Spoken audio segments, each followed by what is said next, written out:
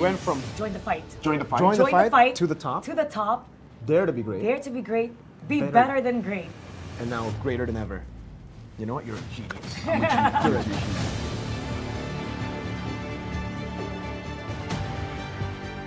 Let's talk about what does the audience want to see, right? What do you guys think the audience wants to see? More teams. More teams. How many are we talking? I don't know. But more regions, more teams. How does 16 sound like to you? I mean, what we had last year, right? That's true. I'm kind of dumb. Do we want more teams in the wild card or the main stage? Because there's a wild card. We had it, yeah. I'm okay with the 2 slots for the wild card. 2 slots? And then 8 in the Yeah, wild card. 2 slots for wild So card, total for sure. 24. Because I'm a believer that the wild card is a legit part of the tournament. I agree. Do they actually want smart stuff? Non-PH versus PH finals, I guess. Non-PH, yeah. Non-PH, Oh, PH versus non-PH. finals. We got that in M5 though. What specific region do you want in the finals? North America. Wow. That one is a bit. I don't know about that one.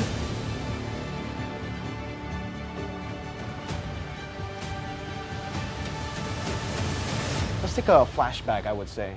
Throwback to the days of the past. M1 was a great time. M2 was a great time. Every single tournament, it was great. He's got a lot to say about history. I love history. We got to talk about logistics here, and I feel like we need to include Mara for this one because we got to talk about the stage. M1, the stage was pretty good. I feel like it really sets the tone, right? Mara, you've seen the stage for M2, M3, M4 Yeah. up until a few months ago. It was MSC as well, but let's not talk about MSC. We're talking about the World Series. Like, what kind of stage do we want? What about the colors? I think the color should change depending on what stage we're in. So if it's a group stage, it'll be a different color, wild card different color, and when it's the grand final, so they know exactly, especially when you're looking back, you know exactly what, which that's a part of good the idea. tournament Good it will visual be. storytelling Yes. too. So you just have the LED just changing the background just a little bit. From the past, I would go to how to make M6 greater than ever, right? Greater than ever. I would say that build up a story, because everyone loves a story, a good story to be told at the upcoming M6. So let's say, for example, not just about the players, maybe about the region itself, maybe about a team that struggled so much. We have seen a lot of teams and a lot of regions develop in the previous, I would say, M series, even MSCs and every international tournament that we have. So why don't we focus on building a story that isn't matched to any other story that we have ever heard in our lifetime? I think if we're going to cover story, what about something documentary style? You know, like something that you're back in M1, you're back in the place where it all began, and you cover some of the talents who have been around since M1, some of the players who have been around since M1, who have been around through several M series.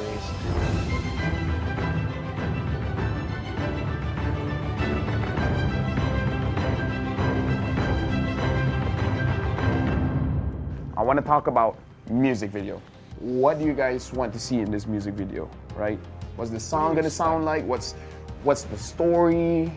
I think it should be player orientated. I think instead of doing like something like we've been doing where it's its whole own thing, make it about all the M series, you know? Take moments from all of those series, take player moments, you know, that's what's gonna hype up the fans, seeing those moments. Upbeat, like for fighting, very upbeat, a catchy line, so when they hear that line, they know it's M6, and it has to be downloadable for people to use as a ringtone. I want the music video to be playing with the BMI.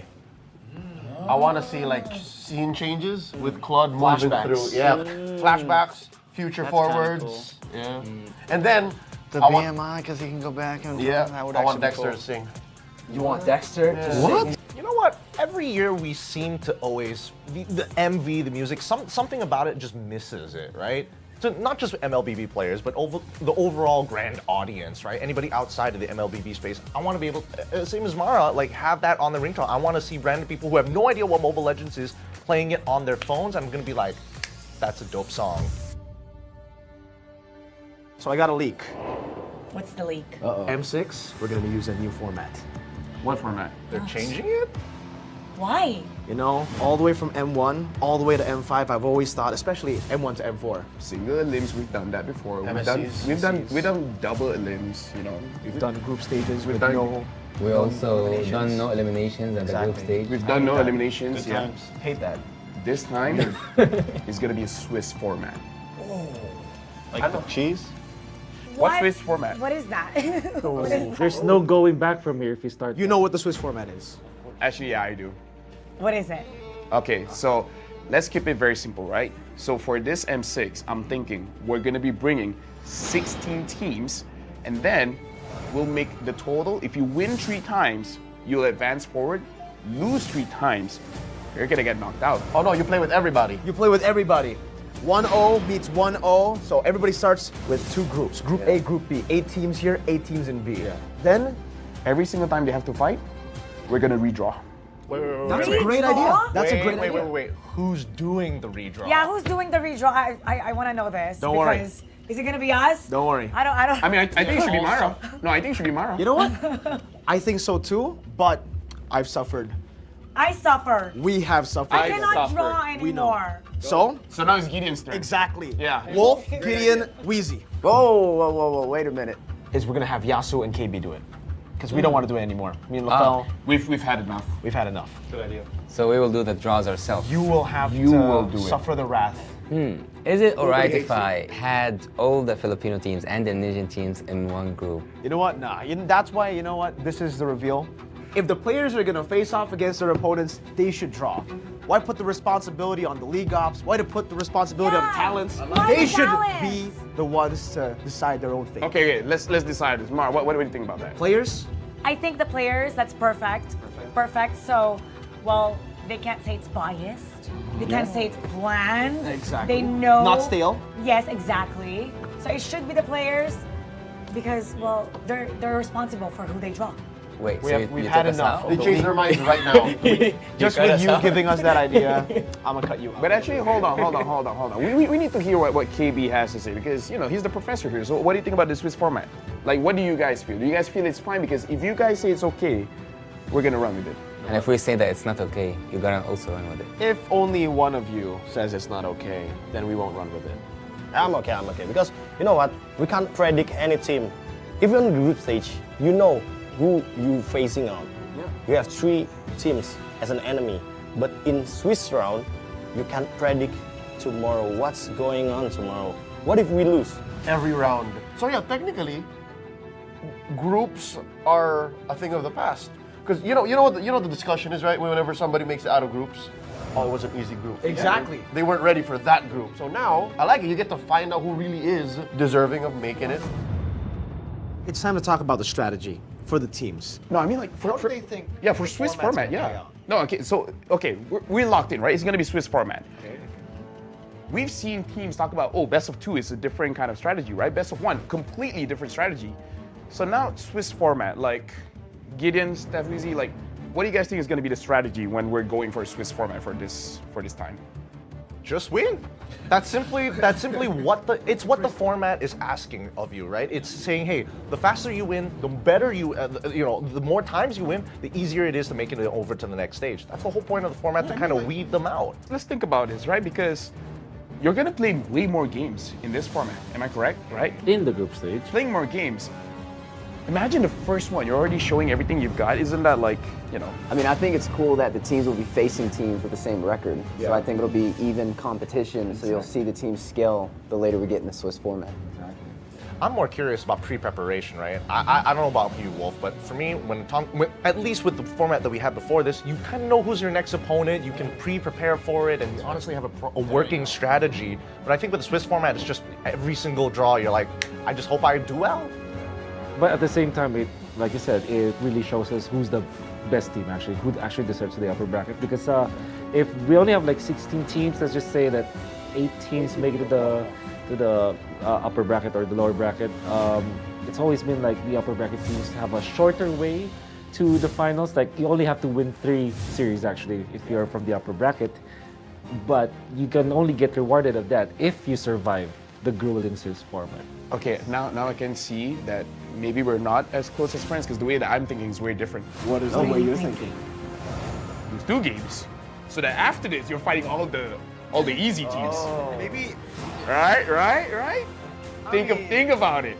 The people that lose to I mean, it's all great until a Filipino team gets beaten twice and have the same strategy. now that won't happen. Like imagine, if Malaysia we just lose 2 times, then we can eventually fight NA. Don't mind. Oh wait, no. This is where I draw the line.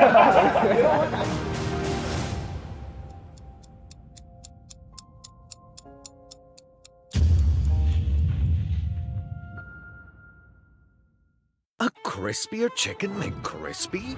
So much crispier. Bite into an even crispier crunch with the improved Chicken McCrispy. Now, wouldn't that be nice?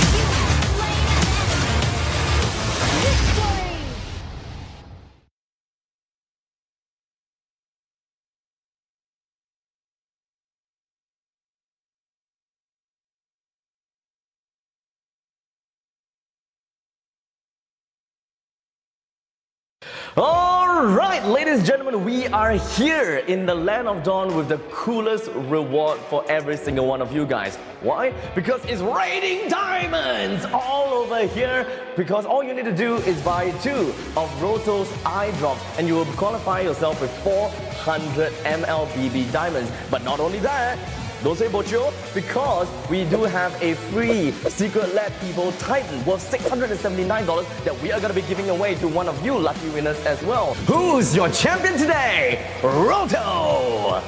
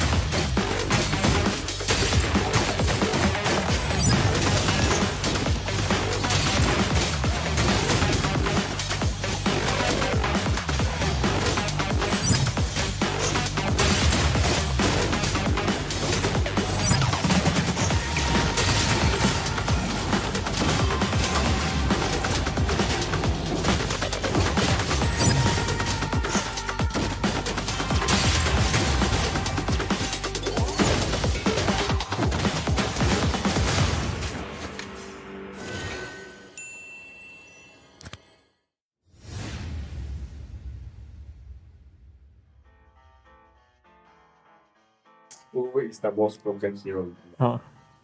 Broken. Bro.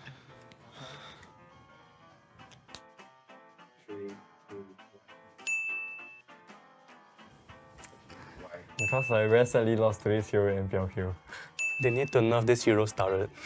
The damage of Julian is so high. This idiot can fly.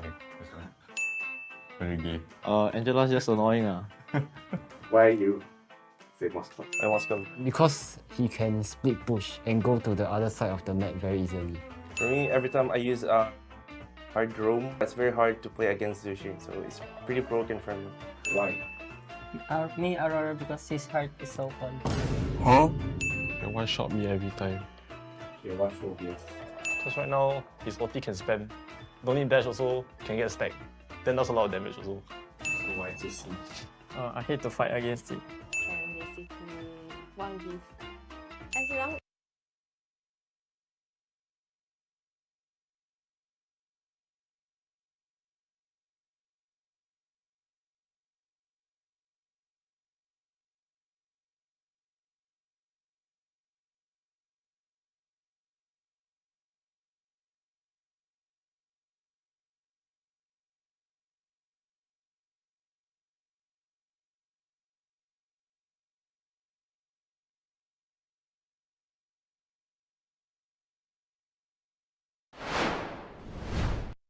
A crispier chicken McCrispy? So much crispier chicken McCrispy? So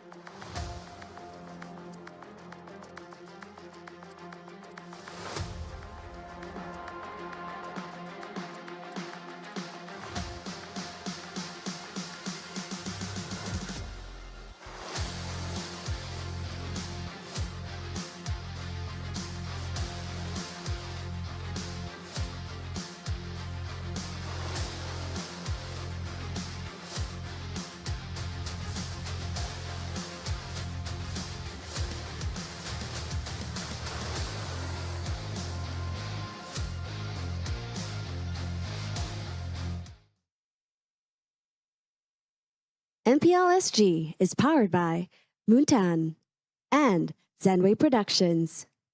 Our presenting partner, McDonald's. The road to glory has never been tastier with McDonald's. Our official partner, Roto. And our partners in esports, JD Sports. Up your game with JD.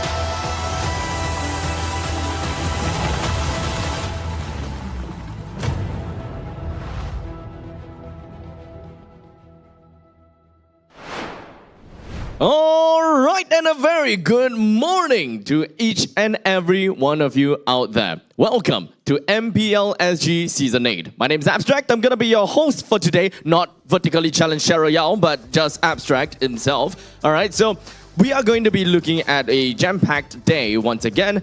We did have a total of 5 matches yesterday, but fortunately, we're back to 4 matches for today.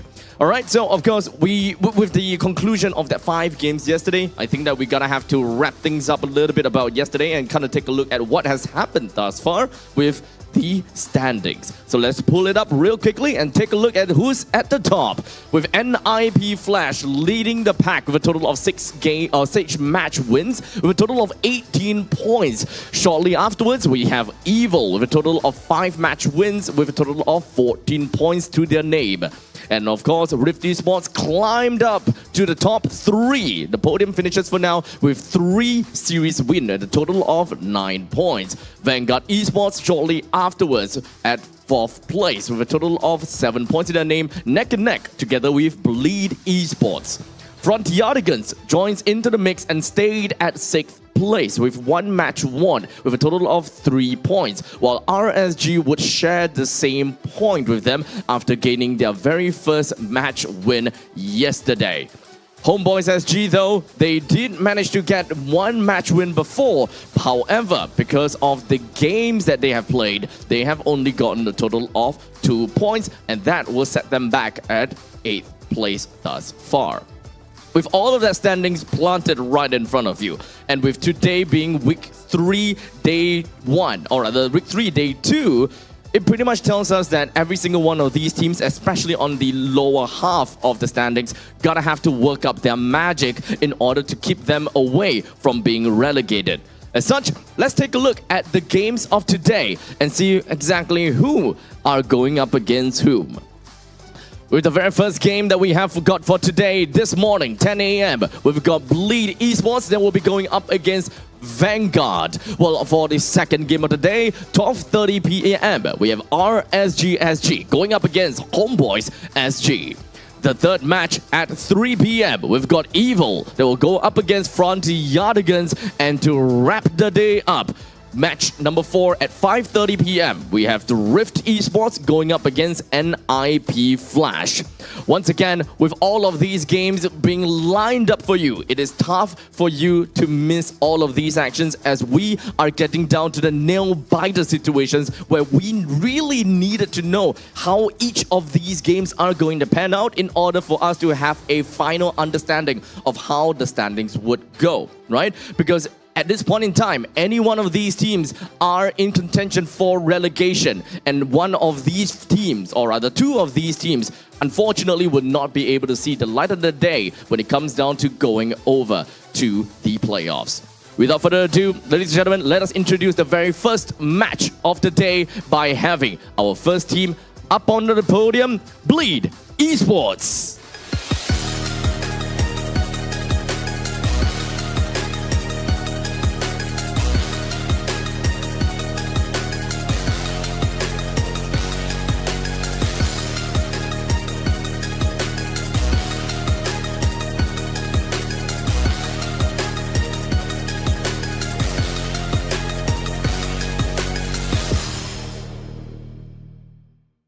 Bleed Esports, they came in yesterday with right after the transfer window, putting Deck into the jungle role. They had a very strong skirmish out against RSGSG, but unfortunately fell short. However, with this new lineup, we are pretty sure that they will be able to give us quite a bit of a show. On the other hand, though, we do have yet another team that is, of course, ready for us. And, of course, one of the teams that have got the best player interviews when it comes down to the pre-match setup. So we're going to have to watch that video real soon, all right? All right, ladies and gentlemen, let us introduce to you Vanguard.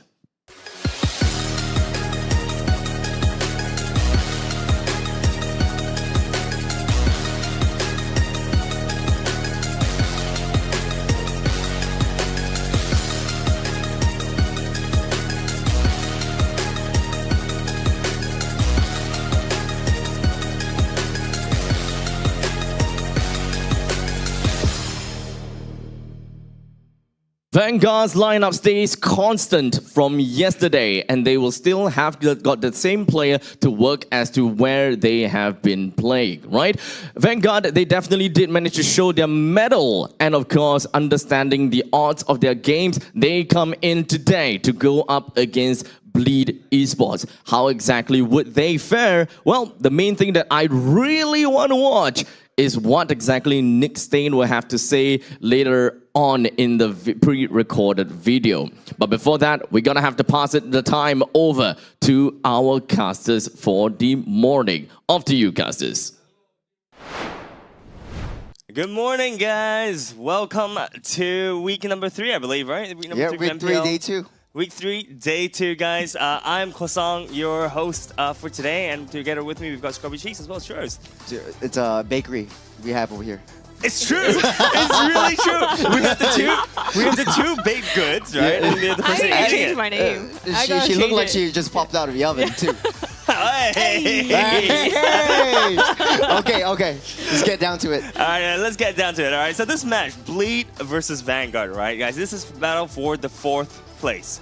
4th and 5th place currently in standings, right? So I think that today's match is going to be really, really heated. Churros, thoughts on, and are you favoring any team right now?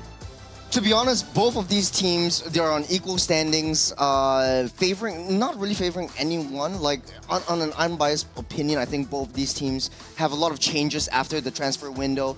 Vanguard has really proven themselves to hold themselves well against yesterday's game against Team Evil. Bleed, on the other hand, they have quite a few changes. They're still adjusting, and I bet that today's game will be one of the more bigger ones. Yeah, for sure, man. But let's take a look at Bleed's lineup right now. Bring us through, Churros. Yep, Dominic, Deck, Kiwi, Jay, FMM. After transfer window, Deck has stepped in as well. He actually was really, really nutty with the Nolan yesterday in the first game. But I think there was still a little bit of communication issues or synergistic issues that they need to sort out. Yeah, but I think Bleed overall has proven that, you know, they're here to win, right? They're here to stay. And, you know, I think even with Deck coming in and, you know, a bit of communication issues yesterday, or what seems like communication issues, I think they're going to be completely fine going in today if they had ironed that out. But on the other side, we have Vanguard Esports. Take us through, Shugabi. Yeah, we have Ding on EXP, Ashrid on the jungle, Freerun mid, and Nick, Stain Brothers, right? Gold, and on the roam as well, Lakshan Stain. You know, they've been doing okay so far, and you know, like Abstract said, you know, very spicy in the interviews always, but it's really how they're gonna bring the performance to live up to, you know, the words that they say. I think Ashrid, we know, has been bringing absolutely stellar performance on that jungle role, but whether or not, you know, the rest of the team can also match to that, I think we've also been hearing things like, you know, the duo in the gold, Lakshan Stain as well, seems pretty uncomfortable on some of the heroes he's been playing, like the Lunox, like the Roger that he played recently as well. So whether he can kind of get up to speed and look a little bit better on the heroes he's playing. But we have to remember, ding, man. Ding, Dude, you are right. Glue and his glue from last week yes. was absolutely phenomenal, you know. So I think Vanguard has been performing well. But let's take a look at some of the stats from Bleed Esports. Guys, anything catch your attention? I mean, we talk about Deck a little bit. Look at the number of 4s, man. Yeah, that's just only one game yesterday where Deck has played because that was his debut yesterday for Season 8. I like Jay's stats. J. Yeah, Dr. J. J's stats right here because his average assist is always there in the midst of battle. He knows what to do. He knows how to set up. He knows how to shot call. And yesterday when he was playing that Kufra, he knows how to identify the areas where enemies might be in, and he's always very open to getting his old team on it as well. So I'm looking forward to how they play it out. But that being said, I think Kiwi and FMM really needs to step up together with Jay. I think these are the trios that really need to push, especially in the late game. That's pivotal to closing out games. Yeah, for sure. But, I think on the side of Vanguard for a bit, let's take a look at the stats. I think the Stain brothers, as you mentioned, Scrubs, I think was, they play really, really well, and they have really good synergy with each other. Question is whether Astrid, I think Astrid has been pretty phenomenal in certain games, but in some of the games he's kind of fallen off a little bit. Yeah, it's interesting that the turtle control rate percentage here is pretty much lower, 15%. I think earlier on we saw Deck at the 44% as well. If I recall correctly, he's the one that doesn't take the Season Hunter emblem as well. So it's as if he don't really want to play around damaging the objectives a lot. And Turtle just going for the kills instead and tries to do a bit more damage to the enemy teams. Yeah, I think both these junglers is really one of the more exciting kind of matchups right here. Deck versus Ashrit, both very, very well-known junglers or assassin junglers, and this is their meta. Want to really see how they really perform. Yesterday was a really, really spicy matchup with Flash as well as Evil. So this time around, Vanguard versus Bleed, really, really very tight teams, very close by, equal in the standings. Want to see what they are up to. Yeah, man, I'm really, really excited to see today's match. 4 versus 5 once again, and the stakes are ever so high for these two teams. But let's take a look at what they have to say about each other. I mean, during the past seasons for Vanguard, I think they had some internal issues, so it's quite hard for me to say anything, as it's their second season only. Yeah. If we have to retain one player from Vanguard, it will probably be Nick Stain, as he has the most experience and he has been in Vanguard the longest. Yeah. I think after he moved to Vanguard, he became a leader in Vanguard. And I think it's quite impressive. I saw the growth in him. Yeah. And he really leads the team quite well. For Jay changing into Rome, I don't think that's much of a surprise. We have seen it work out with Gear, FMM. They have done the successful role switch. So I won't be surprised if he can actually adapt in time, make it work. But we shall see against Nick whether who's going to be the better roamer. Like I say, many role switches for their roster, so that will include Jay and FMM. So you'll have to show whether they are actually able to switch back to their current role, whether they are able to solidify their current role when it comes to this season. I think Jay turning from a mid laner to roam, there's no big difference because if I'm not wrong, he's their main shot caller in their team from last time. So from mage to roam, it just enables him even more. So yeah, I think it won't be a big change. I think FMM is the owner of Lakshan Stain also. Yeah. So there's no difference. Confirm Lakshan will get clapped again. So I'm quite worried about my goal lane. And as for Kiwi, I don't know. Maybe Joe good on that day, feeling good, then if not, then get clapped. Yeah. So much clapping, man. I mean, yeah. No, it's interesting. I want to point out that he said FMM is the owner of Lakshan Stain, so he's actually worried for his gold lane. So this might affect the strategies that is going in because he's like really aware that like FMM is one of the stronger links within the entirety of Bleed, and I think Jay enables him along with FMM, along with Kiwi being the mid duo. So I want to see how this plays out. Really exciting stuff. I just want to point out this is actually one of the more tame videos that that we've seen from coming out from Nick Stain. There's respect from Nick Stain. And he said he's worried. Yes. I don't think I've heard him say he's worried. Yeah, well, let's see. Guys, what do you guys think? Who do you think is going to win, guys? Okay. We have a little this was just, the predictions was based on like before the transfer window stats, before we saw the games that were played yesterday. So you have a lot of faith in Deck.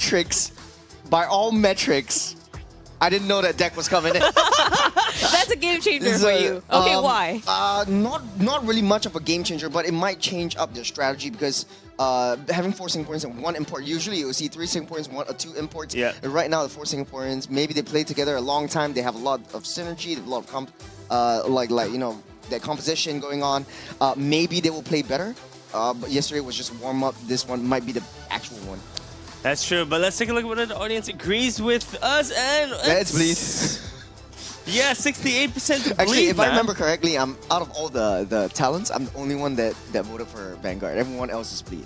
But yeah, you never know. Hey, and I was gonna say, I don't think you're too far off the mark. I was really close to giving it to Vanguard as well. Really. Because I mean, look, I always put it. If you noticed, right, I've always done like the 2-0, 2-0, and I've always felt that things were really one-sided. Yeah. But when it comes to Bleed versus Vanguard, especially with how Vanguard has been looking this season, right? Yep. They've been performing like stellar. They've been really looking really good.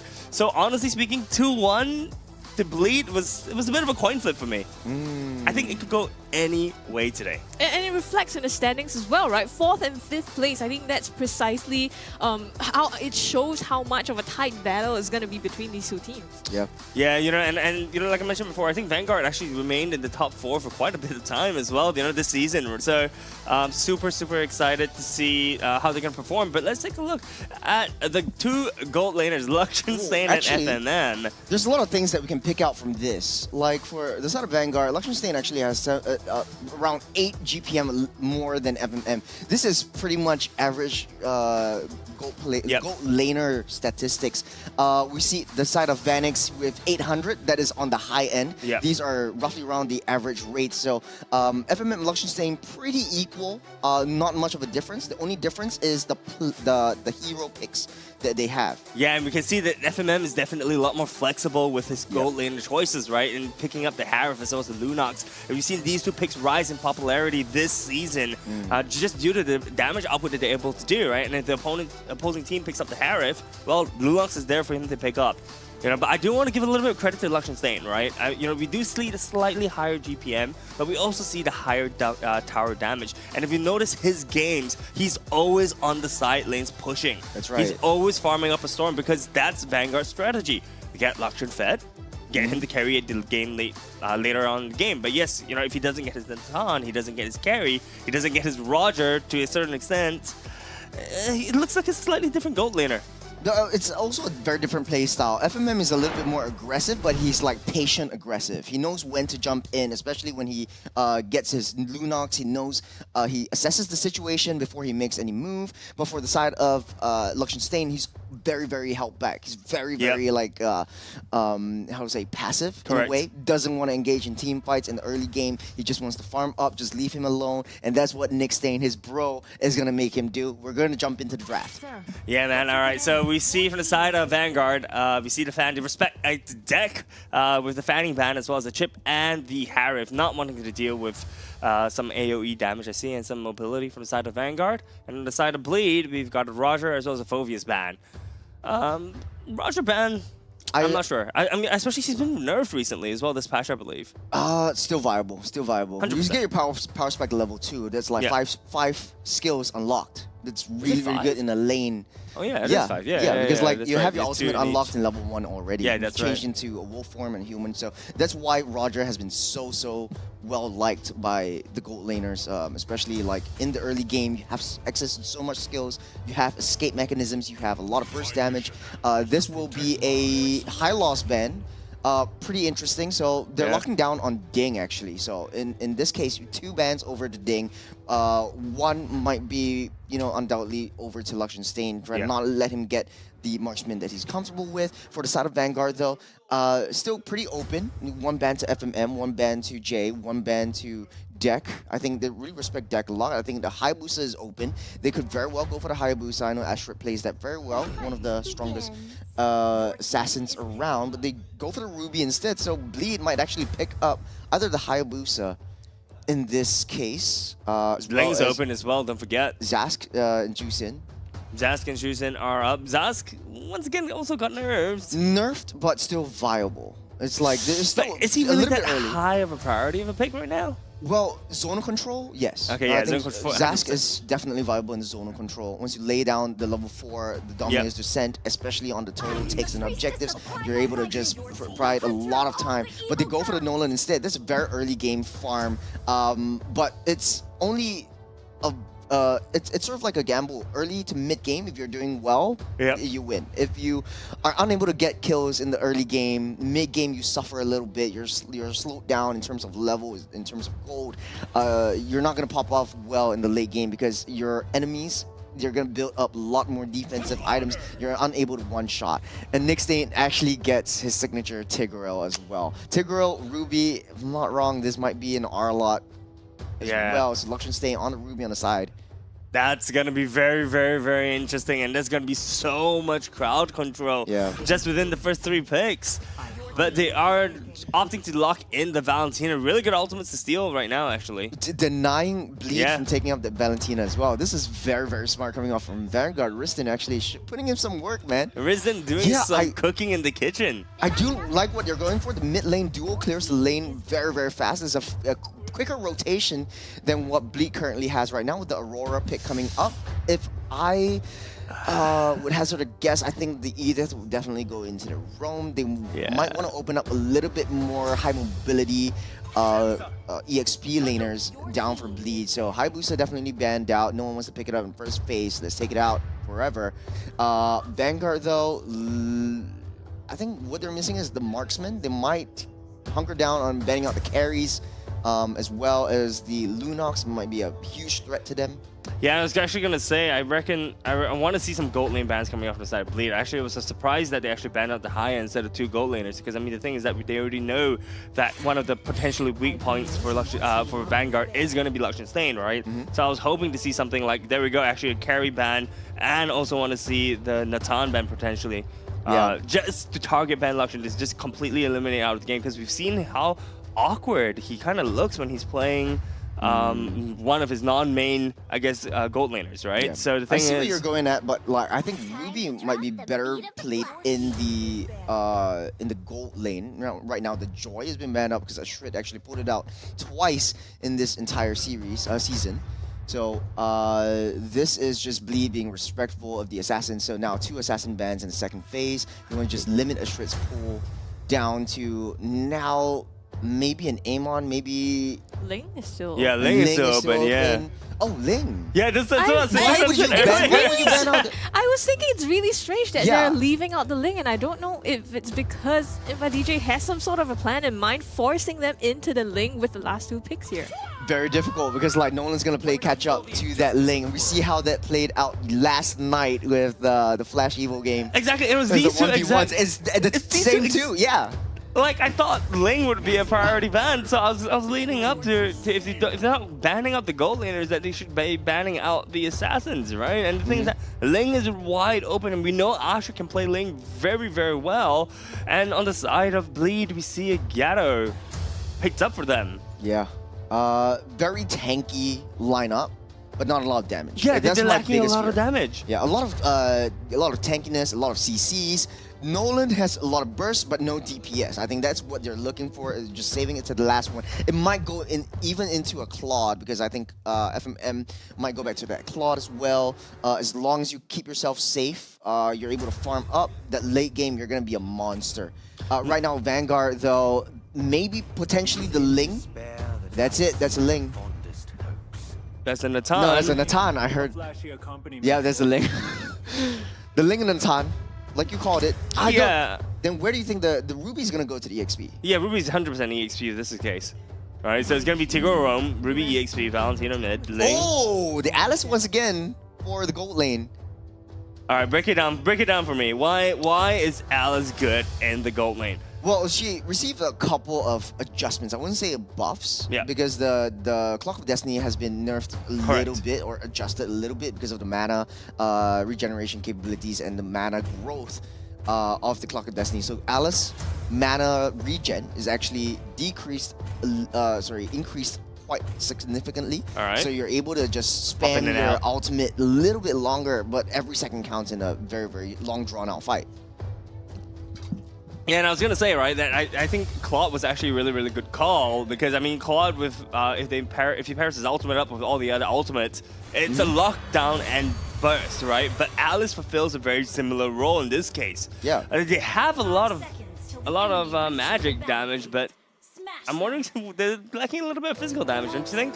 A lot of sustain coming out from the side of Bleed. I want to see their battle spells. There's Jay with the Revitalize. Typically for Gato Gacha, you want to get the Vengeance or the Revitalize. We've seen how yesterday JP actually played the Gato with the Revitalize, but you cannot tank a lot of DPS's damage. Luxion Stain will be one of the main targets in win conditions for the side of Vanguard, but for the side of Bleed, though, Deck needs to have a very, very good early game. FMM needs to stack up those passives. Remember, Alice has passives, and it stacks up infinitely. So as long as he gets those stacks, in a late game, you become... Basically, she's already a monster. Yeah, and she becomes even more of a monster, right? But look, I think the game-wise is going to be really, really close as we dive into game number 1 of Vanguard versus Bleed, day number 2 of week 3. Super, super excited. Once again, this is the battle for the 4th place, right? Battle whether you're upper or lower brackets. And it matters. It matters in the playoffs, right? Because it determines whether you have a single elimination or double elimination. So stakes extremely high. I gotta say this. All hands on deck for this game. It's game number 1 of, today, day 2, and they're fighting it out between 4th and 5th place here. Come on. Oh, man. If I could cringe in a voice, what would it be? Actually.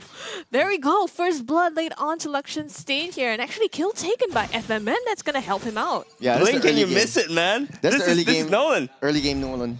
And he's hit 4 as well, so that's beautiful. But we do see him use his Retry, actually. But I think there should be plenty of time before the turtle spawns. I don't think he's too much worried of the turtle, because right now, as an assassin versus assassin, what you need to do is just buy a lot of time, try to prolong the turtle dance, and we see that quite a bit in other games all across the region as well. The turtle dance isn't very, very fast. You can wait till the retry's up. Oh, Ashrit pops themselves. Does not get it. Deck still secures that one for himself, but lands a kill onto Deck as well. That's absolutely great for him. Not only does he get the objective, he also puts down Ashrit. Taunt here by Jay and Nick Stain, trying to harass out the jungle and stop Deck from, snowballing too much in this early game. Delaying him enough for Drink to come in. The stun comes through, pulls him in. Deck still gets out. So actually, it is Deck managing to steal that buff away from Vanguard. It's just an extending a gold lead masterclass. After the turtle, immediately once you take down the jungle, let's go for the next big objective. Ashrit should have taken the purple buff before the turtle, because it was already up back then. And then he sacrificed himself just to try to get a steal on the turtle, where your buff could have gotten you a little bit more levels, a little bit more speed and rotations around the map, so you can go for easy kills. But picking up that Ling, this is interesting. Now I see why Bleed wants Ashrit to pick the Ling up, because there's no one that you could really hyper-focus and hunt down and assassinate with that one shot. You could try for Deck, but that's only in the mid to late game area. You could try for Kiwi, but there's a second life. And the rest of it is just tanky boys. And FMM already got the Clock of Destiny very, very quick. I saw it was like 2 minutes-ish with the Clock of Destiny. So very, very quick, very fast. Core item for FMM, and that's all he needs. So I guess MLBB kind of baited them into picking up the Ling, and they got everything they wanted. So this is the answer to why they let the Ling go through, and it's working out for them so far, So right now, I think with the gold extension right now, Bleed is actually up ahead, 1.7k gold. But let's take a look at the emblems. Pretty stock standard. Edith actually going for a little bit more attack speed. Yeah, going a little bit more attack speed. And going the for a war little, cry. Yes, the war cry. There we go. Yeah, I think that's more towards like when you jump in your Primal Wrath, and then you got the Thunderbelt as well, so this is just a scaling Edith. So you want to have a lot of pokes coming down. Oh, Turtle already taken here by Deck. Frozen. The stun comes through onto Bleed here, but Tempest of Blade is going in backline. It's going to be Ashray that gets taken down first. Also, Jay clocking up another one. Nick Stain, so 2 for nothing. Jay actually got the Revitalize. I think it was a graphic issue. We never see the Revitalize actually popped up, but they were so low on health. A third with the Revitalize itself brings them up again, giving them a second lease of life, taking down the Turtle as well as just everyone else within those team fights. Yeah, it seems like they're going for more than just the Turtle. The top tower is going to go down right here. This is such a good push for the side of Bleed. 3.2k gold lead up right now. It's only 5 minutes in the game. But this is what we kind of expected from Bleed's lineup, right? They have Deck, they have the Nolan, which is extremely early game, and they also have the late game insurance in FMM. But Deck showcasing why he's been pulled in for this transfer window. I mean, pulling his weight, man. Yeah. I think he brings a lot to the table, especially with the aggressiveness. This is a new Bleed that I've seen. Apart from yesterday's game against RSG, I think that woke them up, and they're playing the aggressiveness that they know that they can play, but also disciplined enough to know, okay, can I prolong this team fight? Am I able to stay this? Am I able to take this team fight? Conceal play from Nick Stain coming in strong, but just for retreat. Just for repositioning, I reckon. We do see... Oh, they know they're setting up something here. Whole of Bleed is here to assist. Luxon Stain, the stun, the knockup. Dingo's... Oh, Jay actually pulls him right in here. It's going to be Luxon Stain that still goes down after all that. Deck clinches that one. Deck with a beautiful, beautiful flank directly onto Luxon Stain. I think taking him down would be mainly the core. That's the win condition. If Luxon Stain doesn't get that farm, and I want to see, like, for the next item build, like... Is he enough farm? How much items does he have as compared to FMM? Is Alice doing a huge job trying to delay the Nathan's farm? This would be a huge factor rolling into the mid game. Yeah, and that third Turtle just taken down for the side of Bleed. But you're right, you know, I think Alice also, now that I think about it, has really, really good wave clear as well. So Natan has like no opportunities to hit. And you know, in the early game, his shots are literally pea shooters, right? You're barely doing any kind of damage. And Alice is just going to be able to have so much lane presence, lane pressure, as we see that both teams actually grouping up.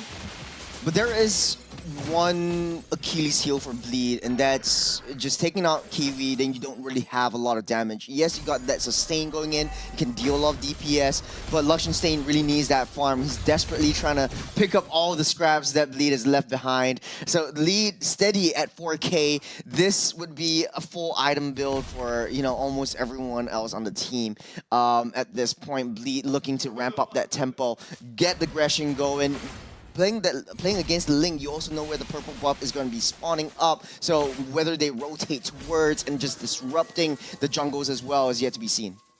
Yep, we do see Luxon Stain picking up the Starling Cypher right now, so that's probably one. That's probably the only core item he's picked up at this point in time. This Lord is going to be spawning in about 46 seconds, but we do see both teams getting start of the fight.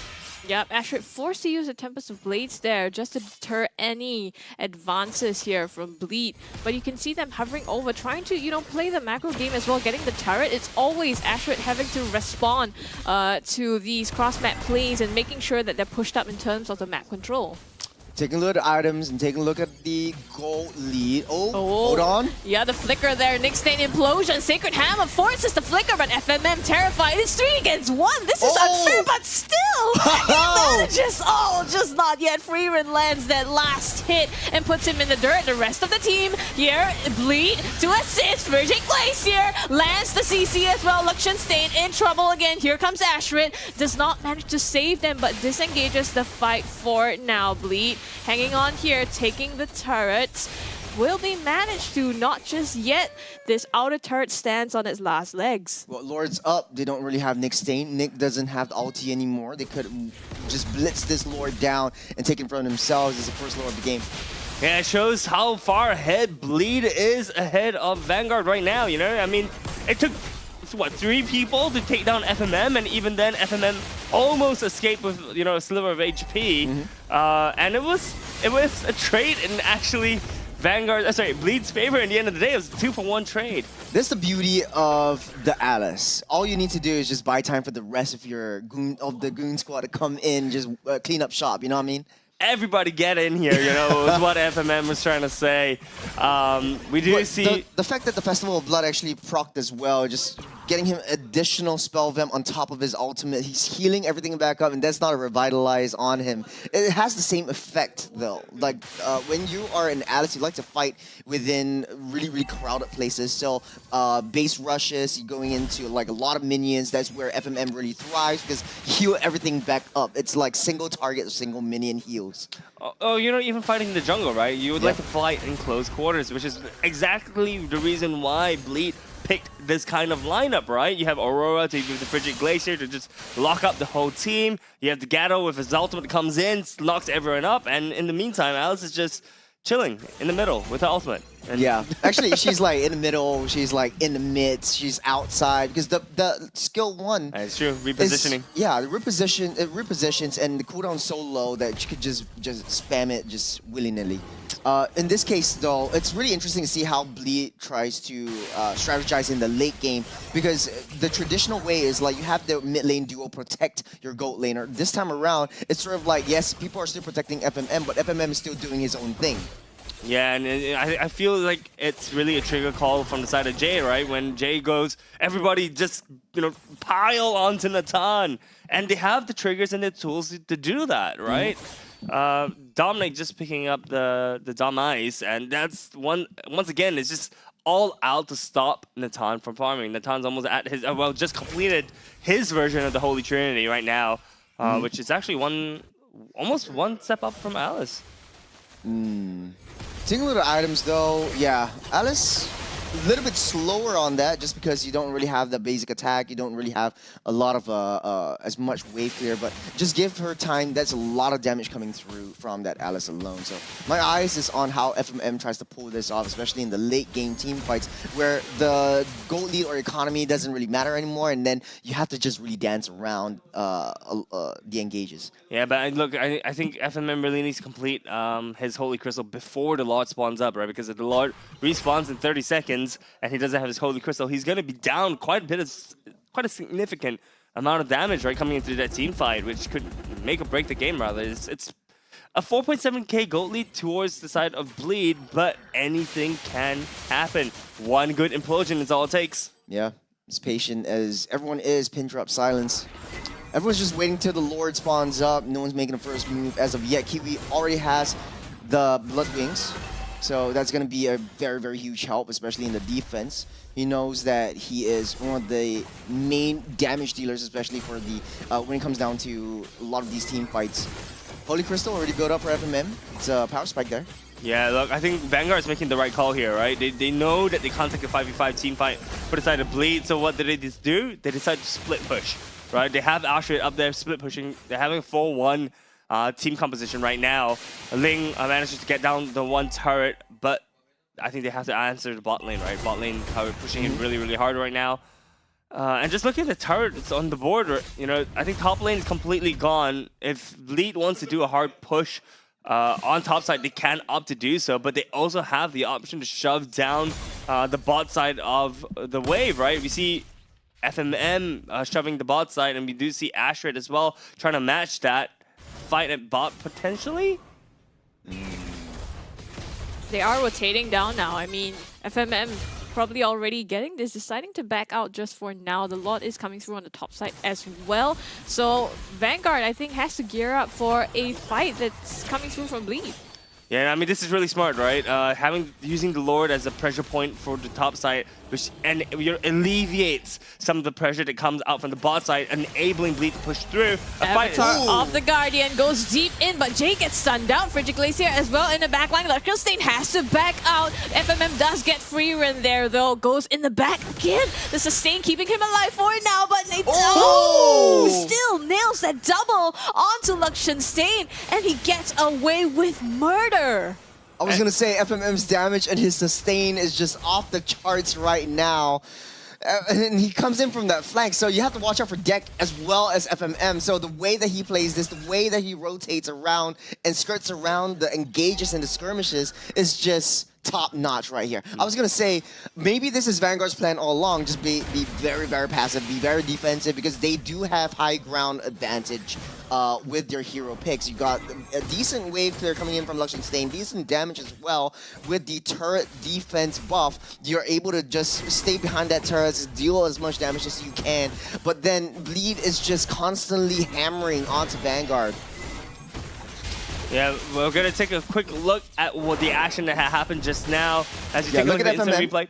FMM just went in from that side, and he deals so much damage. Everyone's just popping off. He's healing everything back up as well. I think the main damage coming in from Luxion Stain's S1, so that's gonna be one of the main contributing factors for FMM. Yeah, all right, let's go back into the game. We see Bleed actually positioning to hopefully maybe catch out someone. You see the Lord spawning in 24 seconds. If they're able to make it at 4v5, it's almost guaranteed to go to the side of Bleed, I believe. It's been so difficult, right? I mean, Nick Stain on this Tigreal as well, you know, picking that up early in the draft, you expect to be able to, you know, land some implosions as well, set up something for the team fights. But if, you know, true as you were saying, FMM comes in for the flank, how exactly is he going to set that up? So FMM is a very, very patient aggressor. So he just waits out till Nick Stain pops the implosion, if he even does, and then Jay's job is just to tank every single brunt of the crowd control. So this is going to be a true test of whether Vanguard is able to break Bleed down, because right now, when it comes down to damage, when it comes down to crowd control, Bleed looks like they have the upper hand. Deck is starting to charge, trying to bait them out of the way, and Ding, no one wants to make a move, man. It's like Vanguard's playing checkers, Bleed is playing chess. No one dares to make a move. No one dares to make a first move, and it's just a different game. I mean, I can't blame the side of Vanguard, right? Oh, Lord maybe? already taken here. Dominic pops the flicker. Doesn't quite engage there, though. Ashrid, in the meantime, has to be back at the base, defending from that bottom lane that has been totally cleared of all its defenses. I think there was some miscommunication coming in from the rest of the team and Ashrid, because Ashrid was at the bottom side and just taking his buff, just clearing out the waves. But then the Lord, they don't have vision on the Lord health. So I don't know why they were there in the first place. Maybe just to source out some information, maybe to just get Ashrid ready. But I think there was some kind of miscomms right there. They wanted to go for that Lord fight or Lord steal at the very least. And this is going to be a very crucial Lord, because it's the 16-minute Lord, the Evolved Lord. The Evolved Lord is marching down the bot side. Right? Enhanced Lord. Enhanced Lord, yeah. Enhanced Lord. You see, I'm just following you, man. But yeah, we do see the Enhanced Lord marching down the bot side. This could be a potential game-ending push from the side of Bleed. They might be looking for it. I mean, taking the top base turret down already, left with the mid here. Lord comes down on the bottom, not just yet cracking open the base of Vanguard. Like you said, Bleed playing it patient. Yeah, well, they did manage to crack the top side. Mid turret left standing, base turret left standing. But there's so much gold in the jungles right now for Vanguard, which is going to the side of Bleed. Gold lead is ever extending right now, you know, and at this point, I feel that whatever fight Vanguard tries to take from Bleed, Bleed is just going to use their wall to slap them in the face, man. This is actually really, really smart because of the composition that Bleed has. They don't really have a designated turret taker. Yeah. Not like Luxion Stain, which if they manage to clear them out inside their base, they're able to turn it around and take all T2s. Like at the very least, right? So that's what Bleed is trying to prevent themselves from doing. Very, very disciplined gameplay. But they're also waiting for the gold lead to extend just a little bit more because they know at the peak of the late game, Bleed might have a much better chance. FMM still farming up every single time that's wasted. FMM is gaining those stacks. Yeah, that is really true because they have infinite scaling, right? So whenever you reach the end game, it's never truly the end game for the side of Bleed. I see a little bit of a dance going on between Ding and Jade. They've just been showing the skill ones at each other. You love to see it when the game state goes to this. Hey, that looks like me on that emote. They made it just for you, didn't They made it just for me. Of course, Shiraz. All right, let's go back into the state of the game right now. You see the lanes actually from the top and bot side, both kind of meeting in the middle and evening out. We'd likely see, I think, Bleed trying to do a rotate, right?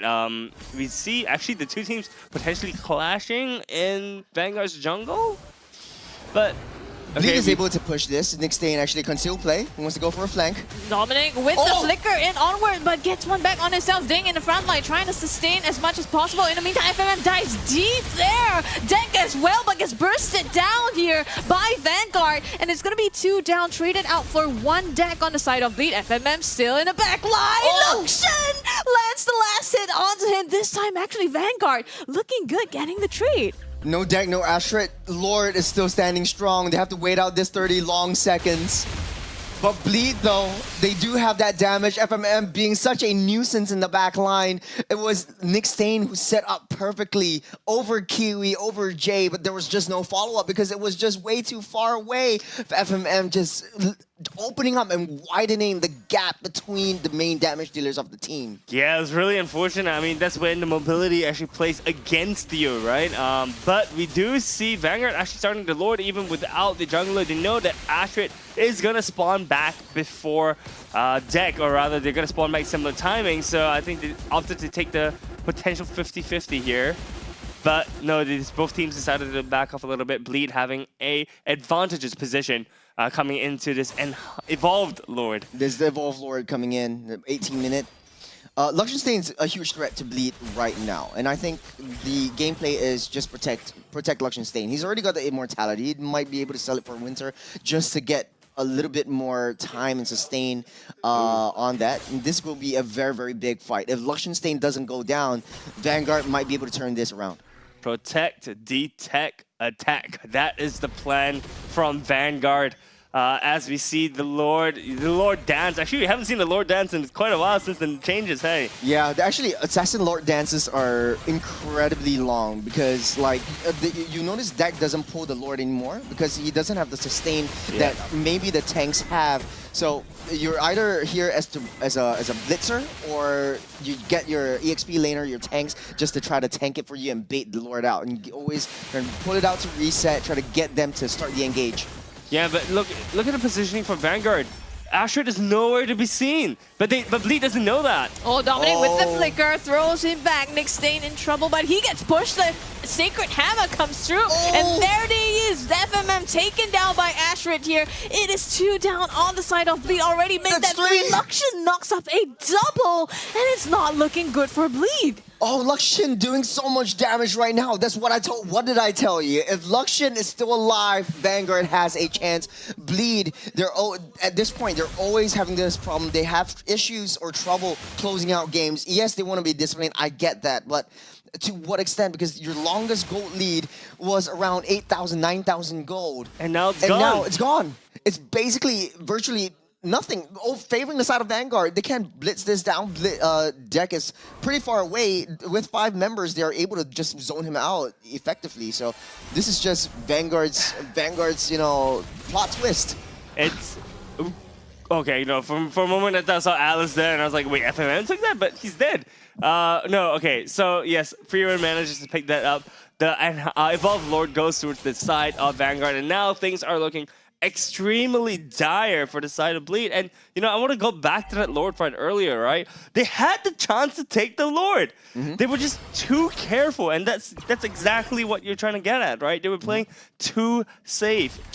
Like, they should have seen Ashrit at the top side and just taken the Lord. If they focused the Lord, go back and reset, that fight didn't need to happen. The issue was Luxian Stain has the immortality, so FMM went in, purposely popped the immortality on Luxian. Luxian used the entropy after, or used his ulti after he popped the immortality, because he knows he is able to reposition, is the only one who can deal a lot of damage. And it's so much damage is coming out from the side of Luxian right now. This is a late game Natan that they have, and I don't think Alice actually is going to be able to sustain too much from here, right? She needs to build a defensive item. They need the immortality, or maybe even Win of Nature. Yeah. Actually, no, Win of Nature wouldn't even work. It would have to be a immortality. I think even for Deck, for the side of Bleed, right? You don't really have a lot of damage because your power window is over. It's long gone. You're unable to one-shot almost anyone in this entire lineup already. It's looking especially difficult, I think, for Bleed. In the team fight earlier, I mean, yes, oh, here's the 1v1, no Tempest of Blades. Deck in trouble, Immortality, no. Pop Ashrit. Oh, it's gonna be with the crowd as well, just trying to get away. Deck! 1 HP manages to get away. In the meantime, base of Bleed takes down the Lord, but the base is cracked open. Vanguard, they want to push through onto this. They're missing Deck though. Ashrit making his way back to the team fight here as well. The minions are crashing in. They're looking to end this one. Blade of Heptases picked up by Blade again. It's difficult. They're already starting to crash down on the base. Looking for an opening. Finds Deck. Tempest of Blades. Last hit. It doesn't matter. They take that one on the base and cleans that up. Vanguard. Wow. The patience paid off for Vanguard. And honestly, though, in the early game, really suffering. But then it's all according to plan. I said this in the game. It was just, okay, it doesn't really matter because we know Deck's power spike is in the early game. It's a mid game. Let's go late game. Let's get Luxian Stain online because they know their win condition. They know they just need to get Luxian Stain up to speed, up to damage, and then just clear up the waves. Yeah, no, I was gonna say patience is key. And it's also a virtue. No, it's not a virtue. It's key for both teams, right? It was patience. The Vanguard needed the patience to drag it out to the late game, but patience actually stabbed Bleed in the heart because that is true. Because they were too patient. They were too safe. I think they had such a huge gold lead, and at any point from maybe like the 10-minute to 15-minute mark, they had the opportunity to close the game. They had, they were in the they were in the enemy's base for so long, but they couldn't finish the game, which is such a shame. Yeah, and I that think rhymes. It was the biggest factor for their downfall is okay. I got to this position. I've got the gold lead. Who do I send to die first? And then who do I send to take out the turrets? Because they don't really have a necessary turret taker. Yes, you got a split push in the form of Nolan, but who do you send to take down the turrets before the fight goes south? You know what I mean? Yeah, but also something else which I realized actually now that I reflect on that game, right? I didn't see a lot of snap engages. And what I mean by that, right, is usually when you see a team like Gatto, you see a team playing the Aurora as well, we see, the Gatto dive in and then layers the CC of the Frigid Glacier, right? Yep. So we see a whole team stun. We didn't actually see a lot of that in the team fights that we saw in that game. I think it was difficult for Bleed to find an entry point once Luxian Stain was up, right? Because, yeah, you try to go in, you get hit in the face with, Implosion, Sacred Hammer, and then you have Valentina with the Terrify. You also can steal the Frigid Glacier for yourself, and not to mention Ruby. Yep. Yeah, for sure. But all right, let's take a look at the MVP, guys. Luxian Stain? Next Stain? I think Luxian Stain. Luxian Stain. Very patient guy. Very patient. He has a lot of work cut out for him, especially in the early game. But he was a little bit too patient in the early game. Very slow in terms of the farm, but it all works out. It all works out well. He knows his game plan. He knows the way he plays. He knows how to win games, and that's just it. Yeah, but look, I mean, the thing is, this is the team's win con, right? We mentioned it from the start, right? You detect to see where the enemy team is, you defend, Luxian Stain, and then you attack. Yeah. This is basically just Vanguard's their MO. 4 men protect the president. 360 defend onto 1 Luxian Stain. That's it. Yeah, and look, I think a hero like Natan, right, suits Luxian Stain's MO so well, because I mean that's what he is. He is a time traveler. He is a guy that stays in the back and just dishes out all the damage, and he's like, y'all can't touch me because I'm just gonna go back in time. Fair. Yep. All right, so looking at, I think his item build, that's pretty standard. Nothing much to address there. Actually, but I have to say though, it was not an easy game for Luxian at all, especially like to get to the late game. FMM was always behind him. It was always on him. It was trying to disrupt him from getting into the main team fights. But I think FMM also has he doesn't really have a lot of backups coming in together with the rest of his team. I think that was the main downfall of Bleed. But Luxian Stain actually took advantage of this and has that damage onto FMM. So this was really well played from Liechtenstein. Talking about the items, nothing really speaks out to me that much. It's just very well disciplined, just textbook foundational plays from him. Yeah, actually, and did you notice that he actually picked up the Blood Wings? He picked up the Blood Wings, Yeah, which is not super common, I think, for Natan, especially. You could But pick that's up like the the last Blood Wings. item, right? You could pick it up as like 4th after maybe your Feather, your Starlium, and then Holy Crystal, and then you can go for the Blood Wings. It's just a little bit more shields. Sustain as well, yeah. All right, so we did see the gold lead swing in the direction of Vanguard, and the graphic here is not representative of what happened in game, you know? In game, we saw Bleed actually taking the lead for majority of the game, and it'd be interesting to see like a gold graph or something. As we see the objectives as well, most of the objectives went towards the side of Bleed. And it was just that last push which Vanguard had, which actually managed to seal the deal on Bleed's fates. Unfortunate. Yes, it's super unfortunate, you know, and I don't know. I want to talk about the future. Is that okay? Let's talk a little bit about next game. What's about next game? So for Bleed, right? I think they played the early game and the middle game really well. Yeah. Right. It's up to their composition. Yes. It's up. They played it to the composition, but the thing is, they weren't able to close the game.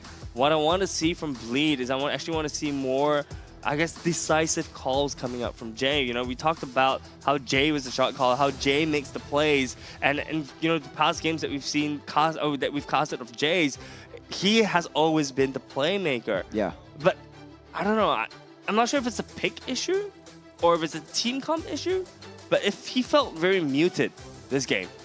I don't know. We have to check out the mic checks, but like, yeah, it's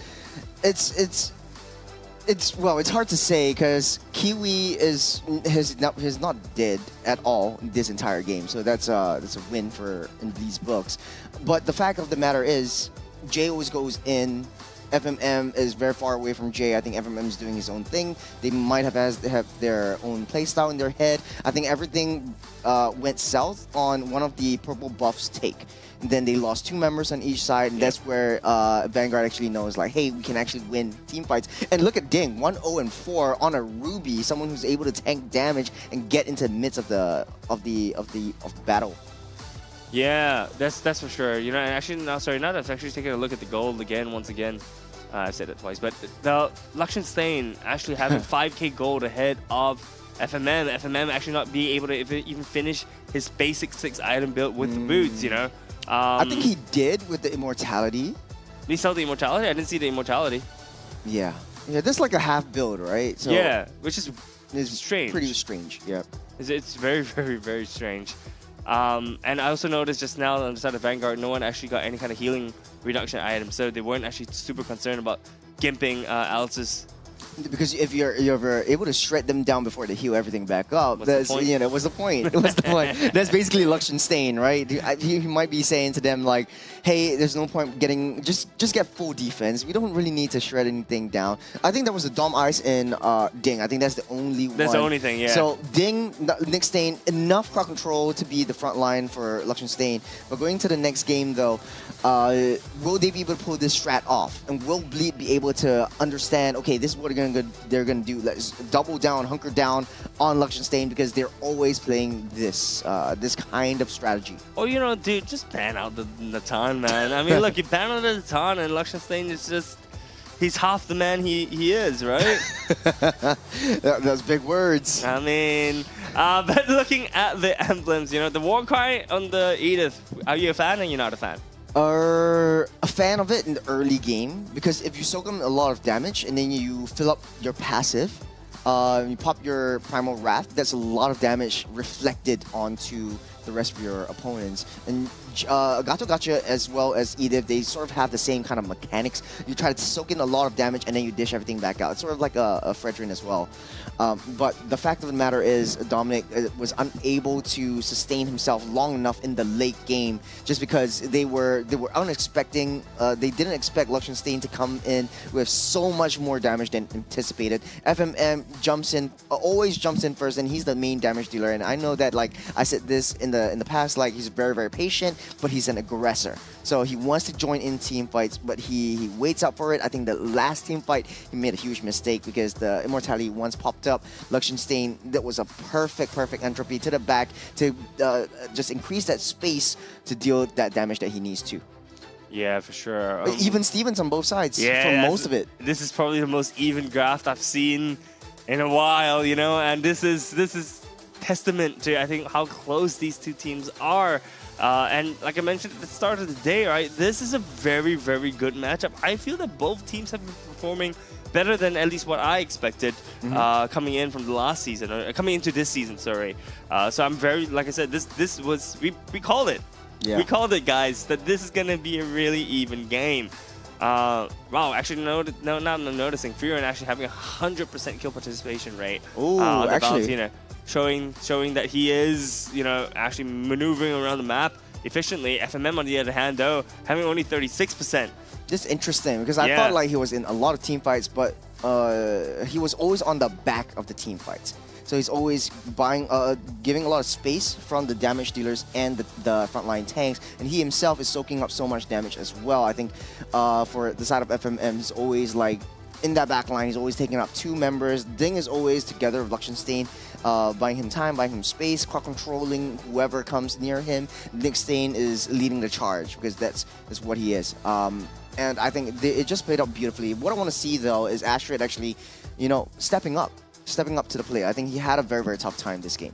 Yeah, that's true. You know, all 3 turtles went all over to the side of Bleed, and they kind of just gave that away. Yes, I have to give credit to Vanguard, though, for, you know, identifying that, hey, look, early mid-game, you know, we can't fight this. Yeah. So we're gonna play cross maps, all right? We're gonna take a tower on the other side of the turtle. We're gonna, you know, push out the lane a little bit more. So I do have to give credit to Astrid, and, you know, this is, I think, the reason why he's only got 15% capture rate, I think, on the turtle. Yeah, kill rate on the turtle, which is very, very low from what we normally see from the side from junglers. But you know, I think this is the reason why, is because they take the cross maps, they take the cross trades. Yeah, it's one of the changes of the turtle dances that we see so far in the meta as well. Because assassins don't necessarily have to prioritize the turtle; they prioritize the buff, then the turtle, because you wanna make sure that you have as much resources, as much utility as you have before going into the major fights. Because as you can see, Exhibit A, in the first ever turtle of this entire game, Lee took out the turtle and went directly into the purple buff. Astrid is just done for at that point. Yeah, man, that's for sure. All right, looking at the top 4. Dr. J and 2 of them. Sandbag and Best Wingman. Them. Yeah, but I mean, look, he's playing the Gato, right? Yeah. So Gato is meant to do exactly what this is. Gato things. Exactly. This is just Gato things, you know. And Luxian Stain. Oh wait, 1, 2, 3, 4. I know. I was gonna say that. I was like, only if he did like what, 20? No, not even 20. It's like less than like 15 damage. 15 damage less. It would have been perfect. Then we have to forever immortalize this graphic, man. 1, 2, 3, 4, 5, 6 next time, maybe? Maybe next time. Maybe next game. Maybe next game. And Astrid, highest goal per minute. You know, I think this is normal. He was split pushing. This is actually interesting to me because I didn't notice that because I was just taken away aback by Jay being 2 of them. But Astrid, actually, the early start of the game, he was super underfarmed because Deck was always like pummeling his purple buff. He wasn't able to get his resources, wasn't able to get his farm, wasn't able to get anything at all. But to be the highest goal per minute at that point meant that he had to step up in the mid game to the late game. No, but I mean that's like he was split pushing the entire time of the game, right? If you notice, where was he on the map when you know people were contesting for objectives? He was on the other side of the map. He was pushing. When there's a team fight breaking out, you know, we'll push on the other side. Yeah, exactly. But anyways, let's take a look at the highlights from the previous game. We saw this is the turtle fight I think we're talking about, right? The first turtle that spawned, the second turtle. The second turtle, yeah. This was after the fights. You see the Revitalize actually popped up from Jay, buying them a lot of time. The Revitalize is very big in the early game, but in the late game though, it's not enough to heal all the damage that's coming in, especially from that. That's Dex with the nice flank onto Luxian. I do like to see that, like, even coming in from after taking the orange buff, Asher's orange buff, and then into the fray. So this kind of looks like Bleed's highlight instead of Vanguard's. But I mean, that's the thing, right? That's the early game. For majority of this game, Bleed was in the driver's seat, and this is extremely unfortunate, right? Because I mean, they were leading this entire game, and look at this point of the game, right? Honestly, Bleed should have just done a final push. That was I know Bleed is the losers of this game, but FMM, that I have to point out, that was a beautiful flicker kill onto Luxian Stain. He didn't even expect it, didn't pop his Purify back then. Yeah. And like I said, you know, and then this was the turning point. Luxian Stain, he knows he's a lot of damage. And there he goes, and then he just starts scaling up the 1v1 fight that never ended in a death. Sort of like the anime battle, I'll see you again next time, friend. The walk away with the cloak. Yeah, walk away with the cloak. Yeah, that's the first phase of any boss fight ever. Yeah, exactly. And yeah, we just see the rest of the game. Oh, okay, you know? this is the fight. Okay, so Dominic goes down, and then Jay takes the brunt damage. FMM already goes down, and then, yeah, it's just Luxian Stain. He heals everything back up as well, because I think you have the Feather of Heaven as well as the Starlium Scythe, so that gives you enough Hybrid Lifesteal to heal everything that you lost down. And then you have like so much crowd control, you don't want to be fighting into sort of like that focal point. You need to be able to split up those fights if you want to win, if you're a Bleed.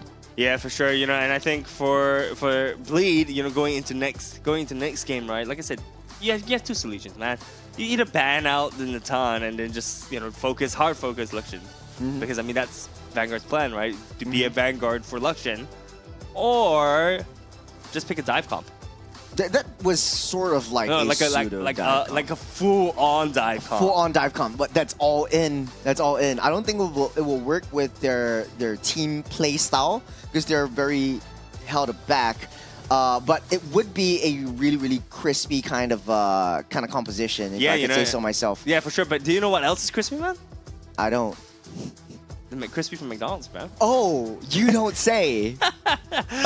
Well, look, the road to glory has never been tastier with McDonald's, guys. Catch all the MPL Season 8 action and complete the experience with a crispier crunch of the new and improved McCrispy with McDelivery as well. I mean, not just that, right? You don't just get the McCrispy. If you get that, you stand to win thousands of in-game diamonds. I think that's the catch here, right? Not just the McCrispy, but you buy food that you need and are gonna eat anyway, and then you get diamonds. But what if I'm on a diet? Then you can have a crunch. I can buy food for you, and I get the diamonds for myself. I was gonna say you can taste the crunch of diamonds. Or you buy the food for yourself, and then you give the diamonds to me because I'm on a diet. That's my food. How about you buy the McCrispy for me? And you get to keep the diamonds. I think it's a good trade, fair trade, right? Wasn't that what he said, though? Yeah, exactly. 100,000 for 20. It's all good back. 100,000 for 20%. What? Exactly. What? Exactly. I can't wait for the next game, though. I don't know. It kind of seems like Bleed is trying to experiment in the first game. So all of us are still like, our predictions are still on par. But like, I'm closer to you guys. I'm closer than to my predictions than you guys. So one more game away. This is what I said earlier, right? This is so close between these two teams, and I keep going back to this because I think this is probably the closest one of the closer matches that we've seen all season. You know, I've been looking forward to this game for quite a while. We have huge stakes for the fifth and sixth place because 6 teams are going into the playoffs and 2 teams are going to be relegated. Obviously, these 2 teams are pretty safe. But there are still stakes. Yeah. Like if you're 5th and 6th, it's single elimination. So you're going down to the lower brackets. You only have 1 life. And then on to the top 4 teams are going on to double elimination. So that means even if you lose, you still get to fight the single elimination teams in the lower brackets. Yeah, and I think that's important, right? Especially if you're in the midfield, kind of in the standings, you really never know where it can swing sometimes, and you need that extra life just to make sure that you still stay in the competition. That's right. Extra life is always important. Exhibit A, Luxian Stain. He's got the immortality. Get himself alive for another fight. And there we go. That was the first win for Vanguard. But I think we're ready for the draft. We're going to be jumping soon, pretty soon. I don't know what I'm saying right now. My brain is operating in the morning. You know what I need? I need a Mac breakfast. Coffee. You need my breakfast. In a Mac Cafe. Mac Cafe breakfast. I need Mac Cafe Cafe coffee. Yes. Can you get it for me? I thought you were gonna buy it. I don't know what I'm saying. My brain is not braining sometimes. Was you supposed to place the order? I get the diamonds, you get the food. Yeah, 'cause exactly. I'm on a diet. So you place the order. So anyways, we got the Fanny and the Hylos being banned out by Imba DJ. Risten's banning out the Harrod. There's the Chip being banned out as well. Pretty standard, typical bans all across the board, similar to the previous game. Ton. If I remember correctly, the last ban for Bleed was, I think it was a Hayabusa. No. The Hayabusa is the fourth ban. It was the fourth ban. But look, just ban on the Tan. Get rid of that. They took out There's a the Ruby. Roger Ruby. and the Fovea, so both of these are actually open this time. Oh, okay, but their first pick. So they want to give the Phovius over to Dominic. That's going to be the first pick advantage. Risten obviously might not want to have that happen. That is the Phovius. That's right, it's the Phovius. I wonder, can FMM play in the Tan? Sorry, look, like I said. Yeah, he can. I mean, the thing is, I'm still not convinced that, you know, that Luxon Stain can perform extremely well on anything but the carry and the Tan. I mean, he can perform really well on these two, but they're both the very similar type of hero. Late game, DPS, that's it. Right? So put him in something uncomfortable. He is going to be the priority. He should be the priority for the side of Bleed. But there's only so many sort of like marksmen that you can pick up. I mean, he could go back to the Roger. That is a very, very safe pick. Flex it towards the jungle as well. That might be a possibility. But I know Bleed likes to prioritize Dex heroes. So first pick go over to Edith is might be an EXP Edith. This time around, Kufra. that is a Kufra And a Nolan. immediately off the bat. So taking out the Nolan away from deck. No, but I think that's fine, right? Because the thing is that Bleed, and the reason why I think they don't first pick Nolan is because Nolan can get countered, right? We saw Nolan get countered by stuff like the Ling, you know, especially in the late game, Hayabusa as well on the board. So they want to put him in a position where he gets kind of like the quote-unquote counter pick for the side of Bleed, for the side of Deck, right? And Deck's Hayabusa is really, really good as well. It's all down to positioning because Hayabusa takes a little bit more time to come online. First item or second item, Sky Piercer, you get your pure damage items before you can get any kills whatsoever. So that's going to be a very, very huge hurdle over for Hayabusa. But you can clear waves pretty decently. You can clear jungle camps very decently as well. But the Kufra being second pick, I think it's just a counter towards the Edith. You want to check that brush? Nah, I'm going to go into my bouncing ball. I'm going to deny you. Boing. Yeah, and just deny you. And then try to get in for the re-engage. I think that is the plan for Vanguard. Typically at this point, okay, Aurora's being picked up. It might be wise to pick up Valentina over here. Yeah, and we saw how Freeran actually played the Valentina very, very well just now. 100% kill participation rate, let me remind you. Or if you want to go a little bit crazy, you could go for the, okay, that's a Valentina. No, carry. That's carry, yeah. I'm trying to hear the voice lines before the hero actually comes up. But you see, this is what I mean, right? Like, you just now that Luxon Stain is able to pick his heroes carry, it's hard to pin the carry down, especially with this first draft trio that just got picked up, right? Yeah. It's sort of like Vanguard is pulling like a full Vanguard is pulling like a fool me once, shame on you, fool me twice, shame on me kind of situation. They don't want to use the same strategy 2 times in a row. They're trying to switch things up with the carry and the Kufra combo. So this is going to be a very, very late game kind of composition again. But it's very, very Vanguard-like. So banning out the Cho, banning out the Tigro, that's an homage over to Jay, respecting all of his setup heroes. There's still a Grok that's available and open as well on the side of Bleed, but you know, Jay could very well flex into Edith as well.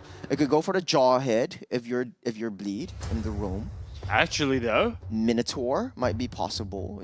If you go for a Jawhead if you're Bleed, it's super early game. It's a lot of damage, a but lot the of things that they need to, right? Because right now it's very hard to go up against in a team fight Vanguard's lineup, because Vanguard's lineup is super late game, right?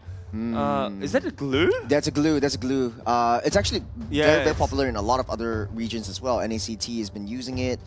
You've got MPL, ID, and PH. They're bringing the glue back just because of the sustain.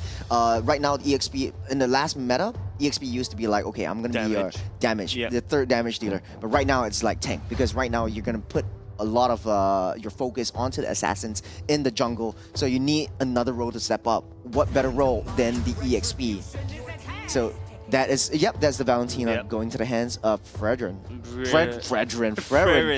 I know Fredrin's like your favorite hero, man. I mean, you know, similar build and all that, but Thank you. You need to chill off You're a little. welcome. Alright, no, but Glue Ban, super interesting. Terra's Ban as well. Terra's would actually put a little bit of a Arlot's open. You could have a really nice setup, but then you lose out on a lot of tanks, a lot of tankiness. But then you have sort of like a pseudo sustain with the vengeance pops.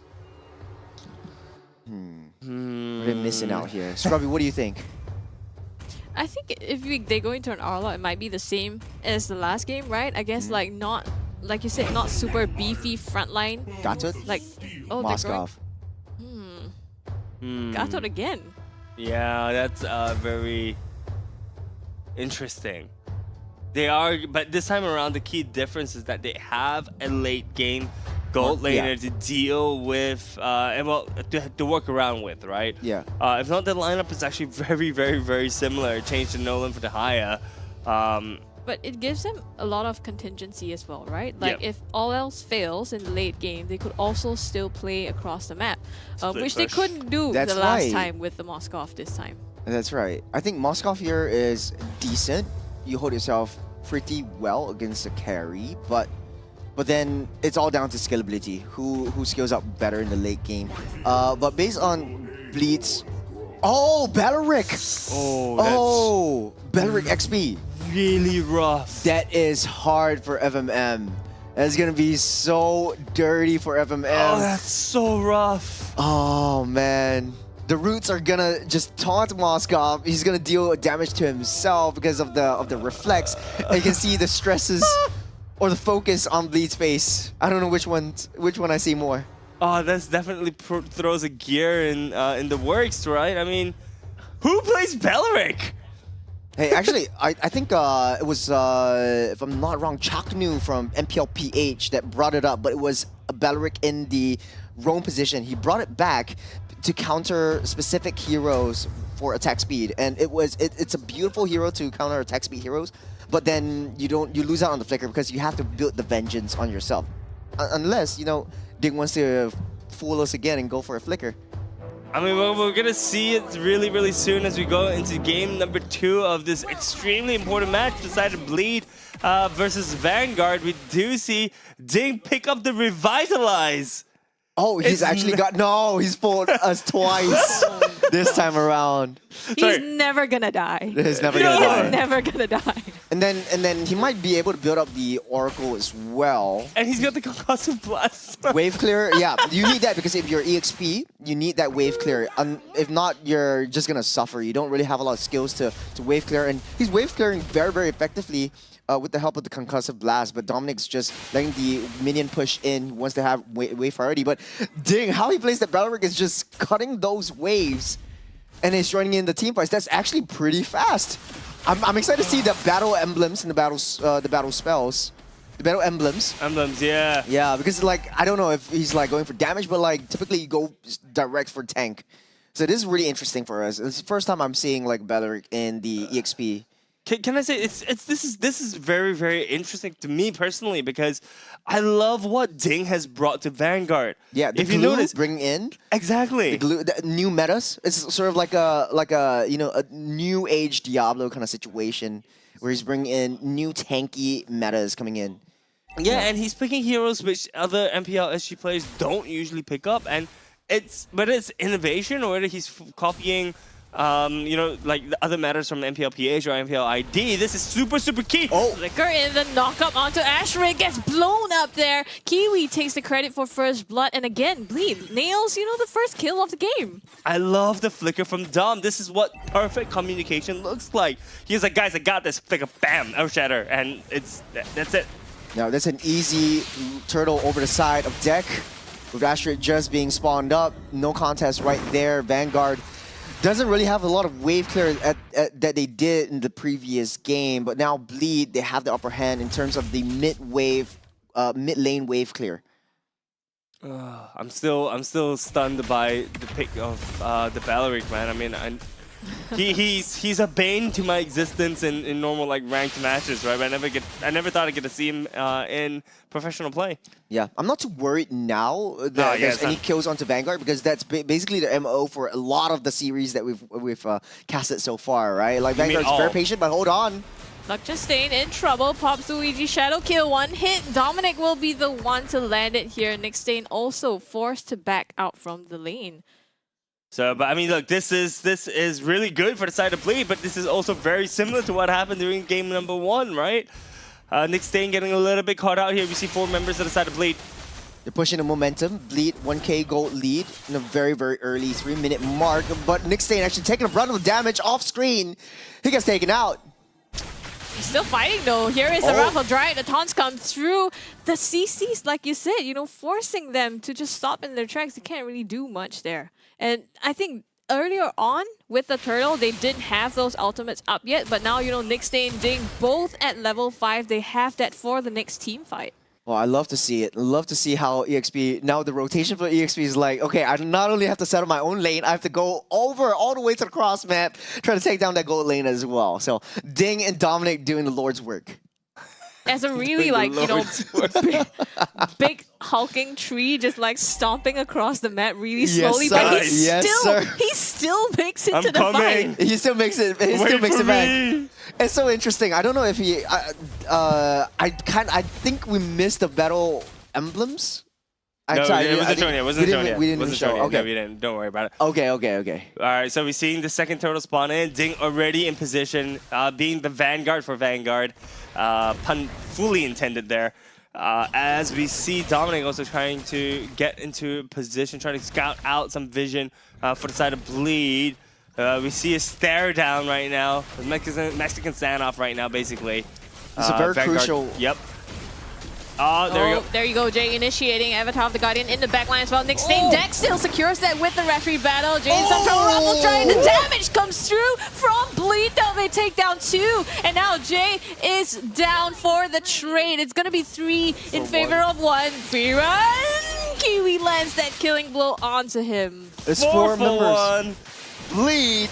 Absolutely taking that turtle. And if you notice, Ashret actually used Retry as well, but used it way too early. So actually missed out on securing the turtle because the turtle was actually regenning when he used the Retry. Yeah. It was just he went like the turtle was resetting. He used the Retry and then he was like, oh no. Oh no. Oh damn. I need to get in and use my fracture, but then Deck was just right there already. Like, oh no, I missed it. Oh well. That would have been a very, very crucial turtle take. And the reason for Bleed winning on that team fight is because Vanguard actually had a lot of damage, especially from the Wrath of Thorns coming in from Ding as well, right? But the fact is, once you take down the turtle, you have a little bit of shields for all of your teammates or all of your players, especially for Bleed, and then you're able to just sustain a lot of damage that comes through, especially your own damage from basic attacks that reflects in. Now the T1 mid is down for Vanguard's count. Bleed 3k up ahead. It is kind of looking dire for Vanguard, but at this point I'm not too worried because this is how they like to play it. Like to play it low, like to play it slow, like to play it to the late game. And also, it's a bit of a numbers disadvantage for Vanguard, right? Because earlier on, FMM actually did nail the Spear of Destruction and he joined the fight later. This is something that Luxin cannot do at this stage, but he will be more relevant later on once he gets his farm, as always, you know, being patient. And he did also take that tier 1, the outer turret on the top side for that trade. Yep. So Kerry and Moscow, fun fact, they are the shortest range marksmen in the entirety of the game. Moscow being the shortest range, but he has the passive going on, so he's able to extend that range. So Luxin Stain, his positioning really needs to be watched very, very carefully. Now, third turtle of the game. I can't believe we're already so fast in. But Ding's leading the charge, trying to pull the turtle towards their side. This will be a very, very crucial turtle take because they're not too far ahead in terms of gold right now. And look at where FMM is, by the way. He's at the top side looking for a push, looking for an angle to enter the fight. Turtle down to 50 HP right now. Vanguard having advantage in numbers, but that will change shortly as we see FMM actually creating an additional pressure from the top side. Bleed actually being very happy with this. Had the Sun Luxion staying at the top side. Turtle down to 25% HP right now. It seems like he's going to the side of Blade. With a taunt, Terrify, yeah, and they take the Turtle. Smart call, very disciplined. Prioritizing the purple buff instead of the turtle. They know that they can't win in these big team fights. You got the top wave pushing down by FMM. They just, let's ditch it and we'll go for our buffs instead. Very, very well played for the side of Bleed. FMM especially, you know, identifying that, look, I have this split pushing power. I'm able to join into the Spear of Destruction much later on in the fight. Which is actually advantages for them, right? Because the thing is that with the Moskov, you need to enter from an angle which they do not expect. Yeah. Right? So I think it's super, super well played from the side of Bleed, showcasing why people play Moskov, because split pushing equals good. Focusing on farm. You just focus on farm, but even if SOD falls and your team is wiped out, at least you can get a trade, a very decent Cross-map trade, yep. We see FMM actually having a... well, he was at level advantage earlier on Luxion. Second turret already going down 8 minutes into the game for the top side of the map. So honestly, Bleed really securing the objectives very well this early in the game. But the question is, can they close out? Well, it's the question I ask myself every day when I wake up. Can I close out? I don't know where I'm going with this. But yes, I think this will be a very, very crucial situation for Bleed because they've been in this situation many a times. Very aggressive in the early game, very proficient in clearing out the T1s and maybe some might say the T2s, but they can't clear out once they're in the base because they're a little bit more held back and they're a bit more passive when it comes down to base rushes. Yeah, this is super spicy, this match. Super, super spicy. Oh, they found Nick Stain. Yep, in the brushes, the onward throws him back, forces them back. In the meantime, FMM just taking towers and pushing them at super speed. Rat-a-tat-tat, man. FMM already has his his Holy Trinity built up. For the side of Carry, she's down one of the items. She's actually down 1k gold, which is pretty significant, I think. Right now, as we see the Lord spawning in, not having Holy Trinity right now, I don't think Vanguard can afford to fight this. No, Luxion needs a little bit more time. That's an easy Lord take by the side of the deck. Vanguard still not in terms of damage. Luxion Stain still doesn't have as much as he needs as of now. So they're just, okay, let them take everything. We'll just get that defense. And they do have very, very good defense in the form of Frerin and the form of Ding. With the Wrath of Thorns, and he needs to be able to build up those Thunderbelt stacks as well. Because if you build Thunderbelt and you don't build up your stacks, it's a very, very particularly weak item. Yeah. Yeah. So it's just right there, just like, you know, it's in my space. I can't really sell it because like I got a certain amount of investment into it. But like when it comes down to investment, if you have like 5 stacks on Thunderbelt or like maybe like 8 stacks, but you need another defensive item to cover for the losses that Thunderbelt would have, what do? Like, would you sell it? I know, man. Keep it. Yeah, no. Because the thing is that for Vanguard especially, right? They have a late game plan. So Nick Stain with the Tyrant's Rage goes right in, and the Frigid Glacier here as well freezes everyone in place. In the meantime, though, J Dominic goes down. It's Vanguard now. Oh, Spear of Destruction misses by just a hair. Could have gotten that, but it's 2-for-2 as Bleed come crashing down top side with the Lord here. Not able to take it down just yet, but they do get the mid inner turret. Look, that was a whiff. Deck and FMM looking hella crazy with their damage though at this point, but still it's pretty mid-game so far. Once we hit the 12-minute mark, that's where, you know, it starts to seep into the late game, and that's where the power spikes are coming in. Let's watch the replay really, really quickly. Ding Nick Stain jumps in, then Ding follows up with the Wrath of Thorns, but FMM's damage from that sidelines was just way, way too much, and Kiwi just responded with the Frigid Glacier, just locking everyone down. I think that was a very, very good response. Jay goes down, no problem, because he's the sacrificial self. Yeah, I love how Nick Stain just went, hey boys, I got this, let's go! You know, jump straight in and actually manages to cause a chink in the armor of Bleed right now. Showcasing that Bleed is actually not unkillable at this point, even though it is a... Oh, that's me. Okay, gold lead. Well, I love it. I actually have this recall. Recall, yeah. Of course you do. It's available now in store, so please get it while it lasts. And it's permanent, so like Wait, get is it. it actually? Yeah, it's permanent. It's permanent. Not like that 90-day emote thing that I bought, and then 90 days later I'm like, dang it. Oh, I didn't even. You only used it for like 3 days. Yeah, but I haven't played it yet because like after the cast, like 5 games yesterday, it's just so crazy. tired. Yeah. Man. All right. Oh. See fight. Yep. Critically already used, but Vanguard full retreat. Avatar the Guardian misses as well. Free run on the run. Here comes the damage. Does not connect. Stain with the flicker in gets two. Luxian Stain in the backline goes down. FMM doing so much damage. So much work. Ding goes down. Double knocked up for him. It's 4 on the side of Vanguard. Clean. Only Ashrit left standing. This is trouble for Vanguard. I'm not sure they might be able to defend this, but the creeps are still coming down the mid lane. They want to take down the T3 down mid. They might be able to cycle this. I think they do. They go right in. Ashray to go for the base instead. FMM just chunking down, sealing themselves. Game number 2. Ladies and gentlemen, we have ourselves our first Game 3 of the day for match 1. Yeah. So you guys are back in on the prediction. What do you mean back in? We've always been in, bro. We've locked it down. I'm out. I have to say, yeah. So it could go either ways. No. I'm convinced at this point, man. This Bleed game looked very similar to the first one, but you know what's the key difference, guys? FMM's in. Moskov! He's not experimenting anymore. I could say that. Moskov is the key difference here. I mean, the thing is that, you know, FMM on the Moskov looks so much different from FMM on the Alice. And the key difference is that, you know, the later the game goes, just now for the first game, Alice is not able to keep up with the damage that Natan was able to dish out. In theory, yes, infinite scaling, but the thing is, you're going to get bursted down before you can actually deal out enough damage. But this game, Moskov, from the back lines with the front lines of your team, you're fine. You can just keep throwing those spears and rat-a-tat-tat. That's all you need to do, man. Yeah, I'm excited to see the items because like I want to see how they itemize around Belleric. So the Wrath of Thorns isn't really as effective if you don't have the Vengeance.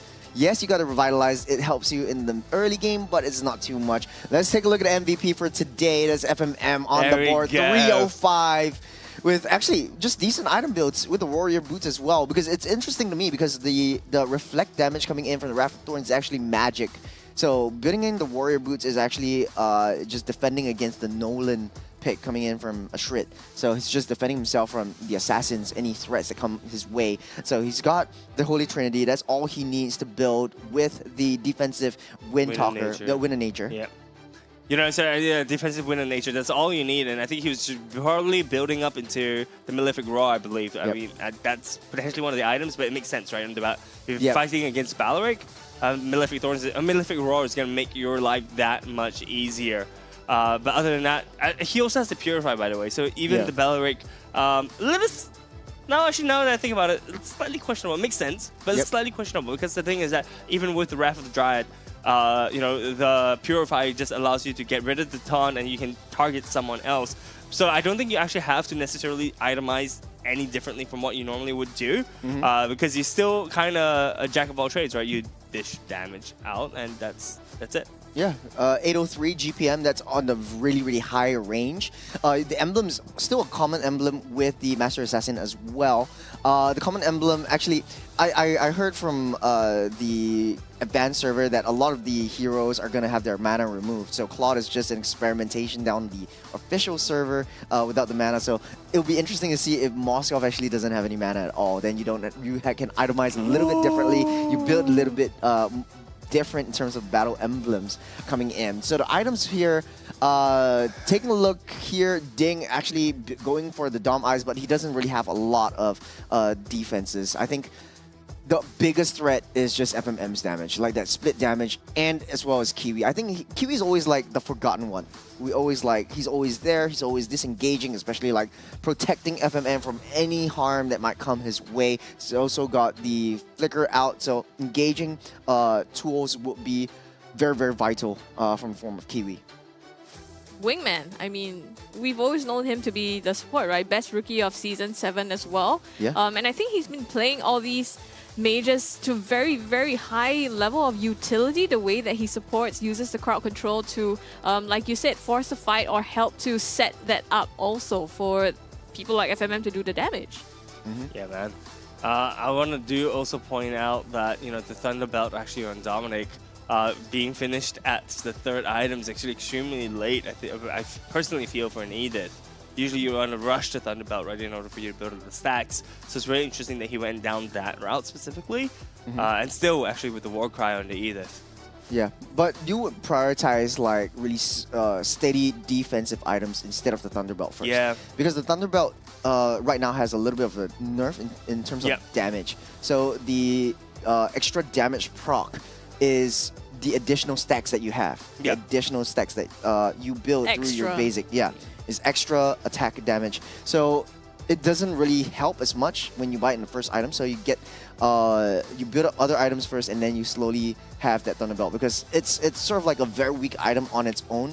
It gets stronger as it grows, but that's the investment that you have to make. For sure, but I believe Ding actually opted to go for the Thunderbelt first just now, which was really interesting, right? To see kind of like the opposing group of thoughts, I think, with such an item. Yeah. I want to see this page. So it's still standard battle emblems all across the board. You've got the Swift, or the high mobility movement emblem over here, Tenacity, as well as the Concussive Blast. But he was clearing lanes relatively quickly. I think it is due to the fact that Concussive Blast scales with HP, so he's got that going on for him. For sure, for sure. All right, looking at the in-game stats right now. Actually, damage dealt from the side of Vanguard is slightly higher than I thought, to be honest. And besides turret damage, the graph is fairly even.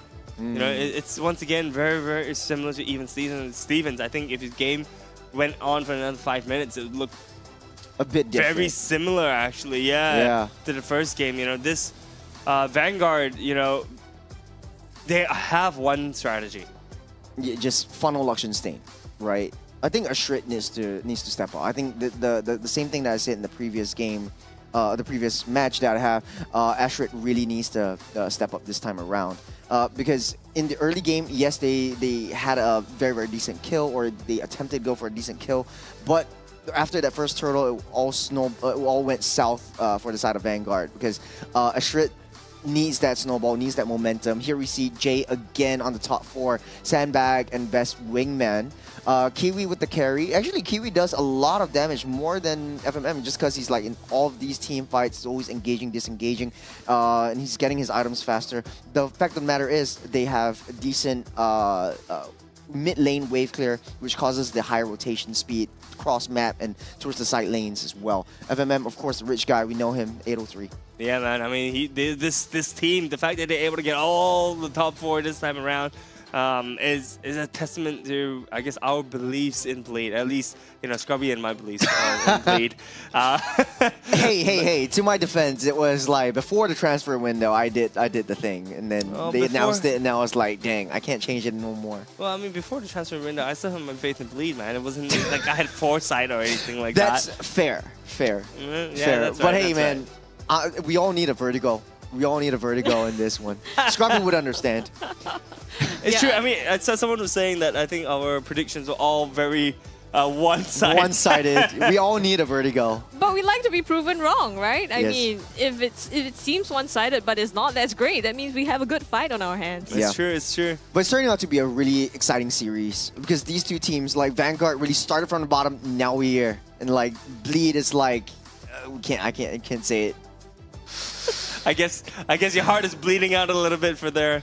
I'm actually, I have a lot of high hopes for Bleed too as well, because like right now with the changes that they've made, show a lot of aggressions, and we can see in the highlights MVP how many times like they have a 4-man engage on the side lanes, all 4 of them, Deck leading the charge. Beautiful. Jay comes back in, Dominic walking over from the cross map on the EXP lane towards the gold side to be present for his team. That's what family is for. He has 100% kill participation, by the way. Ding? Dominic. Yeah, Dominic. Yeah. Oh, actually. Yeah, he just walks So he's up just everywhere. everywhere. He's like, hi guys, I'm here, I'm present. So that's why like he opted to go for the Thunderbelt as well, because like he's just using Always his in basic fights. attacks, just poking and stuff like that. This was the biggest fight.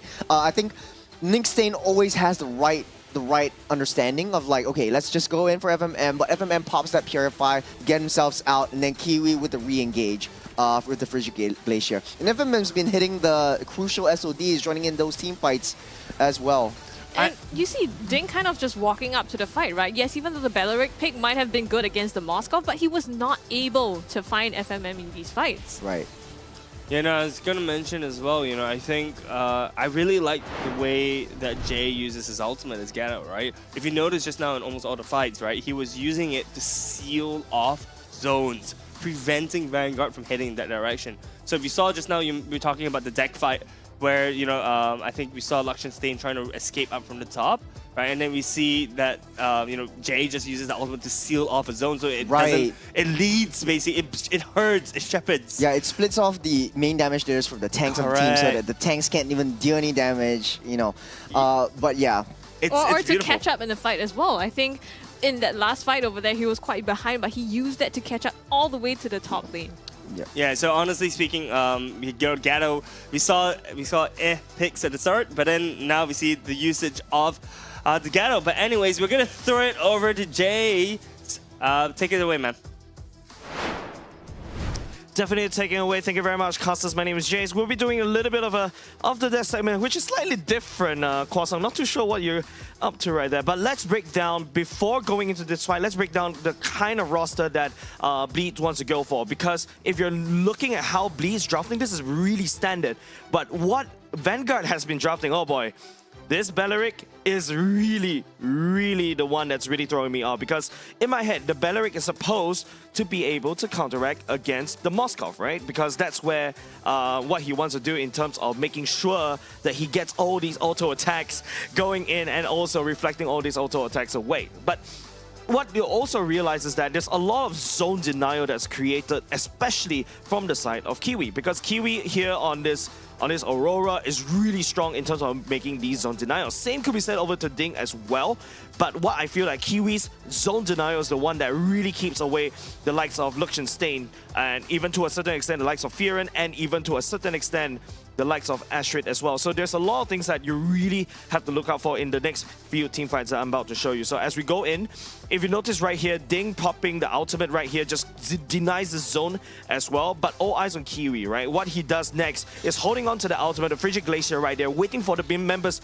Astrid and everybody to come in at this certain little zone, and that's where he really pops out his ultimate right here, as you can see. All of a sudden, there's no way, you know, for the side of Vanguard to really continue on to fight, because as you guys also know that Aurora is really good at making sure that you don't dive me. This is the perfect anti-dive, but if you notice what Vanguard does, it's a lot of dives. Luxian Stain instantly cannot react, and also instantly cannot just step forward to basically do the damage against the likes of Kiwi, the likes of Dominic, or Jay as well. And if you notice this next sequence right here, Nick Stain's actually just jumping onto the members of Bleed, and after that, you know, immediately stun people towards the wall. But if you notice where Kiwi is right again, once again, it's still the same thing.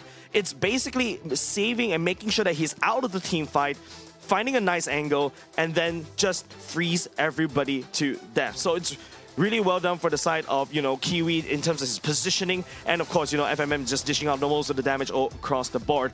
And if you go to the next sequence, I believe, right, there's another good team fight all the way up top, where it is just all about the flanks. Just look at where Deck is positioning right now as he stepped forward to this particular bush. Kiwi as well on the other side. Nick Stain finds an engage onto, you know, two members. But the problem is, if you notice, FMM and also Kiwi is actually still alive and kicking, right? So, and also Deck coming in for a nice juicy flank on this side. Let's continue playing on this segment as well, and just instantly tags onto Luxian Stain. So once Deck is jumping onto Luxian Stain with the Shadow Q, look at how low his HP is. Look at how Kiwi is setting up a really nice ultimate as well to really set it off as well, and Ding as well. You know, there's just no response coming out from the side of Vanguard in order to really counteract this. I feel like really Aurora is a really strong pick-off hero right now, and hopefully we get to see more coming out from Bleed, because I personally predicted 2-1. With that said, ladies and gents, we're going to throw it back to Croissant and the rest of the gang on the caster desk. Take it away, boys. Thanks for that breakdown, Jays. Really, really, really good analysis, you know, and you're right, you know, Kiwi really utilizing the Frigid Glacier to buy his team so much more space. You know, Kiwi hit an MVP maybe? He's always he's the MVP, the regular season MVP. No, rookie. Best rookie last season. Yeah, for a reason, and That's and that's why FMM wants to bring him over to Bleed from Asterisk from last season. So his playstyle really synergizes well with FMM, and that's why he's always making right calls. He's always protecting FMM to the best of his abilities. He's always using himself as sort of like that meat shield that he so desperately is. And I think with the addition of Deck as well, it seems like, you know, it's really upping the level of synergy that they have.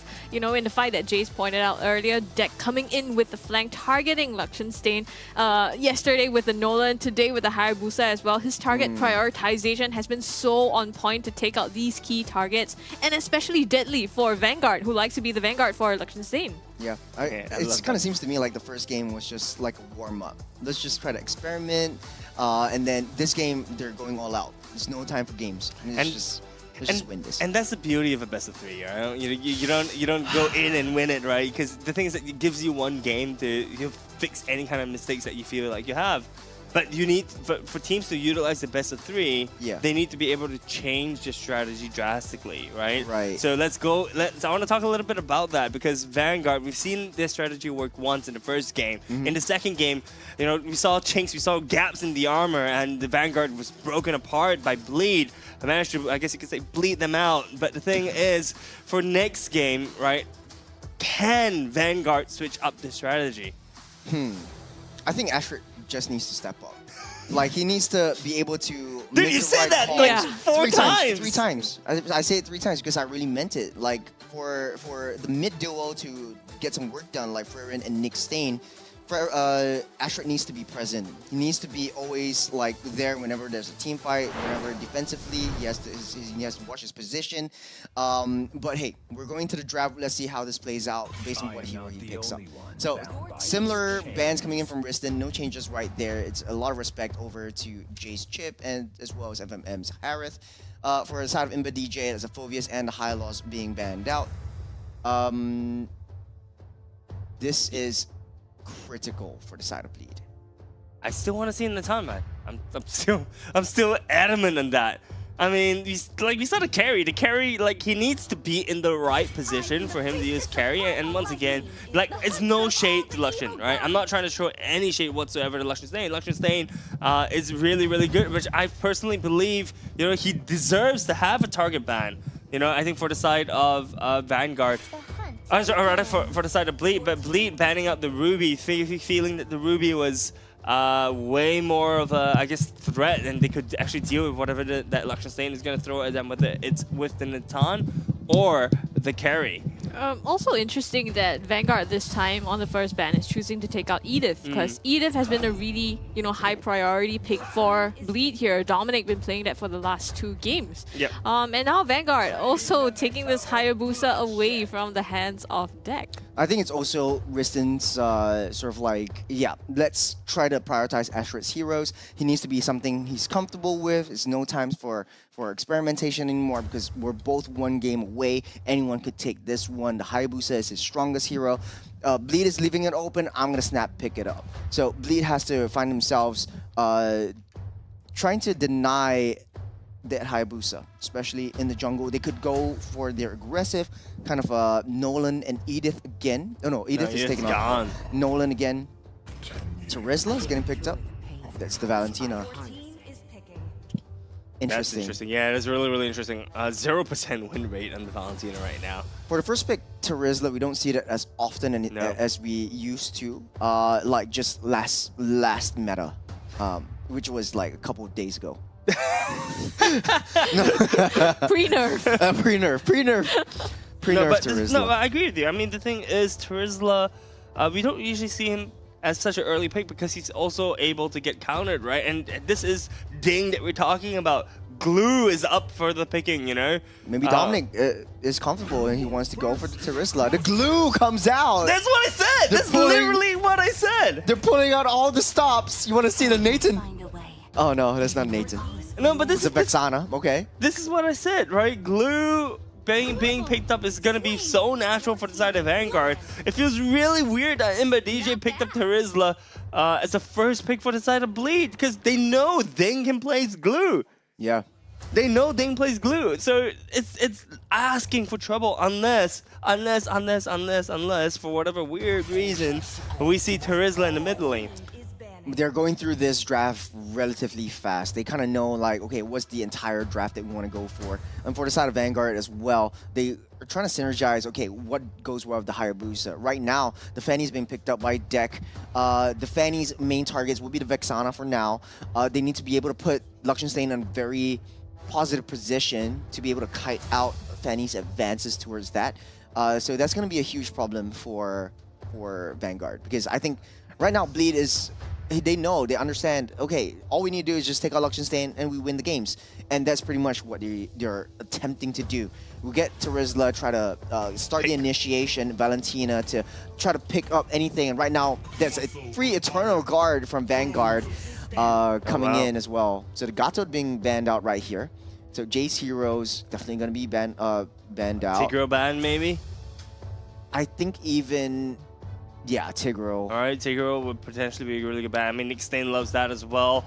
So I'm not surprised to see a Tigro ban from the side of Bleed. Even Grok also available.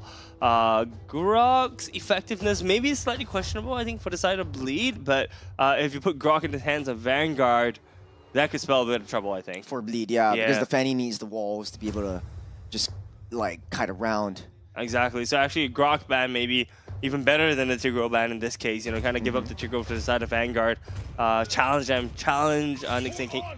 There's a Tigro. This is a Tigro, yeah. So it's either or. I mean, honestly speaking, I don't think Tigro is a bad ban per se.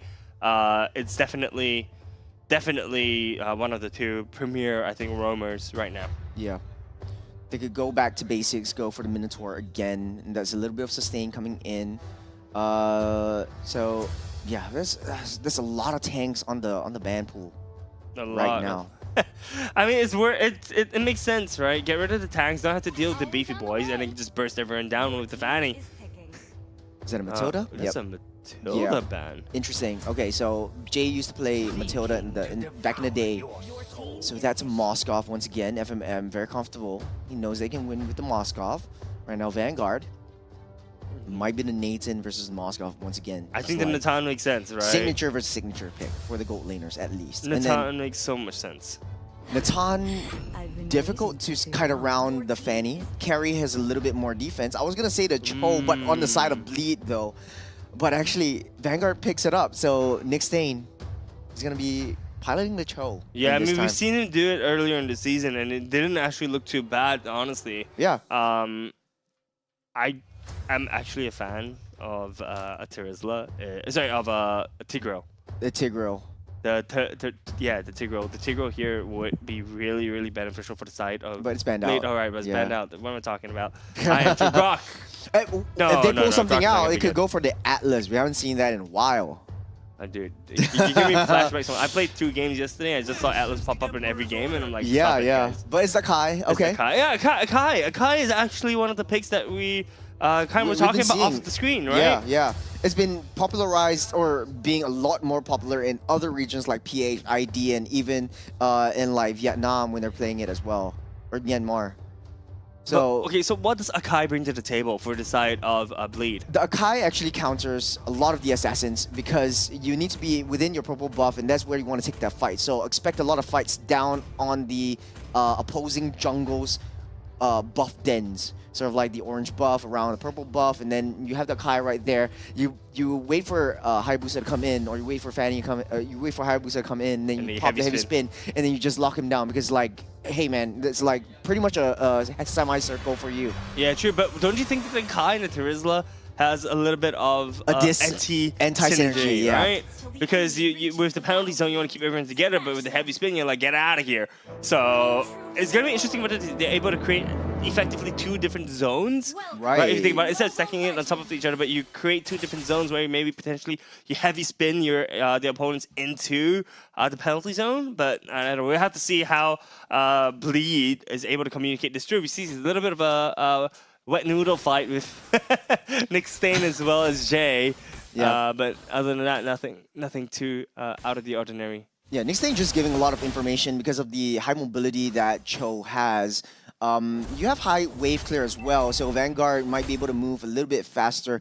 Jay just giving a lot more information as well. I think one of the main reasons why you want to pick up the Akai is to protect FMM. So if you're in a team fight skirmish, you're within like sort of like that death ball situation, anyone comes into FMM, you got to purify. You don't have to purify. Daddy J's right there to pop the heavy spin for you and get everyone out of the way. So many names, Jay, Dr. J, Dr. Daddy J. This guy. Do you have a crush on Jay? Jaddy. Jaddy. I'm gonna stop you there, mate. I'm gonna stop you there. Astrid manages to escape with his life. Deck actually being a slight level advantage right now. Astrid should be able to cover that in a bit. Actually, if you noticed, I really like that Deck actually did an invade in Astrid's jungle, which is the reason why Astrid is slightly behind in terms of levels right now. Yeah, I think we call it Ricky, the little bear thing next to the orange buff. Ricky? Yeah, it's Ricky. So Ricky Have you actually heard of has a lot of Really? has a lot of EXP for the jungles. It's very crucial for that level 4. And so he's very typically- useful because you use Ricky to see if they have taken the That's the right. buff. That's right. That's right. Or Ricky's like an if they're in important that dot bush. Yeah. Right. I'm learning things every day, guys. I love this. This is. You mean you don't know Ricky? No, I don't know Ricky. How dare you? Ricky dare isn't you. used to me. I mean, look, I'm He is love. He is life. He has love and life. You know what I do love to see though? Turtle spawning in and the team's not being there. No, this is typical for an assassin. I think they have their work cut out for them. You want to go for the purple buff or the orange buff first. I think Deck's definitely going to rotate down towards his own purple buff before just really committing down on the turtle. But it does look like Vanguard has the upper hand. Ding's already in position, so is Nick Stain as well as Frerin. Taking control of the entirety of that jungle. Dominic? Oh, Nick gets the kick here. Heavy spin popped by Jay as well, but he gets terrified. Goes to the back line. Deck though, first blood lands on Freerun. Astrid steals this turtle away, so it's the first time he gets this first objective split used on Dominic. Will take him down. Jay trying to back out, but the damage is enough. Astrid secures that one. It's gonna be 1 for 1. 2 for 1. No, 2 for 1. Yeah, that looks more like it. Well, Dr. J just calculated the trajectory, used the second skill to dash in between the way of the dragon and Dominic to just protect him and push him out of harm's way. So buying so much time for them. Then Deck, cable management. Oh! Wow. Oh man, I need him in my house. Just like fix my computer cables for me. Yeah, man, that was clean. It was clean. That was very, very, very clean and tidy. Unfortunately, not clean enough to actually secure the kill. But I want to talk a little bit about Deck. You know, you talked about how he's been really, really good with target prioritization, and we see yet again, you know, even though the fight was really scrappy and messy, but he was still able to target down Freerun. Yeah, I think it's just the way that Bleed is very aggressive in the early game. But as of this point, Vanguard is still up ahead in terms of gold lead and economy. This is really interesting to me because, like, even though Bleed secured that turtle, but hold on with Dragon. Nick with the flicker kick here. Dominic in the fray of everyone and Astrid again. This time they're stepping up the pace. Churros, you asked for it. Here is Astrid stepping up to the plate. Yeah, Astrid with his signature Hayabusa, just getting the zone, committing all.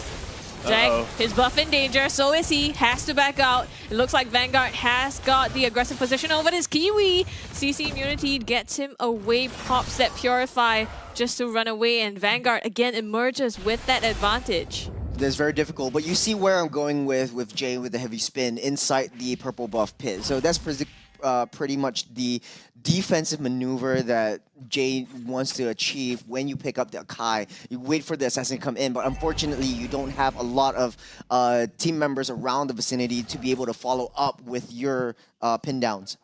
Yeah, all right. We see the second turtle spotting in right now. Vanguard actually having a priority in terms of positioning at this point in time, but you know, Deck is a fanny, right? So she should be able to come up really quickly. Turtle being taken out to 20%, 10%. Yep, free turtle for the side of Vanguard. We see a fight potentially breaking out. They go top immediately after this objective. Jay jumps in, knock up onto next time heavy spin as well, just to try to get them out of this zone. Ashred dives in for FMM. It's Jade. It's gonna go down. 3 down on the side. The damage comes through for Vanguard to take them out. Hey, Vanguard going for kills and Bleed going for the objectives. They traded down for that bottom side turret. Deck was doing the Lord's work downside. Well, the tower work, I guess you could say, in this kind of case, but that was such a clean fight coming out from Vanguard. Luxenstain just throwing the light wheels in Jay's face, and everyone was brought super low. Vanguard actually having a ton of AoE damage. The biggest difference is the glue. The glue made the biggest change. Split. Because you use your split. Yes, you get the heavy spin and push everyone out, but the split is able to mitigate a little bit of those knockbacks coming in from the heavy spin. You go directly into the face of FMM, try to deny him his farm. So now the turrets are even. Everything is still even Stevens except the economy, and Vanguard has the first early game lead of this series. Yeah. And honestly speaking, Bleed not actually looking too good. Dude, I'm still questioning, man. Why did they first pick Terizla if they know that Ding plays with mean glue? It's asking for it. They're asking for trouble. Well, on paper, it kind of seems like Terizla can hold himself against the lane, but you don't really see Ding and Dominic in their lanes as much, but hold on. Oh, the Terrify, the kick onto Jay here. Pops the heavy spin just to counter that in the backline. Jay, again, Luxenstain! Oh, let's go, Gets taken down by Deck here. The cables. That was so beautiful. I have a tear in my eye. Luxenstain got absolutely decked by Deck, went down, and does target prioritization 101 as an assassin. Do you want assassins like Deck on your team, man? They're able to identify who to take down, when to take him down. You see him going in first. Deck! Amazing plays! My goodness, Deck. Oh, he actually, man. in the previous fight, even skipped through Freerun, going right straight for Luxenstain, and now he comes back for Freerun to take him down. Whoops, I missed the spot. He's coming back for the cleanup, man. Oh, man. Dude, it's drive-through 101, man. Hey, I said that Ashred should, step up. Deck stepping up as well. Both of these jungles, this is their game to win. All right, the third turtle of the game is going to the side of Vanguard. Ding doing a really good job of zoning out the entirety of Bleed. Bleed not being able to step in, but that's fine. The gold lead's only 1.5k gold right now, 1.7k gold. But that was a fight that Bleed needed to find, Beautiful, beautiful things coming out from the side of Bleed. It was just Deck. Deck just minimized the economy lead from like 4,000 all the way down to like 1,500. Now we see the Assassin 1v1s. Oh, actually off the map, Ashred. Oh, I would love to see that. Yeah. All right, no, but I have to say though, that Bleed has a slight problem now. Okay, so Deck has 3 kills. But Bleed also only has 3 kills. Yeah. So all the gold is in Deck's pocket, and it puts additional pressure onto Deck because Deck now needs to be able to secure the kill properly. It needs to be able to secure the kill properly without dying, because if he dies, that's all of Bleed's gold, right? Yeah. So it's gonna be a problem in the long run. FMM, props to him for being able to take down the top tier 2 turret. Nick saying conceal play maybe. Yep, the knock up here. Has to dash in though. He has to make his way out, but Deck puts the damage onto him. It's enough to take him down. In the meantime, Dominic zoning out the rest of Vanguard so they don't have any way into this. Now Bleed backing out. Eternal Guard on the chase here. Both Eternal Gods just going at each other here. Dominic in the backline with the split. Oh, FMM gets blown up. Luxenstain also takes down Dominic. Here comes Deck for the Oh! Deck, beautiful! Goodness. This man is on fire today, man. Deck with the cables coming in. Cleanup crew, beautiful. You gotta look at it. You gotta look at like when Deck comes on screen. Look at how he plays Fanny. He's got like 5 fingers on that phone, man. That was so beautiful. I don't know how Jace is going to break that down. But it's just beauty at its best. Kick from Luxenstain manages to land on Deck, and finally they take this man down. That's his first death after 5 kills, but an important one because now Vanguard gets the Lord all to themselves. But you see, this is the problem. Like I said, all of the 5 kills. It's all the kills that Bleed has. It's all their gold. Yes, FMM has some gold, from the side lanes, but with Deck out of the picture, Vanguard is just gonna absolutely stomp on the rest of Bleed, because Bleed is just not doing. The rest of Team Bleed isn't doing too well. As much as Deck has that damage, Deck has the high mechanics on that Fanny. You have the Blade of Heptates, you have the Malefic Roar. You need a front line. You need Dominic or Jay to engage first to prevent yourself from being kicked by Nick Stain, because as messy as it gets increasingly harder for Nick Stain to land a perfect Way of the Dragon onto you. Exactly, and now the Lord is pushing in from the top side as well. Bleed is actually slightly on a timer. I believe. Sorry, the thing is that if Vanguard manages to kill Bleed, if Vanguard manages to kill Deck, or at least knock him out of the fight, it's going to be extremely difficult for Bleed to actually navigate through a team fight like this. They need to wait for FMM, but if they wait for FMM, there's Luxin Stain there, who's ahead, by the way. Yeah, Luxin Stain already has the Holy Trinity. Dominic getting a Wiggy Shadow kill on him. Yeah, in the back line, Ding now. Split, distracting them, zoning them for them to take this inner turret here on the mid side and clear the buff from the jungles as well. So Bleed now being forced to back and starved away of some of these resources. That being said though, FMM now has the Demon Hunter Sword as well, so his Trinity is up. He's gonna start to pack a punch. Yeah.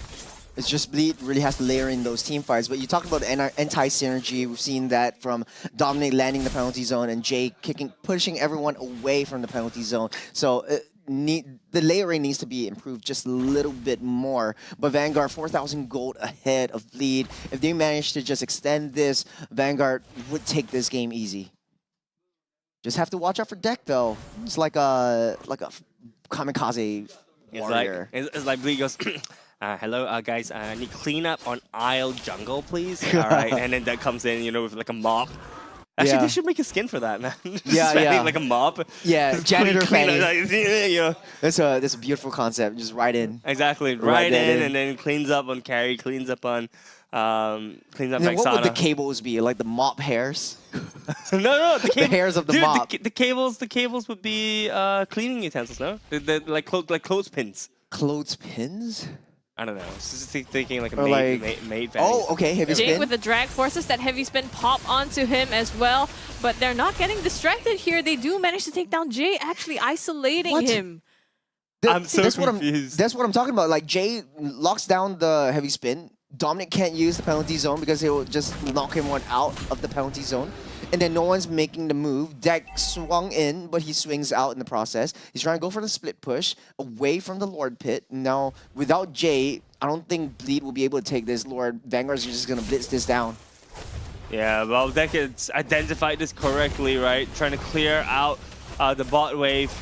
Manages to get the turret, so at least there's some sort of cross-map play there for the side of Bleed. But yeah, things are looking extremely dire. Bleed needs to find a good angle, actually. I honestly don't even think it's a good fight that they need. They just need a really good angle, either to shut Ashrid down or get Nick State out of the picture as soon as they can. And like I said, I think I want to see Dominic actually utilizing the penalty zone to deny zones away from Vanguard to close off that kind of like escape patterns that escape routes that Vanguard could have and kind of like choke them out from like a pincer kind of angle. Yeah, Luxin Stain should pretty much be building towards a win of nature at this point. A concealed play being popped up. Nick Stain looking for an angle. Does not find it, but he gets stunned out instead by the Spear of Aura there. Look, he's still hanging back though, creating a zone there for the Lord to take down, clear a bit of the creep since the mid as well as the top base turrets have been taken down. So Bleed on the last legs of their defenses here. Yeah, Deck is looking for an angle in. He is literally on the back lines and trying to find... Jay with the flicker goes in the back line, a heavy spin as well. Ding jumps in also. It's going to be just trying to zone each other out, and now Jay forced to back. They still preserve the bottom base turret. In the meantime, though, they're still trying to fend off Vanguard. Deck, no! In the back! Ashrid bursts him down. He does not manage to pull that one off. It's a shadow kill in midair. Oh, that was so beautiful once again. This is not looking good for Bleed. They're looking for the end. Dominic with the penalty zone goes in the back line, but it's going to be them zoning each other. Ashrid puts out that damage to nail those kills. Bleed have to fend them off somehow. Eternal Guard does the work for now. Nick Stain goes down. Vanguard retreats out of their base. They're alive! They're Bleed's still alive!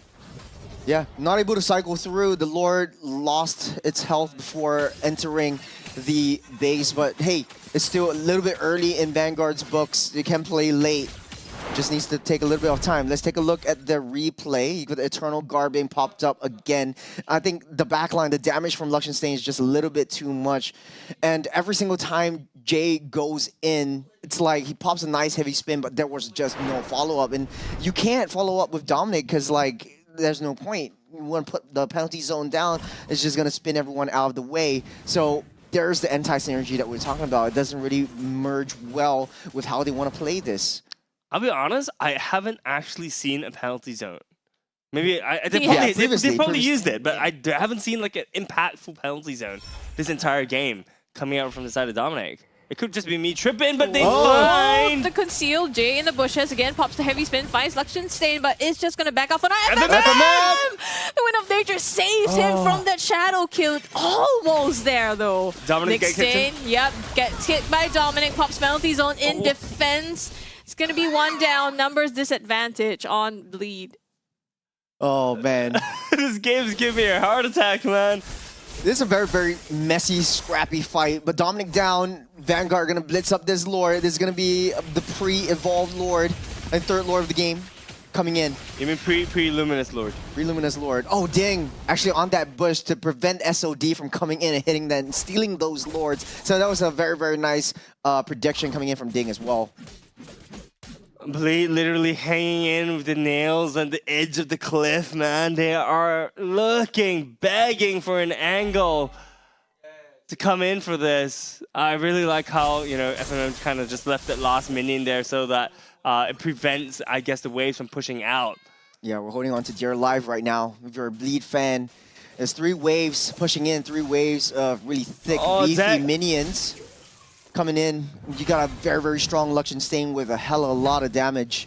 The Lord marching in mid. It's looking bleak for Bleed now. Deck trying to find an angle, but it's 3 ways. The minions coming through. Penalty zone through the back line. Does it nail though? Pin onto Luxion Stain. He comes through. It's going to be Dominic that goes down first. Traded out for Ding here in the back line. The core is half health though. They're still trying to pin it down, clear the Lord away, and they live to see another day. Bleed! It's just so low.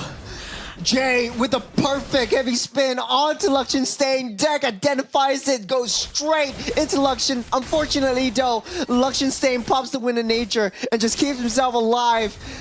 This is gonna be a huge, huge fight. Let's take a look at the replay, especially on that back line. You saw Dominic with the penalty zone, and then Jay follows up, pinning him to the wall. Deck, quick to follow, but FMM just free hitting from that backside, desperately trying to defend, taking down that Lord first. And this was just a beautiful, beautiful base defense. So, so close, but they're still hanging on by cables.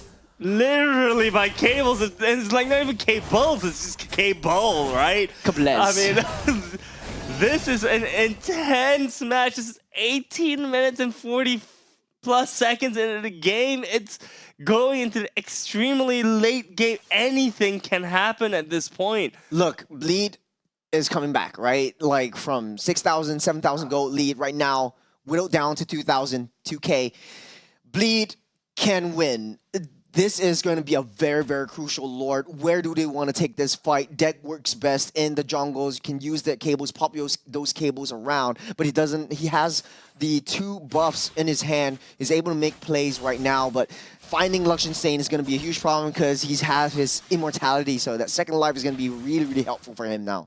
Yeah, they need to be able to catch out Luxion Stain, right? If they manage to catch out Luxion Stain, it's gonna be very, very easy for them. But look, Vanguard, look at the way that they're positioning around Luxion, right? They're literally the shield, they're the phalanx, right? Preventing Bleed from actually piercing through. Nick Stain being such a good human ward at this point in time. The gameplay is Look at the okay. angle. With the dragon onto Nick deck. Stain starts the fight here, finds Zek, already gets blown up, is Jay, and now Bleed, one man short, they have to retreat. This is not looking good. They needed that heavy spin in the last fight to pin down Luxian Stain. Yeah, I noticed a lot of these teams, they like to take pre-Lord fights, so this is going to be the Evolved Lord, 20 minutes in. Luminous Lord, no? The Evolved, right? evolved It's still? evolved. It's evolved, okay. It's evolved. It's enhanced, then evolved, then there's the regular Lord. But yeah, that being said though, without Jay, this is going to be a very, very fast Lord for them. No way that Bleed is going to be able to steal this unless... Oh, that's so Deck, risky. so close, but yet so far. Deck running for his life, no energy. He pops that final cable to get out of there.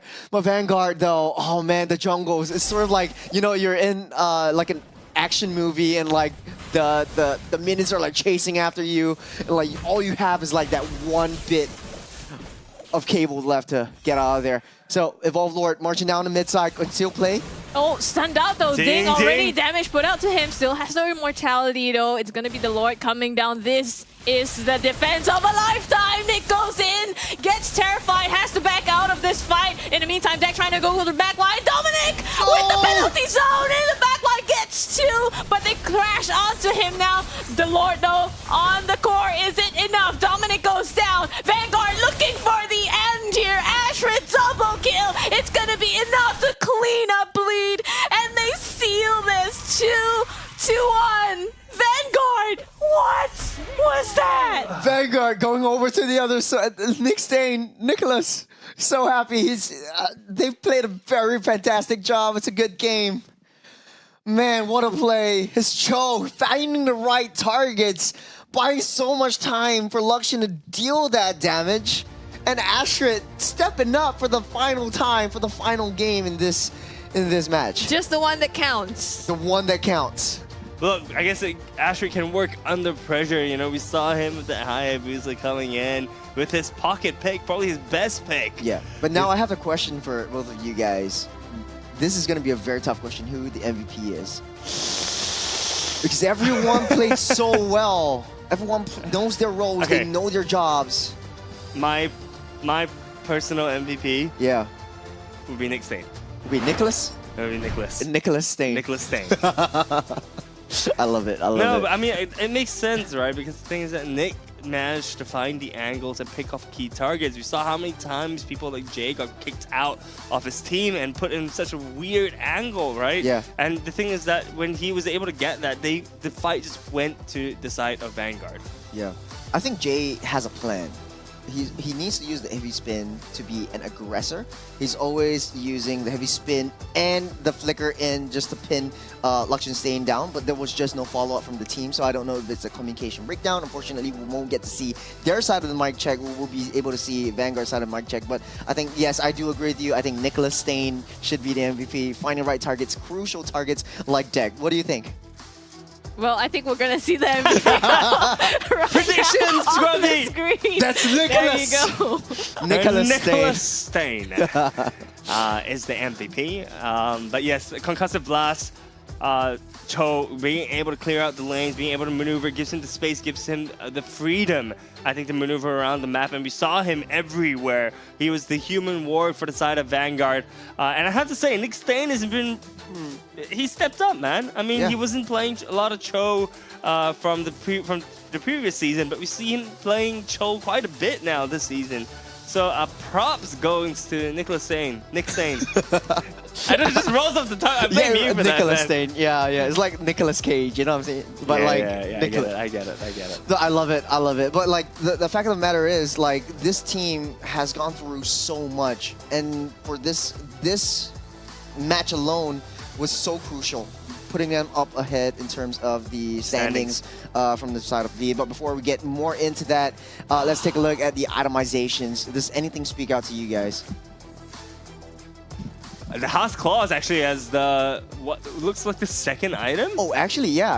Right? He probably sold his boots for it. The one? He sold the one for the House Claws, I think, in the end. But he has the immortality as well as the... Hey man, the one, never be too careful. The best defense is the best offense is the best defense. Yeah, no, I mean, okay, the positioning of the items is throwing me off a little bit, but The fact that he has the Rose Gold Meteor, he has the Hearth Claws, as well as the Immortality. That guy's nigh unkillable at that point, no? Yeah, he is. I saw the Rose Gold somewhere within the really, really late game, but all you need, honestly, is that 3 items.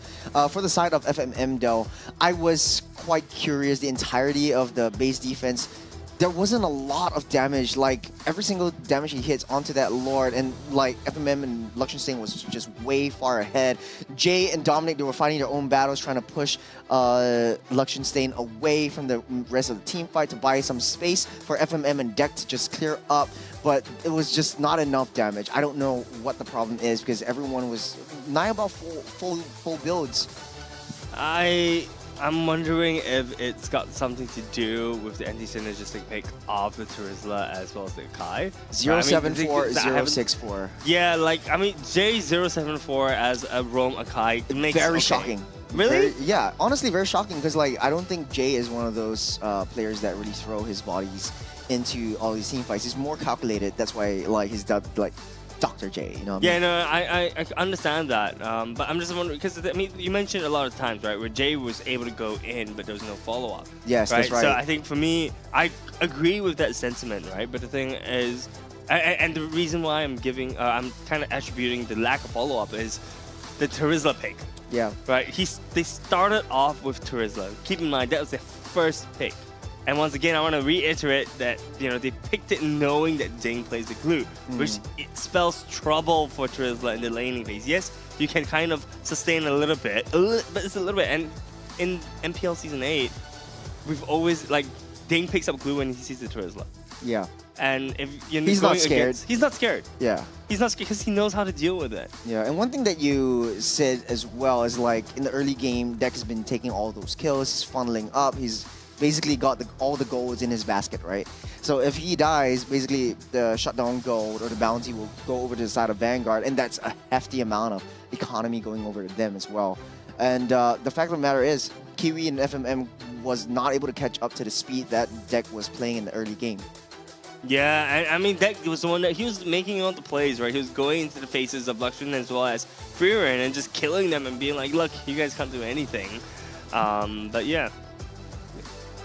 So do you have anything to add, Scrubs?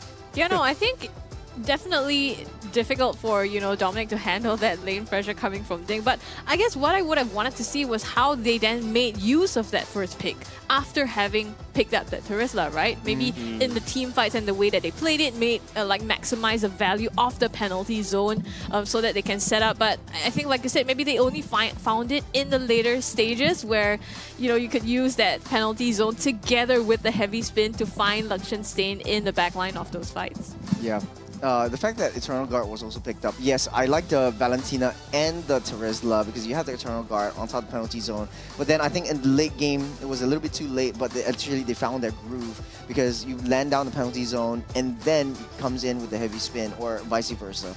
But they found it too late, too little and too late, man. I mean, look at this, right? Asher, 808 gold per minute. The rich guy played a phenomenal game of Hayabusa. Wow, that's 175k. 175k. A ton of damage, but this is also a long game, right? I think we were approaching like the 19-20 minute mark of the game. It's more than 20 minutes. I think it's like 23. 22 minutes? Yeah. So this is a long game. Yeah, it is. By our descendants of Mobile Legends Vanguard. And right? Nicholas Stain, the best wingman. He's always there for every single fight. Like he's like that dad that's always present. You know what I mean? Hi guys. I'm always here. That's the purpose of the Cho, right? Yeah. He needs to be in the face of the enemy. He needs to be in the face of kicking key targets into his own team. So it's absolutely beautiful. But I want to check out the communications of Vanguard in the mic check. Watch. Okay, reversing ah. Come. That's right. Tangin na ako pa nahuli. Careful bro, you can... They go me. Ay, they made bursting the Lord ah. They're bursting the Lord. Come guys, I teach you. Go guys. Go. Patay. Dolan na. Eh, gato. Nice. Dula. Watch me guys. Watching. Nolan. Okay. Fight. Nice. Ay, go! Ay, I did go. Out, bro. Watch me, watch me. GG. Oh my god. Get back. Careful lang. One dollar. Back. Actually, just back. I'm there. I get the third. Come, Teresa. I'm there. Go, here. Watching. Ding. Can try the kill. Nice thing. You want? Thank you. Go. Go, Emiro. Fight. Nice! Watch. This is Teresa, bro. Teresa. Nice. Million. Hey, watch out. Wah, guy. Okay, no spin. Watch out. Hello. Go bot. Can come. I have immortality, bro. GG. Okay, boss. We can learn now. No. Bloopers. I don't know, guys. Watching you. Nice. Nice, learn. No Teresa. No more scope. Third off us. Careful bro. Can we continue? Okay. Ano ka dyan Then. Bawal sa akin yung mga ganyan. Very tame. Sorry? Very tame. Very tame, yeah. I usually would hear Nick kind of in the front lines, kind of making comments or making calling for the team to go and identify certain people, but we don't really hear that too much. It was actually a lot of it felt like a democracy instead of a. Yeah. I think the fact of the matter is like a lot of the imports, they had to learn a new language as well. So like to be able to think of a new language and communicate and play the game at the same time is really difficult. But they keep it simple, right? I mean, we can hear still Nick Staines like, okay, he's still making the calls, right? Watch me. And they even, acknowledge it. I'm watching you. Yeah, I'm watching you. Go make the play. That's such a nice team spirit, It's like, hey, look, guys, watch me. And it was like, yeah, I'm watching you. Don't worry. We've got your back. Yeah. But yeah, okay, we're going to throw it over to Off the Desk with Jay. So take it away, my man. Thank you very much, ladies and gents. I think in this particular game, you have to talk about the fact that Vanguard has one plan and they play it really well.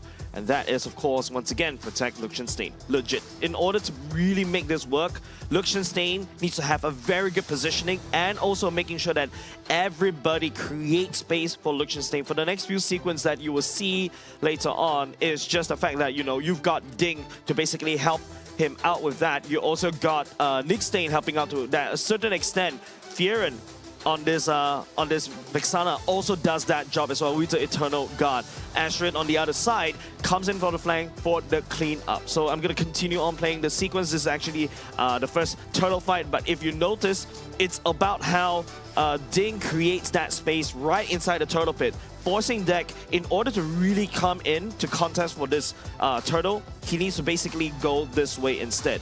And apart from that, Fieren has already level 4, so he's ready to throw down the Eternal Guard, as we needed also a very good play coming up from Dominic, a nice penalty zone to really try to find Vanguard right there. I think you can start to feel like some of these teams are starting to realize how Vanguard likes to play, and I think teams should really try to draft around it. You really cannot fight front to back against Vanguard. You really don't need to fight from the side, but in fact, Vanguard also can play that particular game as well. We're gonna go on and skip to this top part. You can start to see, right, Liechtenstein, as long as he have a good game, you'll be able to find that, he's gonna have a very fun time, especially in this one. And if you notice how Jay tried to attempt to catch onto him, but the fact is, you're a carry, right? You're always instantly getting, you're immediately canceling out Jay using the HP shred. So that's why it's really hard for him to enter. And then after that, you also have Ashrid coming in to just find FMM right there. It's just way too beautiful. This dive is really hard for the side of Bleed to basically hold on. And we're gonna just go straight on a little bit down. Yes, around here, it's like you can see time and time again, Jay tried to really create space for his team, but as an Archive, you're constantly getting shredded. If you're not able to catch Liechtenstein, if you're not able to pin him to the wall, it's really hard to do. But if you notice as well, Ding is also doing that, drawing this line in the sand to kind of split up the fight. Fieren tagging onto Liechtenstein and making sure that, the rest of the members from the side of Bleed weren't able to touch Liechtenstein at all. Ding, going to split, just drawing this line perfect. So while Kiwi and FMM and Dominic is really busy focusing down Ding, Jay is just left there to hang for the side of Bleed as well. Just look at Liechtenstein just shredding. And don't forget, I think this particular sequence also highlights, I think Bleed also knows how to play this game in order to find Liechtenstein with the backline, but Deck, not sure why he's actually waiting for a wonderful opportunity. He's all the way at the far end, unable to join the fight, unfortunately. And by the time when he decides to join the fight, it's a bit too late because Astrid just managed to find him and there as well. Shadow Q in the air, and he's immediately deleted. Now, if I'm not mistaken, this is also where, once again, this line that Vanguard is able to draw makes it really hard for a side of FMM, for the side of Kiwi to really step forward to do the damage, especially when Kiwi is on the Valentina. You're really short range, right? So it's a wonderful job by the side of Vanguard just to really draw lots of lines all across the board and make sure that Liechtenstein has a fun time. If you notice, Liechtenstein is untargetable most of these times. I think it all goes down to making sure that, especially right now in Assassin Amara, it's very important for you to really find the damage dealers, to really try to target this down. And by the time when late game comes, it's really hard because right now, if you notice, Jay is going to walk right into Liechtenstein again, trying to pin him and unable to find so as well. Dak should have actually go in and tried to do so, even though, yes, the Archive mechanic, the heavy spin, I think it's more, I think the idea that Bleed wants to go is to really try to, trying to secure this objective, but with Liechtenstein on this carry, I think it's just immediately getting all that plan just goes out a window. And of course, Astrid walks right into FMM. So I think right now it's just all about, I want to see how teams really tackle Vanguard, because Vanguard right here, they play this protect comp way too well. That's it, ladies and gents, going to throw a bit over to Sherstrakt. I think the beautiful Sherstrakt will be talking to one of the players. Take it away, Sherstrakt. You guys with your name, Sherstrakt, what the hell is that? Well, anyways, my name's Astrak. Here we have with me is, of course, none other than Liechtenstein from Vanguard. Now, Luxian. Now, of course, we gotta make things a little bit spicy, knowing that Vanguard is a very spicy team. Nick likes to kind of throw all these spicy things going around. So, we'll start with the first things first, right? Vanguard versus Bleed. Coming into to this game, before this game even started, were you guys expecting a 2-1 or 2-0?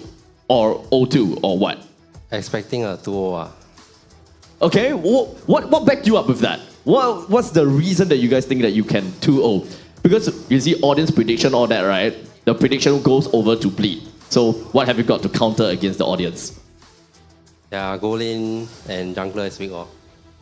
Goal in! Okay, so let's get this straight. Goal in as in FMM. Weak. FMM weak. I thought Nick said that FMM your master, is it now changed already? Nick and I think my ex-coach Xiang Yin like to say that all these goal laner better than me, but until we fight, then the result always different. So always like talk. I also know how to talk.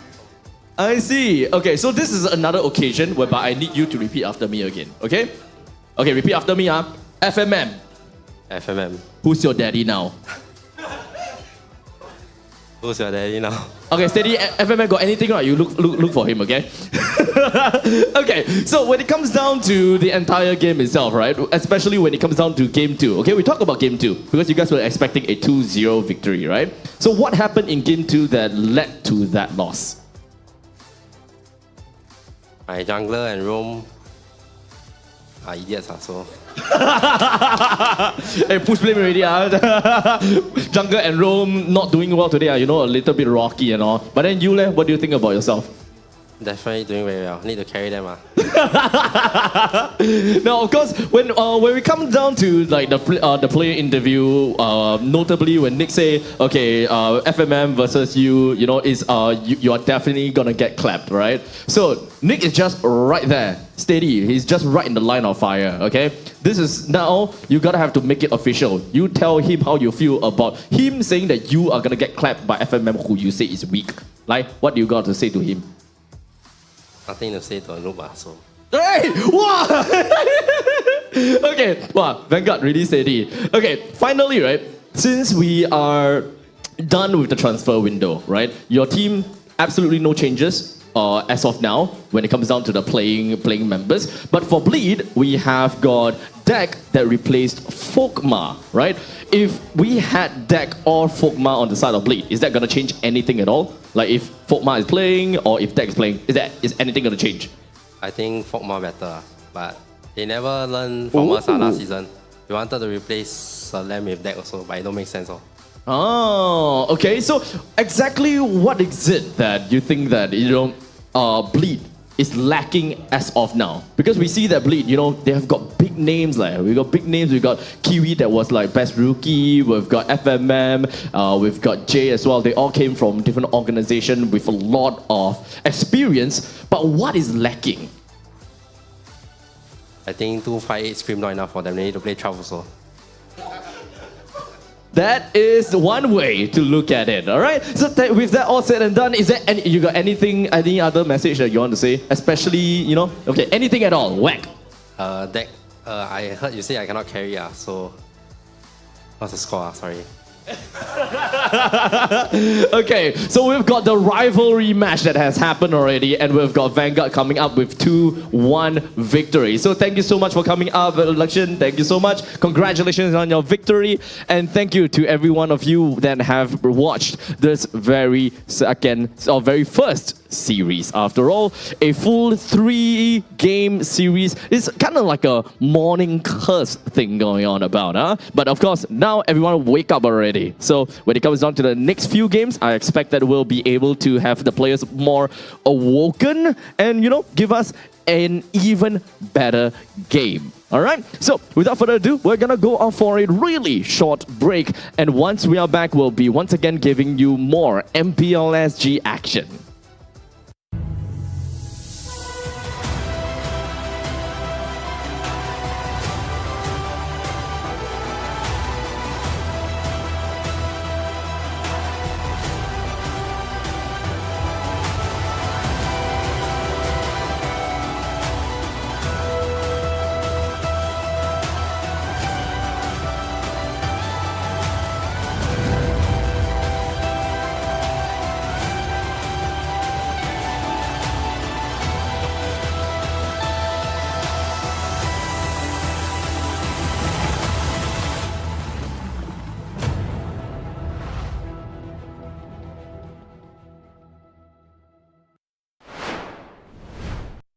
A crispier chicken McCrispy? So much crispier. Bite into an even crispier crunch with the improved Chicken McCrispy. Now, wouldn't that be nice?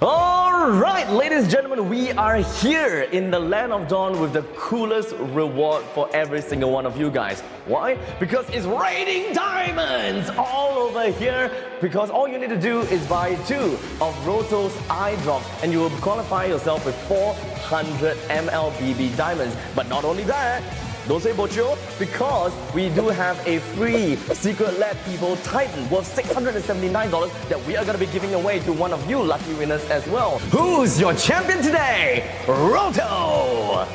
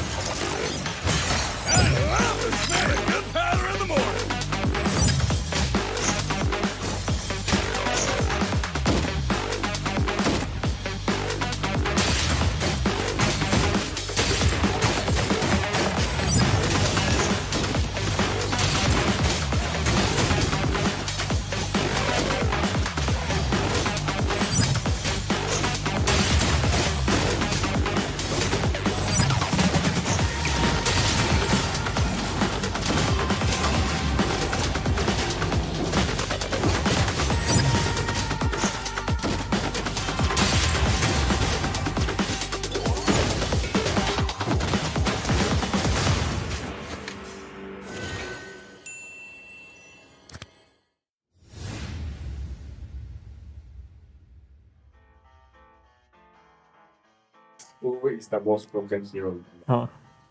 Broken. Bro.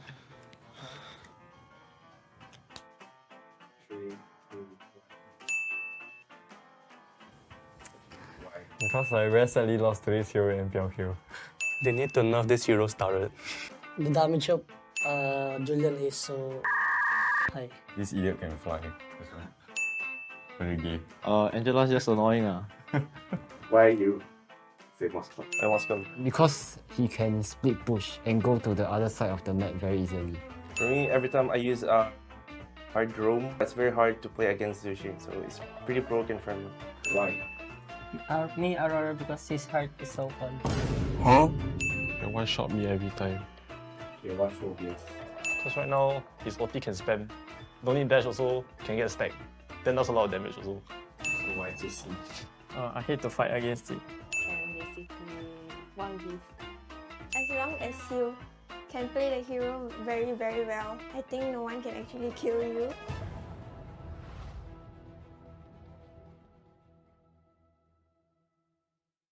I got some big news, okay? So I got a leak. M6, we're gonna What does the audience want to see? What kind of stage do we want? What about the colors? M6 is gonna be held in Malaysia. We have to be greater than ever. Greater than ever. Greater than ever. How to make M6 greater than ever.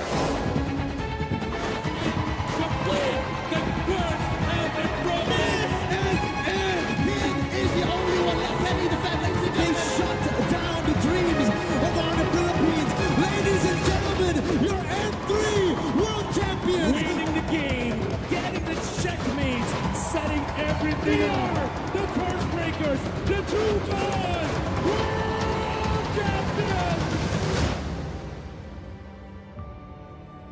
Before we begin, I just want to say thank you very much, gentlemen, ladies, for coming today. We have something very important to discuss here, right? Because right now, imagine yourselves as Moonton. We're the publishers. M6 is going to be held in Malaysia. So I need ideas to make sure that M6 gets good. This time, it's gotta be better. Like, it's in Malaysia, okay? We have to be greater than ever. Greater than ever. You know what? That's gonna be the tagline. You like it? You like the tagline? That's a good tagline. That's a good tagline? We went from Join the fight. Join the fight. Join the fight to the top. To the top. Dare to be great. Dare to be great. Be better than great. And now greater than ever. You know what? You're a genius. I'm a genius. You're a genius.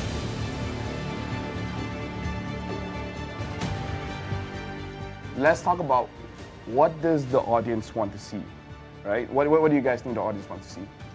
More teams. More teams? How many are we talking? I don't know, but more. More regions, more teams. How does 16 sound like to you? I mean, it's what we had last year, right? That's true, though. I'm too dumb. Do we want more teams in the wild card or the main stage? Because there's a wild card. We added, yeah.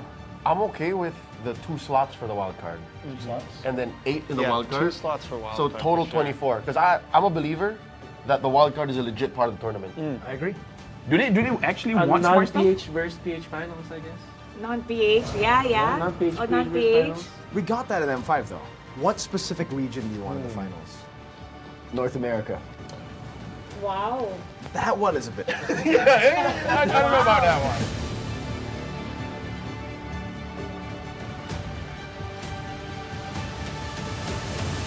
Let's take a flashback, I would say.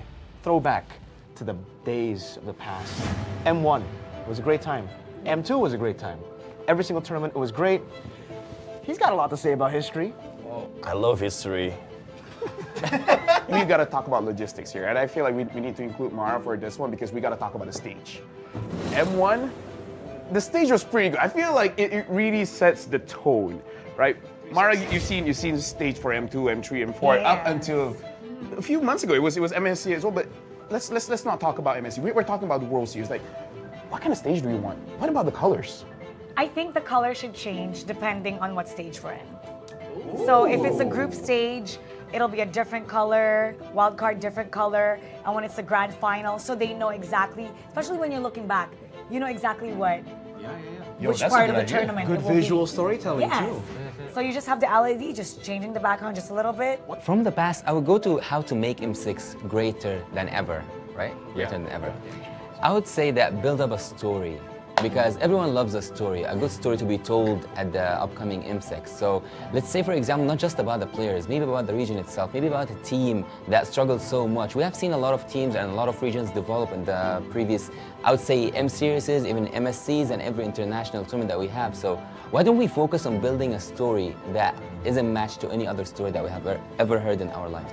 I think if we're gonna cover story, what about something documentary style? You know, like something that you're back in M1, you're back in the place where it all began, and you cover some of the talents who have been around since M1, some of the players who have been around since M1, who have been around through several M series.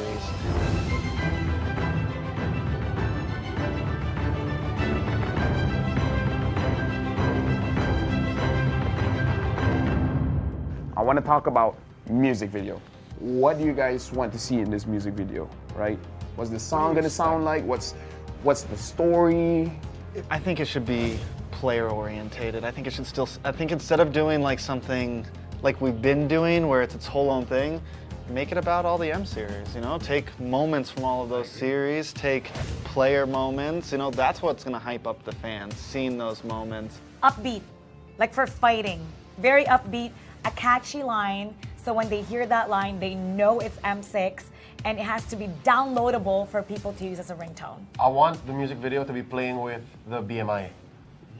I want to see like scene changes with Claude moving through. Yeah, flashbacks, future That's forwards. cool. Yeah, and then The I want- BMI, because he can go back and Yeah, that would I want actually be Dexter cool. to sing. You want Dexter to What? sing? You know what? Every year we seem to always the MV, the music, something about it just misses it, right?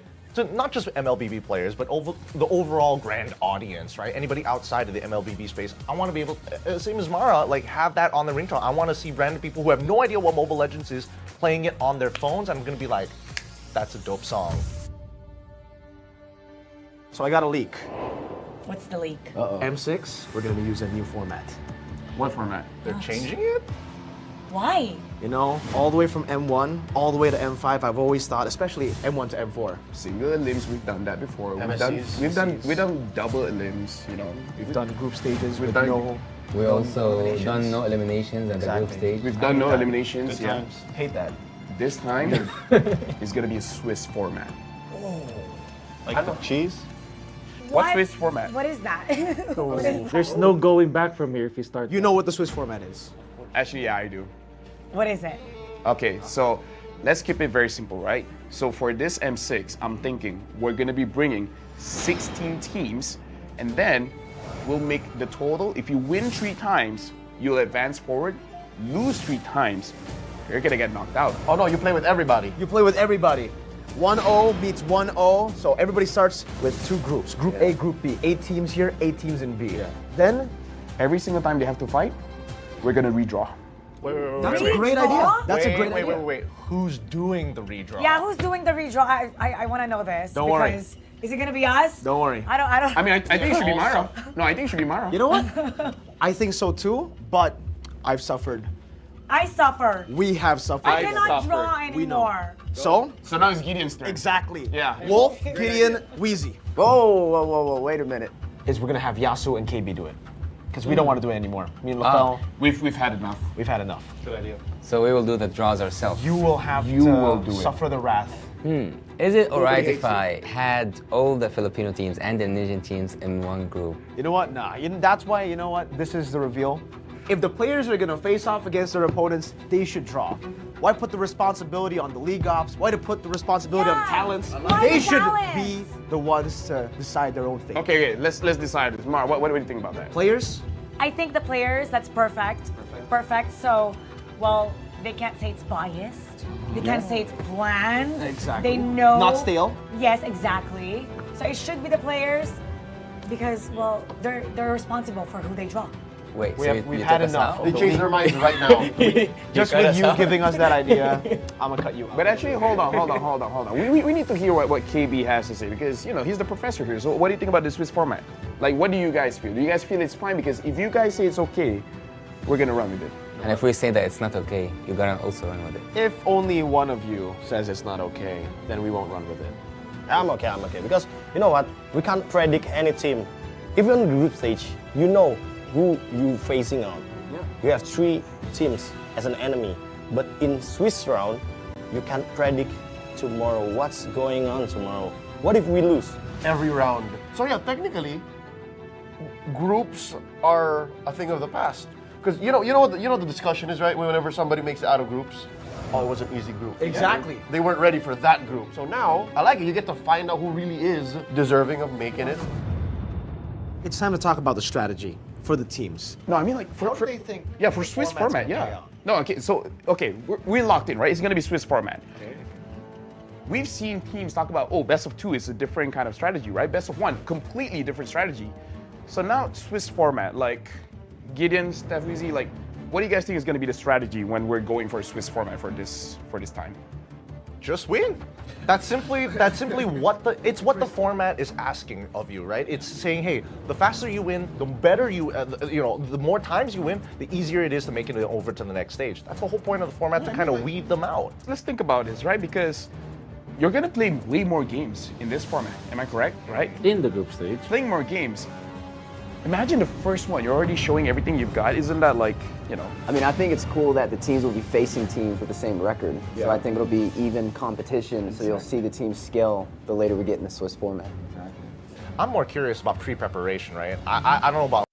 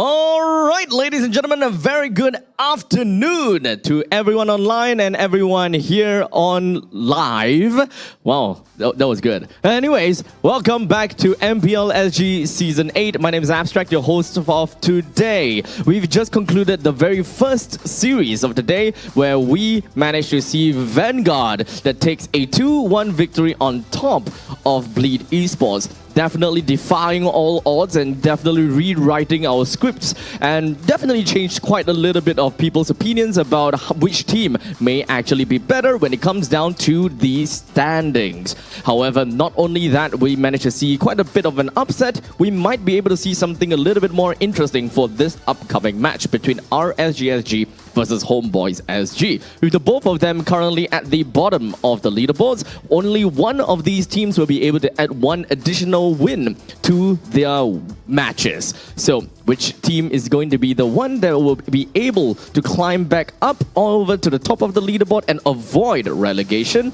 Or, you know, what's that gonna look like or what's that gonna sound like? So, without further ado, let us just invite the first team up over to the podium and onto the stage to prepare over to their battle stations. Let's invite and have RSGSG.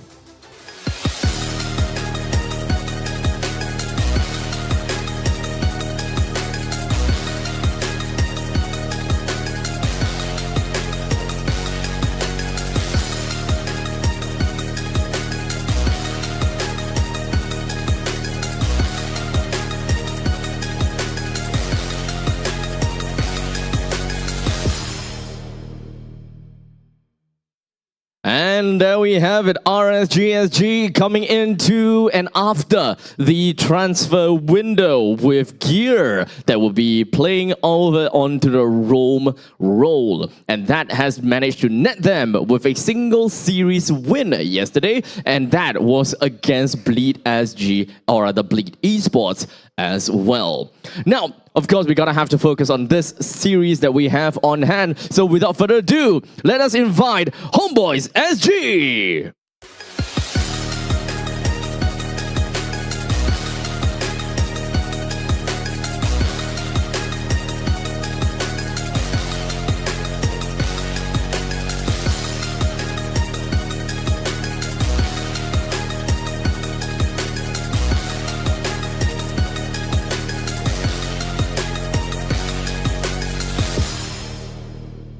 HomeBois SG roaring with competition with their games yesterday against Rift. We definitely managed to see quite a bit of a performance from HomeBois SG themselves. We do have Lord Zul that will be able to change himself into the roam role for Kazuya, and we have Sub that will be coming in as the jungler as well. We definitely did manage to find ourselves a little bit of a surprise looking at a Lethal Ignition Cho that actually worked out pretty well. The question is if whether they're going to be pulling that strat again for this match against RSG SG. Without further ado, let us just pass our time over to the casters above. Let us, of course, once again have got the casters grace the event. Let's have Scrubby Cheeks. We've got Churros as well as Croissant. Hey guys, welcome back. Thank you so much down below for your introduction for the three of us. I really appreciate it. So once again, guys, I'm Croissant, this is Scrubby Cheeks, and we've got Churros as well, guys. The bakery. The bakery trio. Or the bakery duo? I gotta find like Just another like- name for myself. Just because Scrubby Cheeks has nice buns. Okay, we're moving on. We're moving on. Going back to it. Wait, what? I am You know this is live, right? Well, we have to move on, man. We have to move on. We're live. Okay, so we're going into RSG versus HomeBois SG. Alright, RSG has looked as if they've had a whole new lease of life. Yes. Right? They have got gear now inside. Let's take a look at the official lineup. Bring us through, Churros. Closer, Jan, Roy, Gear, and CS. Gear taking over Yunski in the Rome. I think this is a huge change for RSG. Showed and proven to us yesterday against the game with Bleed that they can do it. They just need some time to adapt to that synergy. This is the one and only team of MPL SG that is fully Singaporean as well. I mean, maybe apart from Gear, because like he's like Indonesian, so like I guess pseudo right now. I suppose, but Gears, like I said, Gear really has come in and shown that RSG is still good. They shouldn't be at the bottom two of the scoreboard. In fact, this is probably the first time that we've seen RSG so far down the leaderboards, which is hugely surprising. But let's throw it over to HomeBois SG's lineup. Scrubby Cheeks, it's all yours. Yeah, whole new lineup, right? Hazard on the EXP, Sap on the jungle, Ryzen still there, Lord Zul on the roam, and All Marcus also still on the gold lane. I mean, they also have had some changes through the transfer window. People that have left, Lord Zul and Sap coming in. And the thing is, throughout this entire season so far, they have had many changes, not just during this transfer window, right? We've seen even Nakra come through the roam role playing himself during the game as well. So I don't know if this kind of helps their synergy if you keep changing it up, but so far they haven't been winning their games. And, I think as a player, it must really take a toll on your morale as well. Yeah, since the first week, right? We talked about this before the cast. I think HomeBois, the only team that they were able to win was FYG in the first week, and then after that, it's just lost all the way. Next week is going to be really difficult for them, but before we get into this, these are the player stats for RSG. I'm looking at Yon's turtle control rate at 22.22%. I think this is really interesting because like for a lot of the jungles that we've seen today, the turtle control rate hasn't been excruciatingly high at like the 80s and stuff like that. So I think the changes in the meta, especially the assassin meta, changes the way the Lord or Turtle dance is being played out. Usually the assassins don't go and pull the turtle away from the opposing team. It's the EXP's job, and so I want to look at the EXP. KDA 1.79, 26k damage taken per death. So I think Closer has been putting in the work. He's been playing a lot of more tanky EXP heroes and rotating around the map, but he has to be able to play well with Gear. And I talked about this yesterday during my analysis, that Closer is always very far away from where the rest of the team fights are happening. He needs to be there. He needs to be omnipresent. Yeah, for sure. But let's take a look at the stats on the HomeBois side of the field. Turtle control rate, sorry, I'm just looking straight at the jungle. Yeah, I think this is only for one game. Only for one game yesterday. 50% control rate. Also not super high, honestly, coming up. Considering there's only been 3 games, right? It's a conflict. It's a coin flip. Exactly like you said. But you're right, the shifts in the meta, actually the Akai that Sap was playing yesterday was interesting. Usually you see Akai more likely to be in the roam versus the jungle nowadays. So interesting that he picked that up. But looking at Ryzen, actually, Ryzen being one of the stays, one of the common factors through this, well, I guess, the season, 78% participation rate. That's fairly high. Yeah, slightly higher than Roy, I think at 77 point something%. I think the key differences also is just, in terms of the damage that they've dealt, the assists, but I think that just points to how much they get done in the game. Also, having lost a lot of the games, they don't, get a lot of kills, obviously, or get a lot of, damage being taken out on the enemies as well. Yeah. So, I mean, overall though, some things are still similar, and I think that points to how they are at the 7th and 8th place in the standings respectively. So we saw earlier on 4th and 5th, and now we see a 7th and 8th. Yeah. I think it's a really tough game for either of these teams, but before we get into that, we want to go check out the head-to-head video for what the teams have to say about each other. Yeah, so HomeBois SG is a totally new team that nobody expected them to make out of qualifiers. Even when I was streaming the qualifiers, I wasn't aware of this team at all. Like, the names were new to me. So, and then when I watched them play, it was quite surprising because I wasn't expecting them to, mechanically at least, for them to be at this level. So eventually, I'm happy that they actually make it into MPL, and I'm actually happy to see what the new generation is made up of, right? Because I think, apart from Kazuya, I think the rest of the roster is pretty new. I mean, excluding Zexuan, of course. But for the rest of the new Singapore MPL players, I'm always happy to see new talent coming into the scene and prove themselves, right? And then this time around, hopefully they're able to survive the drop. I was not surprised when HomeBois qualified to the qualifier, as this qualifier was much easier compared to the other qualifiers. so it wasn't a difficulty for them. I think HomeBois will be at the bottom side of the table as they have too many new players coming in and the inexperience will cost them quite a bit, which will lead them to being on the weaker team. I think the loss of Bray on the roster might affect them because as a veteran like Bray, he controls the team movements and the shot calls every time. So with the loss of him, they might struggle at the start for a while. But I think with Roy at the mid lane and of course Yon a veteran with Closer and CS still in the roster, I think everything will be okay and they can develop Yoonski also since he has played for a while. I would expect them to struggle for a while, but I think as they have been playing for a while and outside of MPL, I think they will do pretty well still. Okay, I think for Yumski, he's a very good player from attitude and in game, but I don't think so he will shine at RSG because he not perform with HomeBois. But I trust him. He will perform with new team with RSG. But for us, for HomeBois, we more confident with our roamer is Lotus from PH. So for Yumski, get ready for to face our roamer. Well, I guess that aged pretty poorly. Yeah. We don't see Kazuya there anymore, but No, I mean we don't see either Yoonski or Lotus. That's right. None of them are around anywhere, so unfortunately, yeah. But still, if we're talking about the roamers, Gear, yes, I get from RSGSG. Lord Zool, he's actually an influencer. He has a lot of views on TikTok and a lot of following on TikTok as well. Yeah, he's quite popular around the community. That's why he brings out his Cho, because that's one of his signature picks. He does like, top 10 plays for Chos, that kind of stuff. There's like TikTok Cho moments. That's why like he's so well versed with this.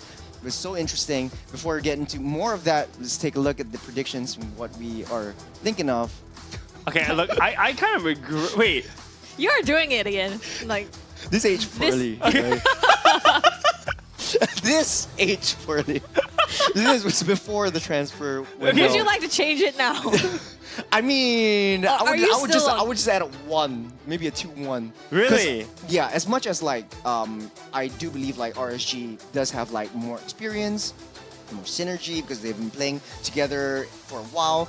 HomeBois, they're stepping up to the plate as well. Like they've got sucked back into the mix. They're moving up as well. All right, but let's take a look at what the audience agrees with you, and they do not agree with you, but they agree with us. That's for sure. 80 to 20%. This is the kind of metric I was expecting. I put a 2-1. I am slightly regretting my decision. I would have done a 2-0.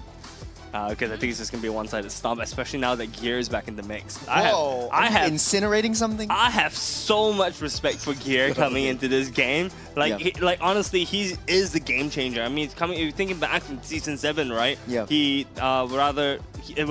It was Gear that was putting in the work for Bleed, right? But let's take a look at the mid lane. The mid lane, very, very close teamfight participation. Literally a 0.36 difference. But the average damage dealt for the side of Roy is huge. There's like a little bit, maybe half?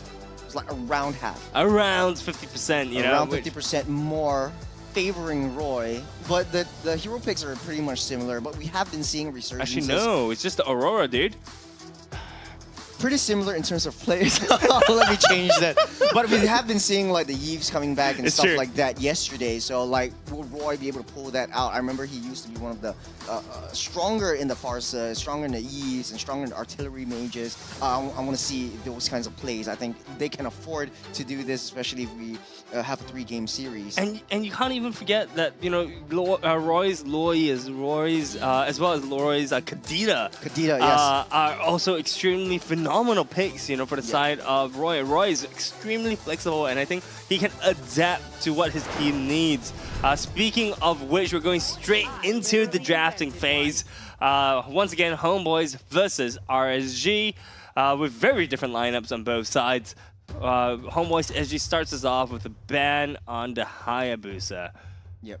Youngin banging out the chip, I think would be wise to just ban out Sop's hero pools, try to limit him just a little bit, because I think and just try to hyper focus on Yon, but they do share similar hero pools. HomeBois SG actually pulled out a sort of like the Kai jungle yesterday as well, if I remember correctly. A Kai jungle. Just because you have that Cho being the off lane factor as well as a little bit more damagey. Will they pull it out this time? RSG might want to tease it out of HomeBois. That's going to be the Phobius because of Hazard and the Ruby being banned out. Yeah, I mean, look, I think RSG as well also has the choice to ban out a Cho. If they're smart, though, HomeBois would ban out the R-Lot.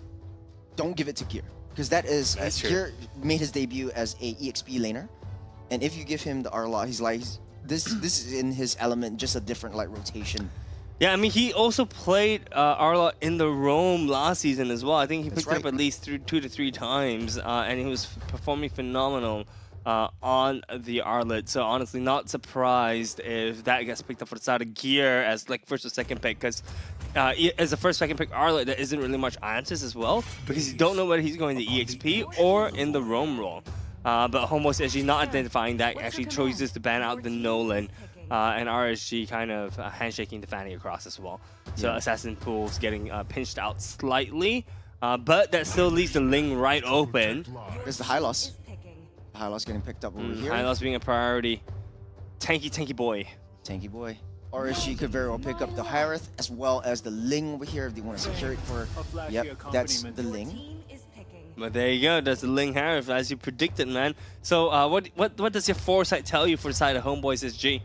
HomeBois... Cho? Man, risky for a first phase pick. Especially with the Harith on the other side dashing and chrono dashing all over the place. You know, Sub could go in for, I think, maybe even a Joy if you want to force out the Assassin, but you don't have to. You could very well go back into the Kai. Yeah, the Kai works, right? Because it just knocks knocks Harith away from his ultimate. From his Zayman Force. Zayman Force, yeah. There you go. His Zayman Forces. So there's Aurora getting picked up over here. Actually, Aurora works well as well, you know, layering the Frigid Glacier over the Zayman Force, preventing Harith from moving around too much, but they are locking in the Moskov. Wow, HomeBois SG feeling a little bit confident to lock in the Moskov into the Harith. Yeah, this is interesting because HomeBois, remember last season they played the Moskov, albeit it was a different player. All Marcus needs to just be a little bit more passive, farm to the late game, get your power spikes, but Harith is going to get a faster power spike because you have very, very high early game magic damage, so to speak. With that, RSG going to solidify their first phase. With the Edith, this provides a lot of map awareness, especially with your the tankiness in your forms. So, second phase draft, I think RSG could just double down. Let's just ban out all of Hazard and all of Sap's heroes. Right now, that's the only one left. Oh, well, no, I mean, Hylos can go, Hylos can be used by Hazard, right? Doesn't necessarily have to be Lord Zul's one. Yeah. Maybe the Cho might be possible as well. Alpha, very, very smart. Ban over here by Youngin. Because the true damage coming in from the Alpha makes the wave clear, it makes the jungle clear just crazy strong. Peeling everyone out. I think this time around, it's a very tricky situation because now you're left with a lot of the mages. I think Roy is actually really, really strong with that. So try to ban out the Vexanas, try to ban out the Valentinas. But it's just so many options for the side of RSG. Yeah, Juicing as well. You could go back to the Zask as well. Creates a lot of space for Harith, especially zone control. The Balmond. This is a first.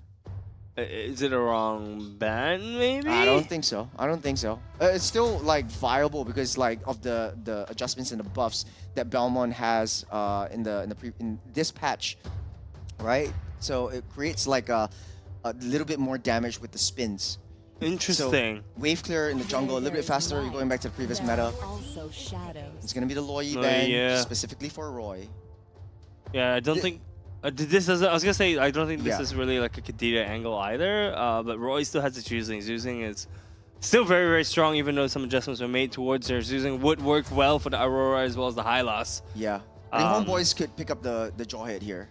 this would be good for them, just because like you can disrupt Ling. There's going to be the Yves. Yep, we talked about this in the pre. Yves, very, very strong with her real world manipulation, RWM, right? Yeah, and then you're basically playing like zone versus zone and zone combo with the Harith Zaman Force as well. But this is going to be tricky, right? I think this is going to be executional, or rather the game is going down to executional rate, because the thing is that if Roy uses his real manipulation first, Aurora can just Frigid Glacier over that and that cancels it out, right? So it's gonna be a skill difference, a skill check. Actually, rather. the freeze does count as a sort of like a pseudo suppress, so like it does, yeah, so it does. stops Yeah, RWM. it stops the RWM. It's gonna be the Fredrin. What? Fredrin debut in the new meta. So he's going back to basics again. Not really surprised, and then the Cho for Lord Zul yet again. Is gonna be his signature pick. I don't want to say it's one trick, but Lord Zul seems the most confident in Cho. And like we'll see Fredrin in the jungle yet again. Very, very slow farming speed as compared to the Ling. But it provides a lot of late game tankiness and wall-like, beefy boys just to protect yourself and to protect all Marcus from any harm. Because you know how this is going to play out. Either's going to start the charge, Ling's going to dive straight to that back line, you're going to have Aurora and Moskov just being themselves, Fredrin can always pull back. Yeah, I like that. I like it. I want to see like a Grok or maybe there we go, Turizla, inside for RSG, because the thing is that they're lacking a lot of hard engage, right? They've got the Earth Shatter from the Edith, but they need something to start up the layers of CC rather, right? Whether it's the Zaman Force slow down, and then they need some hard CC to lock them down before RWM can come up. But RSG's team fighting composition looking extremely deadly, especially with Yon on the Ling. Ling can just dive onto the backlines of Moskov, and if Fredrin or Sub is not able to kind of answer that, they've got a dead Moskov and a win on their hands. Yeah, it's going to be super hard, especially in the early game for HomeBois SG, because Fredrin does need a little bit of farm to really come online. And I think with the changes of the Thunderbelt, might be a core item for Fredrin, but we'll see. We're jumping into game number 1 of RSG versus HomeBois. Week number 3, guys. This is the bottom of the table fighting up for scraps. Who is going to come on top? Super, super important match here. This is the battle against relegation, because they want to get as many points as possible. RSG definitely wants this. They don't want to be at the bottom. They want to play in the playoffs. They've been at the top before. So it's super high stakes for them both. We're going to see how this game 1 pans out, setting the pace for this entire series. So next week is going to be a little bit rough for HomeBois SG, because they're going to be facing up against Vanguard Esports, and then RSG going to be facing up FYG. So this is going to be a very, very crucial game, especially for HomeBois. Especially for RSG, because they need to face up for Yardigans next week. Yeah. So they need the double win to stay in, and guess what? I'm just taking a look at the emblems, and we do see Lord Zul still on the Lethal Ignition. Oh. Assassin Cho, baby! Assassin Cho. There you go. The knock-up onto Yon. Hey. Uses Shunpo as well to get away. On the top side though, CS actually just zoning out all Marcus, just pushing him under the turret. Oh, Ryzen actually popped the passive already. Super fast. Lord Zul looking for CS. The knockup is there. The damage isn't enough though. You doubted the Lethal Ignition. There's Assassin Cho for you. Assassin Cho is back! Only for Lord Zul, because like, remember, he makes content out of this, so he's super, super confident of all of this kinds of picks, especially for the high damage, kind of one-shot Cho. Let's take a look at the emblems, the Assassin, the Thrill, Wilderness Blessing, as well as the Lethal Ignition for that Cho itself. We see a lot of Ediths actually with the War Cry as well. I think this is more towards the Primal Wrath and try to get that online, the damage as well. Concussive Blast, and the firmness actually for Fredrin, so a little bit slower on the farm. Lord Zul being a nuisance towards Gear in the mid lane. Now Turtle has spawned up. Sob's the first one to it. Already leashing it towards their side. Yon comes in though, looking for something to stun onto Hazard. Lord Zul getting a number onto Gear here, pulling him back. It's gonna be Yon that steals it away. Here comes the real manipulation, creating the zone here, and the damage to push HomeBois SG back out. Sup and Hazard go down as well. Everything went right until it didn't.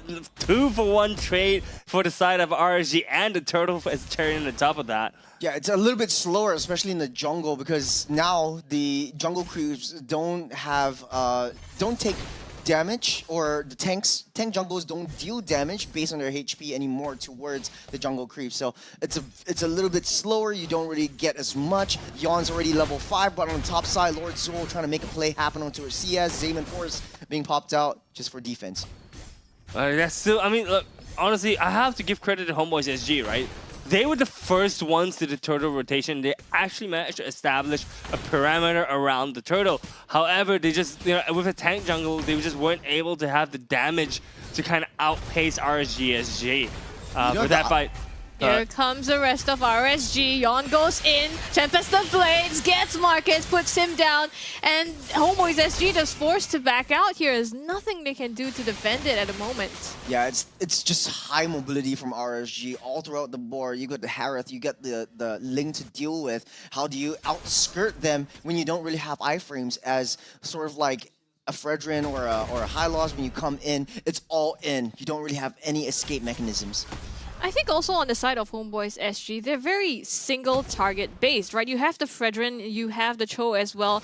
You can pick off somebody, but at the same time, you have so much AoE and zoning potential coming up from RSG. Knock up onto Zap here by Gear. In the backline, Lord Zul trying to go for Roy there, but CS, one more hit will nail Sap in the ground. That's the Zaman dance. Lord Zul running for his life. Roy and Gear chasing him. Ryzen, just for good measure, chases them away. But now RSG 3,000 gold up ahead. Oh, wow. 4 kills to 1, favoring the side of RSG. Turtle spawned up in the gold side. It's going to be super, super heavily favored towards RSG, even with a Fredrin. Taking a look at the itemizations, it does look like CS already has a lot of cooldown reductions, enough for a Zaman Force to really, really pop up. The SOD lands, but no follow-up just yet. Lands on Gear, and I mean, Gear is basically saying, sure, I mean, you can teleport to me if you want to.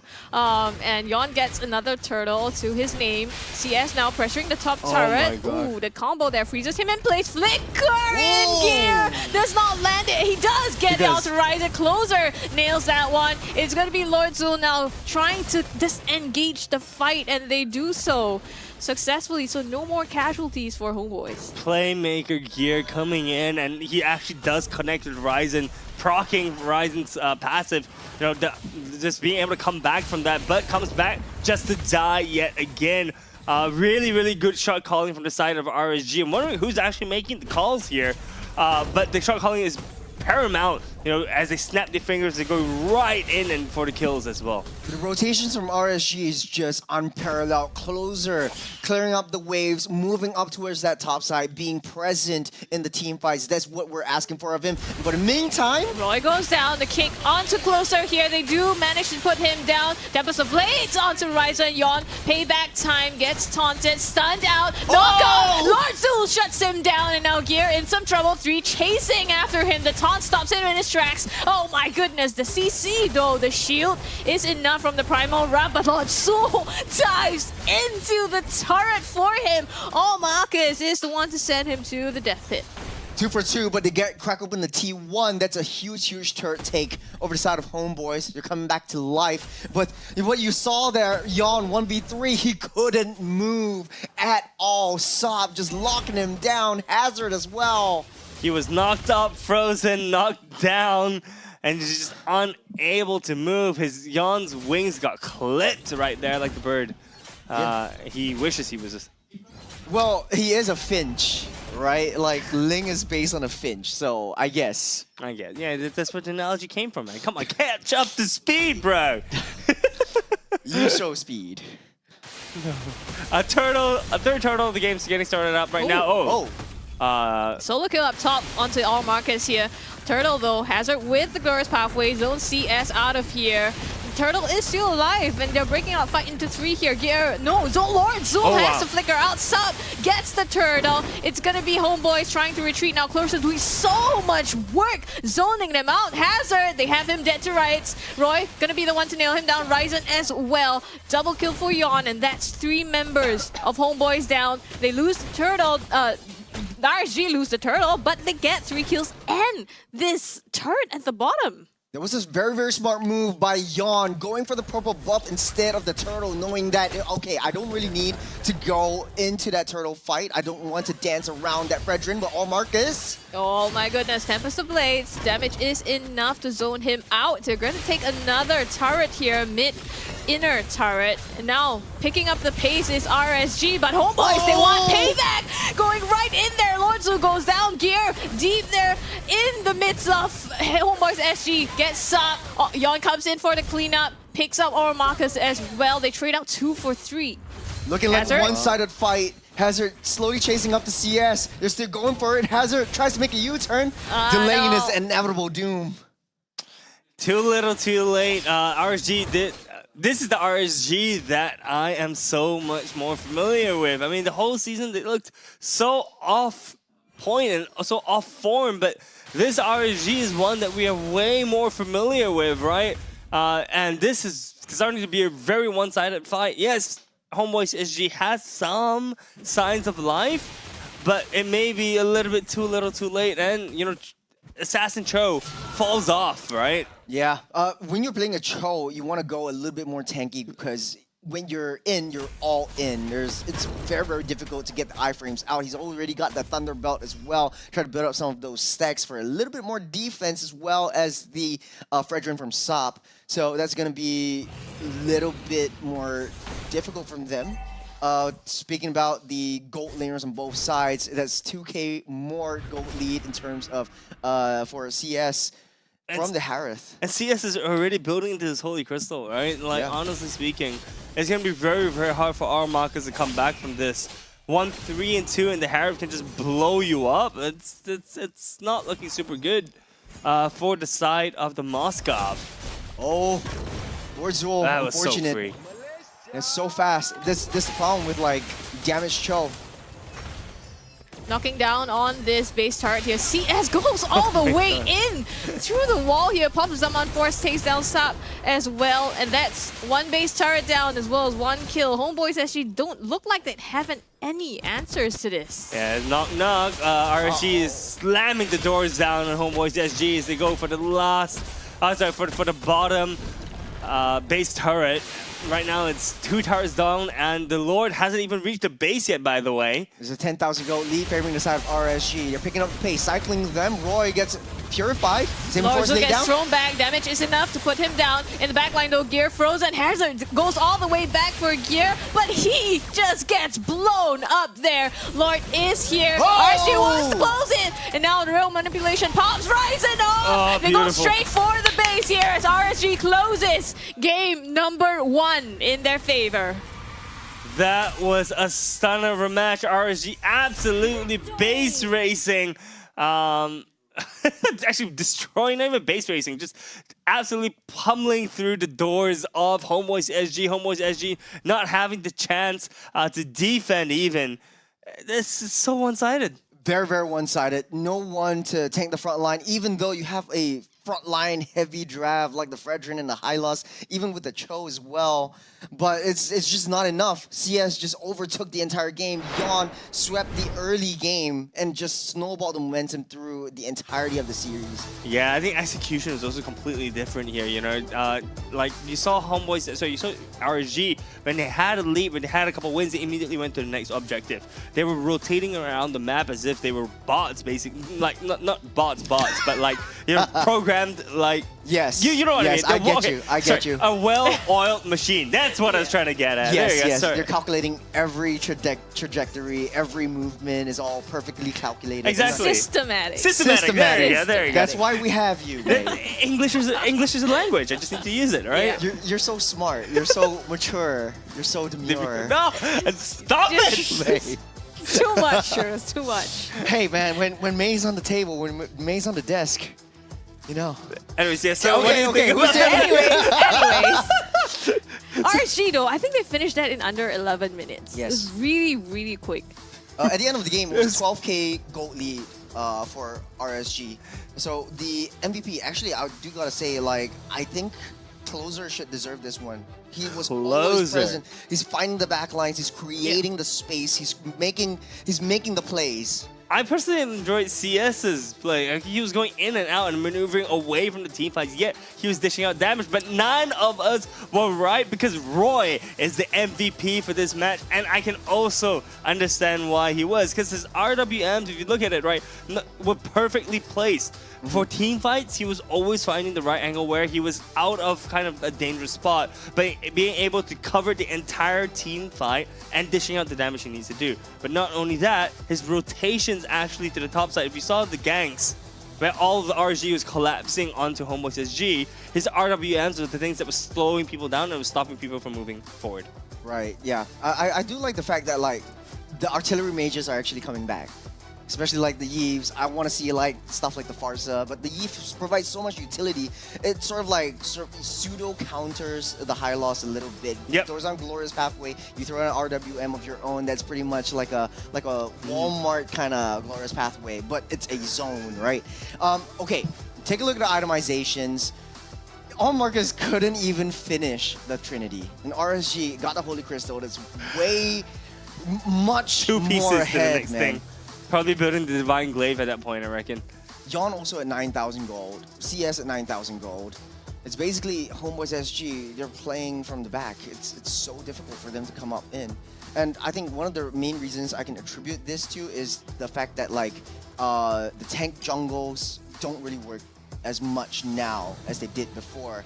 Yes, you could always go into like the Baxias or the high loss in the jungle, but that's really very like situational. Yeah, it happened before. But it's very situational because you really need to protect your own jungle. But right now the mobility is in question because of the rotation speed that and the higher pace of the game. RSG, once you pick up the assassin, once you pick up a lot of high rotations, you see even closer clearing up the lanes. He knows his job, he knows his roles, and just rotates up to the opposite side of the map through the jungle when the turtle has the speed buff. Yeah, and I also want to point out something else which could be a good contributing factor is Lord Zul, right? I mean, the thing is that, yes, we saw his pick work, he got first blood, right? So all credit goes to that, but that's it. It stops there. He was able to do damage up until maybe the 4 or 5 minutes of the game, but after that, every time he went in, he died. Right, he wasn't even able to kill. He wasn't even able to use Wave the Dragon to kick people back into his own team or kick them out of position, because every time he would shoot Jeet Kune Do in, he would just die. Like there was no way for him to even. There wasn't a time for him to kick him out, to kick people out, because he either gets CC'd or he just get bursted down. So honestly, if Lord Zul wants to pick his Cho, let him pick his Cho, but he needs to change the way that he plays. Yeah, I do agree with you. And also, I want to add to the fact that there's no easy way to say this, but it might sound a little bit crude. HomeBois SG, they're playing as 5 individual units. Yeah, that's what it feels like. Yeah, it's like no one knows what's happening, and no one's making the right communications. It's all over the place. All Marcus in trouble. Lord Zul goes up, but that's pretty much it. It's a 2v4 battle up top, and Sop slowly farming down at the bottom. There's no communication right there. You could initiate a lane swap that's happening, because you need to know your win conditions in this round. And the win condition, I could say, is all Marcus, but it was just so scrappy at best. Yeah, I honestly, the win condition for HomeBois SG was to play the late game, but with a 12k gold lead, there's no way that you can play it safe. There's no way that you can, turtle up, because you're just gonna get smacked around by the wallet. And look at that damage dealt. 2 times more damage dealt by RSG. And I think to your point, right, you can see here the team fight participation when they're playing alone, generally across the board, just not having all of them in the fights that they need as well. Whereas on the other hand, RSG's, percentages are, higher relatively. For sure, and I think another contributing factor is I wish I could count the number of times Hazard used that Glorious Pathway to kind of go in, but no one went in with him. So I think what our HomeBois SG needs now that they've got like kind of the 5 mainstay players, is a shot caller. A shot caller is going to make a huge difference for the side of HomeBois SG, and I believe that if they want to go into the next game with a chance of winning RSG SG, which by the way they look as if they've gone back to form, right? They need someone. They need to very quickly identify a shot caller. Yeah. I think it's all over the place, right? Like for Lord Zuo, he's supposed to be the roam. He's supposed to be able to set the tempo, orchestrate different picks and pulls. But Hazard using the Glorious Pathway defensively 90% of the time in this game, or basically even 100% of the time in this game, and not amounting to any kills and waiting for RSG to just come in was just way too much for them. It was interesting because right now in the meta, it's always a 4-on-1 composition. You always need to send one person down the split side, and that's all Marcus. But all Marcus can't be alone because he needs some time to build his power up, to get all his power spikes. He hasn't even completed the Holy Trinity, and that's a huge, huge problem for HomeBois. Yeah, no, I was gonna say actually, I don't blame all Marcus for the situation that he's in, because I think the thing about it is that Moskov can can be in the off lane very, very safely. He's able to just get out with the Abyss Walker and just keep, throwing his spears while teleporting out. But the issue is, I think or not the issue, but the good thing was that RSG noted that the win condition was on all Marcus, and what they did is whenever they saw Moskov by himself, they would send 3 people there to kill him. Yeah. Right, and HomeBois just could not react, which is why I think Roy was given the MVP, because the thing is that with Yi, every time you saw the Moskov by himself, Roy would rotate up and then RWM the back, right? So then all Marcus is very difficult for all Marcus to escape because he has Abyss Walker into the RWM and then Abyss Walker out of it, but there's still like a 5-second cooldown in between, and every time he's stacked inside the RWM, you just die. Yeah, there's a different way to look at it as well. It's more about the early to mid game rotations. Yep. And you're looking at the mid lane wave clear for both sides. Both actually have decent wave clear, albeit I think HomeBois SG a little bit slower just because Lord Zuo doesn't have the Concussive Blast to help out Rising with the wave clear.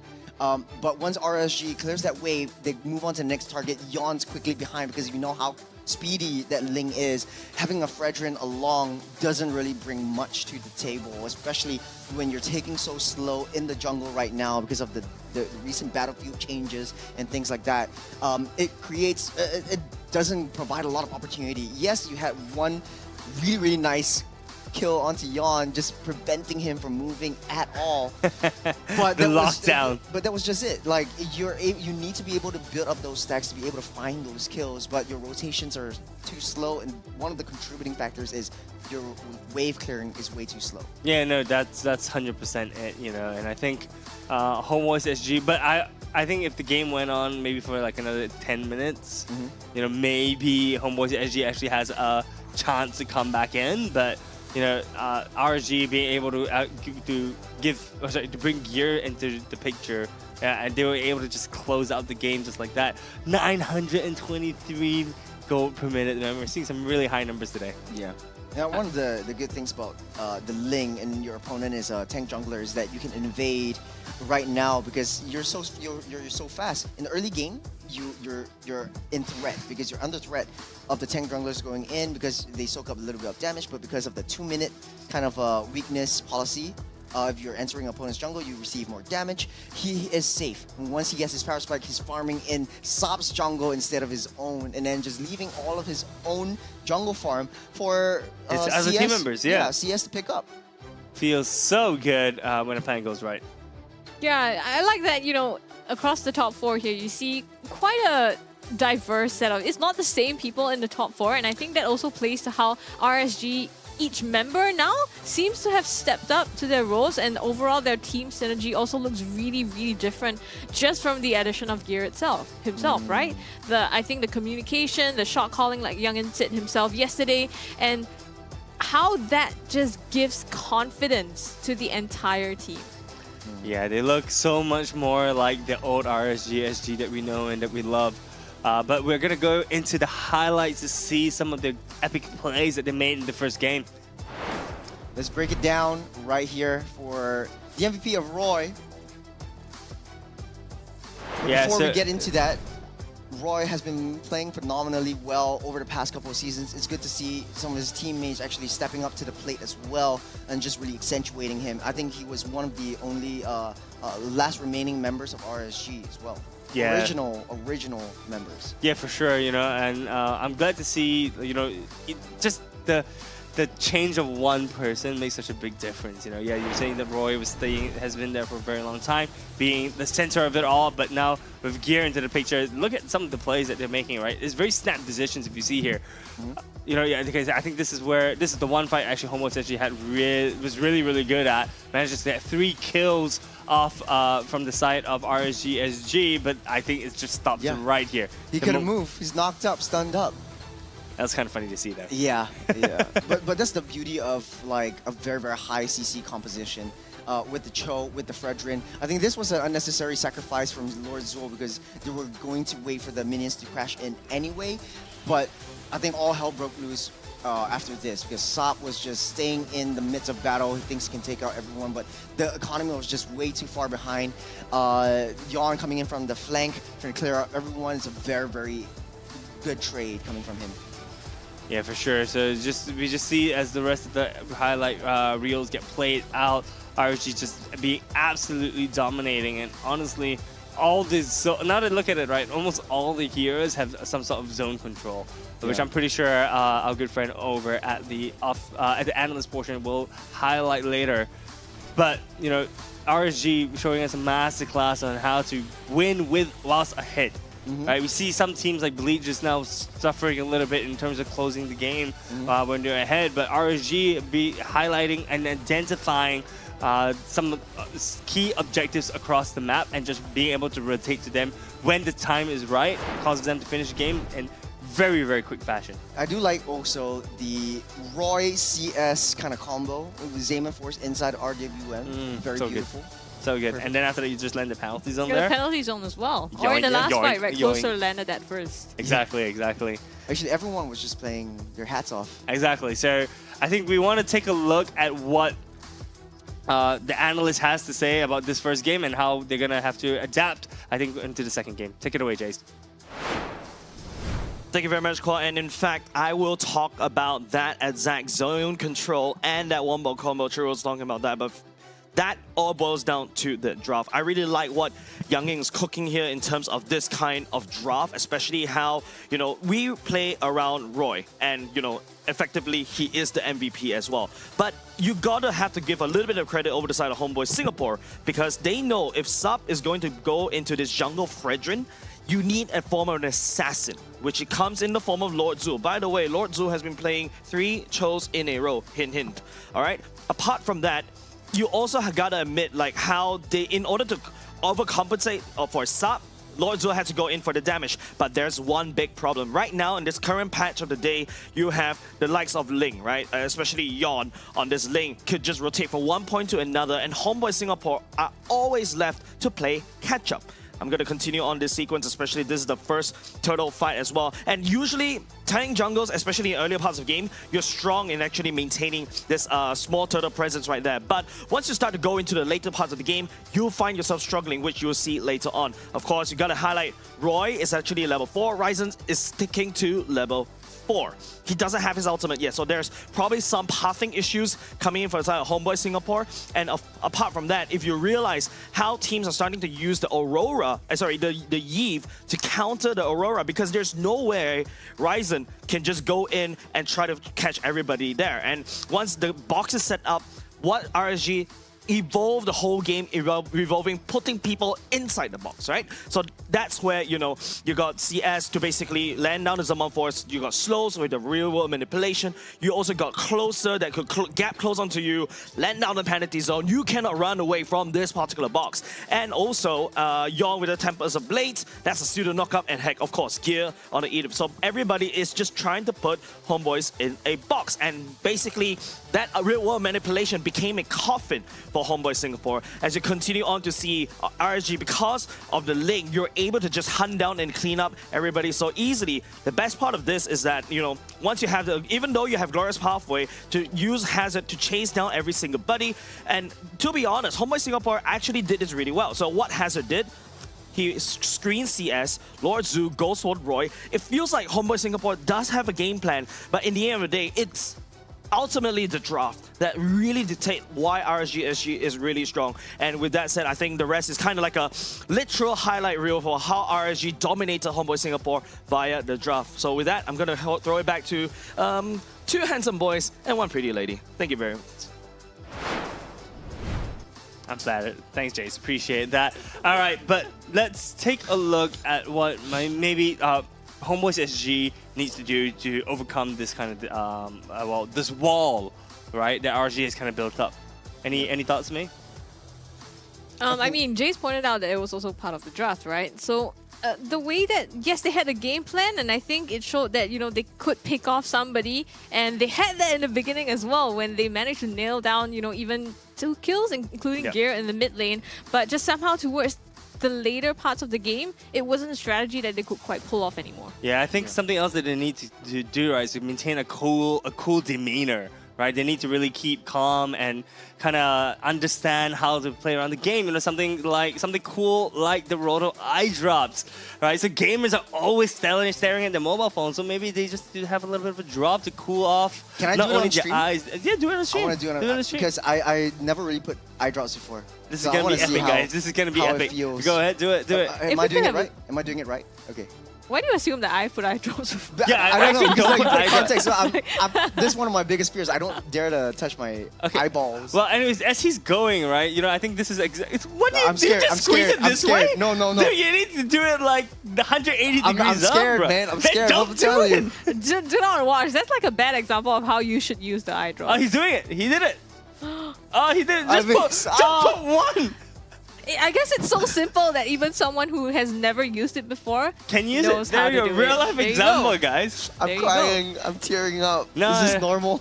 Yeah. You do need it though. We stare at the screen for so long. Yes, we did. Yes, we did. Yeah, I but guess. I don't know. I'm gonna be like partially blinded for this, but it is cooling. I can see why. I can see why Abstract likes it so much. Yeah, it's the cool one. And guess what? From now till the 30th of September, right, you can purchase any 2 of them, and you get 400 MLBB in-game diamonds, just like Abstract says. Well, And you can also stand a chance to win a secret lab chair. So you can get diamonds, sit in your chair, put eye drops, and play the game. And be cool like that, bro. I will do it for the other eye. I think I need to balance this out. But before we get into that, let's jump into the draft. Yeah, right. So as Churros puts it in his other eye, we're going straight into the drafting phase, guys. We've got Youngin banning out the Moskov as well as the Aurora. Not wanting Ryzen on that Aurora. Very smart. I mean, he was actually causing some troubles, at least in terms of zone control, for the side of RSGSG. And Nakra choosing to ban out the chip. Chip being a real big problem, I think, when it was let go yesterday, was let through yesterday, and even NIP Flash, man. You know, if it shows that Chip is good against a team like NIP Flash, Chip can be good anywhere. Still 100% win rate so far. No longer. Taken by yesterday's game. Yeah, taken by yesterday's but it was game. very, very close. Very close. It's close to 100% win It rate. will get you to a very close game, but then Nakra really changing up the draft style, banning out the Juice in instead. Maybe they want to try something a little bit different. This time around, opening up a lot of the assassins. The Hayabusa was banned out, the first ban for Nakra in the previous game. So this time around, you might want to leak it over to the side of HomeBois SG, but Yon plays a lean main Hayabusa as well. And Hayabusa actually wins a lot of games. Yeah, I think Hayabusa is definitely should be a priority ban for the side of HomeBois SG.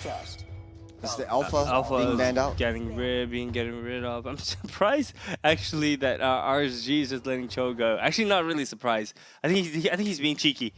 You know, I think he's being cheeky because the thing is that Cho, they know that they can deal with the Cho already, so it's pretty chill.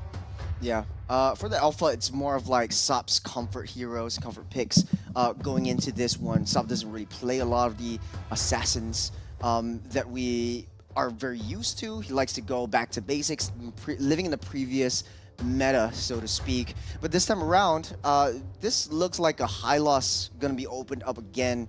RSG might have a different take up their sleeves. And Phobius is also open. Ruby's also open. Ruby's also open. It's gonna be Hayabusa. They don't want to face up against Yon's Hayabusa, so they got that for them. So RSG has a lot of options. Hylos, Phobius, Ruby. Even Roger, if you want to play Roger for CS. Yeah. So many options. I think Phobius might be good here, but it will be the Fanny. First pick for RSG. Yon's very comfortable with it and wants to go for it. Actually, it's more of to deny Sop, because like Sop kind of only knows how to play like the Fanny in an assassin kind of role. Really? I think that's what RSG is trying to go for, trying to deny Sop of the Fanny. I mean, if that's what they're doing, it works, right? Because, I mean, unless Sop has somehow picked up Ling, which is not a super easy hero to pick up either. I mean, like, to play as the first time on stream, on the show, it's, yeah. He's going to force Sop into, like, a, what, again, Fredrin? Baxia? It might be an Akai. Akai would be a very, very good counter. There's going to be the Roger, and there's going to be the Phobius. Yeah. So very, very thick lineup, very similar, but it all boils down to execution. We all know that. In this case, Youngin still has quite a bit of options. He could go for maybe even the Valentina, Aurora, the Vexana again, since Aurora is being banned out here, creating a lot of space, buying a lot of time for CS to come back. You got a Barca and the Eves as well, or the Baroness. But we're going for the Hylos. Hylos, really, really solid pick into Phobius as well. And, you know, Phobius can't really do much, doesn't really have much dashes for the side of... Actually, doesn't have any dashes for the side of Hylos. Yeah. So it's not going to proc Phobius' passive that much. But because you have the Fanny, you don't really need a lot of mobility. If Hylos is being played on the EXP side, which I think closer will be gunning for the Hylos, is going to be pretty good. It's going to be the Vexana, yep. Vexana is going to be open there. HomeBois SG, to be able to face this composition, especially on the level 4, is going to be super difficult just because they need some form of shred. A carry would work out well just to defend himself against the Fanny, able to kite around, deal a lot of true damage to Hylos as well as the Eternal Guard once it gets popped down. And Kufra gets locked in for the side of HomeBois SG. Very, very beefy lineup. From HomeBois SG's side. I really don't mind a carry from the side of RSG, but we're likely going to see her ban, I think, if HomeBois SG drafts this properly. Hey, it might be a Claude too. Which, we haven't seen the resurgence of Claude in MPL SG yet. True. But it's like super, super bursty, especially in late game. Throw down a Blazing Duet. Your early game, you don't really have mana anymore to worry about. So you can stay in the lane for as long as you like, just need to heal up on your health. And there's going to be a huge, huge buff for Claude. Yeah, for sure, you know, and you can always just pop right out with the skill 2 as well. So that is also a pretty good pick, but the carry is being banned. Yeah, I mean, carry is straightforward, right? Because the thing is that the side of HomeBois SG, they have thick health bars, and what counters thick health bars? Percentage true damage. But the Harith is still open though. RSG could very well pick that up.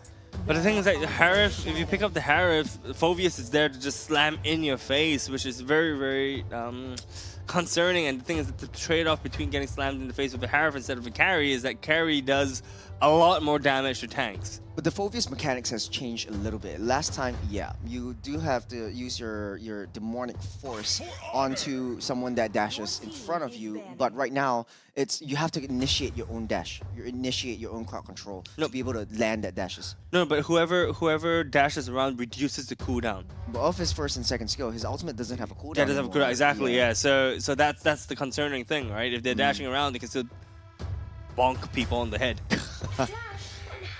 Angela? It's Angela. Oh, wow. Interesting. They might want to try out something a little bit different here.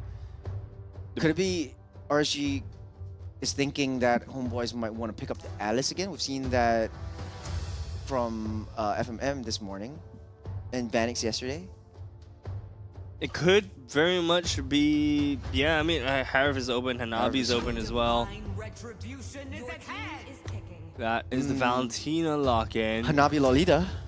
But still Lolita can, viable. Yeah, viable, but not priority anymore, right? No. And the thing is that in a composition like this, Hanabi is just gonna get locked up, feared, and no, you don't get it. Oh, right, when because you have the CC immune. shield, That's yeah, right. it's That's immune. Maybe. There's the reason why you want to get the Lolita and Hanabi.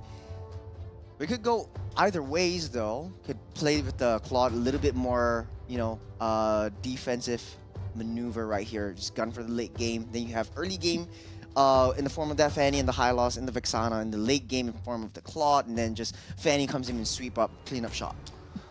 Yeah, I kind of like that. I do kind of like the Claude. Yep, we do see the Claude be locked in, and we see the Ruby. This is actually a disgusting lineup coming out from the side of RSG. So much just control. I mean, look at that, right? You have the Ruby with the I'm Offended to pull people in. You have the high loss to Glorious Pathway out so that no one can, it's very hard for people to move out of your zone. And then you can also combo that with the Eternal Guard from Vexana. And of course, you have Fanny and Claude to do the damage and clean up. It's beautiful. High CC, really tanky front line, especially with the Eternal Guard in your possession as well. That's 6 players, quote unquote, for the side of RSG. Now, right now, HomeBois' last pick could be the Harith. Could go back for the Harith. No, that's Nathan. It's a Nathan. To me, it's a Roger Jungle. Roger Jungle, yeah. Yeah. It could go either ways. I think they don't want to risk it with the Harith just because the Ruby's there. If you dash around, Ruby just locks you down, and it's so difficult to dash in your dance in the Zayman Force. Yeah, it's gonna be extremely tough. But they luckily don't have to deal with that. So Natan is also a pretty smart pick, right? Because the thing is that he has a front line to defend him from coming in, as well as the Kufa, the bouncing ball, would just bounce people like the Ruby or prevent people from like the Ruby or the Fanny from moving forward, right? And so honestly, I think I like the lineup from HomeBois SG as well, but RSG's lineup is just killer. Yeah, it's a very equal lineup. Both have equally good amounts of CCs, tankiness, early game and late game. It's an all-round draft for both sides. We'll just see how both teams play it out. In game number 2, RSG is just 1 game away from taking the series and sweeping it 2-0. And for Prevent, more importantly, is 1 step closer to being out of relegation, right? We've never seen RSG SG in this spot before, and thankfully, thanks to Transfer Week, I think we won't have to see that. But you know, I may have just cast a curse to this thing, but we'll see what's gonna happen in this second match of today. Yeah. I like what the mid lane is doing. They're not immediately clearing out that waves, and this is because you want to delay the EXP, so Ryzen needs to get that recall. If once you see that Ryzen gets for that recall, clear out that waves, push the wave in so that the turret will take it out, and then Ryzen is losing out on a lot of farm, so this gives a lot of early game advantage towards Roy as well as Gear. Yeah, but not able to clear it out fast enough. We see Ryzen making it back in lane, or closer, having a lot of poke right now in Hazard. Lane just getting shoved in. I think it's more of the rotations coming in from Fanny as well, because Fanny needs that level 4. Yon already has that level 4, looking for a kill. Sap also just hit level 4 as well. Doesn't necessarily give him anything as a Roger, but at least he's even in retry damage as well. The first turtle spawning in just about 30 seconds. We should see some action happening on the land of Dawn right now. But actually, it's a very quiet first game. Gear just taking damage to the face from Lord Zul. Yeah, they're sitting it on the mid side. Lord spawning up in 8 seconds. The rotation's coming on for Roy, down to the EXP side. Try to get that level 4 right before the turtle spawns up to get in position. Oh, nice steal away from the gold crab. That's going to be very minute. EXP great. Yeah, minute lead in terms of EXP. So Roy's in position. Ryzen not yet, just because of the early game recall, but he will be very soon. Lord Zul doesn't have the ulti just as of yet at this point. Oh, Here nice! Though, Flicker is in, the knockup is there. Eternal God as well. Ryzen forced to flick out Glorious Pathway there. Nailed for HomeBois SG to surge forward, and they put out the damage. Infernal Pursuit by Hazard. Not going to be enough as Yon secures the turtle. Hazard comes in only to get killed, and it's 1-for-1 trade, although RSG does get the turtle. 1-for-1, but Gear went in a little bit too early. Yon was just patiently waiting for the right opportunity to come in, sweep up the turtle. They got that. They got what they came for. It's okay if Gear goes down because he's just a roamer. But they got down. They took down Hazard. That's gonna be an EXP overlay over to the side of RSG.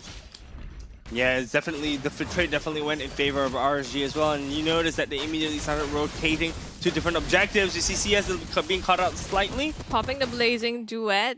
And using, battle mirror image get out, it's still okay for now, despite Lord Zul being there. It's a power spike for Yon. Might be looking for the next kill. A very scrappy fight breaking out. Oh, the Eternal got onto 2. I'm offended as well by here. Yon comes in with the slice and dice, puts Sap down, and now it's gonna be another Eternal Guard from the side of HomeBois SG, trying to fend off the members of RSG. It's a very good pickoff. Towards Sop, delay his farm a little bit more. RSG coming online slowly but surely. That's a 1k gold lead. It's seeping through to RSG's favor, but it's a very slow game, I have to admit, okay? Spoke too soon, that's a jump onto Gear. CS with a Blazing Duet onto all markers. Not just enough damage to close that out yet, but Lord Zul rotates as well. Almost finishing Gear off there, but not just yet. Yeah, this fight, it's what happens when you have two very tanky teams fighting each other. But as I speak, Yon again with the cables here. Stun against the wall. Will it be enough? He lands the cutthroat onto Sapman again. Goes down closer, and Hazard not quite done yet, but I think they're just gonna brawl it out. Roy though coming over from the mid lane. A little bit too slow. Hazard narrowly escapes death, but the turtle is up. Yon looks like he's in a better position contest for this one. Sop just respawned, so everyone's making their way down a beeline towards the turtle pit. Making their way down the lane to the turtle, but we see RSG actually having a good perimeter, I think, around the turtle. So HomeBois actually not super concerned about giving the second turtle up, but RSG does not spot that. Well, as I say that, they're moving their way down to the turtle. It's going to be a free second turtle for the side of RSG actually. Well, HomeBois SG actually focusing fire on that top side. CS is in a spot of bother right there. Lord Zul starts to engage, will not amount up to anything. But Yon, there's no trades over at HomeBois SG. RSG slowly seeping the economy towards their favor. Now 2k gold lead in the 5-minute mark. Things are going to get spicy. Let's take a little itemizations. This is the first core out of 3 for CS. It's almost 1,000 gold lead ahead of all markers. Yeah, that's one whole component ahead, right? But we see right now in terms of the items that they have built already, it's very, very, very even at this point in time. Yeah, it's the communication that I'm talking about, because like whenever Lord Zul is there, then Sop's not there, but hold on. Yon actually took a kill down mid side. Oh, Yon, man. I mean, he's just coming in to just steal the kills. It's perfect. I mean, it's basically just everyday business for him at this point. Yeah, you He's looking real different though from, when RSG first came into this season. He's in his element. The pull in by Gear, Terrify, Eternal Guard, knocks him up, forces the flicker as well. He has to back away. And this is just, RSG, including Yon, on a different look this game. And I think CS so far has also been holding his own really well, despite Lord Zul, always being on that top side. He's farmed up enough to be 2 levels ahead of Marcus. Now closer in the backline, Terrify, Glorious Pathway, not enough. It's gonna put him down for now. Gear, the pull! Oh! I'm offended into 3! Blazing Duet popped as well, manages to get sub, puts him in the dust. Hazard in the backline, too much damage for him. Gone. Misses the mark. Roy does not land that burst damage, but Hazard with the counter plays, but still the triple goes to CS. It's a 3 for 3. Wow, he got offended, that's for sure. That pullback distance was massive. Yeah, Yon's having a good time, laughing it out. Dude, they're all having a good time. Roy just died and he's just like, it's fine, guys, it's fine, it's fine. I'm still 0-1-5. It's fine if I die. CS just got a triple kill. And this is a Claude that's not fed, by the way. Let's break this down closer, lay down the Glorious Path. We'll try to create some space to take down that T1 mid side, but the fight ensues. Oh my gosh. Gear pulling back 3. Yon actually dicing into that target because it was a nice pull, and Yon's straight trajectory just calculated a little bit differently. Wasn't expecting, I think, Gear to pull that back. That would have been a very, very nice kill over to Yon. It's still beautiful, though. I mean, honestly speaking, the mechanics coming up from Gear is beautiful on the Ruby. Pulling back, and it's not just I'm offended, man. I mean, the Don't Get Away Wolf King, I think, also just managed to corral all of them together. It was the perfect combination. And not to mention the fight that started it all, right? With Roy just landing the Eternal Guard as well as the Terrify, just locking down the target. I don't know, man. This is RSG looking top form right now. With the Tyrant's Rage beautiful. here, onto 2. Hazard follows up, knocks down Roy, has to flicker out now, in some trouble. Yon gets sapped. In the meantime, it's 2 down on the side of HomeBois, traded out for 1 as CS keeps going. Is going to use the BMI just to get out. Speaking of keeps going, Yon actually tore down the T2 down mid side, so both of the edges, HomeBois SG is barren, and they're looking to take down T2 mid.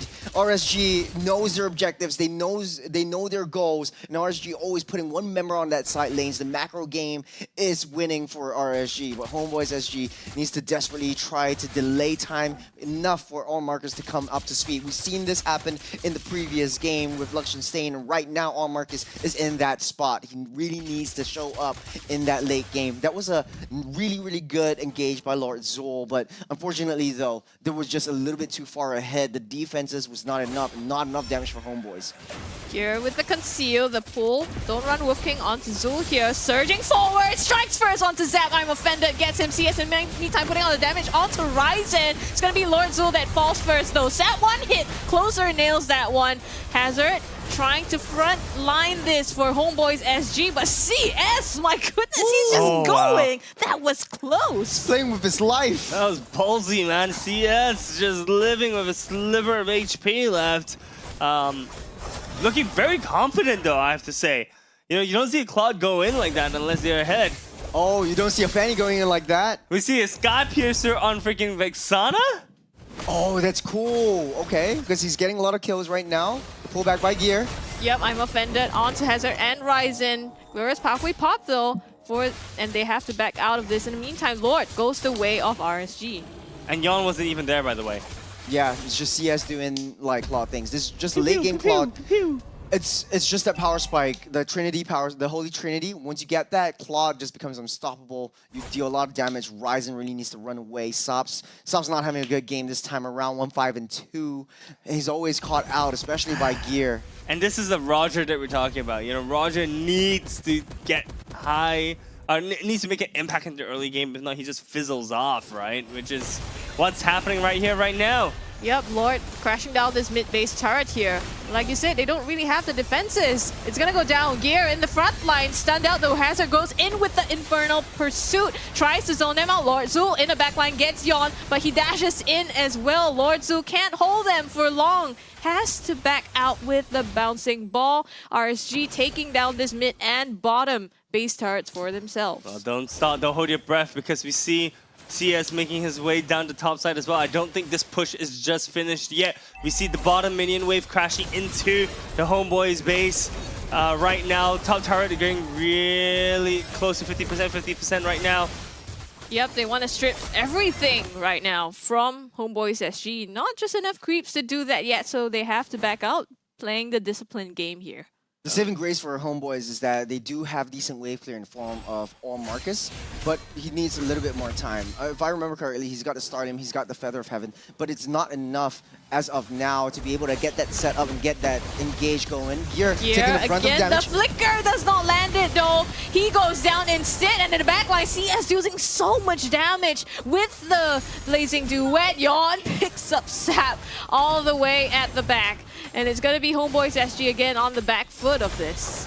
Yeah, but One for one. Lord Zul though, the conceal! Oh! Flicker does not land it. Roy kites that away. Hazard with the pull of the Dark Wave onto 2, closer as well, just standing there, deflecting all the damage with the Vengeance. Bit of a flex there. Do you see that damage onto All Marcus? It's all reflect damage from that Vengeance itself.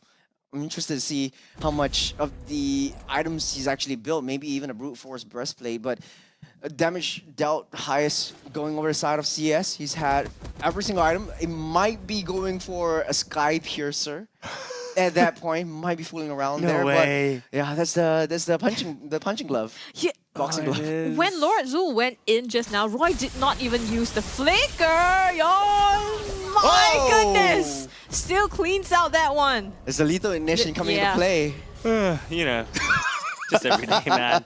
It's normal at this point. Just coming in for the kills. 7-0. You know, I don't know if you're doing it on purpose or like not intentional. Oh no, 100%, man. It's all part of the plan, bro. It's all part of plan. Alright, the Lord should be spawning in right now. There we go.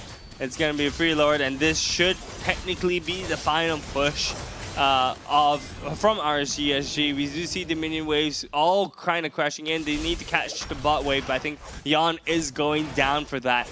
And once they do that, it's going to be mid and then top and then bot push, which is ridiculous when it's planned perfectly like this from RSG side. Yeah, it's so systematic coming in from RSG. Yeah, look at that. Mid wave pushed in, top wave pushed in, Yon coming in from the bottom side. We got around 4 seconds until the Lord spawns up. Exactly, and then Closer doing some recall action there. You know, just all part of the plan, baby. All part of the plan. Yeah, now it's just a long wait, especially for HomeBois, for the Lord to march down the mid side. Well, thankfully he's marching down the middle lane, right? So he's got that much less distance to cover. We see the Lord knocking on the doors right now. Yon. Lord Zoo tries to go in, misses Yon there. Hazard as well, trying to fend them off. But is it going to be enough, though? They are pushed to the back, but the Lord still crashing in. And RSG, they go straight for the base, trying to land the hits as well. And they do close that out, 2-0. 2-0. Look at RSG having so much fun, smiles all around across the teams. They are having a good time, guys.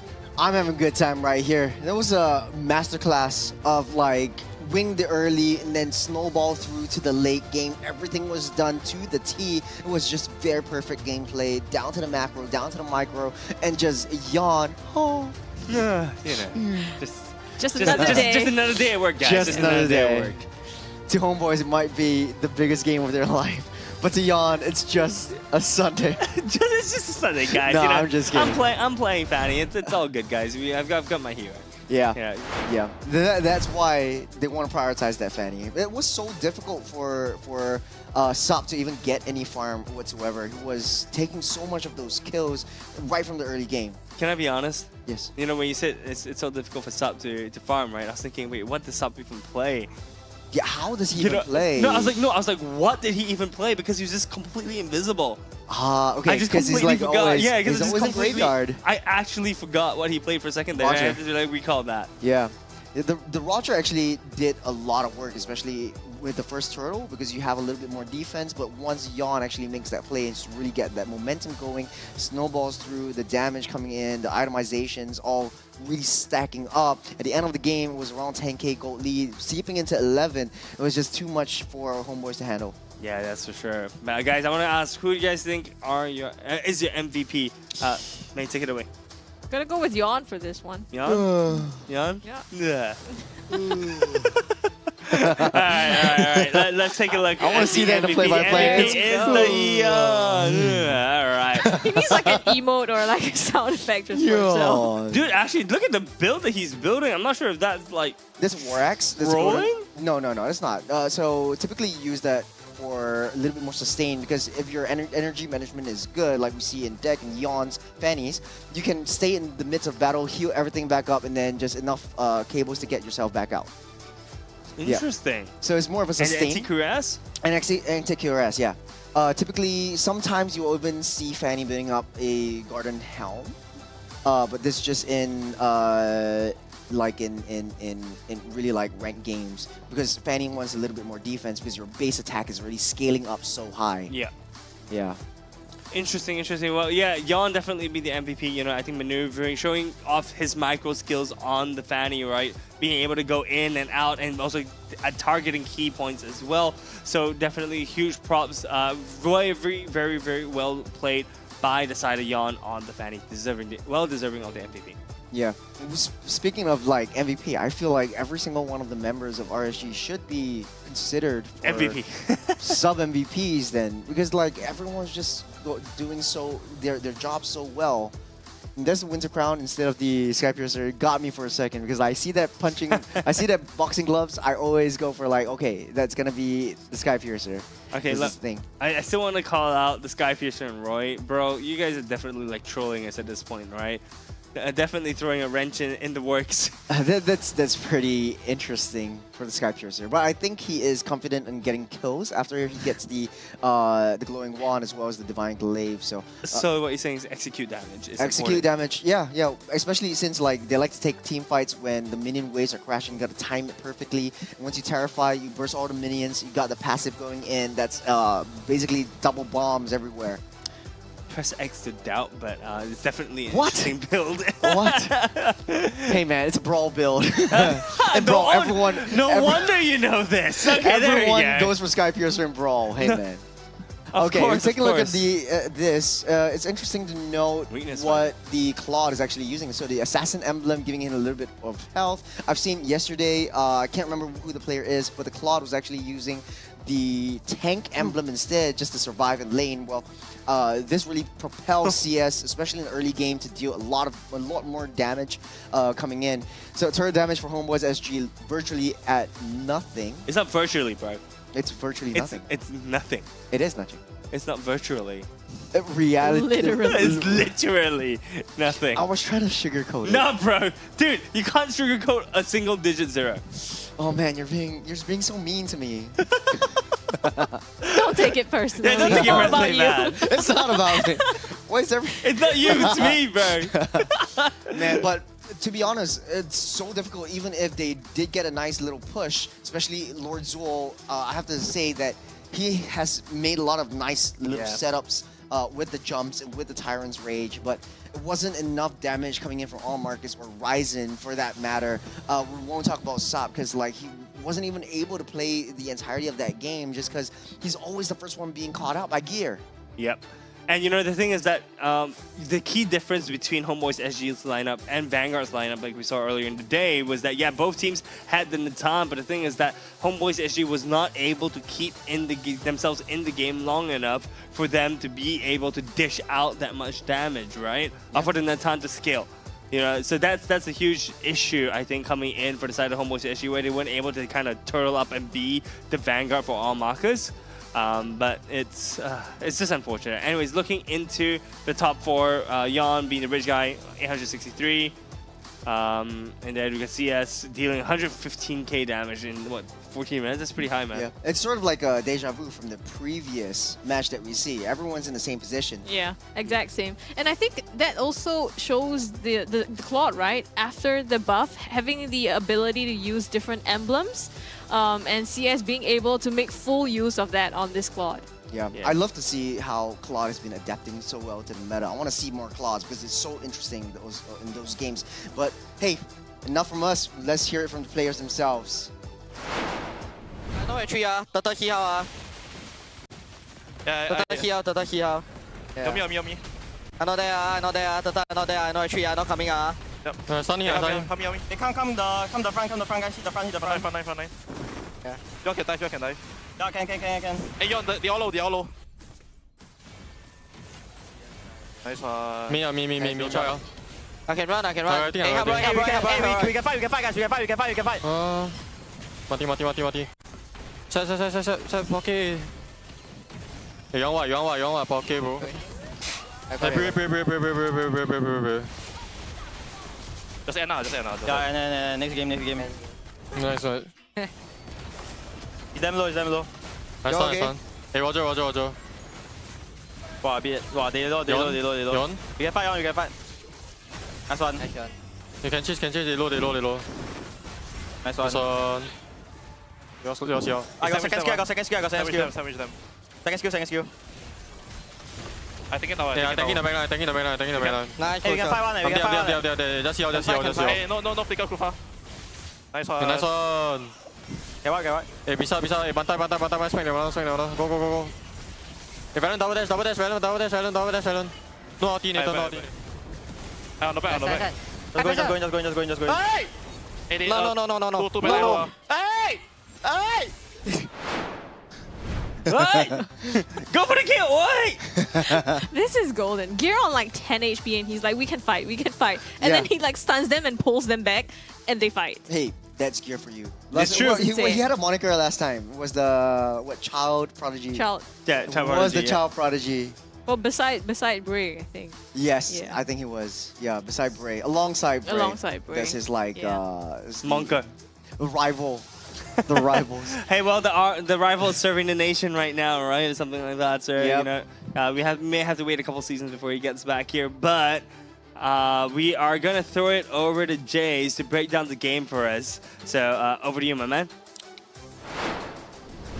Thank you very much, Kwan. My name is Jace. Thanks for that history lesson, by the way. Bray was actually in Season 3 debut. That's why we gave him the Child Prodigy moniker, because he won that season for RSG. Gear, on the other hand, he was basically the Child Prodigy Season 2, and you can see him literally popping off during that season, and now he's finally back. I think we need to give him a new nickname. We're going to give him the Showmaker. So I think we start off our analyst segment for this one. Let me scroll all the way back. Is to talk about not just the draft, but of course about the early game movements. Immediately from right here, you immediately realize what's going on already. Roy is level 4. Ryzen is hanging at level 3. Immediately, something is wrong with the pathing already, or it could also potentially be Roy was able to wave clear even faster, technically speaking, because he's a big Sana, and that actually costed this particular team fight. Unfortunately, because immediately that's Ryzen's parting problems get caught up by Roy immediately, and everybody is just in this zone, just pouring down the damage, the glorious pathway to make sure that people don't run away from the damage of Roy is just a little bit insane as well. Sub's positioning is really good, but someone is actually lingering outside. Yawn is just hiding in that pixel bush right there, just to make sure that the HomeBois Singapore was able to just burn off most of the utilities and then go for the steal.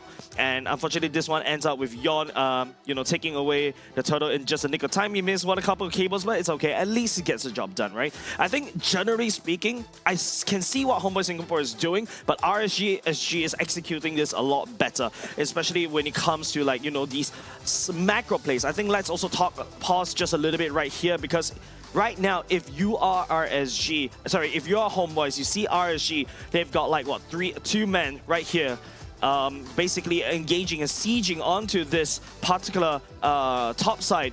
I think the biggest question you have to ask, this Phobius needs to start to push and actually go down there and just, get some trades, because right now, the problem about HomeBois Singapore is that RSG is forcing all these fights against HomeBois Singapore, and HomeBois Singapore doesn't know how to react, right? The Phobius could have actually went down and actually start, wave clearing, start pushing that lane instead. Don't really even bother, because right now, all Marcus is taking a lot of pressure, right? If it's all about a push and pull in MOBAs, right? Whereas the enemy is pushing up top, you want to be able to trade by pushing this way. You see this yin and yang happening right here in terms of the MOBAs. That way, unfortunately, it is a little bit awkward for the side of HomeBois Singapore. RSG forced that error out of them in terms of these kills.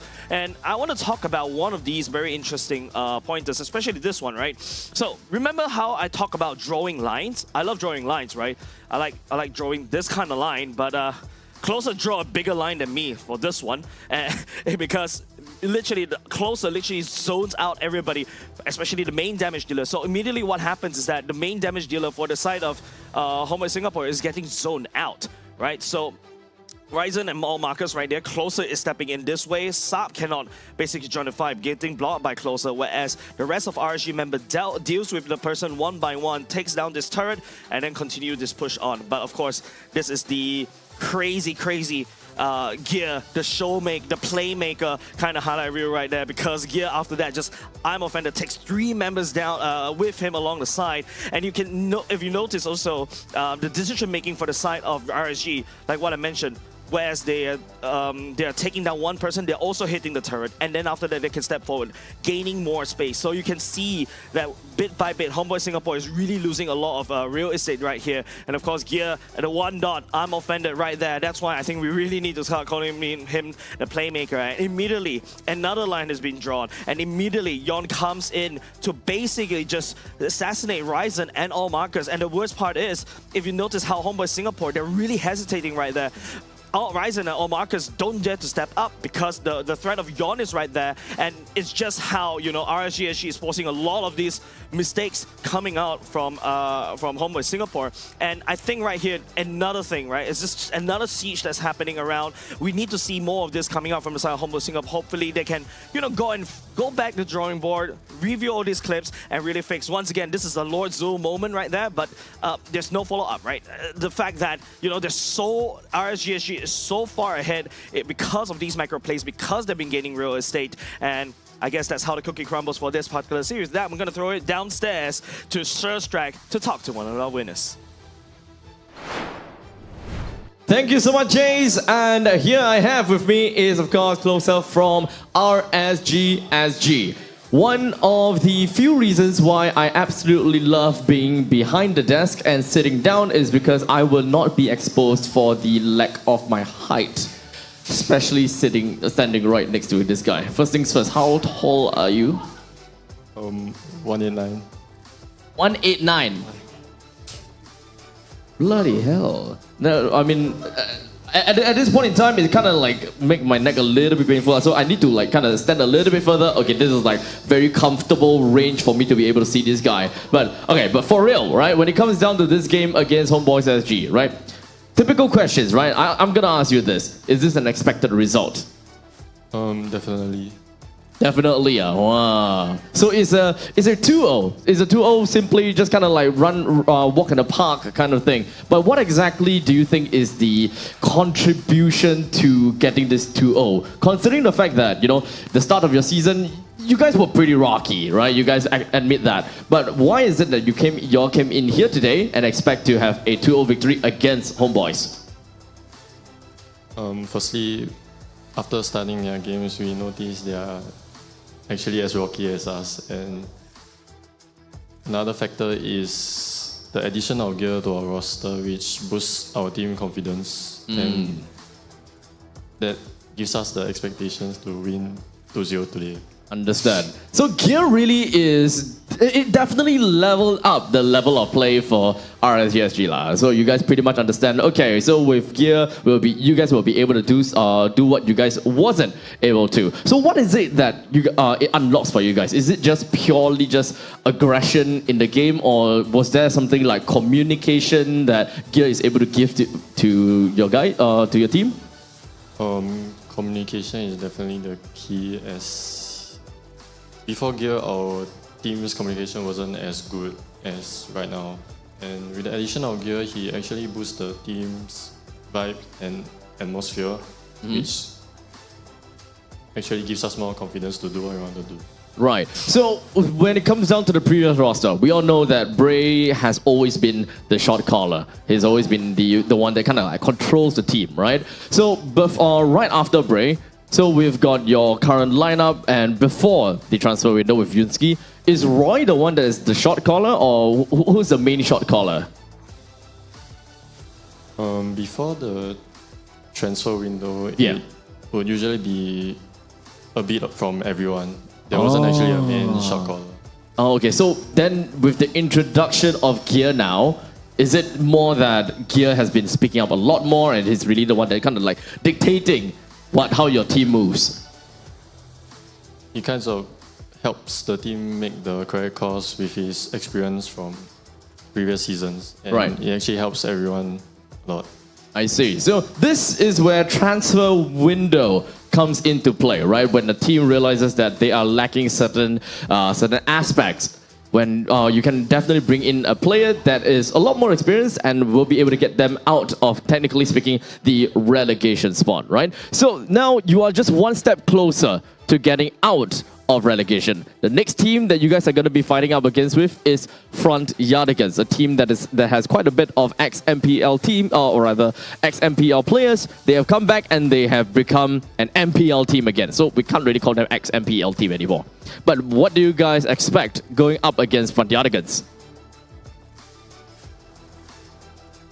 I think the game will be equal, as I don't think Front Yardigans is a bad team. I think they are pretty decent.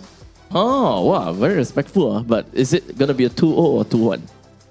We will definitely be wishing for a 2-0 against them. Right, okay. But what is one player, right, out of Front Yardigans that you guys gotta be careful about? Who is that one person? Name me one. Will definitely be their jungler, JH.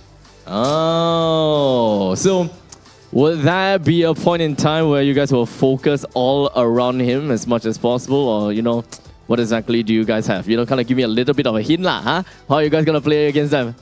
We definitely won't be focusing on just one player. And we will more of just try to win them, all 5 of them in the game.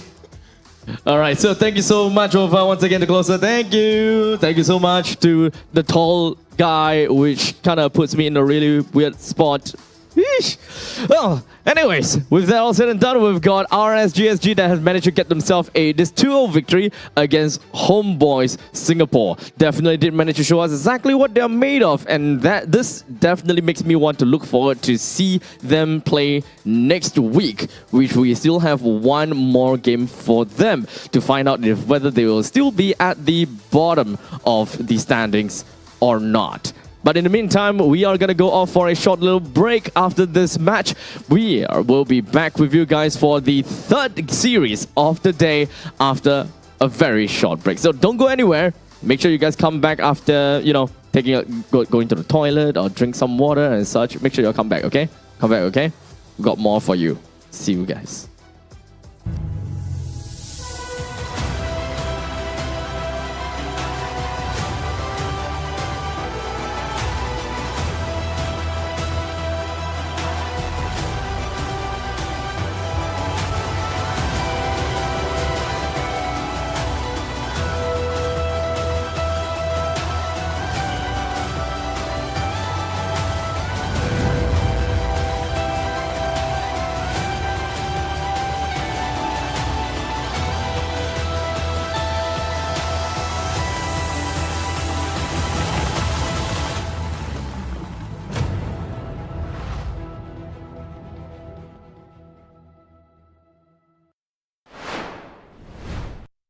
A crispier chicken McCrispy? So much crispier.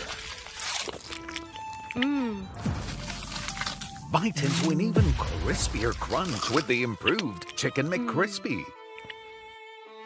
Now, wouldn't that be nice?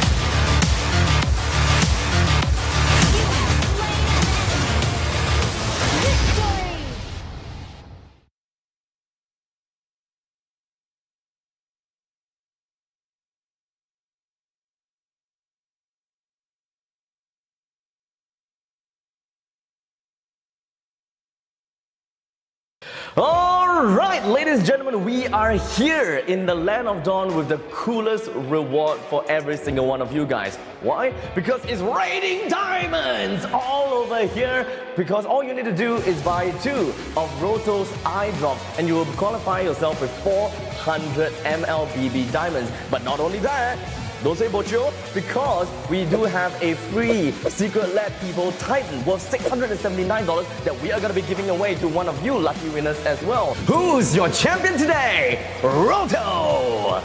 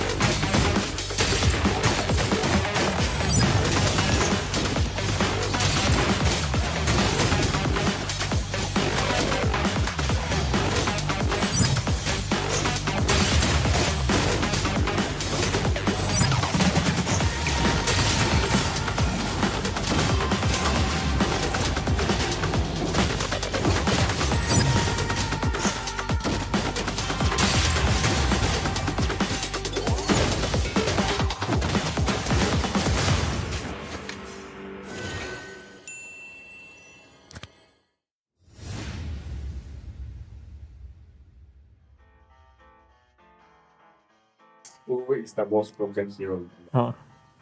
Broken. Bro.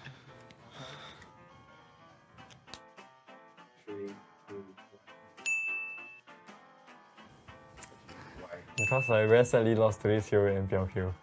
They need to nerf this hero started. The damage of Julian is so high. This idiot can fly. That's right. Very gay. Angela's just annoying. Why you say Moscow? I Moscow. Because he can split push and go to the other side of the map very easily. For me, every time I use hard roam, it's very hard to play against Zushi, so it's pretty broken for me. Why? Me, Aurora, because his heart is so fun. Huh? They one-shot me every time. Okay, what phobia? Because right now, his ulti can spam. Don't need dash also, can get stacked. Then does a lot of damage also. So why is this? I hate to fight against it. Can basically one give. As long as you can play the hero very well, I think no one can actually kill you.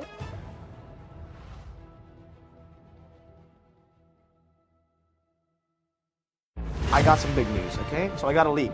M6, we're gonna What does the audience want to see? What kind of stage do we want? What about the colors? M6 is going to be held in Malaysia. We have to be greater than ever. Greater than ever. Greater than ever. How to make M6 greater than ever.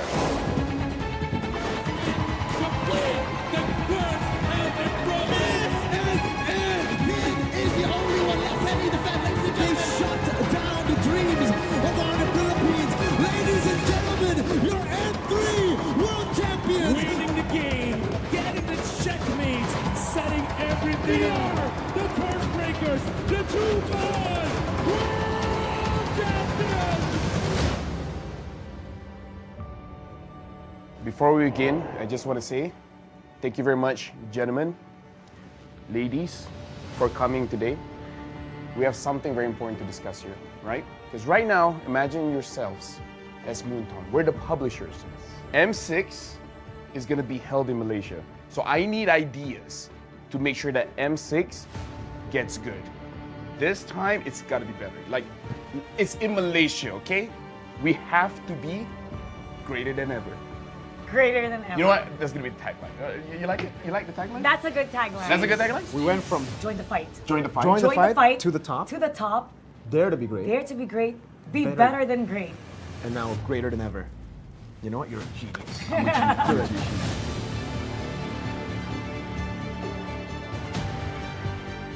Let's talk about what does the audience want to see, right? What do you guys think the audience wants to see? More teams. More teams? How many are we talking? I don't know. But more. More regions, more teams. How does 16 sound like to you? I mean, it's what we had last year, right? That's true, I'm kind of dumb. Do we want more teams in the wild card or the main stage? Because there's a wild card. We had it, yeah. I'm okay with the 2 slots for the wild card. 2 slots? And then 8 in the Yeah, wild card. 2 slots for wild so card, total for sure. 24. Because I'm a believer that the wild card is a legit part of the tournament. I agree. Do they actually want smart stuff? Non-PH versus PH finals, I guess. Non-PH, yeah. Non-PH, Oh, PH non-PH. finals. We got that in M5 though.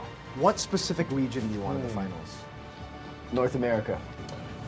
Wow. That one is a bit. Yeah, I don't know about that one.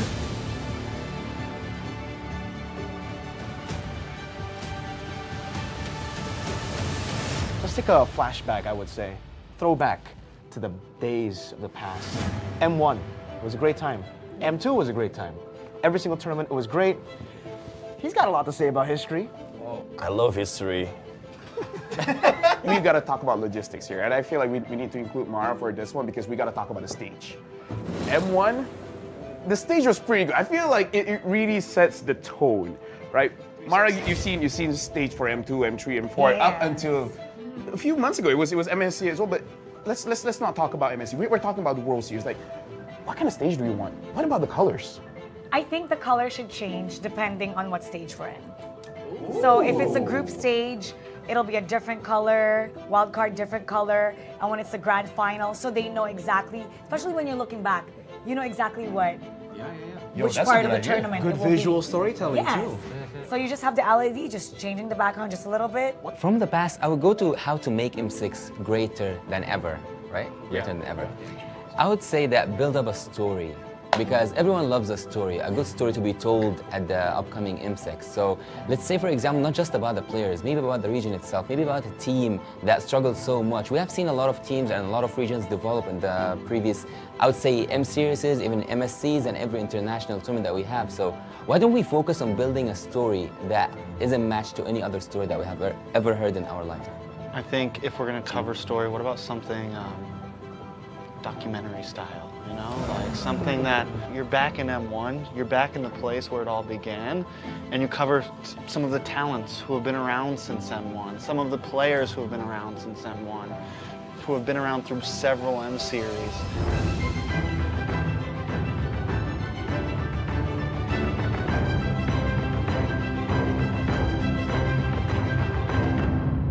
I want to talk about music video. What do you guys want to see in this music video, right? What's the song gonna sound like? What's the story? I think it should be player orientated. I think it should still, I think instead of doing like something like we've been doing where it's its whole own thing, make it about all the M series, you know? Take moments from all of those series, take player moments, you know, that's what's gonna hype up the fans, seeing those moments. Upbeat, like for fighting, very upbeat, a catchy line, so when they hear that line, they know it's M6, and it has to be downloadable for people to use as a ringtone. I want the music video to be playing with the BMI.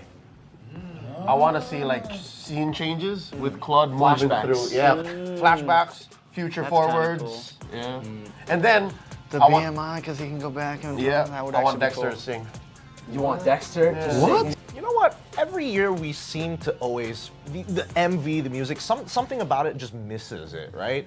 So not just MLBB players, but the overall grand audience, right? Anybody outside of the MLBB space, I want to be able, same as Mara, like have that on the ringtone. I want to see random people who have no idea what Mobile Legends is playing it on their phones. I'm going to be like, that's a dope song.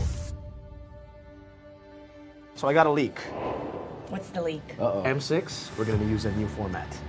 What format? They're changing it?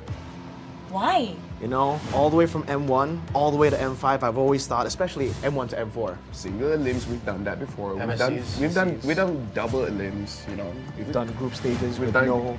We also done no eliminations at the group stage. We've done no eliminations. Good times. Hate that. This time, it's gonna be a Swiss format. Like the cheese? What's What? Swiss format? What is that? What is There's no going back from here if you start. You know what the Swiss format is. Actually, yeah, I do. What is it? Okay, so let's keep it very simple, right? So for this M6, I'm thinking we're gonna be bringing 16 teams, and then we'll make the total. If you win 3 times, you'll advance forward. Lose 3 times, you're gonna get knocked out. Oh no, you play with everybody. You play with everybody. 1-0 meets 1-0, so everybody starts with 2 groups. Group A, Group B. 8 teams here, 8 teams in B. Then, every single time they have to fight, we're gonna redraw. Wait. That's a great idea. That's a great idea. Wait. Who's doing the redraw? Yeah, who's doing the redraw? I want to know this. Don't worry. Because is it gonna be us? Don't worry. I don't. I mean, I think it should be Mara. No, I think it should be Mara. You know what? I think so too, but I've suffered. I suffer. We have suffered. I cannot draw We know. anymore. So now it's Gideon's turn. Exactly. Yeah. Wolf, Gideon, Wheezy. Whoa, wait a minute. Is we're gonna have Yasu and KB do it. Because we don't want to do it anymore. Me and LaFell, We've had enough. we've had enough. Good idea. So we will do the draws ourselves. You will have You to will do it. suffer the wrath. Is it alright if I had all the Filipino teams and the Indonesian teams in one group? You know what? Nah. That's why, you know what? This is the reveal. If the players are gonna face off against their opponents, they should draw. Why put the responsibility on the league ops? Why to put the responsibility on the talents? Why They the should talents? be the ones to decide their own fate. Okay, let's decide this. Mara, what do you think about that? Players, I think the players. That's perfect. Perfect. So, well, they can't say it's biased. They can't say it's planned. Exactly. They know. Not stale. Yes, exactly. So it should be the players, because well, they're responsible for who they draw. Wait, we've had enough. They changed their minds right now. Just with you giving us that idea, I'm gonna cut you out. But actually, hold on. We need to hear what KB has to say because, you know, he's the professor here. So what do you think about the Swiss format? Like, what do you guys feel? Do you guys feel it's fine? Because if you guys say it's okay, we're gonna run with it. And if we say that it's not okay, you gotta also run with it. If only one of you says it's not okay, then we won't run with it. I'm okay. Because you know what? We can't predict any team. Even on the group stage, you know who you facing on. You have 3 teams as an enemy. But in Swiss round, you can't predict tomorrow what's going on tomorrow. What if we lose? Every round. So yeah, technically, groups are a thing of the past. Because you know what the discussion is, right? Whenever somebody makes it out of groups, oh, it was an easy group. Exactly. They weren't ready for that group. So now, I like it. You get to find out who really is deserving of making it. It's time to talk about the strategy for the teams. No, I mean like for What do they think? yeah, for Swiss format's format, gonna yeah. play out? No, okay, so okay, we're locked in, right? It's gonna be Swiss format.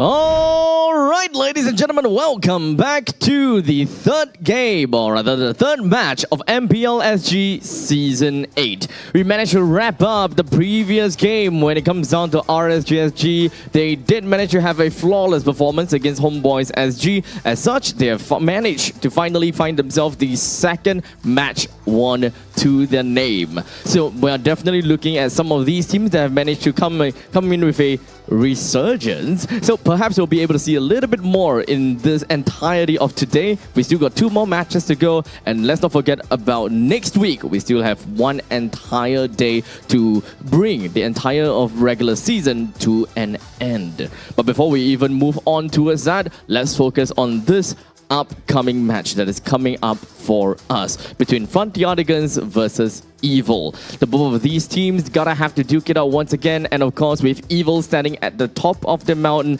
even though they managed to go up against NIP Flash with a single loss, that doesn't mean that they are out of the picture just yet, as they are still definitely standing real high and real tall still after that loss. But let's take a look at who's going to be playing for this team, or rather for this game of Evil's lineup.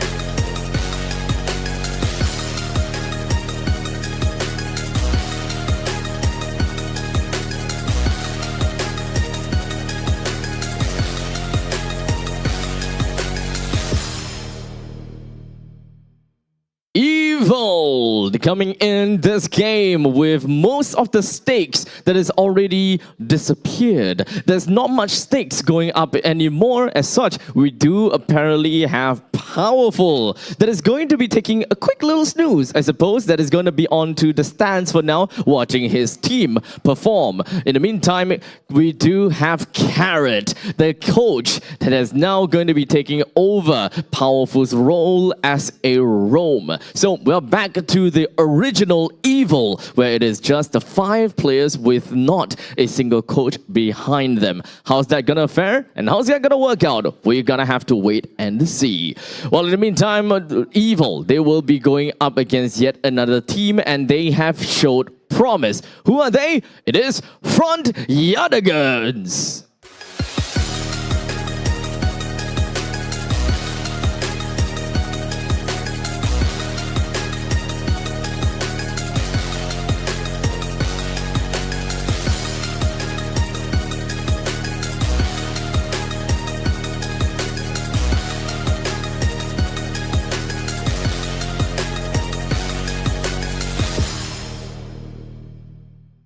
Frontiadigans, the team that we have seen for quite some time, and of course are decked out with quite a bit of veterans as well. So Frontiadigans, they do have quite a game in front of them. They're gonna have to deal with one of the top dogs of MPL SG Season 8 so far when it comes down to the regular seasons. How is that gonna work out for them? I'm super interested to find out. Is it gonna be a 2-1 or would it be a 2-0? And in favor of whom? Well, for now, we're gonna take a step back and of course, be real comfy, as we do have got our casters upstairs that's ready to bring you and deliver the mighty action between these 2 teams, Evil versus Frontiadigans. Off to you, casters. Thank you very much, Strack, and my name is Jay. Joining me here on the desk is Scrubby. Finally get to cast review this regular season. Yeah, first time, and of course, Croissant will be here at your service.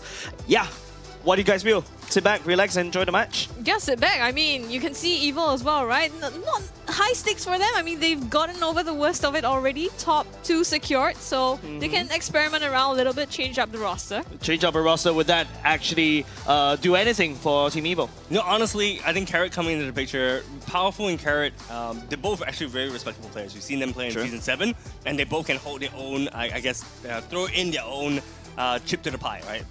Chip to the pie.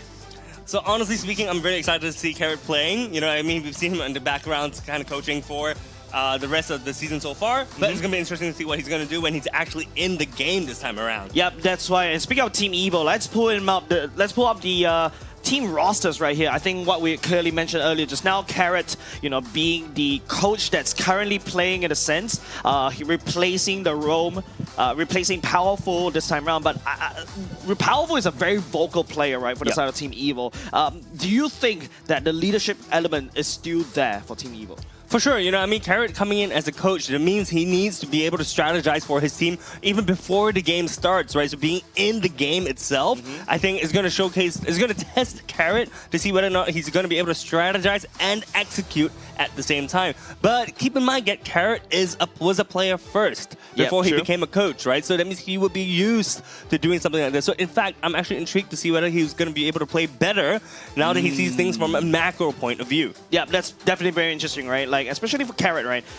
In the past, when he was back in Team Evil on the player role, right? When he starts talking, Team Evil will shine. So I agree with you to a certain extent where, Powerful being there, where the Carrots have been there, I think they're interchangeable right now. But of course, let's take a look on the other side of the aisle, right? Scrubby, can you take us through the Frenyadigans roster as well when it appears on screen? Yeah, this one looks quite the same, right? As opposed to Evil's draft. We have Vendetta, EXP, JH, Jungle, Chesty, Mid Kirby, Rome, and Bonk QD Gold Lane. Now, same roster throughout. Currently, they are the 6 in the standings, though. And today, they really need to maximize their points that they get in order to stay in the top 6 and get a shot at being in the playoffs. Yesterday they made the game too difficult for the Titans, the Giants, and IP Flash themselves. So whether or not they can continue that and do the same against Evil. Yeah, definitely, right? Like Frenyadigans feels like they are able to do so, right? If they get the right heroes. If you notice right now, the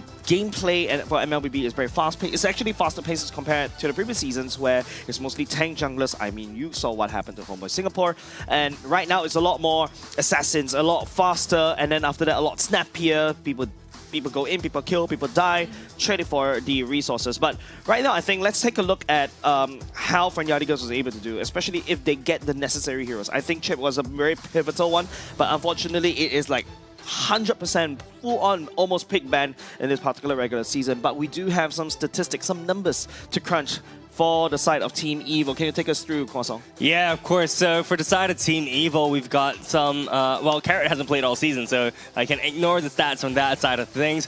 We do have Boyet having 38% turtle control rate. Once again, want to reiterate the point that we've been making all day long. Turtle control rate has dropped significantly when it comes to a lot of these junglers because they're prioritizing their own buffs because they are assassins, right? And no longer the tanks. So turtle control has dropped off slightly.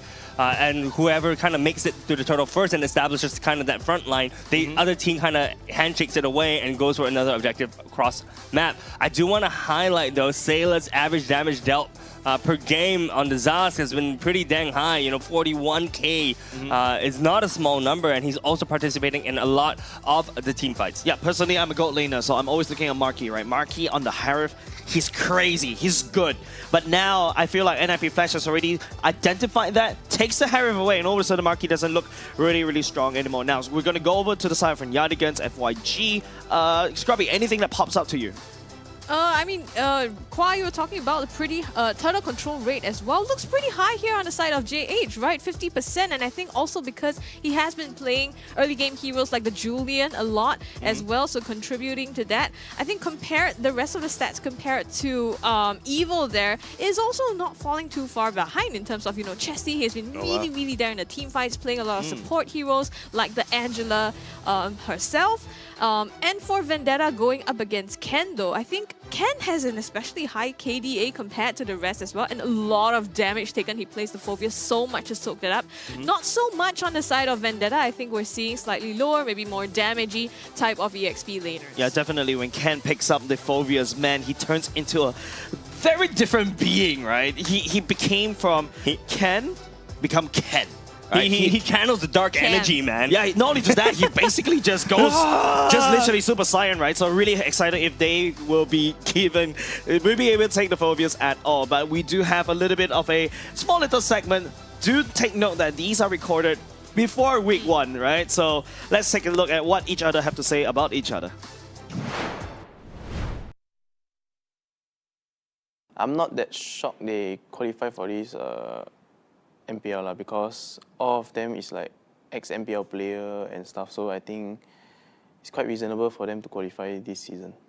I'm not so sure about how well they will do and what are their standings, but I think if they are able to communicate and work well together, I guess it's not going to be a problem. But if they are not able to like work well together, communicate, I would say it's going to be very, very tough for them to get even a top 6. If my team go against FYG, I would say it will be a 2-0. I'm confident about getting a 2-0 against them.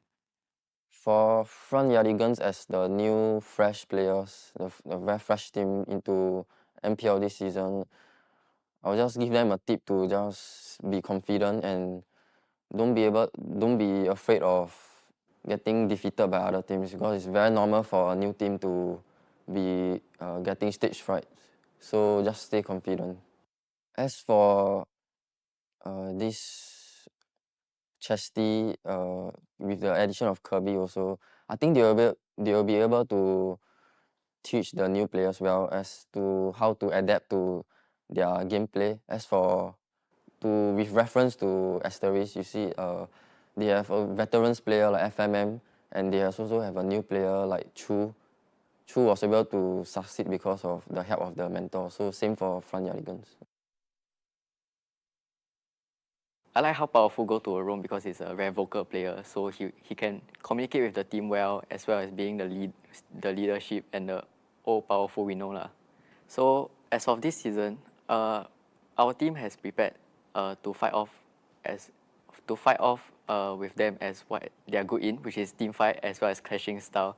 So we have prepared to like train our chemistry as well as work well together with each other, communicate with each other, to face off against their new lineup. I think Eva will do just as well as how they did last season, because now that Powerful is going to the roam position, you wouldn't know how well he will do in the roam position. However, they have goal laner from Geek Fam like Maki, who is pretty strong, but I think I will destroy him pretty hard. I think that Eva's new roster without JC's entries would be pretty significant, because they are basically the founders of the team, you know, like they have been there since like the first few seasons when they came in. So losing them, I think, will be a pretty big change, as they wouldn't be able to adapt to the new players quickly. Newsflash, they're not facing Powerful, they're facing Carrot.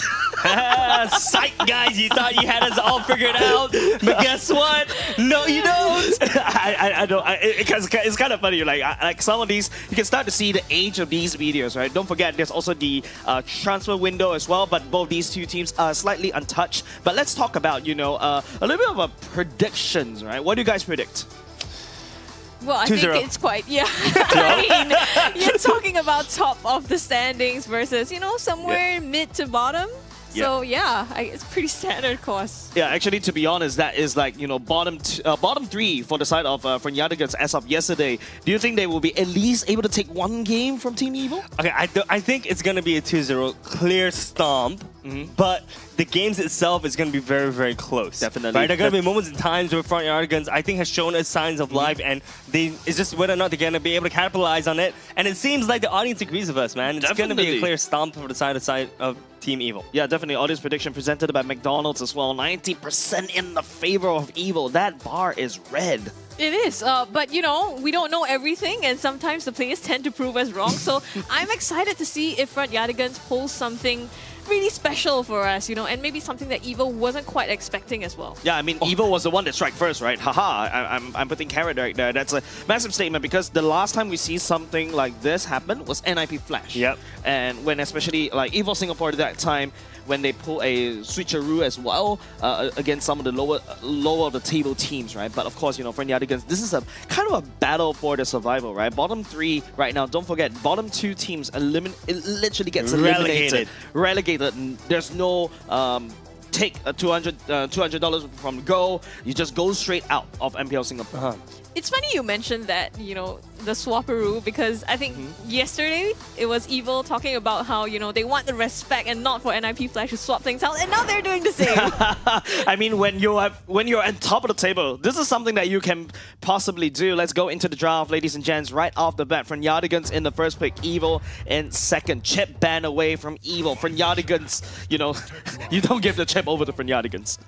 Yeah, I was gonna say, you know, if they gave the chip over to Franyardigans, you're gonna be asking for a whole world of hurt, man. And we saw what Franyardigans were able to do with the chip yesterday against NIP Flash, and Evo very rightfully saying, nope, I do not want to do anything to do with that.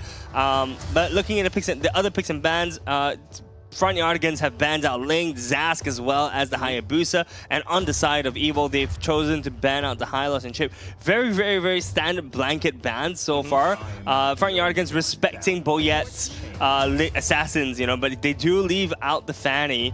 But actually, interestingly enough, Evil choosing to ban out the Phoveus, which I thought they would have actually picked up for the side of Ken. Interesting. Of course, right? Now, you don't really want to give Franyardigans that first pick on the Phoveus, right? So Franyardigans using the first pick, they opt to go for the Edith instead. There are definitely other heroes that I personally feel is also worthy of that first pick, because don't forget, the Harif is wide open for the side of Franyardigans. They did not go for that one. You're gonna give that to Marky again? Yeah, no, this is it's very, very interesting because we've seen Edith today just being a very, very high priority first pick, I think, in almost all the matches that we've seen so far. Evil opting to lock in the Roger and the Ruby. Very, very, very deadly, especially in the hands of what could potentially be a Marky Boyette or Marky Carrot. Actually, you know, now to think about it, Ruby could be in gold as well. So the permutations here are basically two flex options, which opens up the possibilities for the side of Evil. Yeah, that's why, you know, the Ruby and the Roger, one of the first field picks right off the bat, right? They're usually picked in conjunction together, very strong picks. Wow. In fact, Roger being picked almost 18%, 9 times in the first 2 picks from the side of red side.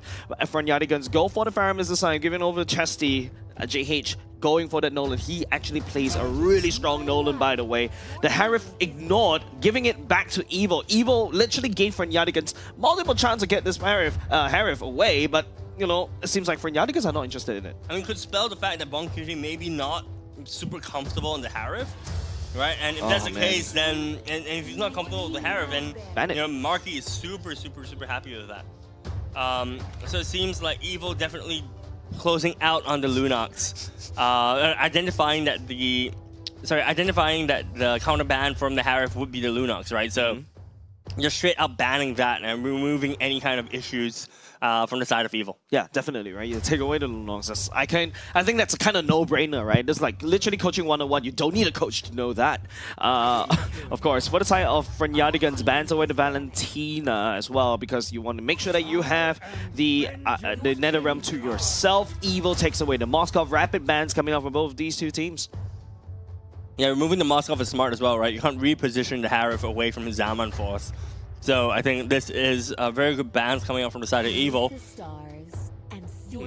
And Aloy final ban from the side of Franyardigans. You know what? It's funny you say no coach, right? But the coach is in the team, so technically it's not no coach. Objection? It's a little bit too early in the morning for me. Objection! I literally raised on my finger and I was like, well, yeah, technically speaking, you're right. And then I gave the Obama face. But okay, Evil, Team Evil right now, right? Now they've secured in their mid laner, their gold laner, definitely. Ruby could go into EXP, could go into Rome. But looking at Evo, this Gato Kacha being selected by Team Evo, the jig is up, right? Definitely Roger goes to the jungle, Ruby going to the EXP, Gato Kacha going into the Rome. Hey, it could be Gato Kacha EXP, bro. Ruby Rome. It really depends on what positions they want. That is also true. Exactly. Yeah, I wish that you can show us right now. I literally raised my finger again. And literally, yeah, you're technically right. But okay, Evo, technically speaking, personally, I feel Gato Kacha going into the Rome is a lot better because, you know, he's got the more global presence, right? You'll be able to jump from the mid lane if you're roaming around to the side lanes to support your stronger sides, right? Now, Franyardigans, this is going to be very important. The last two picks, it's going to be a Claude, it's going to be an Arlott selected. Decent draft coming out from Yardigans, but I feel like there's a lot of missed opportunities. For example, the Harif, right, that was so wide open, and now Evo, in order to counteract all these dives coming from the Arlott, coming out from the Edith and the Nolan to a certain extent, even the Claude, right? Yep. Frigid Glacier is right there for them. Yeah, the Aurora pick rounds out the team composition from Team Evo very, very, very smartly, you know? And not to mention as well, with Front Yardigans, I think Front Yardigans also has a really good lineup in the Claude as well as the Faramis kind of combination, right? Where Claude, if Claude dies, it doesn't matter because he's going to be in Faramis' ultimate as well. But now they have an issue because if everyone's going to be grouped up together, then Aurora is going to have a really good time. Apart from the Aurora, the I'm offended as well. The Gatukacha avatar of the Garden as well. You want more? Zaman Force as well. Give it to me. There we go. So Faramis actually potentially biting them in the butt, but you know, an extra life is always good for the side of Front Yardigans. As we dive into game number 1. For this potentially fatal match for Front Yardigans. Definitely, Front Yardigans battling for their survival right now. They probably have to make a deal with the devil, evil devil themselves, hopefully sneaking 1 point, or perhaps 2, or perhaps 3. Or perhaps 3. We'll see. I mean, this is the first game, and we don't know what's going to happen, right? With Carrot thrown into the mix, will Front Yardigans be able to get a good read on them as well? Because the only thing they've been able to study so far is when Powerful is in the mix. And when you change up the roamer, you could change up a lot of things. And Kwang, you know what I like about Scrubby? Scrubby just literally said, like, hey, we don't know anything, but like, hey, we kind of know a little bit of something. well, that is true. Yes, I suppose in simple terms. Yes, but no. Thank you for the TLDR. No. Yes, but no.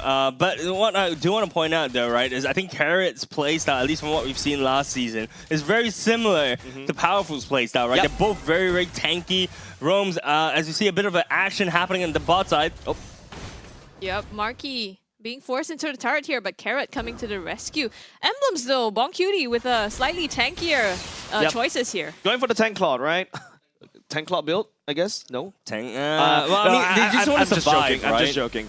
But okay, speaking of which, right? I mean, this is our first time seeing Carrot be in the playing field this time around, this particular regular season.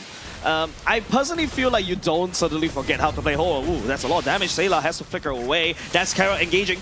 Yeah, they still want to go for it. The pull here by Chesty going to disengage from that one. Sayla using that flicker, though, in this fight that will be coming up next at the Turtle. Might be dangerous.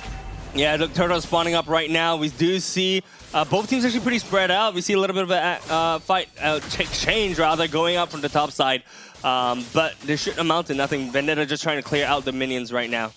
I mean, this is a pool noodle fight, right? They're just going to regen off each other, especially with Arla doesn't have the mana anymore. Members of Evo is actually focusing on the Turtle. Kirby, actually. NetherRealm already used here. The Fracture as well. First Blood lands onto Carrot. Kirby goes down. It's a 1-for-1 trade. Turtle still standing for both of these teams taking. Yeah, they're just taking off each other for now. I think it's A-okay. If you realize the amount of turtle control that you always like to talk about, right? It's not really that because it's really tough, especially when you don't really have your level 4s up yet, right? Now you see Carrot finally has level 4, has access to the ultimate. Maybe this time around, Team Evo will set up shop around the turtle pit. Yeah, it seems like they're doing that exactly right now. You know, they're all kind of gathering around and hoarding the turtle together. FYG actually kind of spread out right now. So Evil, this is looking like a ever-increasing angle for Evil to kind of start the turtle, and we see that just happening right now. Chesty doesn't really have the NetherRealm as of yet. That ultimate has a very long cooldown, especially in the earlier parts of the game. Team Evil has all the ultimates up, but the longer that Team Evil dilly-dally around there, Chesty will have his NetherRealm up. Yeah, not to mention Bon Cutie just got his Blazing Duet up as well. We see a fight happening. Yeah, Avatar of the Guardian going in the back line, actually, and now NetherRealm is popped for the sustain. Frigid Glacier as well to freeze them in their tracks. Sayla nails Kirby. It's gonna be the... Oh, I'm offended! Gets pulled in there. No, Shadow Stampede actually on the side of Chesty, and they get 2 down on the side of Front Yardigans. Yeah, Chesty just kidnapping 3 members from the side of Evil. If sending out Ghostbuster, that's a lot of damage that Team Evil probably is not awaiting for that. And like what I mentioned earlier just now, Team Evil did it dialing over there just a little bit longer. I think even though, yes, they lost that turtle, but imagine if it could have gone even worse because Chesty had that nether realm up just in the nick of time. Well, could have gone even better, I think you mean, for the side of Team Evil. You're gonna could have been a dead turtle as well as an even exchange. JH maybe being able to do something to Ken. Nope, he just nopes right out of there and heals back up. I don't think he cannot. Yeah, exactly. Well, looking at the map right now, there's about 1 minute left before the turtle spawns in. Map states pretty even across. Plays actually haven't been taken down too much, actually. So we see a lot of the players just kind of farming up a storm at this point. But this next turtle fight is going to be a big one. All ultimates up, all of them at level 6 or 8 right now, actually. Yep. Team Evil right now, I think they have a very strong mid-game power spike, right? Expect them to snowball out of control during the second or third turtle fight, but Frenyadigans do have that late game, right? Towards the later parts of the game, Chesty will have the nether realm up almost every time because of his cooldowns that's lower. Bon Cutie as well, going towards the later parts of the game. Yes, it's a tank emblem Claude, but does have the sustainability, especially during earlier parts of the day game. And those, forget, bottom lane. Oh, wow. An assassination on Marquis right now. Right outside. And it's perfect. It's actually perfect because Turtle's spawning in only in like 8 seconds, right? So now it's actually on Evil to try to get a catch before the Turtle spawns in. If not, I do want to see them make a cross-map play. But they are opting to stick around right now.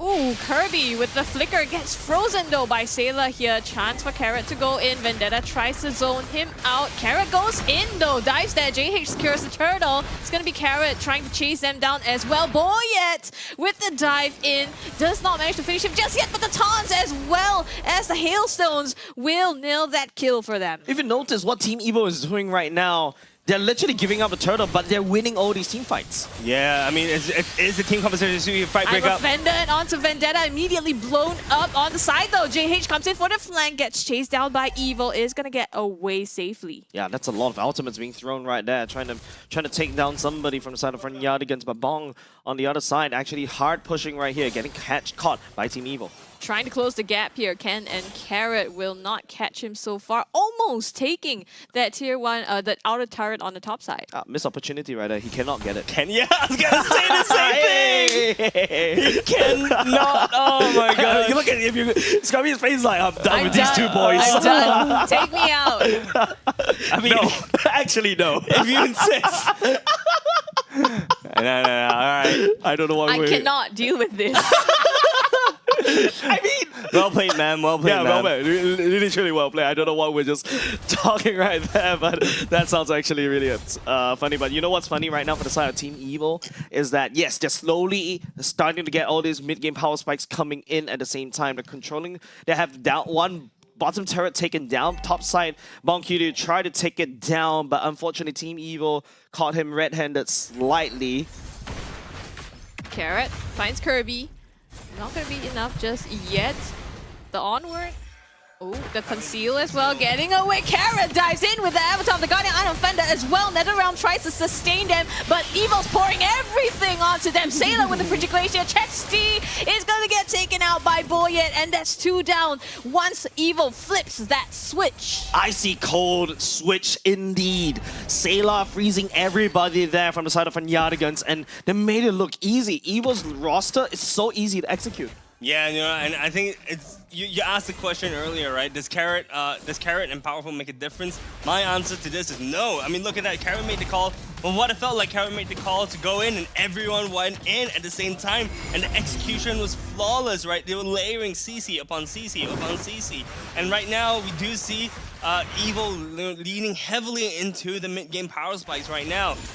For the side of Frenyadigans, though, you know, they just need to pull on to maybe the 15-20 minute mark of the game before they can actually have a chance to fight back. Yep, item check right here, ladies and gents. Claude did not go for the corrosive sign, went for the Demon Hunter sword instead. Needs a lot more sustainability in the early game. Maybe that's the idea. Then after that, go for the golden staff. So technically speaking, this Claude does a decent amount of damage, does have a little bit of a sustainability, but Frenyadigans probably need a little bit more damage, right? Because Team Evo seems like they're getting away with a lot of things that they're doing. Yeah, look, to keep in mind for Honest, right, the longer it goes, the more damage it's going to do as well, right? So, like I mentioned earlier, right now we're looking at the middle game, and this is the zone that Evil likes to be in. This is where Evil likes to play, right? Because right now all the heroes have a huge power spike, and they are capitalizing on it really well. They're pushing in the mid, they're shoving in the bottom lanes as well. But on the side of Front Yardigans, they've kind of identified that and are pushing on the counter side. So they had to send Evil had to send yet to deal with that. This is exactly what I was talking about. Like the slight push and pull a little bit. There's also what Churros like to say. There's a 4-member down on the bottom lane controlling the bottom part. But you take a look at where Boyet is, trying to sneak off a turret or two to make an opposite pressure, right? Front Yardigans, on the other hand, is just hiding inside their own jungle. They're not trying to give a lot of information over, but that means that they're not farming. Kirby looks for Ken, jumps onto him, flickers out of that, and now Marky goes in with the Zaman Force as well, putting out the damage. Not quite reaching them yet. Boyet, like you said, in the meantime, manages to take out the macro on the side, on the top side. Not only just top side, right? Mid side is already cracked, so which means that Team Evo is going to get even more real estate. Right now, Front Yardigans is slowly stopping up in terms of the gold. They are getting robbed of this game. First Lord just spawning in right now. We do see Evo already starting it out. Honestly speaking, about Front Yardigans, I would not be looking at this Lord, but they disagree with my sentiment. 4 people are starting the Lord. Yep. Lord being contested right now. Vendetta will show themselves just a little bit. It's all about Carrot scouting it out. Ooh, he dives into it though. Kirby with the onward does not quite connect yet. They are still looking for the Lord, but Evo on the back line. Vendetta dives in, and it's going to be JH taking out Ken. In the meantime, all the CCs coming out from the side of Evo to freeze them and to put out the pain. Boncutie and Boyet, that 1v1. Boyet's going to be able to put him in the dirt, and now Evo, they've lost 2, traded out for 2, but they still have the Lord in their hands. Carrot zoning him out. Vendetta tries to find an opening here. Oh, he's just taking hailstorms to the face, and Chesty has to go on the run. Boyet is gonna rip him apart completely, and now Evo, they have free reign over this jungle and the Lord. They're literally tearing Front Yardigans apart, right? Putting them in the backyard this time round. Boyet, they literally forgot about the Lord right there. Just the bloodlust switched on. They turn into these blood cold-hearted killers. Yeah, man, it's cloudy of a chance of icicles right now for the side of Front Yardigans, as we see Sailor just doing so much damage, so much work with the Aurora. First Lord goes to the side of Team Evil, and my question is, this actually potentially could be a game-ending push. They could really push hard for it right now. Yeah. Look at the minion waves, right? It's all right now in the middle line. They're pushing in from the mid, Lord spawning in from the top. There is potential for them to do something with this Lord. They could be able to, maybe not end the game. Nah, I don't think they can. But crack the base turret. Yeah, I think they could probably crack at least 1 or 2, but don't forget, Front Yardigans does have their second tier still alive for now. But yeah, I love that analogy where literally it's Sailor just landing down hailstorms after hailstorms. I think Front Yardigans need to start wearing parkas. Yeah, man, Parkas is not going to do it, bro. They need to carry like metal-covered umbrellas or something. And even then, they may not be able to survive the hailstorm of Sailor. True. Aurora just doing so much damage and control right now, which is absolutely bonkers. And by the way, even if you do have steel umbrellas, you have a Gato flying down from the sky. I don't think Gato umbrella is gonna prevent that from falling. I think they need a bunker, a bunker that can move around literally. Because speaking of which, Front Yardigans are starting to lose a lot of ground. The bunker. Oh, Ken flickers in with I'm offended as well, and the whole team dies in. Netherrealm, is it enough to save them? They give them a second life. Evo tries to crash in again. The throwback with the onward as well, and it's actually just 3 members. Boncutie shuts down Carrot there. Boyet, in the meantime, though, just takes the bottom base turret, and now FYG, they want blood, they smell it. JH goes in. Marky will be able to stop him in his tracks. And Boyet is just literally shaking right there, right? Recalling right there, telling, yeah, you want me, you want me. Marky is just right there waiting for JH. He's like, psych, guys, no problem. You can try to kill me, but, look at this. Okay, so knock, knock. Evo comes and tries to do something. Ken actually having a really good Don't Run Wolf King, but, they just weren't able to actually secure any kills. There were a lot of low HP bars for the side of Front Yardigans, but Evil not being able to secure those kills, not having to clean up. And we see here, the chase down where Boyet almost dies. Rather calls an ambulance, but decides to call it for his opponent's teams in the end. Yeah, I mean, that's being kind. That's not being evil. Yeah, it's true. Yeah, right? Calling the ambulance Call for an your ambulance, but victims. not for me. But the best part is, right, Evil at least penetrates down bottom lane as well, exactly what we're talking about. And now, another Ooh, they engage. catch Ken, and now the complete zone with the Avatar of the Guardian. Marky goes in with his Alpha Force as well, puts out the damage. Evil just runs through the entire draft of FYG. Only JH, the lone man standing. They are chasing him down in this mid lane. He is so slippery, though, with all the rifts. Carrot still chasing. The Cyclone Eye goes into the turret. This man is taking them around the entire map. Finally catches him in the brushes. They have him dead to rights. The stun out, the damage. Ken lands the final blow. In the meantime, Marky as well as Sayla in the base. Chesty gets taken out immediately, and now they go straight for the end. Evil. That was really, really evil of them to pull that off.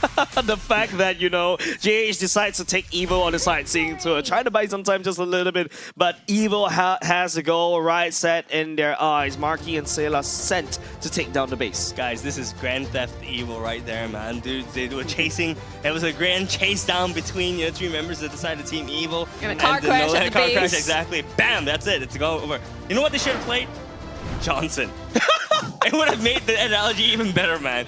Come on, guys, get the picture. No, I feel like, you know, you were talking about, like, you know, clearing out aisle 9 or something. Yeah. That feels like, you know, driving down aisle 9. Yeah, basically. Yeah, but of course, you know, Evil really powerful in this one. No pun intended. Pun was intended. No, don't even try. I'm sorry. My puns are uncontrollable. The pun chose me. I did not choose to pun. The pun life chose you. Yeah, the pun life chose me. But okay, back to the game right here. I feel like right now, it's just looking back at this particular game, Fnatic feels like they're kind of disjointed in terms of what they want to do. Team Evil, on the other hand, I feel like they're more succinct in what they want to do, but I feel like it's the Aurora just landing the hailstorms after hailstorms over and over again. I mean, like I said, right, it's cloudy with a chance of hailstorm. And I mean, I wasn't even kidding about that, because if you were not careful of your positioning, you're going to get stopped in your track by either a glacier or a hailstorm. Like, pick your poison, right? Yeah. Or rather, pick your weather condition. Yeah, and they had the Nether Realm as well to try to sustain through that, but even then it wasn't enough. There was just too much to shred through that first life and the second life. Yeah, I have to say though, you know, I think the Nether Realm did work for certain fights, right? We saw them surviving for that 5 more seconds, but with that 5 more seconds, they weren't able to do too much at that point. Yep, I think this is a perfect segue into our MVP as well. Sayla. Because it is definitely going in the hands of Sayla, this frigid glacier. The ice-cold queen right there is just freezing up everybody from the side of Fnatic. They cannot stay in the front yard, nor the backyard. They gotta stay at home. I mean, even if they stay at home, dude, they have Gato that's slamming through this roof, bro. Like, yeah, boom, and then, you know, Geronimo. it's just over. And it's like Geronimo, and everyone gets knocked up, frozen in place. My goodness. And even with the Nether Realm, you know, even their Nether Realm wasn't a good.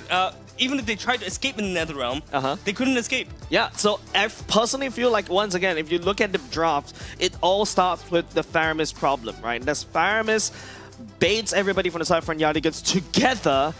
Then what? Evil just sends a flying Superman. After that, sends a Red Riding Hood. Red Riding Hood. And sends a wolf as well down the throat. And also someone from Let It Go. A man in a gold armor. Who's the man in the gold armor? Man in the gold armor. Gato? Gato? No, but that's Superman, man. Yeah, I call it Superman already. Because he flies down from the sky. Whee! Okay, I got it. Okay, there you go, yes. And then someone from Let It Go, right? And once Sayla starts singing Let It Go, everybody literally starts frozen up. Let it go. Okay, yeah, I'm not gonna sing. I'm singing. Everyone's gonna be. I don't know why. I don't know why I'm please so don't. punny today. But anyways, taking a look at the stats right here in terms of the item builds, I really feel like the story is not about the item builds. The story is really about the draft, and we've already went through the draft over and over again. Gotta have to look at game number 2 right now for Fnatic. We also question the fact that you give Marky that Harif. It's not Coconut. It's Marky. I never knew Coconut could look that handsome, by the way. But yeah. Okay, no, but look, I wanna let's talk about the draft, right? Because I think in terms of Fnatic, they let the first pick go over to. They started Edith. the draft. They started with with Edith. right? Yeah. Edith, I think, was definitely a really good start. A lot of priority on Edith this past few weeks, rather. Then on the other side, for Evil, give me the Roger recap. and Ruby. Roger and Ruby. Yeah.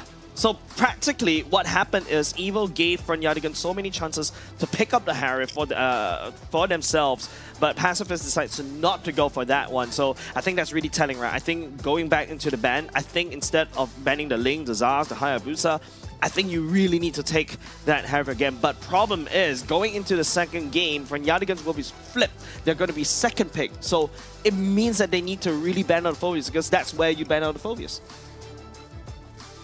Yeah, not only that, you know, I think not only banning the Phobias is going to be important here, but actually, you know what? I would argue that banning the Harif is more important than banning the Phobias. No, you want to... are you sure you want to give Ken the Phobias? No, hear me out. Okay, hear me out. okay, hearing. With Phobias, right, you can technically outplay Phobias, right? Or just not play into his hands.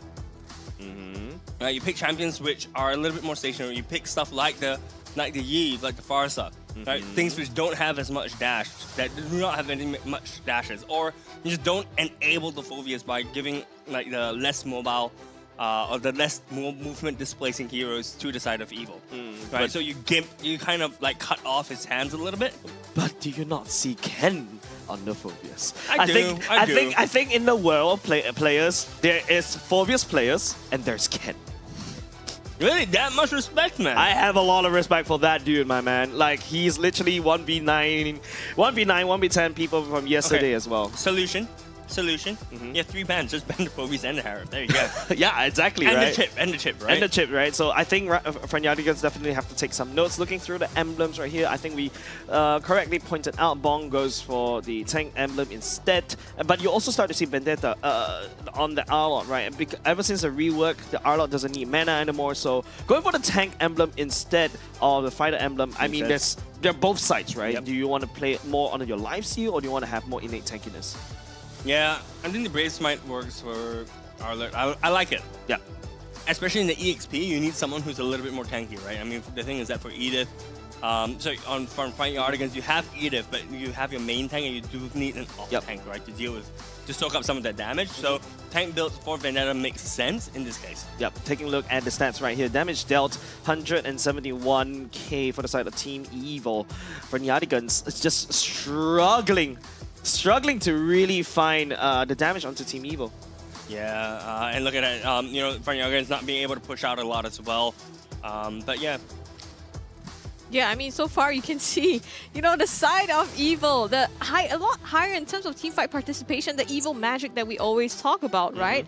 Sub 80% teamfight participation, and taking, I think, actually not that too far in terms of damage dealt. It's not too far away from FYG considering the fights that they have taken and the amount of kills that they've ended up with. Yep. I think mainly from here what we can also take away is the turret damage, right? I think that's the biggest difference right here between these two teams. Team Evil is definitely prioritized also on the macro, right? You see the 4-1 split for the side of Team Evil, Marky, Carrot, Sayla, Ken, and then you send Boyet all the other side lanes to start rampaging around the villages. You don't attack the main castle as of yet.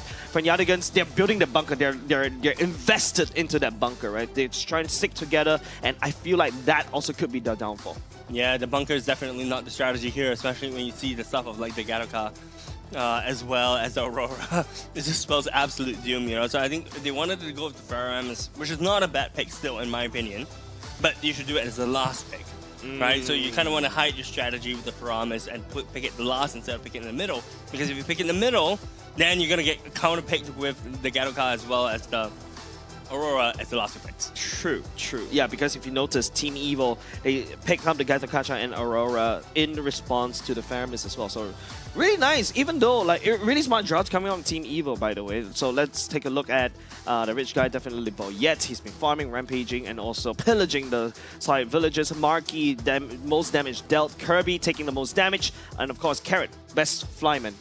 So okay, guys, question: Carrot, Carrot can fly roam.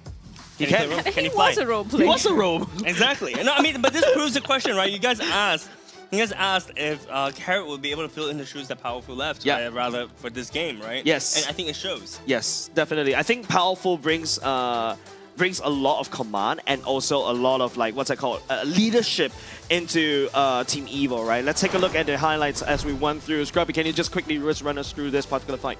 I mean, if we're looking at the MVP here, right? Eyes on Sailor to be able to put down the CC as well as the Hailstorms. I think in a lot of fights, you can see his positioning just way back for him to be able to secure that zone for his team. Do you say ice on Sailor? Eyes on Sailor. Eyes from Sailor as well. Yeah, he is ice cold. Actually, I'm very impressed by Sailor's Aurora as well. He's always at the right place at the right time. Don't forget, Sailor does especially as an Aurora, right? You don't really have any dashes, so your positioning is king. Right, and you can tell from Sailor's how confident he is, especially using the flicker to gap close to get the nice angle to catch as many people inside of Frigid Glacier. And time again, it's really, really showing in this particular game. Yeah, look at the executions of Sailor. Look at the Hailstorms. Look at the Frigid Glaciers. You know, the timings are absolutely bonkers. And this replay, man, this is so disgusting, bro. It's just like, really, it's called an ambulance. This is the exact meme. Right there. Call an ambulance, but not for me. No, actually, I feel Evil literally are murderers that call the ambulance and the police to the crime scene as well. Just say, hey, I did this. Literally. I'm curious to know if, you know, throughout the entire game, Sailor actually did pop that passive, the Pride of Ice. And like, he ended up with 0 deaths as, you know, a lady who skates and can't get away and just a flicker. Yeah, and of course, apart from that, having the extra life as the Aurora, that's what he brings onto the table as well. And I feel like we do have Professor Churros ready on standby, ready to go to show us his amazing skills of analyst. So ladies and gents, let's take it over to Professor Churros on Off the Desk.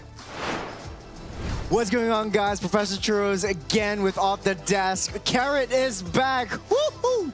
This brings so much of a new layer of team play and gameplay into the hands of Evil, bringing that magic back. I first want to start off with the draft, starting with FYG. Picking up the Faramis in the first phase is sort of like basically a suicide for not yourself, but your team. And this is because the Aurora and the Gato was picked up after in the second phase, just to directly counter. I have 3 examples of how this is done, and basically why Sailor is the MVP. Notice how Carrot starts the fight, baiting Kirby in. Sailor Ken coming into play, Boyette just patiently waiting. But notice how once Carrot comes in with the Avatar of the Guardian, Ken sees an opportunity to just go in straight for the front line. It doesn't matter what, because once you take that front line, the fight will definitely start, just because you need the extra damage to have sort of like any counterplay. Also, I think FYG in this fight, you see JH on the sidelines trying to find a flank in, but it was a little bit too much too late. Ken comes in with a flicker play and moves in. And this is where I need to really slow down and pause at this moment, just because Sailor just holds his ultimate all the way till after the Nether Realm, and this was basically just free farm for the entire side of Evil. I know this is gonna be a very, very slow play, but at the moment everyone's Nether Realm ends, he starts it up again with the Frigid Glacier, and that was just an immaculate gameplay coming in from Sailor. I'm gonna speed past ahead to the next clip where he does the same thing. Fight starts the same way again and again and again. Carrot coming in with the team fight as well. So this Sailor holds his ultimate until the Nether Realm ends. Notice also how he slows down and goes in, waits for the right moment, and bam, the Frigid Glacier starts at the exact moment where they start getting silenced, because it takes some time for the Frigid Glacier to grow as well. So that was the moment. Pixel perfect. You got trapped into a moment in time, and when everything goes south, when Carrot actually starts that fight, a lot of the members, they try to run away, but this baits Chesty to use the Nether Realm to come into the entirety of that gameplay. So again, a very, very nice, patient Sailor, and why he's also so pivotal in a lot of these games. Again, coming in with Carrot with the Avatar of the Guardian, forcing everyone to go out of the way. Chesty was a little bit hesitant at this point, just because the Avatar Guardian was laid out. You know that Ken's coming towards it as well. Marky just lays down the Xamon Force and dances around. And Sayla slowly and surely waiting for that right moment to pop the Frigid Glacier. But he doesn't even pop his ultimate. And that was where the entirety of that team fight, Evil Magic, it comes into play. The commitment, the understanding of the highs and lows of every single hero, how to layer in those team fights. I'm so excited for game number 2. Gentlemen and lady, take it away. What gentleman, and then a very mindful, very cutesy, very demure lady. There was an afterthought. Overdone, man. Come he on. just remembered after. Gentlemen, oh, and a lady. Anyways, I'm really happy to see you back on the desk with us today.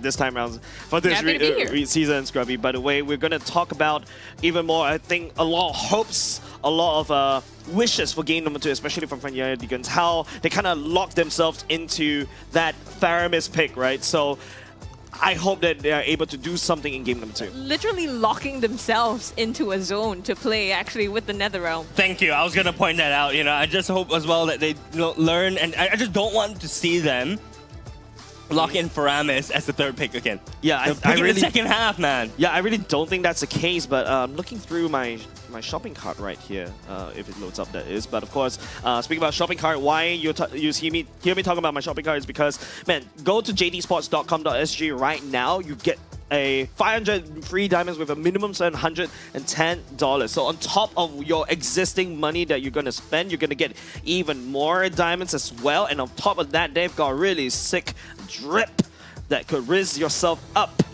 Wait, why am I talking about Gen Alpha? Speaking of Gen Z, bro. Dude, stop trying to sound young, man. Come on. Yeah, and so that you can stop around. You want good positioning like Sayla? Get good shoes. Bro, you see, that's so much better. Get good, man. What the heck? I mean, I try, okay? I try. No, Thank you. There you go. But anyway, so basically what you're saying is about 10% cashback, hey? Yeah. Yeah. Yeah. Wow.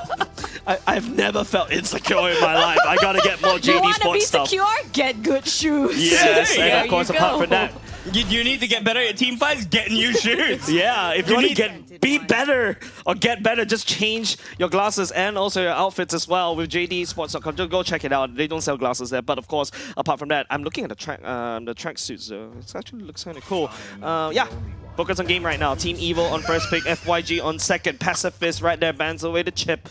Evil bans off the Hylos and the Phobius. Yeah, so look, once again, Evil banning out the Phobias, not letting the Phobias go in the hands of front Yardigans. But like I said, I really am slightly confused in terms of the Phobias ban. I'm wondering if it's a bigger play that Evil has in mind, or if they're just doing like a blanket ban kind of thing, because they know that they can play Phobias and they get 1st pick. But by banning out Phobias, it shows that they don't want the Phobias, at least in the 1st pick. You understand what I mean? Sorry, you lost me there. Okay, so look. Evil banning out Phobias. Okay, right? okay. What does that mean? So Evil is trying to bamboozle from Yardigans. Well, they're bamboozling me, because at this point, you know, you think that Evil wants Phobias to be left open and force front Yardigans to ban it. Yeah, because Phobias is usually banned in the red side, not the blue side. Not only that, you know, because we're talking about how Ken is really good at playing Phobias as well, right? So the thing is, they already have that threat of leaving the Phobias open, but they still choose to ban it. So this tells me that Evil has probably cooked up a plan against the Phobias, or rather cooked up a plan and they don't want Phobias to be a part of it. Yeah, that plan also is a ban out Ken of three heroes from Ken, literally trimming down the EXP lane hero pool, which is like really small right now. Wait. It's their own pool though. Is Coconut's that's playing. why he's being bamboozled right now. So Evil not prioritizing. I'm sorry Ken's for saying. I'm sorry, heroes. Coconut. I said Marky is more handsome than you. I'm sorry. I don't really even. Yeah, no. So Coconut's playing. Coconut's playing. Okay. That's him on the screen right there. Okay, that's Coconut. Let's go. Okay, not too sure. Okay, the Edith's gonna be 1st pick once again, coming from Evil, but definitely can be flexed into Carrot or be it Ken.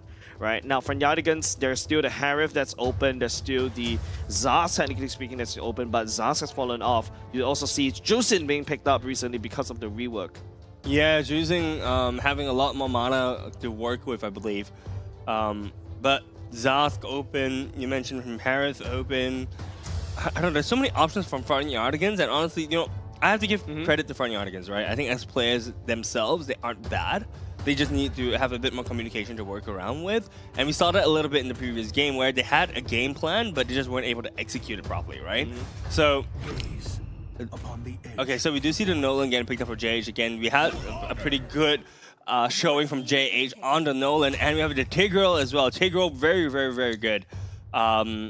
Kirby showcasing actually some Tigreal action as well before that. So excited to see what he can bring to the team now. So you first pick Nolan and Tigreal with Harif, that's wide open. Technically speaking, we've seen how links are used to counter the Nolan. Link got banned as well. Oh yeah, the link got banned. That's why Fernandes is okay with it. But yeah, are these your best two picks for red side? I mean, I really don't, because to be very, very honest, right? Front Yardigans has shown us so many different styles of play, right? So I wasn't sure what they were going to go for. Tigreal first pick, it makes sense to me. Nolan first pick is weird, right? Because typically you want to save it for either the third pick of, sorry, like this pick right now that they're looking at, so you don't reveal who your jungler is. Because right now, what Evil was going to do is they're going to pick the Hayabusa and be like, look, you can have the early game, but we're just going to scale from mid to late, right? And that's fine. Yep, albeit even Terizla is nerfed slightly, right? But I feel like Fernandes could have gone for that one because the penalty zone is just so impactful, especially in team fights, right? And right now, Team Evil picking up the Hayabusa and the Terizla for themselves, it means that Edith is definitely going into the roam. Fernandes, I think they can also go for perhaps a chip, sorry, not a chip, perhaps a Yeve as well, because that's what Chesty used to play a lot. You push everybody into the box with the help of the Tigreal as well, and it slows down, it allows Nolan to just abuse the fractures, but no, Fernandes go for the Claude pick instead. Yeah, Claude. So right now, this is a bit more telling, right? So you have the Claude with the Blazing Duet as well as the Tigreal with the Implosion. It looks like they're trying to go for a bit more of a team fight composition. Evil banning out Aurora, also very strange. It feels like they're kind of purposely putting themselves in the back foot here. No, I think Evil this is the dive com, right? In order to counter the dive com, you will pick an Aurora. So yeah, I think it's wise from the side of Evil going ahead and ban an Aurora, because Fernandes is going to come out from the banning phase picking first. And I feel right now that Yeve is really something that's really hot commodity right now. But Evil does have a bit of iframes and a little bit of a penalty zone to basically gap close very quickly. Yeah, we see the ban of the carry. So they're trying to target down Coconut's champion pool, or hero pool rather. And in fact, actually, I think the only hero, gold lane hero left. Actually, no, sorry, Harif is still around. Right, Harif is still around. Moskov is still around. Yeah, I don't remember seeing Coconut on Harif in the past few seasons. I remember his Clint, actually quite strong. But I really don't think you'll bring Clint in this particular patch. Last time. Okay, fair enough. I mean, I haven't seen Clint in like God knows how long. Choosing ban makes sense as well. You know, once again, you're talking about control and stopping people from coming in. Choosing is definitely going to have that effect on the team as well. So they just want to get rid of all the control style mages, but it does leave the siege mages online. Yeah, definitely. I think Yeve is a perfect pick coming out from Pacifist here. You do have lots of AoE. You have the Claude and also the Implosion. I think Yeve just fits right here. Just a perfect fit like the Cinderella shoes. And there you go. There's a Yeve. Yep. They've been literally hyping that one up as well. Now over the side of Evil, now you know you're facing a Yeve. Last time when you face a Yeve, technically I feel like Evil has already prepared for this, right? Hayabusa does have the iframe, the Terizla has a penalty zone to gap close, but I think you can potentially find more against a Yeve. I'm also curious to what Evil will pick for Coconut. They also need the backline access, right? I mean, they have the Haya, I suppose. They have the Terizla, but I feel like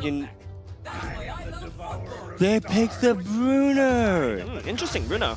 Yep. Yeah, that makes sense, right? Lane bully against the Claude in the early game. You just need Haas Claws, and hey, you can't get me out of the lane. Yeah, basically Coconut just say, I'm your daddy right now. Then after that, you got Zask coming in from the side of Sayla, that secondary zone denier as well. You just go in DD, right into the real world manipulation. Eve is going to have to disable that RWM. Also something that I think Coconut used to play a lot in the past seasons. Bruno is something that he's super comfortable with. And with, you know, Tigreal trying to group up everybody, the Worldie could do some serious damage if, you know, he manages to scale well, winning this laning phase. It's a Khalid! Wow, okay. Diablo cosplay?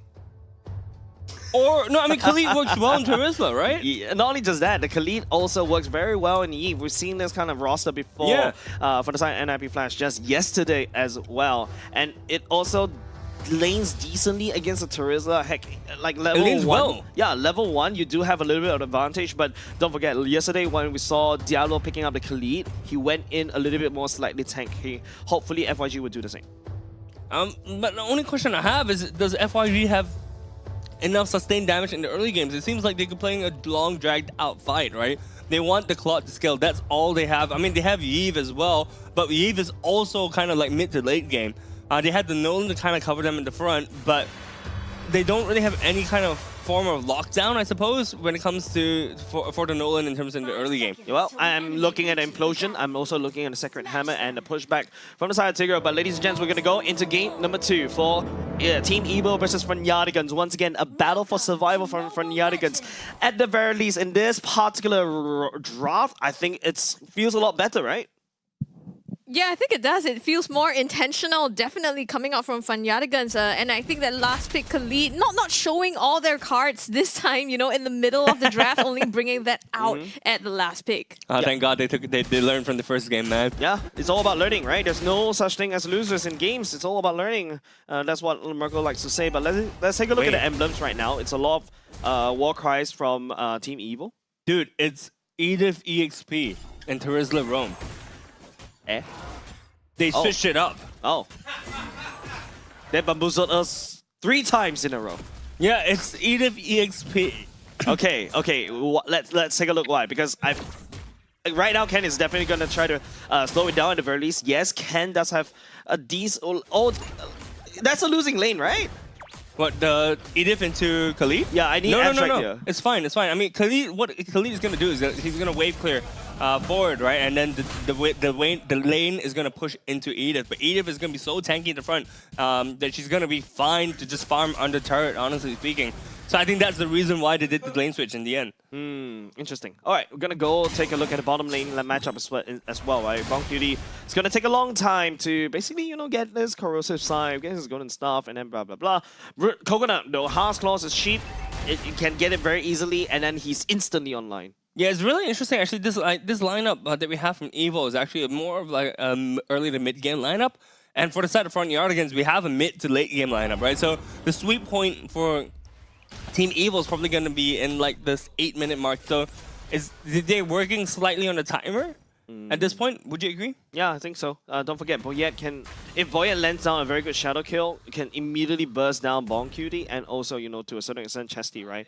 But I'm looking forward to what Franyardigans have for us, especially in this kind of roster where we're looking massive team fights with real world manipulation and everything into the box. Yeah, looking at levels right now across the board, we see Franyardigans, most of them actually do have the ultimate. The key ultimate in Implosion is the only one that's lacking at this point in time. On the other side of things... Ooh, the knock-up and the throwback onto Kirby, though, in the mid lane here with the real manipulation, trying to save him there. The flicker, Carrot, and Sayla together will put him down. That's first blood to the credit of Evil. Kirby set up really well right there, but how did Evil actually get out there? The knock-up here will be enough, and it's going to be Boyette landing last hit for Chesty as well. Boyette sneaks a double kill, goes in with a shadow kill. One more does not get JH just for the moment. Wow, Team Evo really aggressive right there. All the observers didn't really need to move. That place had become a crime scene twice. Yeah, man, there's so many bodies on the floor, but they do set eyes on one more body in the turtle. Evo extending the gold lead to 1.5k at the moment. It's only 3.5 minutes in the game right now. Yeah, you're expecting Vendetta to have a little bit of damage. Taking a look at the items, that's a furry hammer already built for the time. Vendetta, if you're following Diablo's build, is going to go into Oracle as well to more healing. And also Thunderbelt first before the Oracle. But look at that, Coconut already securing the Heart Claws already. He's online. Yeah, that's all Bruno needs, man. And the thing is that Claude is still not even first item completed. he's going for the corrosive scythe at this point in time, so it's going to be a little bit more. And even with the corrosive scythe, doesn't give him too much more. But penalty zone. Penalty zone onto Kirby as well. The damage is enough. Boyet cracks up another. It's going to be Evil really putting the pedal to the metal here, stepping up the pace because they need to end this game early. Yeah, I mean, 2 ultimates for the price of 1. I mean, like, With the buff as well, trying to steal that away. Carrot backing up. Vendetta going in with the flicker. Manages to secure that one for himself. So 1-for-1 trade. Ken looks like he wants revenge. Does not choose to pursue that yet. Oh, another missed opportunity for a pun right there. But of course, a missed opportunity for the side of Frenyadigans, right? I think they could have gotten even more.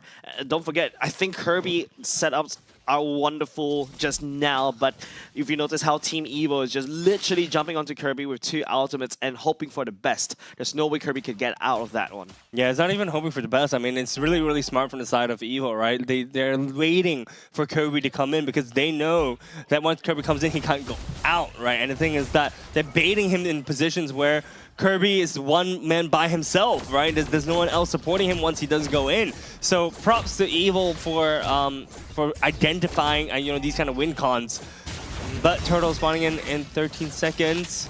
Chesty maybe caught out. Oh, beautiful. The flicker does not save him. Boyet again getting another one with the shadow kill just in time as well for the Turtle. They've put so much pressure on this gold lane as well as the mid lane for them to secure that control over this objective. Yeah, literally macro 1-on-1, right? Turtle gonna spawn bottom. Hey, we're gonna put a lot more pressure on the gold lane, right? Hey, apart from that, you gotta have to admit, Boya just styling right there on the shadow kill and using the quad shadow to get out, toss a little bit before he does. Exactly. I mean, look, it's very signature Boyet, and with all that confidence, he does deserve that, because he's just been playing so dang well on whatever hero he picks up, whether it's the Roger, the Haya, the Ling, the Fanny.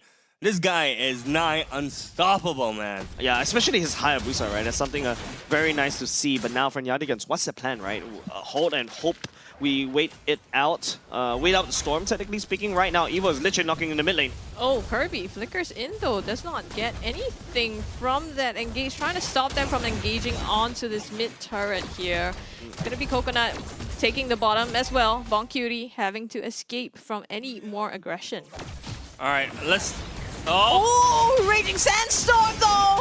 Pays back with Coconut. Now they're on the run. Vendetta trying to get out. The real manipulation immobilizes Ken. He's left alone. 1 against 4 though. He's still there. The damage coming through. Boyet comes in the back line with the Ouija shadow kill. Lands the last blow onto Chesty. Trades out JH as well.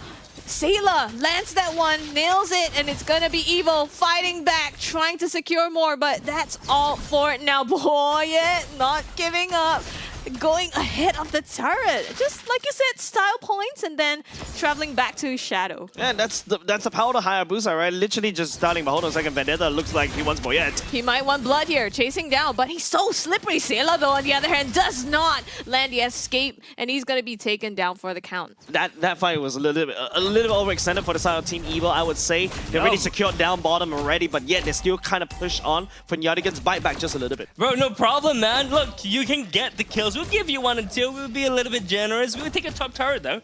It's all planned, right? Yes, it's an extended fight. Yes, it seemed like Evil was throwing a little bit, but at the opposite side of the map, Coconut was just knocking at the turrets, kicking it down literally with footballs, man. Kicking it down with footballs. I was thinking like kicking down with his feet or something like that. No, he's literally kicking soccer balls at the tower until it falls down, right? But anyways, looking at the turtle just spawned in. This would be the 3rd turtle of the game. Kirby, really good implosion angle. Implosion gets 3 though. Real manipulation as well as the knock up here. The damage comes through, not enough to knock Carrot down. It's gonna be Boyet nabbing that one. 3 down on the side of FYG. Boyet cleaning up this scene. Man, his Sky Piercer stacks is just crazy right now for Nyadigans. Even though it was a wonderful implosion, it was a wonderful real-world manipulation, but it seems like Evil is untouchable. Look at this, look at this. Another one going on to Bon Cutie though. Uses the Purify just to get out, and he burns that off of Bon Cutie. It's so worth it, man. Dude, Boya didn't even use his OE shadow kill. It's absolutely disgusting. Wait, why did he burn Purify? That's a good question, and we'll find out maybe in the interview post-game. But maybe it's a panic press, maybe. Oh man, that's one massive resource that Evo was able to just take away from Bon Cutie right now. Ken's knockup is gonna hurt. Wait, do you hear that? Free. From the side of Team Evo. I mean, dude, honestly, that's a free battle spell just used right there. And Coconut takes down another turret. Yeah, absolutely free. Like especially when you get 500 free diamonds with a minimum spend on $100 on jdsports.com.sg. I'm just reading what's in front of my screen, bro. This is about 10 minutes late, but all right, we'll take it. We'll take it. We'll take it. Indeed. I mean, you know, soccer, shoes, yeah, maybe it ties back into the game. Coconut was listening to the comms. He heard. He heard. Anyways, take a look at the items. I'm sorry, guys. This is a little bit of a brain rot moment happening. Scrubby Cheeks is like, why am I here with these two boys? But item check. Berserker Sphere and Malefic Raw already secured for the side of Coconut. Look at Terizla. Full-on damage. Radiant Armor and Dreadnought Armor already secured for himself. He's one tanky boy. And of course, we cannot stress enough, but yet Sky Piercer stacks are insane. 7 kills to his name already. Mate, dude, the guy has a BOD and it's only 9-10 minutes into the game. Vendetta gets caught here, goes deep in, trying to, you know, find vision as well. Has been doing a lot of work on this Khalid. And with the sustain, is able to heal himself for now, but I think coming into the team fight is going to be super important to get those, you know, raging sandstorms and help the zone. The bottom though, Boyette taking them on a scenic tour. But it looks like JH is gonna be the one to put him in the dirt. That's massive, by the way. That's what is Lord? Not only just that, the Lord's up as well. The Sky Piercer stacks are a little bit diminished, and also, you know, that's a shutdown gold that you give over to FYG. Maybe this is the turning point for FYG. Potentially, but I think FYG needs a little bit more. But keep in mind that we are currently in the mid-game mark. It's already kind of 11 minutes into the game. So FYGs, this is their time to shine. This is their time to flip the script. They're trying to do that care of the immune with the penalty zone. The Sacred Hammer pushes them back though. Evo looks like they're on the back foot here as JH gets the Lord for free, and it's 3 down on the side of Evo. Yeah, exactly. FYG found the timing, and this is exactly what we're talking about now. This is a late game draft that FYG has secured. Evo wasn't able to secure a snowball, and they played with their food, and now the food bites back. Yeah, man, it's like playing with an octopus and then, you know, trying to eat the octopus raw, but no, it just sticks I'm thinking more to fish. you. But I'm thinking more fish. Well, both, you know, both can bite back extremely hard, but looking at Front Yardigans, they're doing a stand-up push right now, but look at this fight. You know, it started really, really well, and then it didn't, right? Look at it. So now 3 people of Evil, that's perfect implosion from Kirby. Yep, it all starts with the implosion, right? After that, Bon Cutie goes into Blazing Duet, just spreading the damage. It's basically free damage given over to the side of Team Evil, and they cannot swallow that one. Yeah, and honestly, that was perfect execution from the side of Kirby. And now things are looking so much more dangerous for the side of Team Evil. Yeah. Yeah, knocking down the top base turret as well, getting that almost to half health now with the Lord. And that's the tables turning, right? Bon Cutie managed to close that gold gap he had to Coconut. You know, level 13, I think he's got his items up as well. And at this point, if he gets the Wind of Nature also, boy, it's going to have a harder time trying to target him, and he can just start free hitting. Yeah, boy, Coconut is the one that also picks up the Wind of Nature. He definitely needs that one against Bon Cutie.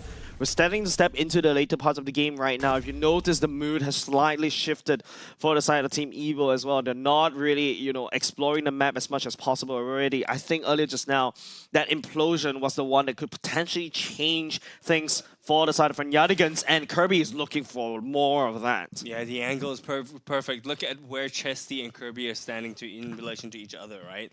I think Chesty is noticing how to kind of position himself for the team fights, and dude, Kirby's just standing there, man, and Kara's just standing there. They're just kind of chilling and looking at each other at this point in time. AFK Gaming. AFK Gaming, indeed. I mean, that's Carrot, right? He needs to open up the map, provide some vision so that the rest of Team Evil will be able to, you know, play around the side lanes. Now, Evil taking majority control of the bottom lane, which is the weak side of Yardigans, whereas Yardigans, you know, they already cleaned up most of Evil's turrets, right? So everywhere is slightly dangerous for Team Evil, but Yardigans are starving out on a lot of information. Team Evil, they're not too sure what to do. Yeah, but look, the good thing is that the Lord is actually spawning on the strong side of the map for Team Evil, right? So once the Lord spawns, it can kind of maneuver their way. Carrot maybe actually... No, he probably missed out the vision in seeing Front Yardigans reposition, but they know that this is really close right now, so you can actually, like you mentioned before, see this change of play, change of style of play that Team Evil is going through right now. Yep, change is the only constant for the side of Front Yardigans, right? And they're able to find that pick off right there. Really, ever since Boya gets assassinated earlier just now, it just went downhill for Team Evil. Yeah, but this is the power spike from Front Yardigans now. Now they've hit the 14-minute mark. All the heroes are online. Yves, Claude are both Especially online. Claude. Right, especially the Claude, right? Like, you can start seeing him like just literally gunning down every single birdie from the side of Team Evil. And that was just a Malefic Roar that was just built as well, right? Yeah, even more shred.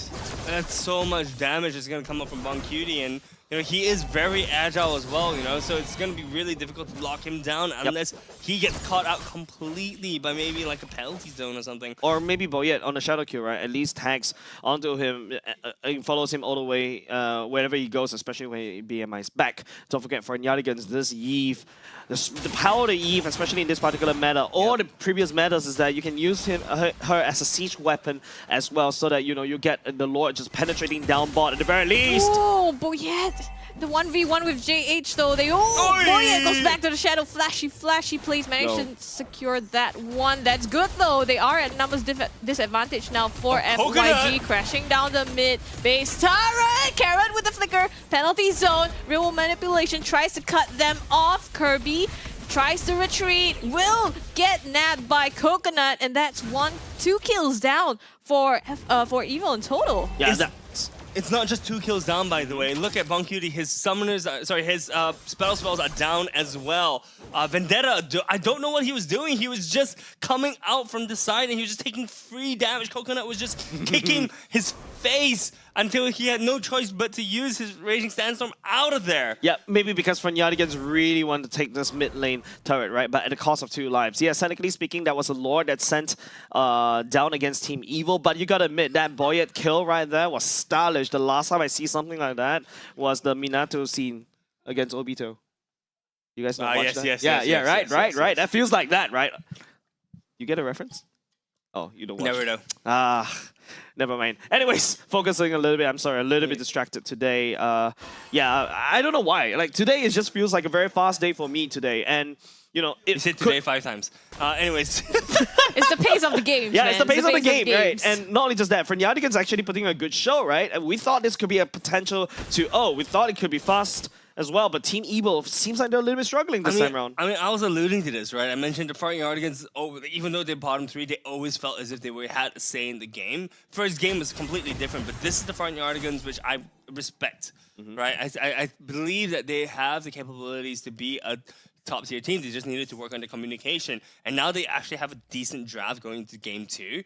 I mean, yes, okay, this is not Evil's primary lineup, right? You've got Coconut playing, you've got Carrot that's also playing, but at the end of the day, Carrot taking the damage from the fracture, still has their immortality, but half his HP gone. Kirby with the Sacred Hammer and the implosion. Ken gets blown up there. Now FYG have an advantage over this Lord. Carrot and the team trying to hang around this Lord here for vision. Carrot engages with the penalty zone, so does Vendetta, but flickers out, takes too much. Boya goes in the backline looking for something, but gets stunned out by Chesty.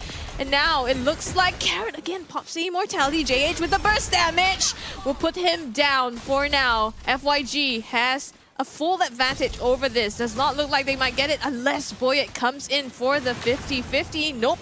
Bon Cutie takes that implosion onto Boyet, and somehow FYG get that and more. Man, Kirby has been like, the implosion cooldown, that was one sequence when he used it twice, right? And that's how long that dance actually went. Team Evil right there thought they could have a stand-up chance against FYG, but don't forget they have a very strong mid-game power spike. Now we're in the late game. Now we're in the end game. Yeah, now the end game spells doom for the side of Team Evil. They took this match a little bit too casually. They weren't able to close things up in the early game. Now they have a Lord knocking on the front door. Looks for the flank. JH goes in. The real manipulation as well for the zoning in the backline. Boncutie with the Blazing Duet doing the damage. And now they go straight for the core. Boncutie lays the last hits and finishes that off. FYG somehow racked themselves up a 1-1 even score, bringing us to an unexpected game 3. Yeah, but like this is exactly what Fernandigans wants, right? They need at least a point or 2 or perhaps even 3 from this one. Well, but you can't get 3 anymore. You can't get 3 anymore. But then again, this is basically, don't forget, they're battling for survival and it starts from here. JH must be feeling wonderful for himself. An excellent showing of Nolan for the past 2 games. But don't forget that Tigro as well just enables Fernandigans so much. Like what I mentioned, it boils down to the draft. If Fernandigans gets a very good draft, they have a good game. That's true, that's true, that's true. But you know, one question has been like lingering in my mind. Powerful, have you checked your PayNow account maybe? Because that dude, I mean, honestly, right? Like, subbing out 2 players like that, it feels a little bit shady. But no, I'm messing here.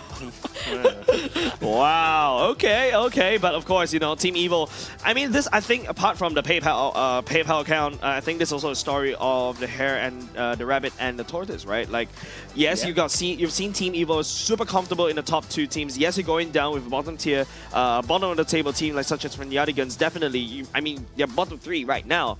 And then now you give 1 point over to Fernandigans, and then you start subbing like this. You start questioning yourself, hey, maybe Team Evil, I think the time to play has ended. I think you should at least take this game, number 3. Yeah, you know, I think they're definitely going to switch back to their rosters. I think we're going to see maybe Powerful come back or maybe even Marquee come back. But more importantly, let's talk about game number 2, right? MVP. Definitely. And MVP in my mind, definitely the Tigro, right? The Tigro has been setting it up really, really much. But apart from that, another mention is definitely JH. What about yours, Scrubby? Yeah, I think the setups by Kirby there on the Tigreal and in the most unexpected ways as well. But we're going to see who this MVP is. And you're right, Kirby. Yeah, Kirby. I think also, if you notice the fleeting time coming into into that item slot, really well done, by the way. That's why in that very last team fight, you get to see the implosion going off twice. Even in a very short amount of time. Because don't forget, that ultimate should last very long. But area assist, that could actually help.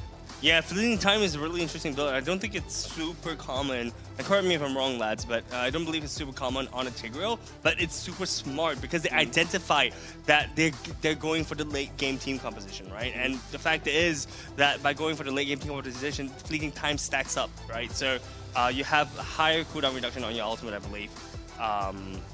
Yeah, you have high cooldown on your ultimate later in the game, especially if you get more assists, I believe. Yeah, I mean, the most important thing is you get that refresh, right? Especially lowered cooldown for your ultimates. I think that's a key point. And they played around Kirby this time around. Especially, it enables the Claude a lot, especially, right? Like, you just catch everybody and then after that, Blazing Duet. I actually cannot do that.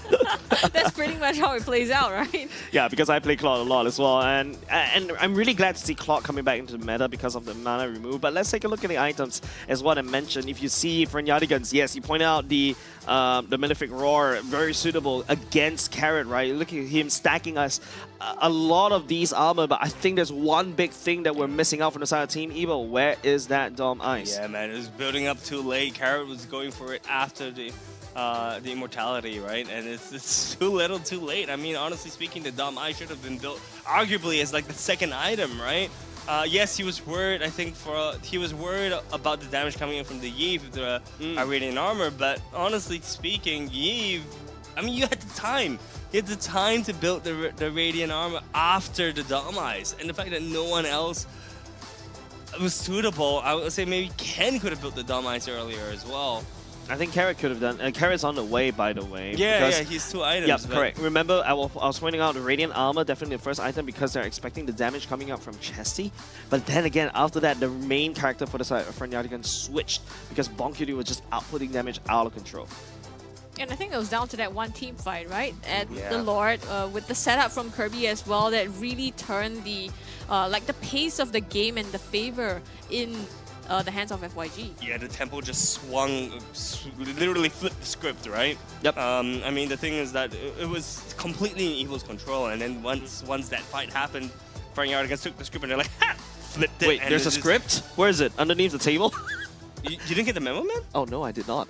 Clearly you don't check your emails, bro. No, I don't. I don't check my emails. Anyways, yeah, but like I think right now it's back to the drawing board for both these two teams as well. It seems like we're going to go into a game number 3, obviously, stating the obvious. But like really, Boyette going into that kind of items as well. BOD, like what you mentioned, if Boyette unable to catch onto Bon Cutie, he's going to spell imminent doom. Interesting. Once again, okay, so to me, before today, right, Warcry Edith was a very, very new thing. For me, I've always seen it as like maybe the concussive blast to add on, especially for roam Ediths. But now all the Ediths I've seen today is all Warcry. Yep. That's probably because you can just link up the 3 skills very easily, right? You have the Earth Shatter, you have the Advance.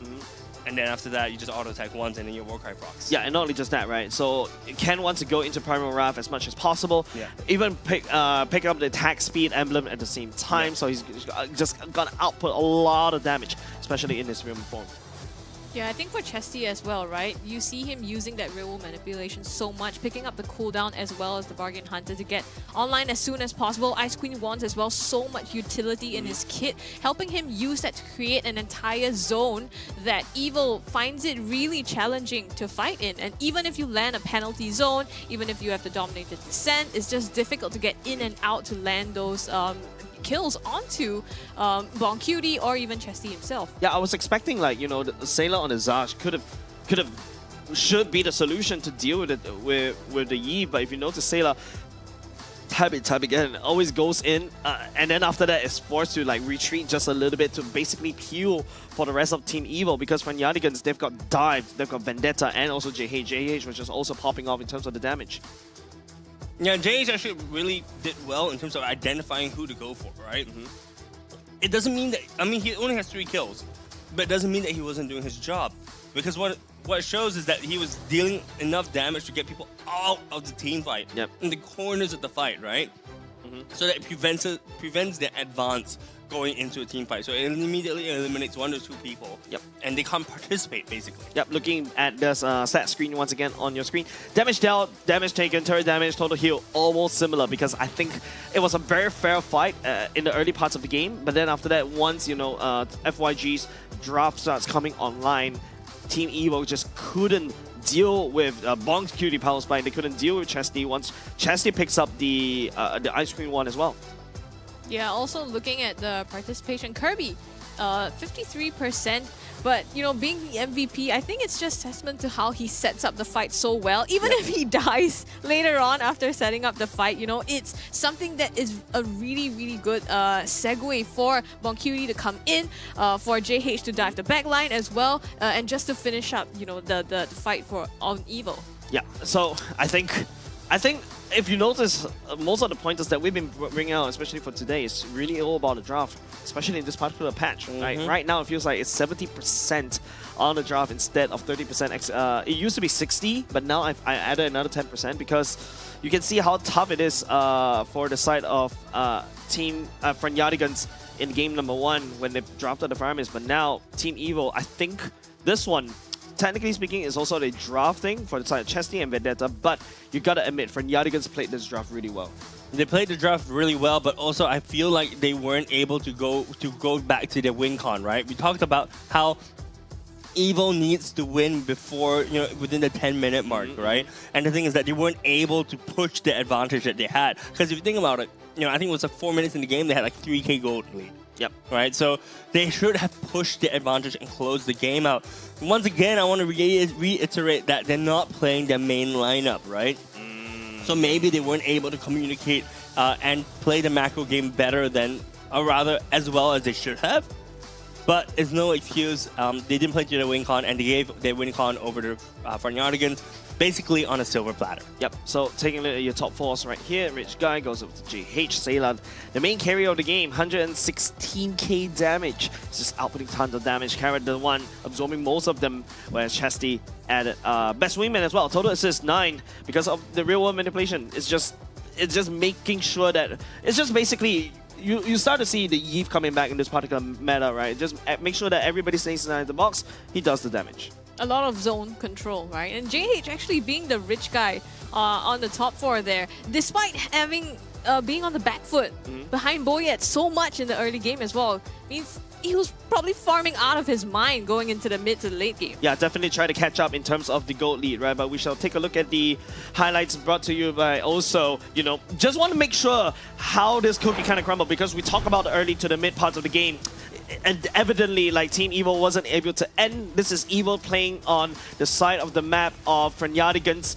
Especially, you can see how dominating they were because of their rosters. But once, you know, the Kirby starts to pick up the critical implosion, I would like to point to one positioning where Boyet gets killed. I think that's where, you know, Frenyadigans starts to get a little bit more market share. Yeah, I was gonna say, even this fight that Evil took, right? It was also a little bit questionable. Like I mentioned before, you know, yes, they managed to get down to the top turret. You know, you see Coconut here running straight for the top turret, but you know, they really didn't have to take this fight. Rather, they could have, you know, grouped up mid. If you see right now, the mid lane was completely free and it's completely open, but they opted to take the fight and kind of distract them from going to deal with the carrot problem. Yeah, speaking of carrot problem, the coconut problem. Yeah, but speaking of carrot, right? You saw that was an empty penalty zone. Doesn't connect into anybody. You can see Frenyadigans sidestep this one. Oh, this is beautiful. Yeah, the setup there from Kirby. I think, like you said, right, Carrot with that penalty zone gave Kirby the opportunity as well. He was waiting for Carrot to you know, use that, and the moment he did, he was able to set that up just smoothly and without any repercussions from the side of Evil. And JH, like what we were talking about just now, right?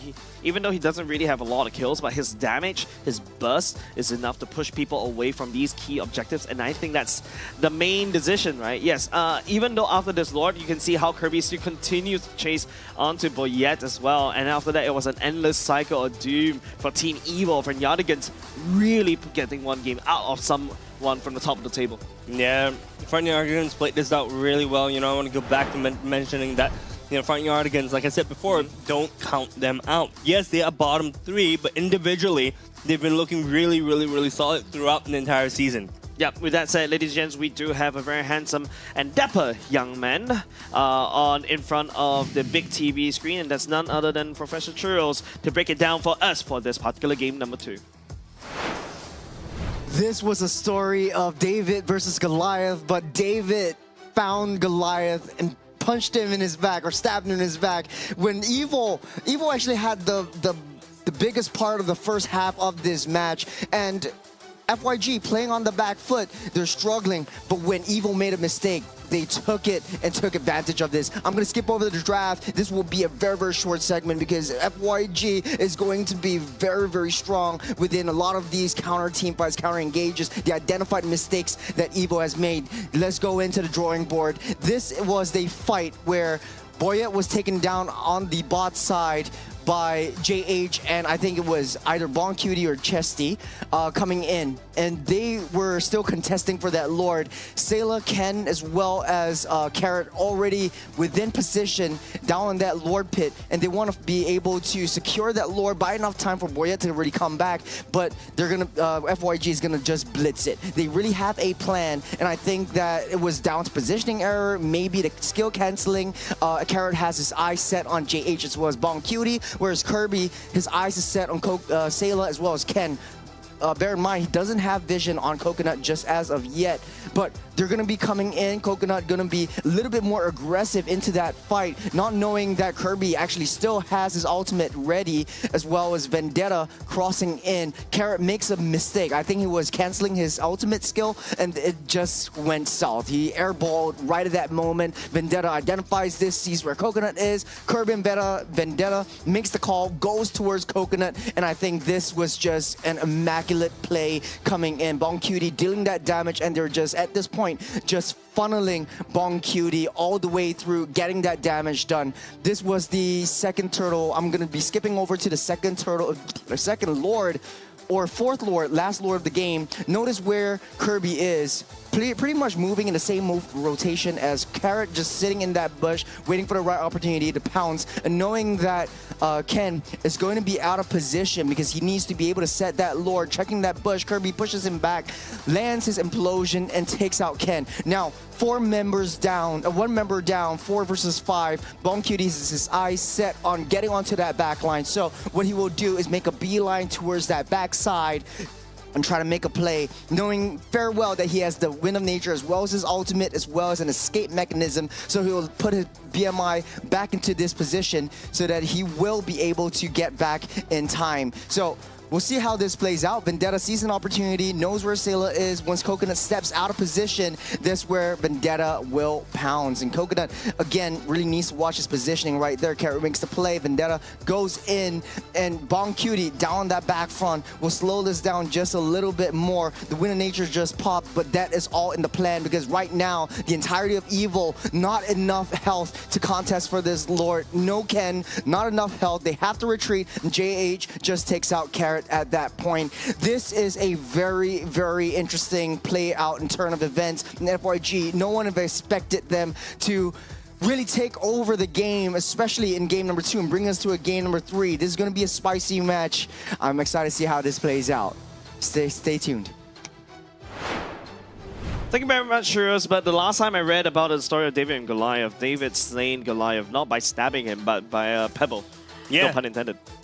But what pun? Okay, never mind. It's an inside joke. It's an inside joke. It's an inside joke. It's an inside joke. By the way, also I think this game really is a David and Goliath kind of storyline, right? And not only just that, the Team Evil right there, literally just subbing in Coconut, subbing in Carrot, thinking that, hey, we should have this in the bag, but no, Franyardigans to bite back, because don't forget, Franyardigans also pushed NIP Flash to a tipping point like yesterday. Yeah, I've said this like twice already, but the thing is that Franyardigans, these guys are old MPL players. These are veterans, you know, you really can't count them out. And it's showing the reason why they can push NIP Flash to the brink yesterday, and why they can steal a game off Evil today, right? You raise, I mean, it's just maybe at the start of the season they were working on the communication, right? But now it seems like they've kind of found it. Yeah, it feels like they're like old couples right now, right? Old couples? You know, I young don't couples. get these Where are your analogies. analogies coming from today? Young couples, you know, they squabble a little bit, especially at the start of the season. They're not really confident. What are you looking for? Your puns. The reason for your puns. Yeah, I don't know where they're coming from, dude. But now it feels like they really fixed out the communication, like literally old couples, right? No? Well, yeah, I agree. And it seems like their fights are a lot more sharp. Like, they're sharper. When Kirby goes in, they've caught one, immediately they fall in line and manage to take that person out. But like you said, it all depends on the draft, whether or not they get their heroes. And it comes down to this phase for Game 3. Pela, Count Coconut's still in. Okay. Team Evil, I don't know what they're cooking. They're really biting down on this one. It's going to be still Carrot and Coconut playing for this one. Pacifist bans away the Hayabusa. Team Evil, I think that's a Phobias ban. There should be a Phobias ban for Team Evil. Nah. Why? It's not gonna be Phobias ban. Why? Well, who else? Sorry? Who else? They're gonna. I told you it's not Zeev. Oh my god. Duh. Oh my god. Team Evil is opening up the Phobias already. Franyardigans, they need to snap pick that right on away. If not, Team Evil, you give that over to Ken. Ken is just gonna come online. No, but that's what I mean, right? This is what Evil should have done just now. They should have left Phobias open so that it forces Franyardigans to ban it, and then Ken, it's just a free pick for Ken. This is what they should have done the previous game. Now, first pick. Very important for every person. But now it seems like they're gonna first pick a Ruby instead. Kinda telling if you ask me. Now Team Evil, full access to the Phobias. Team Evil probably played Franyardigans into this one for the draft. Yeah, and I think that's completely fine. They're more than happy to give over the Ruby, right? I mean, Ruby executionally is pretty challenging to play. I have full confidence that Kirby or maybe even Vendetta is going to pick that up and will be able to utilize that well. But the question is, Phobias? Yep, I think Phobias. I think Phobias is a very open open thing, right? And of course, you know, a Bon QT also plays the Ruby into the gold lane, so it's a very strong flex pick. One time for Yardigans, but don't forget, Phoveus loves people who dashes around. Ruby dashes around. Now, Team Evil also packs on the Tigro as well, so that's going to go into Carrot, and Ken gets his own Phoveus. Very, very, very, very strong first two picks, Integral and Phoveus. Not to mention that they are highly flexible as well when it comes down to team compositions, right? So Evil can really just take the core of these two and take it to almost any kind of team composition, whether they want to do a team fight one or whether they want to do a pick composition as well. This completely works.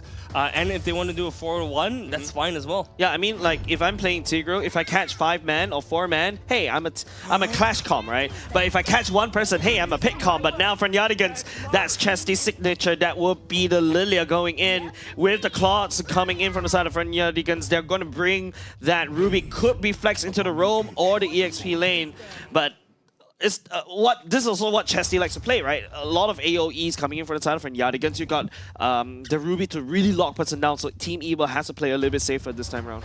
But the beautiful thing about Team Evil right now is that they have enough things at this point in time to lock down the Lilia, right? They have hard CC and burst as well. So I think the Lilia pick into this is, I mean, yes, even though it's his signature pick, I'm not sure if it's going to necessarily work. I think it works well because like your ultimate also gives you a secondary life, especially against the Nolan as well. And I think... But you need to be fast enough to press the button. Yeah, that's the only thing. Right, I mean, and if you get locked down and burst it down, you can press the button. I think Chesty's pretty quick on the button though. Remember the hard guards and Angela? He's quite fast. And I mean, it's one of his comfort pick, right? So rest assured, he will pull that trigger, especially when he sees a Nolan as well. Well, before the damage comes in, right? But now Team Evil bans away the Julian. Yardigans takes away the Nathan. Yardigans start targeting down Coconut's hero pool, and maybe the next could potentially be a Bruno ban for the side from Yardigan. Evil, on the other hand, needs to can either continuously lock down the junglers or continue to lock down the EXP laners-ish. Have you seen JH or Fanny? No, right? Let me double check. I think he has played one, it. We've seen it once, yes. Not to success. I don't think I they've think I won remember that, him but lost that yes, one. he's played quite a number of assassins. Well, Fanny? Question mark? Nah, I don't think so. Aramis ban. Yeah, Yardigans banning away the Aramis, which is kind of interesting. Like Aramis kind of left the meta quite some time ago. One whole season ago. Yeah, and then after that, you know, you start to see the rise of, you know, the Eves. Unfortunately, it's get banned out. The Zask is still available, by the way, albeit enough, but you can see the damage and also the zone denial that he can provide. And speaking of zone denial, there's Aurora that's still leaking. Yes. Around. Gets a carry, okay. Well, the Aurora is wide open, right, for the side of Evil. Yep, it can be done, but they don't need to pick it, right? They need to quickly just pick up something from the side of the marksman pool. I guess that's what they're thinking about. But for Yardigans, though, they need a jungler, they need an EXP, or they need a roam. Yeah, I mean, it's interesting. I mean, they technically have free choice for both the gold laner as well as the mid laner, right? Because on the side of Yardigans, they've already locked down their gold lane and the mid lane as well, so they could really just do whatever they wanted to go. Seems like Yardigans locks down the Gatto and the Joy. Wow. I was wondering what JH was going to pick up, and my thoughts was either the Joy or the Fanny, but I've not seen JH perform on the Joy just yet, personally. So it's going to be really interesting to see whether they're going to be able to execute this lineup. Okay, Zask makes sense for Sayla. Both of them denying zone control. But honestly, just looking at the lineups, Evil has the easier execution. Yeah, definitely. Press ultimates, everybody win, right? But also the positioning of Carrot is going to be very important. But I'm looking at from Yardigans, right? There's a lot of escape mechanism from the side of Lilia. There's a disengage tool from the Gatot and also the Ruby. And Joy just goes in happy with the ultimate. I think can easily burst down Zask's ultimate, right? So that's something that from Yardigans does have. We're going to go into game number 3. Looking at this roster, I think it's kind of balanced. Both has secured kind of prior picks as well, especially for the side of Evil. But from Yardigans, these are comfort picks they've secured for themselves. Yeah, Yardigans looking really comfy with these 5 heroes. But the question is, and rather my eyes are going to be focused on the Lilia. Will Chesty be able to do what he wants to do by churning out damage and surviving? We are going to take a look at this in game number 3 of match 3 of MPL Season 8. Oh, you're still counting, huh? I am, of course. I actually lost count already, but Right. all I know, this is game number 3. If FYG is able to secure this for themselves, I think any point is better than no points going into and trying to stay unrelegated, right? Because don't forget the bottom 3 table right now. Yeah, it's going to make a huge difference for them. For Evil, not so much, but Front Yardigans playing this game, this past game, out so cleanly. You know, you can't help but to kind of root for them, but... Sacred Hammer into the knockup. Dark Wave as well puts a lot of damage onto Kirby, enough to pull him back. And that was, you know, tit for tat. A lot of pressure on Sayla in the beginning as well, in the mid lane, thrown out by Chesty, which is, you know, quite what you wanted to see. It's a beautiful setup so far, you know. Right now we see a lot of just trades happening. Yeah, we see a little bit of wet noodles being thrown around at the EXP lane right now. Oh, JH going in a little bit. Yeah, does have the ultimate, but would not pull that off. This is Kent's Phobias that we're talking about. I think FYG is giving a lot of respect, sending 2 members to try to deal with him. In the mid lane though, Carrot, Boyet, and Sayla, mid trio, just hanging around here to, you know, help Sayla out a bit. Looking forward to the rotations that's going to come up, especially with the turtle spawning in about 15-10 seconds now. Vendetta being pushed all the way to his turret. Yeah, so Vendetta is being shoved right back in. Turtle seems to be spawning at the bot side of the map right now. Evil pushing in Vendetta completely under the turret. Vendetta not even at 4 just yet. Can just hit 4. This is going to be pretty big. In fact, I think, yeah. Oof. Front Yardigans is just going to handshake the turtle away to Team Evil. I think it's the right call. Looking for something mid. Dark Wave pulls Kirby. Vengeance popped as well. Chesty cannot do anything, and First Blood goes the way of Evil. Vendetta, though! The root, I'm offended, together with the flicker, gets Ken under the turret. Now Boye comes in. Fracture as well. It's going to be JH taken down for the count, and 0-2 now in favor of Evil. But did I tell you, like, I thought Ken would have been dead right there with I'm offended. Then I remember, oh wait, sorry, this is Ken's Phobias, right? He's very comfortable. Look at his discipline using the ultimate, right? To get out of the turret damage, and then after that, see what you need to do next. I guess you can say that he can do it. Yeah, he can. He definitely can. There has to be a limit to these. No, I'm sorry. To a single pun that you can use. No, dude. That should be a challenge. Like, how many puns can I do? You can't stop me. You can't? You can't stop me. Because you said can't, right? That's how in American English, right? But in British English, we use can't, right? Yeah, so that's, you can't stop me. Yeah, so it still works. It's still a pun. Yeah, it's still a pun. But okay, I'll take it. Looking at the top side, right? Coconut versus Bonq, Claw versus Carry. It's kind of an easy lane, but Coconut should have a better shot because of a wave clear. But you know, towards the later parts of the game, Bonq does have better bursts as compared to the Carry. Interesting, actually. I noticed that Coconut kind of just gave up the gold crab to Boyet. Trying to farm up some... Oh, wow. That's so obnoxious, the recall. That recall is obnoxious. So get yours right now with the free diamonds that you get from jdsports.com.sg. All right, I'll take that. He's still trying after 2 games. I'm just Dude, I don't know. I don't know where these are coming from. I don't know. But Turtle's coming in 3 seconds now. And again, Evil shoving the mid lane as well as much as possible. Ken putting pressure again on JH as well as Vendetta to be able to take control of this map. Entirely in the favor of Evil here, zoning them out. Mental pressure, man. He's not even doing anything. He's just pressing recall. Yeah, I think that's a recall. It's the recall pressure right there, right? But his mere presence just shoves Yardigan away from, you know, even them challenging the turtle. Flicker implosion and immediately blows Vendetta up. Cannot even react, and JH, bit too late to the game, tries to land some blows onto Boyet here, but cannot do anything. And I mean, it's 1 against 2. Yeah, you know, you cannot do anything. I love it. I love it. Hopping on to the punch train. We need to get like a Ken counter going here, guys. All right, we do see Kirby getting... onto Kirby, and it's Ken again, Avatar of the Guardian being popped just to escape as well. Yeah, escape to right there, right, for the side of Kirby. But you start to see EVO ramping up in terms of the damage and also the aggression. They got 2k goalie for themselves. Oh, Blazing Duet here tries to get away. Boncutie. Vendetta is there though for the backup. In the backline though, Ken goes on to Chessie as well as Boncutie. Launch one more for the black shoes. Gets him out. Boncutie actually pays that back. Oh, nobody died there. No, in fact, it was Ken only died. Ken. Yeah, only Ken died, right? Ken was just outputting so much zone right there, but I'm also expecting EVO to kind of shove the top wave down. Conceal Sacred Hammer misses the mark. Vendetta kites that one out, stuns out, taking too much damage as well. Kirby comes in, tries to land enough, but Coconut with the wheels able to force the disengage. Pixel, the 1 pixel away, that out implosion would have been landing onto Vendetta, but a missed opportunity from the side of Team EVO is that the other Team game number 1 Team EVO, when they do that, you expect topside turret to go down, right? But this game number 3 Team EVO, topside turret is still standing.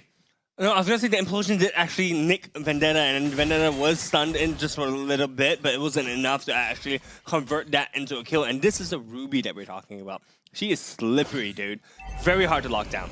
But now, we're not seeing a lot of macro plays coming out from Team EVO. In fact, they're just out for blood, out to look for, you know, bodies from the side of front Yardigans. But at the very least, you know, Team EVO does have 2 turtles. But because of that scuffle happening earlier just now, the goal is reduced for the side of Team EVO. And doing so much work here, bottom side. Boyet trying to clean that up together with Carrot as well, rotating all the way down just to force him back. In the meantime, yeah, that gives space for FYG to go down the mid lane instead. Wait.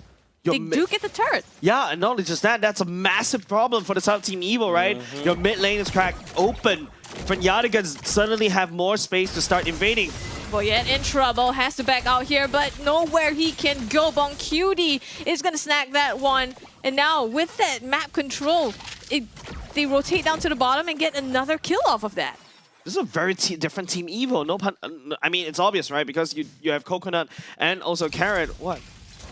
What's going on? Nothing. Keep going. Keep going. Yeah. But like, and also like, you know, Team EVO losing mid lane. It's so early on. Even though they were having a lead just now, it's just uncomfortable for Team EVO. Yeah, it's looking really, really different from what we're used to seeing.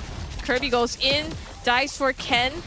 Sayla forced to use the Dominator's Descent as well, disengage the fight here. It looks like they're having a tough time defending against FYG, and now EVO has to play the cross map as well, sends Boyet up to defend the top lane. Yeah, Coconut was shoving down bottom lane. At the very least, they get that one. From Yardigans, really making a good showing though. At the very least, they're still focusing on the macro this time round. Boncutie picking up 2 kills, that is massive. Means that he's actually a little bit closer in getting his items. Yeah, he's accelerated. And Boncutie and Claude, when you get Claude accelerated, it's absolutely disgusting, right? Because he's able to get his late game state that much faster. I do want to highlight, I just realized this, the carry is doing a war cry as her emblem of choice. Okay. Okay, I mean, more damage towards the later parts of the game, but your early game was kind of suffer because you don't really have that sustain. But Boncutie, you know, going for the more traditional route, go for Quantum Charge. We also see JH picking up a Holy Crystal. Oh, Vengeance as well. Ken, the knock up onto Kirby. Coconut just lays light wheels on him. It's enough to send him to the death pit. And now EVO, they have control over this Lord here. JH tries to make his way, but not going to be quick enough. Boyet secures the first Lord of the game. Yeah, that's exactly what EVO needs, right? To basically put a full stop against Yardigans, shenanigans, and bot side already clean up for the side of Yardigans as well. Boncutie. JH, the stun, the damage as well, tries to retaliate, but it's not going to be enough. Coconut takes care of him. That's another one in favor of EVO. So looking like, you know, signs of life, and I think Coconut, they're really relying on him for this late game damage. Hopefully it's starting to pay off now. Yeah, Yardigans suddenly turn on the macro button. You know, I was gonna say, you know, this team fight was really well played by Ken. If you noticed just now, and I'm pretty sure, you know, Church is gonna break this down for us later, but Ken was always scouting for the angle that JH was coming in. Just now when they was trying to clear the Lord, they found JH before JH could actually walk up and steal the Lord. Same thing that they did for the fight just now, right? Ken was positioned in a way that he was corralling JH into a corner. And the moment JH showed himself to try to kill off Coconut, he just prevented that from happening. It was absolutely well played by Ken. Definitely, right? Ken just having the map sense and game sense to kind of predict where JH is coming from. Really well done right there. Evil is now ramping up the attack, taking down turrets left, right, center, but the mid lane for the side of Yardigan still holds. This is the Evo which I know and I love and I support, right? I mean, honestly speaking, there we go. Chessie's got cut out. Finds the Infernal Pursuit onto him. Carrot zones Kirby, out pops the Vengeance, the implosion, and a knockup onto 3! Evil pouring out the damage now onto FYG, 2 down, and it's gonna be JH in the backline finding Boyette. Chesty trades that 1 out, so it's 2 for 3 in this fight. Wow. Yeah, in favor of Evil. I mean, look, FYG was getting, showing that they were doing pretty well in the early game, but now we've hit the mid-game mark, boys, and it seems like the script has flipped yet again. Like I said, this time, like I said, is there a script? Because I'm looking at Team Evil right there. I mean, yeah, I think they're really forcing that team fight a lot, but hold on. JH, the dancing joy goes in the backline, finds Sayla, immediately blows him up. Damage coming off from Coconut and starting to leak through. And to be honest, yes, this feels more like Team Evil 1.0. Remember the new and improved Team Evil 2.0 with, Powerful and Marky being in that. You can feel like there's a lot more macro sense in terms of these team fights. But this time around, this is the true Team Evil that we used to know, right? Scrappy. Scrappy. We like to get our feet and hands dirty in the mud, and then after that, we win team fight for some weird reason. It's not even a weird reason, man. Dude, Coconut's scaling so well, this is a carry. Both of them are, late game heroes, right? But the thing is that the advantage that Carry has over Claude.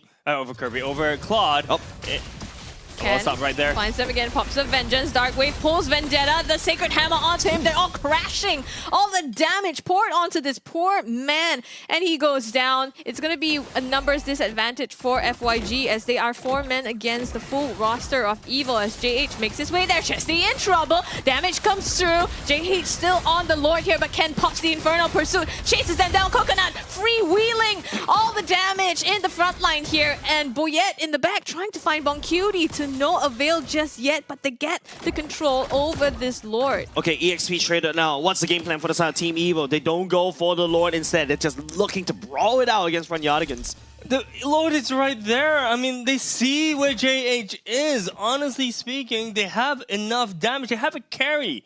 Carry should be able to just burst down the Lord, but they opt to send the carry up to the top? Yeah, maybe try to wave clear, I guess. But then again, front Yardigans right now is just going to abuse that because don't forget, Claw going to the later parts of the game, he's starting to hurt like game number 2 earlier just now. Yeah, honestly speaking, like Evil is not... I'm personally feeling not making the right macro calls at this point in the time because they had the opportunity to take the Lord with carry there. I mean, don't cry over spilled milk right now because the Lord Pit is gonna be mostly Team Evil setting up shop.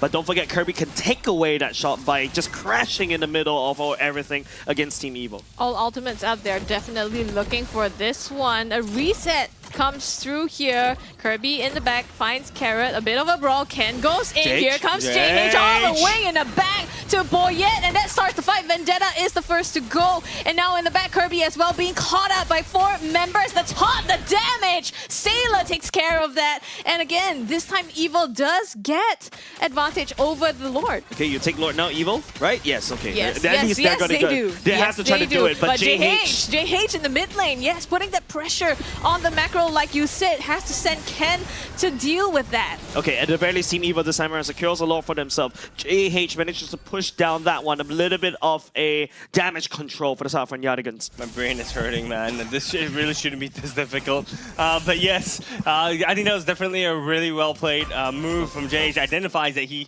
can't really do anything to stop the Lord, but he'll try to do a separate play elsewhere on the map. Speaking of the map, so many, like the map is looking very, very barren for both teams, Mid turret for Team Evil looking less healthy than the mid turret in front Yardigans, but we do see the waves pushing in right now. Lord passing the halfway mark. Mid wave is also pushing in right now. Bot wave also pushing in. So they have to defend on 3 different sides. Yep. Boyet securing the BOD earlier just now. Coconut has the Rose Gold Meteor. Means that Coconut will be a little bit more, has a little bit more resistance against the damage coming out from JH. You can take a look what Yardigan's game plan is, but hold on a second. Carrot. Boncutie making quick work of the Lord. Carrot looking for something here. Getting hooked by Vendetta, but not going to make too much of it.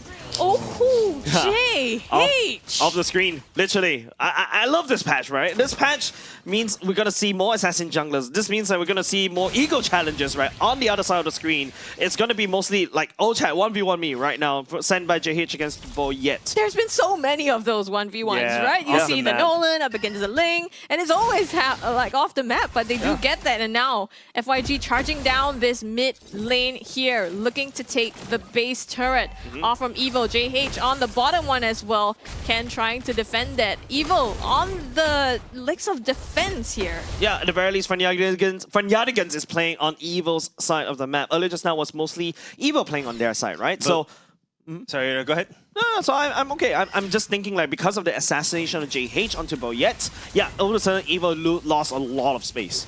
Yeah, for sure. But I also want to bring your attention to how low the HP bars are on front Yardigan's base turret, as well as the inner turret of the bottom lane for front Yardigans, right? Yeah. Both of them are literally about to go down. So honestly, one more push is all Evil needs to crack the base wide open and for them to start building the advantage which they need. I do want to highlight that, front Yardigan's win condition is now active. They've got the Joy. Joy is dealing so much damage right now to the squishy Coconut, to the squishy Sailor, to the squishy Boyet. And also you've got Boncutie in the Claude. The Claude Blazing Duet is going to be doing so much damage. Not to mention they also have the Gato ultimate, right? The Avatar which is going in and it's just layers so nicely. Yep, Evil on the other hand, the win con for them. Carrot needs to land a perfect flicker implosion or something like that. Can to just distract from Yardigans being that sandbag that Evil needs to be. From Yardigans, I agree with you. Once Vendetta managed to catch people, once Kirby managed to catch people, JH just runs it down against try to push Team Evil's damage dealers away. He doesn't really need to kill them. They just need to remove them from the fight. But hold on. Carrot's trying to do that. Conceal there we go. with the flicker, Sacred Hammer, and the Implosion. Kirby and Vendetta, they get 2, but nothing. Kirby now on the counter, engaged with the Avatar of the Guardian. Ken with the Vengeance, popped as well as the Infernal Pursuit, but Chesty's just going to round that up with the Black Shoes. Vendetta goes down. They're still going on. Evil has the upper hand. They surge forward, takes away 3 members of FYG, and now they do get this lore. They definitely get this lore right here. Ken, he's just literally playing with ice right there. You can see how Kirby think that he could jump onto Ken, but this is Ken's phobias that we're talking about. Buys enough space for them, for Evil to step forward to send Sailor with the Dominator's Descent. They take the members of FYG and they take the Lord. Can he do it? Was the question. The answer was yes, he can. Absolutely bonkers. I think just being there and just soaking up so much damage. I thought he was going to die so many times, right? But the thing is that he was just able to sustain himself with his ultimate, with his passive. It's just, now I'm starting to understand why you're Are you a true believer of Ken phobias right now? Not yet, but soon. Not yet? After all that? Nah, bro, no. What does this man need to do to little please faith. Sorry? All ye of little faith. Not with a Believe in penalty zone. Believe in the Church of Ken's phobias because he has delivered space for Team Evil earlier just now. Now for Yardigans, they need to defend against this push right here. Team Evil gotta need more of that Church of Ken. Look. I'm Asian, okay? You need, if you're striving for an A+ right now, you need to get like an S+, okay? That's what it is. Stop being an Asian, Dad. We'll see.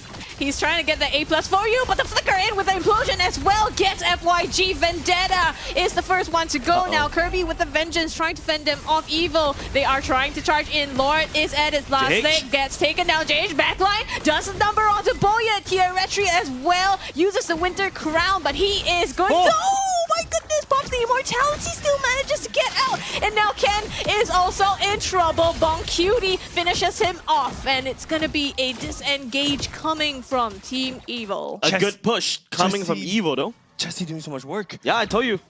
Do you believe in Chesty now? Okay. You know what, guys? You know what? Yes, I do. Okay, I believe in the chest. Let's take a look at this replay, right? How it really started. Lord's actually shoving up top. JH is looking for opportunity to enter at the very last moment. Kirby with the avatar kind of creates a little bit of space, but if you notice how Fnaticons need to revert back to really defend that Lord push, so that's A-okay. Team Evil thinking that they had the opportunity to really step forward, but JH is holding on to that ultimate for so long. And Chesty, the bombs coming in, man, just outputting so much damage. The AoE is not something that, you know, the members of Evil wants to react to. Yeah, and Boncutie putting in the work and the damage as well, just being able to stop Evil in their tracks. It's looking really good, I think, for both teams. But Fnaticons is not out of the hot water yet. Lord is spawning in 30 seconds right now. So it's going to be very interesting to see how Fnaticons is going to play this. Whether they're going to handshake the Lord over or whether they're going to try to group up for a 5-on-5 team fight. JH catching the wave at the top side, so it's going to grant them a little bit more space. But can he reach the Lord in time? The unfortunate thing is also, but hold on, Boyet. Boyet trying to dive in here. The Lord spawning soon as well, and both teams want to set up for this. There we go. The pull, Vendetta! Avatar the got a combo into Team Evil, and they're getting blown up here. Absolute destruction on the side of Evil and FYG. They finally found this opening they're looking for, and this might be it if they take the Lord. It's one major push. Sayla and Coconut hanging around to see if they can make an impact. That is absolutely disgusting coming off from Fnaticons. They caught Evil off guard, and now they're going to push that forward, ignoring that Lord pit, and also just using, hopefully with the mid lane minutes, it's now up to Coconut and Sayla to defend this one. Putting in the Nightmare spawn as well, but they make quick work off that mid-base turret and retreat to take the Lord. Boncutie now fully online, and he just charges through those defenses so quickly. The Lord's going to get bursted down. There's no way Team Evil will be able to take that away unless Sayla does something really nutty. Oh, say hi a little bit, but Sayla... He tries that Dominator's Descent, but he does not last. Pops out. Boncutie with the Blazing Duet is going to execute him right there. Lord still standing. They force the reset though, and now Evil gets to come back into this. I thought Sayla was suicidal. I thought that was suicidal coming off of Sayla, but Sayla bought enough time to reset that Lord, and now FYG needs to go back to defend, and notice that the Team Evil regained Lord priority. Mind-blowing plays, Sayla. Wow! Fnaticons, they did a push in mid trying to close the game, but they didn't have the minion wave. It baffles me. Okay. But at the very least, you know, Team Evil delays a little bit of time. Right now, Fnaticons does have 5-man, Evil only 4. Carrot needs a implosion right here, right now, and it has to be a good one. They need to replay this again. Kirby, the damage onto him. Ken in the backline as well. I'm offended onto him. The Winter Truncheon, the Winter Crowd popped to mitigate the damage, but he still dies. Kirby, Avatar, the Guardian in the backline zoning out. Coconut doing so much work. They cannot find an entry into this point here and forced to back out. They take the Lord here. Boyet, is he going to go for the 50-50? Does not look like it, as Chesty is there with the bombs. Lord goes the way of FYG. Man, FYG abusing the fact there's one man down for the side of Team Evil, and not only just that, Team Evil sends 3 members right there. That was a really of a half-baked decision to really try to contest with that Lord right there. Instead, Boyet didn't join the team fight, instead focuses on cleaning up, and now FYG has friends. Look at Boyet though, he is trying to go for a backdoor. This is a good angle as well. This is insane. This is insane. Carrot goes in. I'm offended. Boyet almost does it, but he gets stopped by JH. And now it's going to be FYG charging through the base of Evil. Coconut last one shut down by Vendetta. Straight for the car. FYG take game number 3, winning the 2nd position in the standings of MPL SG right now. Well, we're gonna have to work on our power rankings right here when we go back home. Fnaticons gave a lot of problems over the side of NIP Flash, and now they take 1 series away from Team Evil. Absolutely fantastic plays, albeit not the main full roster of Team Evil, but it does show that Fnaticons does have what it takes. Yes, they do. Oh They do, my and I'm goodness. smiling. Oh my goodness. But you voted for Team Evil. I did. I'm smiling, but like I said, You voted always, 2-0. I did. I voted 2-0, but I am more than happy have to receipts. be proven wrong. Absolutely. I'm not going back on my word. I'm not going back on my word. I believe that this was definitely Team Evil's win, right? And in fact, the ball was in their court, by the way. 90% to 10% predictions? Yeah, the 10% actually went through.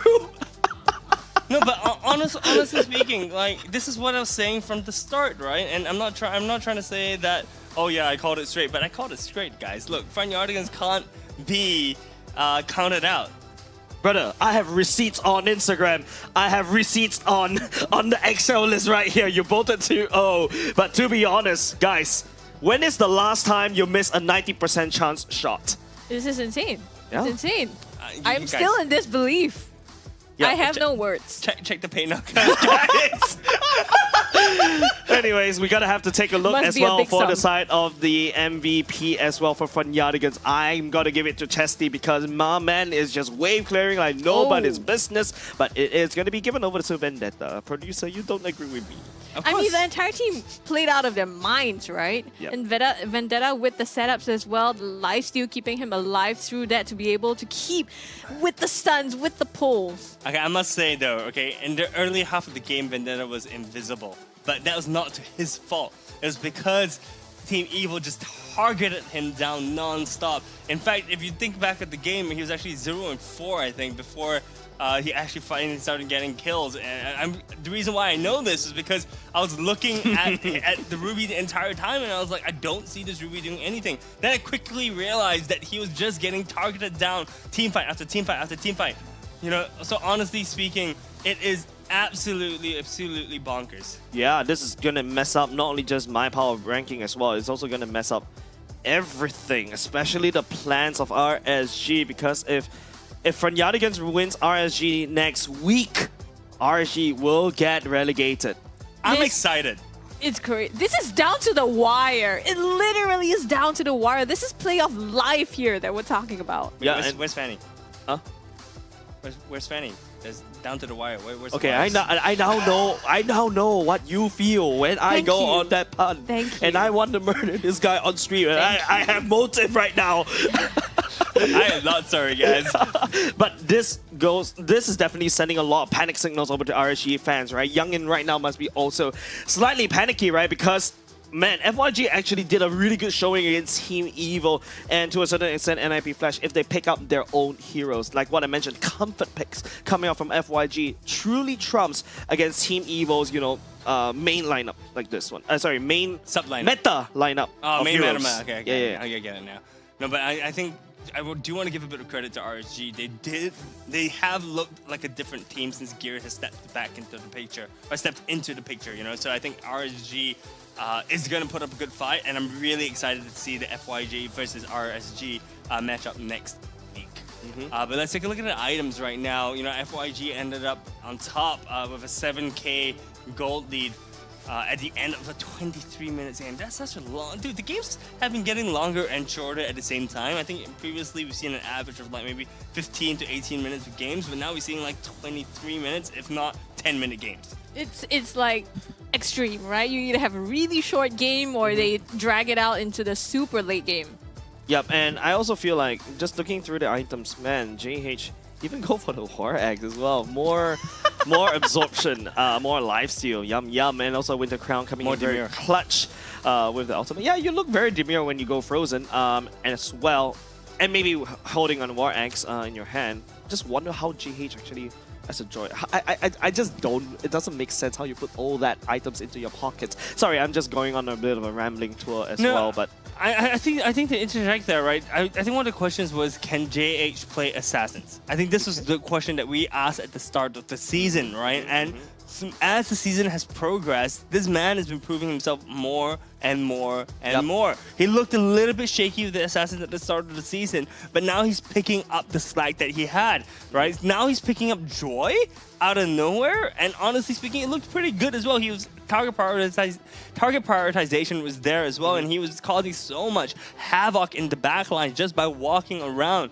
and popping off his ultimate. So JH needs to be given some credit as well. Yep, of course, you know, apart from that, I agree with you. I was initially pressing a lot of F for doubting onto JH's Assassin. It turns out he can play the Nolan quite well. This is a secondary choice. But this means that, you know, you're leaking out a lot of information over to everybody else. Don't forget, FYG. I bet Youngin is watching this right now. He's like, I think he needs to come up with a plan to deal with JH. But apart from that, it's just comfort picks, right? Once Chesty picks up the Yi, once Chesty picks up the Lilia, you can see how comfortable he is on this particular one. Looking through the emblem very quickly right here, and you know, you see Coconut going even for Weapon Master in order to go and scale towards the later parts of the game. Yeah, the carry build is very, very interesting in a Warcry as well. So used to seeing the Quantum Charge on the carry, so I don't know, 3-1 and 6. So let me see, he spaced himself pretty well. He was also very active in team fights, but I'm not sure how useful the Warcry was at the end of the day. I just wish there was like a Warcry kind of. I'm sorry, there was like a emblem usage, you know, usefulness kind of percentage there. I mean, every little bit counts, right? But I think what counts more also is the ability to get in the fight and do the damage. And I think, especially towards the end of it, Coconut was zoned out of so many fights that he just couldn't get in. It was either Chesty or it was Kirby and Vendetta, just making sure that no one could come close. Actually, Chesty on the Lilia is also a very wise choice coming out from Pacifist, right?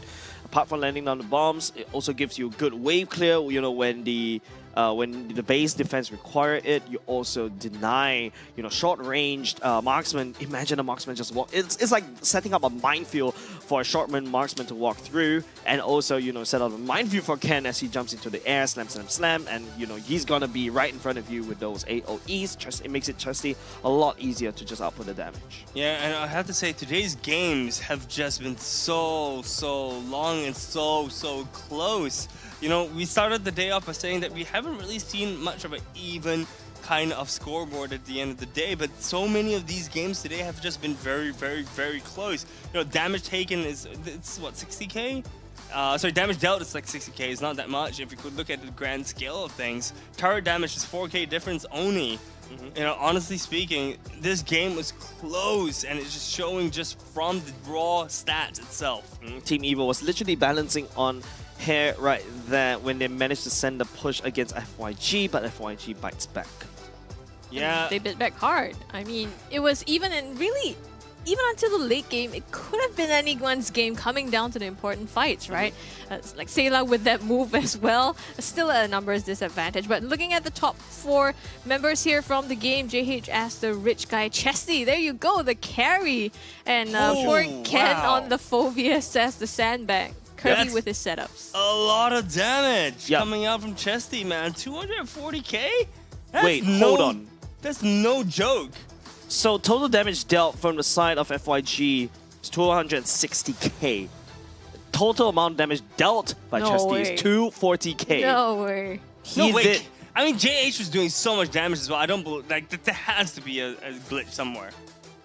That's interesting. Anyway. There has to be a glitch. Okay, it's usually AoEs that does a lot of damage, right? It goes into the numbers as well, so that's why the damage calculation is a little bit icky sometimes. But you gotta have to give it to Chesty, right? Without his damage, without him really just pushing, just dealing and chipping down Team Evo, especially onto Ken, right? Yeah, it's just gonna be really hard for FYG to take that one. Of course, speaking about Ken, he's the sandbag, 94k damage taken. I guess you'd say that he can't do it this time. I'm not done. Okay, take me out. I'm not done, guys. We're still here for one more game, and I'm looking forward to all the potential puns. Oh no, what have I signed up for? Anyways, okay, also, Best Wingman goes over to Kirby as well, but it all, likewise, what I mentioned is like, it's kind of interesting because when I look at the draft earlier as we go into this particular game number 3, you just look at the draft one more time. Yes, Evo takes up a lot of prior picks, right? The Nolan, the Phobius, and to a certain extent, the Zarsk. FYG just say, hey, I'm going to play something I'm comfortable with and just run it down. Run it down, they did, you know, honestly speaking. I wouldn't say run it down. I mean, it was so close. Anything could have happened. You know, it's a testament to FYG's playing style, you know, and how they've grown as a team throughout this regular season. And that's why we have a regular season, right? It's for the teams to practice with each other as well, and you know where the stakes are high for them, right? Yep. So I think Fart Yarnigans are really superior, not superior, but looking really good as a team going into the final week of MPLSG. So I'm really excited to see what they're going to show us next week. Yeah, speaking of what they're going to show us, I am interested to showing you guys what they were discussing in the upcoming mic check. Nice. Gato on me, gato on me. Hey, we good. I'm low, I'm low. Can come back. They revitalize. You cannot just back. I pull. I know energy. Slowly. Try. Back, just back. Nah, it's fine. Right there, man. Hey, serious. Like that. No. Come. Watching.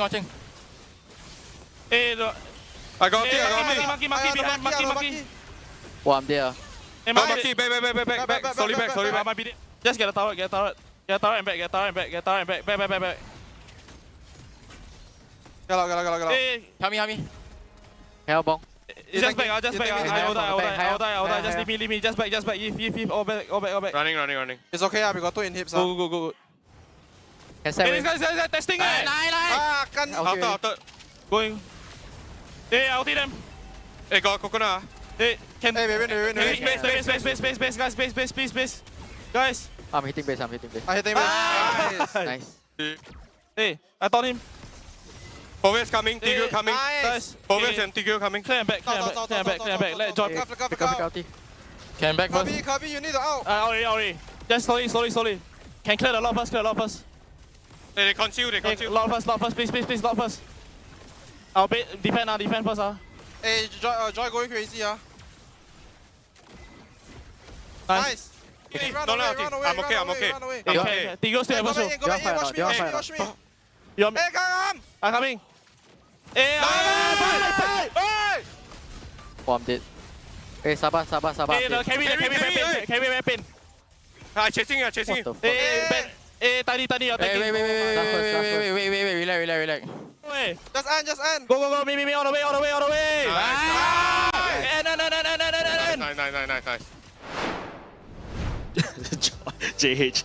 Joy going crazy here. Literally, in my mind's eye, Joy is that goose on the loose, literally. And it was from their team.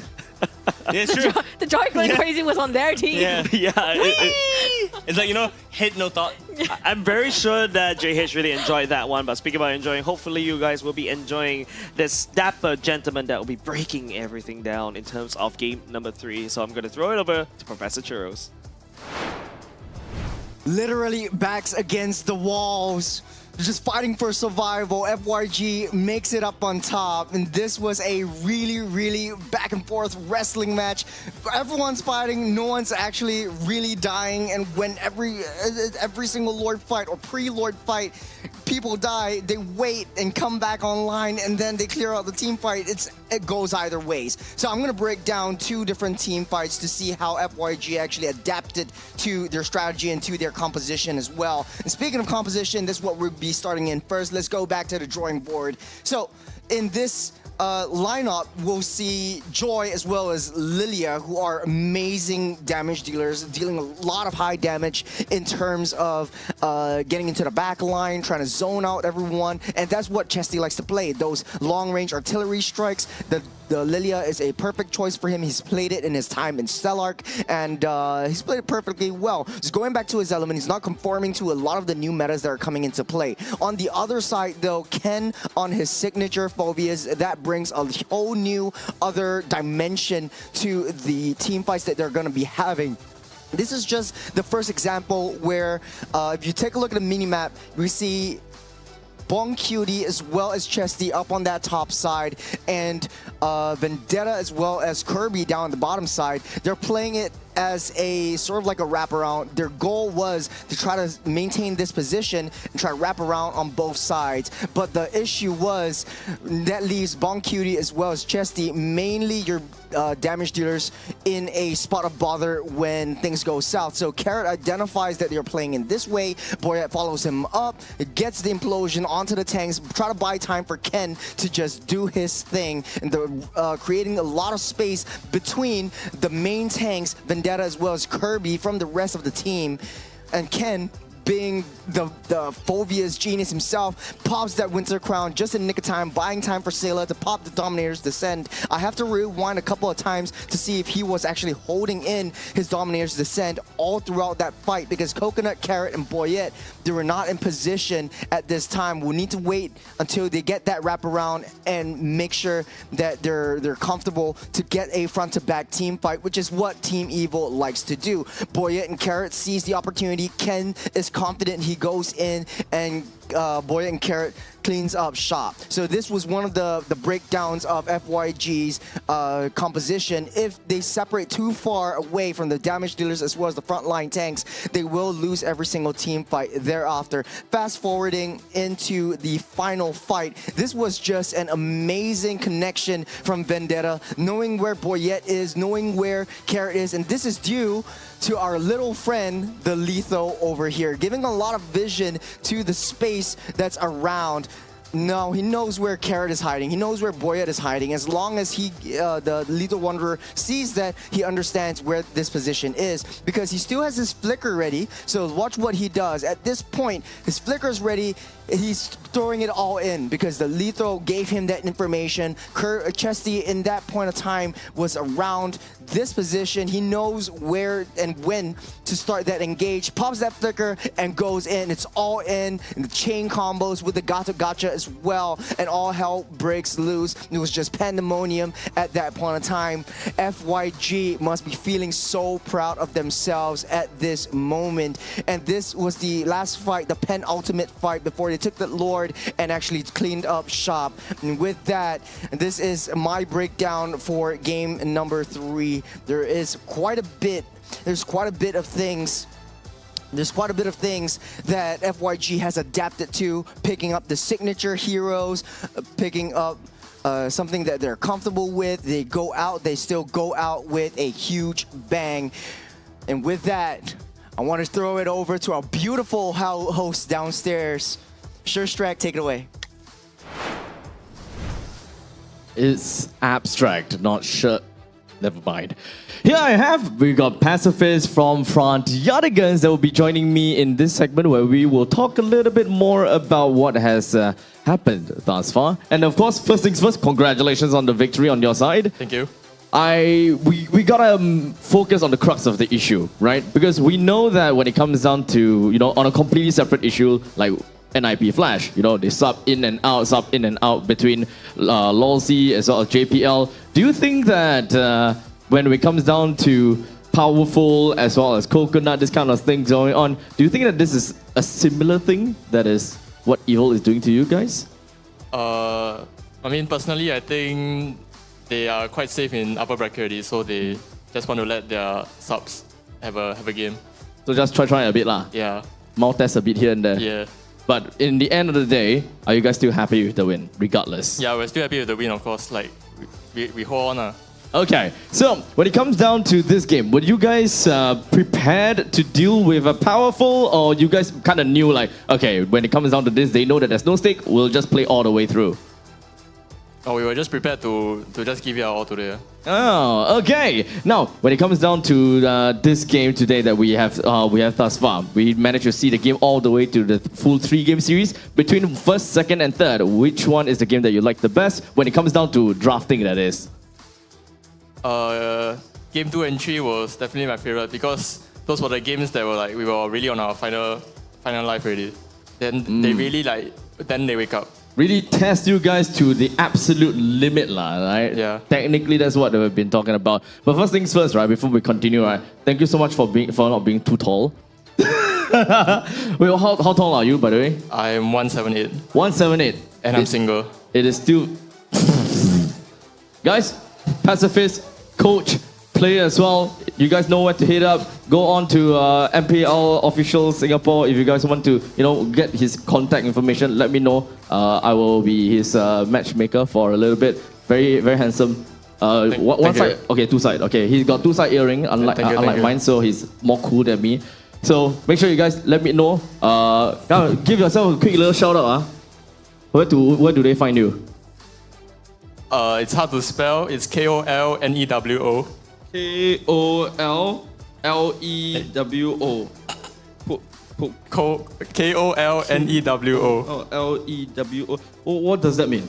It's my name backwards. Kollewo. Newo. Newo. Only. Owen. Let's move on to the next segment. Yeah, I can't. Okay, generally the next segment is basically me shaking your hands, but we can do it the opposite way. Thank you so much for joining into the interview. Thank you. All right, thank you so much. Thank you. Never mind. But thank you so much and congratulations once again. We are going to be going in for the next game very soon. You can move over to the side. And, well, as much as I want to do and kind of like play around with that segment a little bit by doing the opposite things, I'm not good with the opposite thing, as you can clearly tell. But once again, congratulations over to Front Yardigans for having that amazing win over Evil. Pretty sure that Evil is definitely going to be looking at Front Yardigans and be like, yeah, they are definitely a contestant that they cannot underestimate. With the third series that is done and dusted for today, we are going to be going in for a short little break. And once we are back, we will be able to join in with you guys for the fourth match, and that will be the last match of the day. Make sure you guys don't go away too far. We'll be right back with you.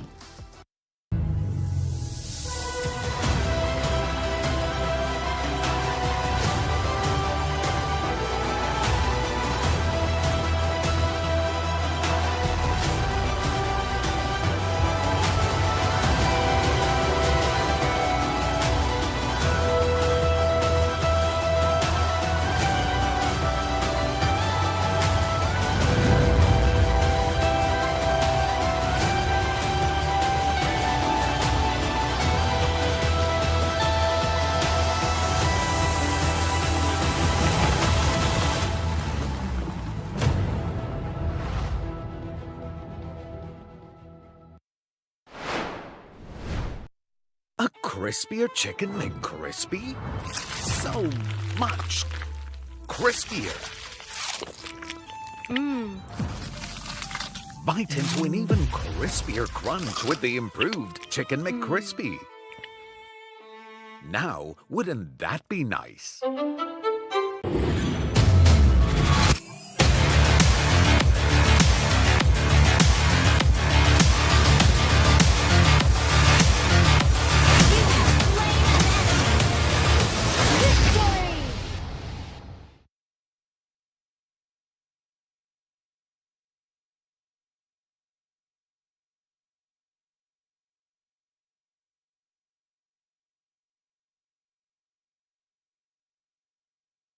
Alright, ladies and gentlemen, we are here in the Land of Dawn with the coolest reward for every single one of you guys. Why? Because it's raining diamonds all over here. Because all you need to do is buy 2 of Roto's eye drops and you will qualify yourself with 400 MLBB diamonds. But not only that, don't say bocho, because we do have a free Secret Lab Evo Titan worth $679 that we are going to be giving away to one of you lucky winners as well. Who's your champion today? Roto!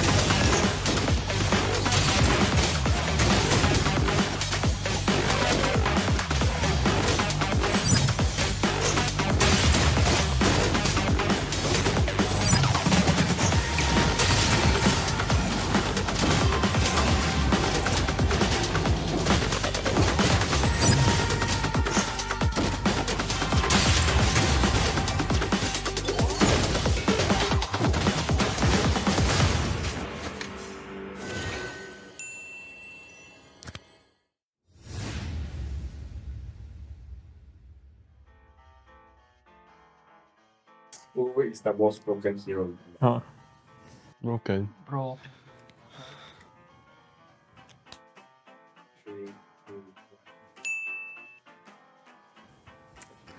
Because I very sadly lost to this hero in MPL Hero. They need to nerf this hero started.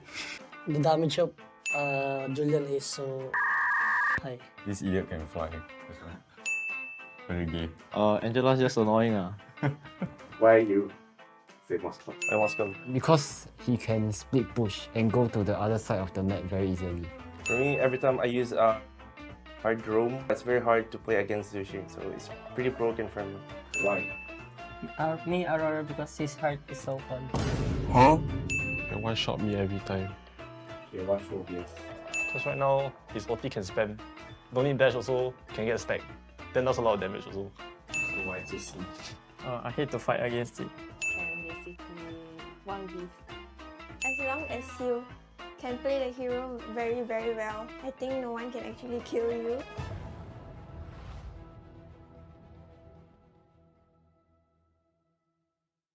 I got some big news, okay? So I got a leak.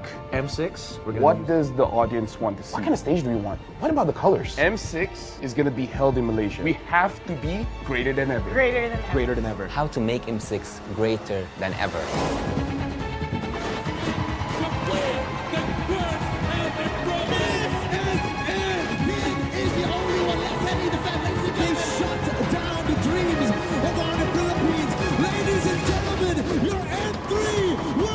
Winning the game, getting the checkmate, setting everything up. The curse breakers, the two-time world champions.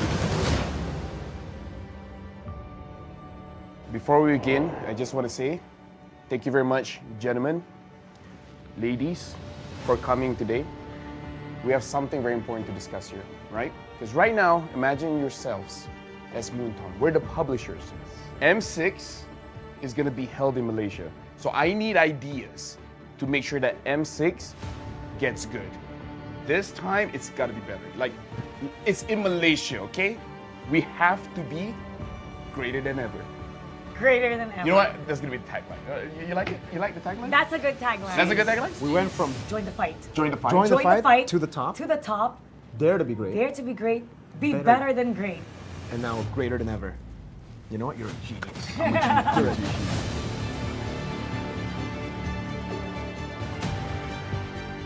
Let's talk about what does the audience want to see, right? What do you guys think the audience wants to see? More teams. More teams? How many are we talking? I don't know, but more. More regions, more teams. How does 16 sound like to you? I mean, what we had last year, right? That's true. I'm kind of dumb. Do we want more teams in the wild card or the main stage? Because there's a wild card. We had it, yeah. I'm okay with the 2 slots for the wild card. 2 slots? And then 8 in the Yeah, wild card. 2 slots for wild so card, total for sure. 24. Because I'm a believer that the wild card is a legit part of the tournament. I agree. Do they actually want smart stuff? Non-PH versus PH finals, I guess. Non-PH, yeah. Non-PH, Oh, PH non-PH. finals. We got that in M5 though. What specific region do you want in the finals? North America. Wow. That one is a bit. Yeah, I don't know about that one.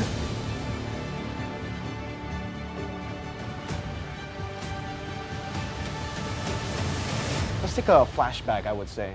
Throwback to the days of the past. M1 was a great time. M2 was a great time. Every single tournament, it was great. He's got a lot to say about history. I love history. We got to talk about logistics here, and I feel like we need to include Mara for this one because we got to talk about the stage. M1, the stage was pretty good. I feel like it really sets the tone, right? Mara, you've seen the stage for M2, M3, M4 up until a few months ago. It was MSC as well, but let's not talk about MSC. We're talking about the World Series. Like, what kind of stage do we want? What about the colors? I think the color should change depending on what stage we're in. So if it's a group stage, it'll be a different color, wild card different color, and when it's the grand final, so they know exactly, especially when you're looking back, you know exactly what, which part of the tournament Good it will visual be. storytelling Yes. too. So you just have the LED, just changing the background just a little bit. From the past, I would go to how to make M6 greater than ever, right? Greater than ever. I would say that build up a story because everyone loves a story, a good story to be told at the upcoming MSEC. So let's say, for example, not just about the players, maybe about the region itself, maybe about a team that struggled so much. We have seen a lot of teams and a lot of regions develop in the previous, I would say, M series, even MSCs and every international tournament that we have. So why don't we focus on building a story that isn't matched to any other story that we have ever heard in our lives? I think if we're gonna cover story, what about something documentary style, you know? Like something that you're back in M1, you're back in the place where it all began, and you cover some of the talents who have been around since M1, some of the players who have been around since M1, who have been around through several M series.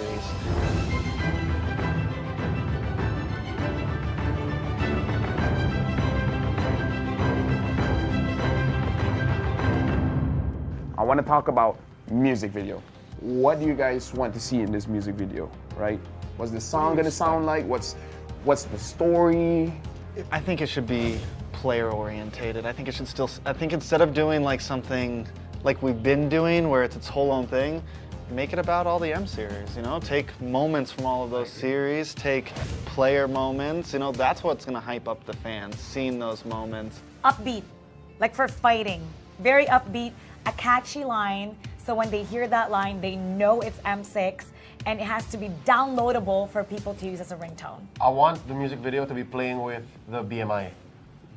I want to see like scene changes with Claude moving through. Yeah, flashbacks, future That's kinda forwards. cool. Yeah, and then The I BMI, because he can go back and that would I want actually be Dexter cool. to sing. You want Dexter to What? sing? You know what? Every year we seem to always, the MV, the music, something about it just misses it, right? So not just MLBB players, but the overall grand audience, right? Anybody outside of the MLBB space, I want to be able, same as Mara, like have that on the ringtone. I want to see random people who have no idea what Mobile Legends is playing it on their phones. I'm going to be like, that's a dope song. So I got a leak. What's the leak? M6, we're going to use a new format. What format? They're changing it? Why? You know, all the way from M1, all the way to M5, I've always thought, especially M1 to M4. Single elims, we've done that before. MSCs, We've done double elims, you know. We've done group stages, we've done We also done no eliminations at the group stage. We've done no eliminations. Good times. Hate that. This time, it's gonna be a Swiss format. Like the cheese? What Swiss format? What is that? What is There's no going back from here if you start. You know what the Swiss format is? Actually, yeah, I do. What is it? Okay, so let's keep it very simple, right? So for this M6, I'm thinking we're gonna be bringing 16 teams, and then we'll make the total. If you win 3 times, you'll advance forward.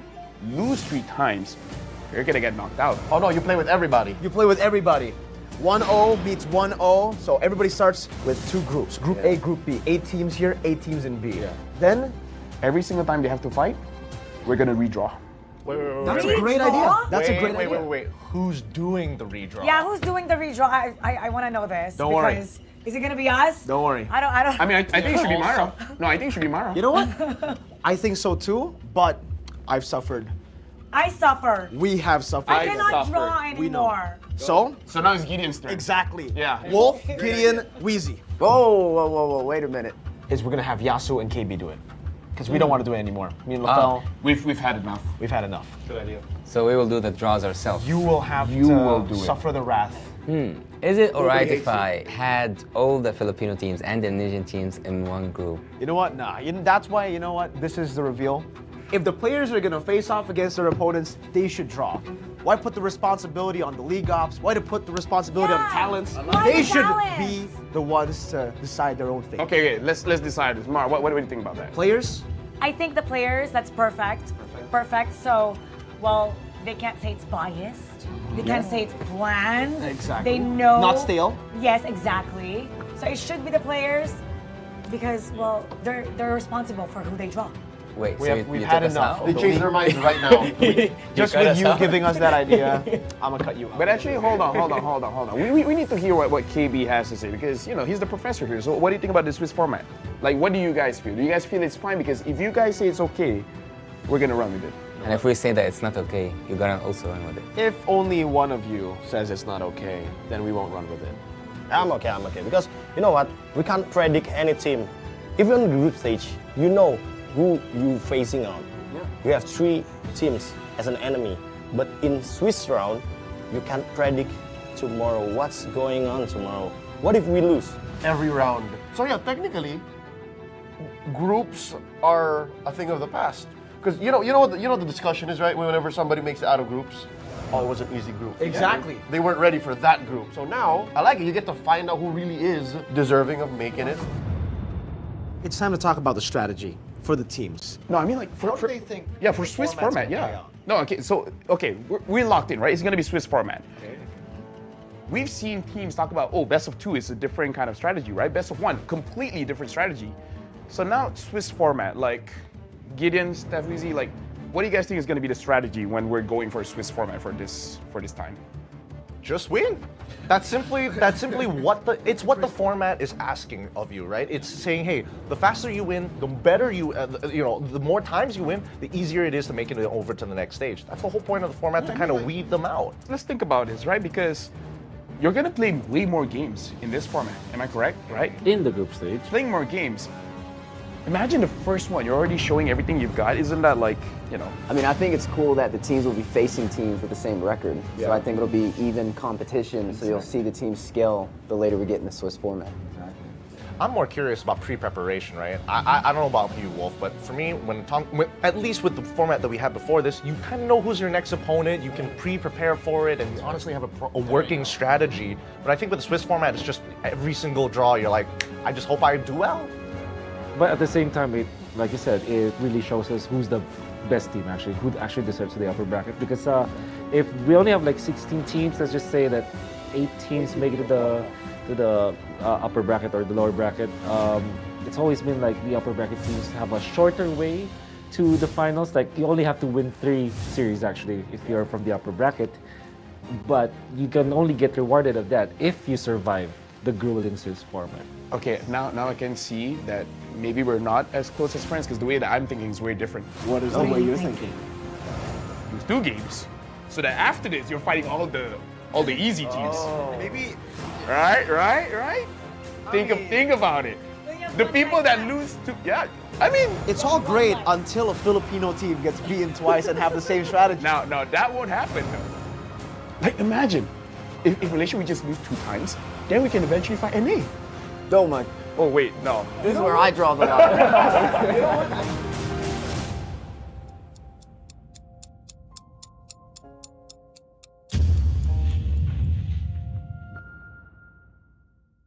A crispier chicken McCrispy? So much crispier. Bite into an even crispier crunch with the improved Chicken McCrispy. Now, wouldn't that be nice?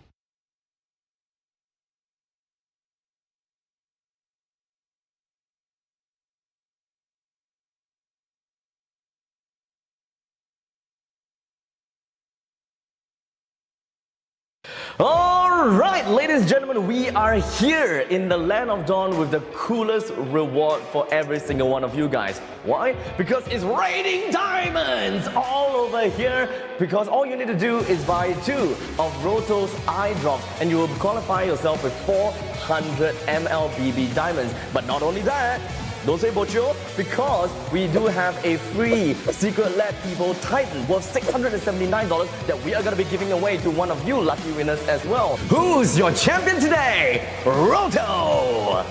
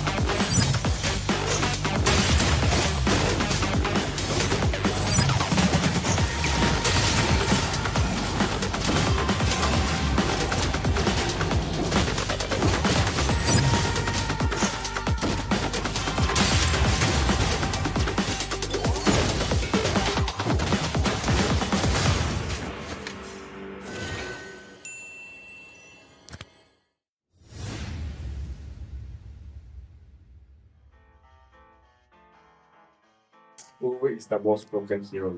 Huh. Broken. Bro.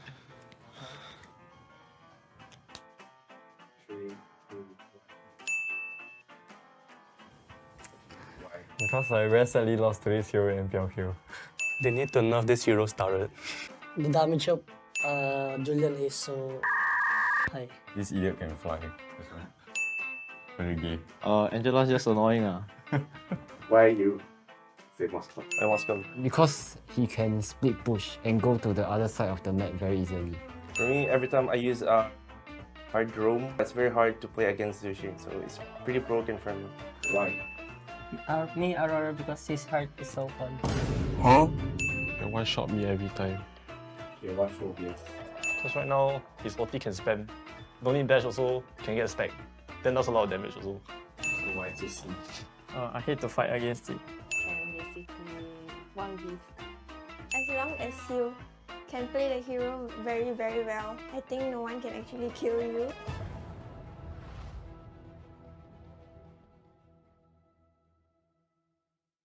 I got some big news, okay? So I got a leak. M6, we're gonna What does the audience want to see? What kind of stage do we want? What about the colors? M6 is gonna be held in Malaysia. We have to be greater than ever. Greater than ever. Greater than ever. How to make M6 greater than ever.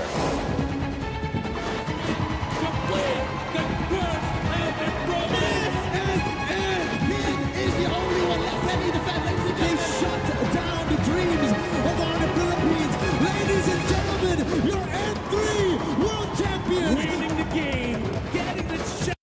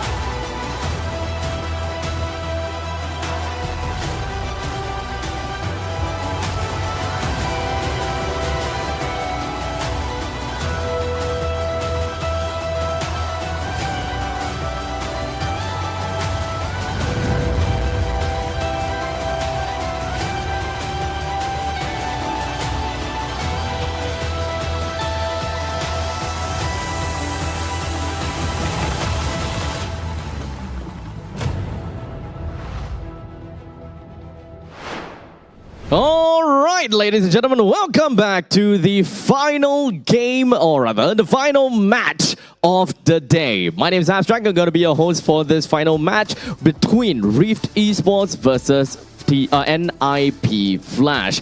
When it comes down to the previous game, definitely we did have a major upset with Evil that unfortunately didn't manage to get themselves their 2 games win against Front Yardigans. Definitely a surprise for many, but of course when it comes down to Evil realizing, yeah, there's not much stake on hand, they did manage to come in with a little bit of subs here and there, which kind of changed the dynamics of the game. So this is where the question we gonna have to ask. Will this kind of situation for Evil be the same thing as NIP Flash? Will we be looking at NIP Flash kind of, changing things around? Well, we shall take a look at their roster in a bit. But for now, we're gonna have to bring in the very first team up onto the podium. So ladies and gentlemen, let's give it up for Rift Esports!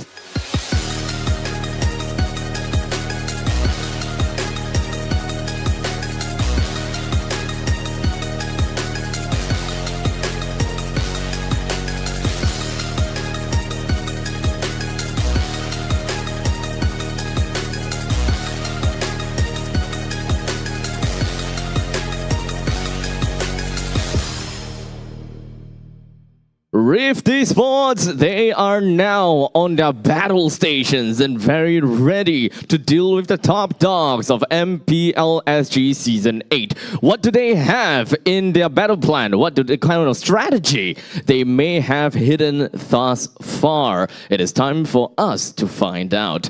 In the meantime, we talked about them, NIP Flash, time and time again. We have seen different kind of variations when it comes down to heroes. We'll come to see different players in and out to play. But what's going to be the battle story this time? Ladies and gentlemen, let's have NIP Flash!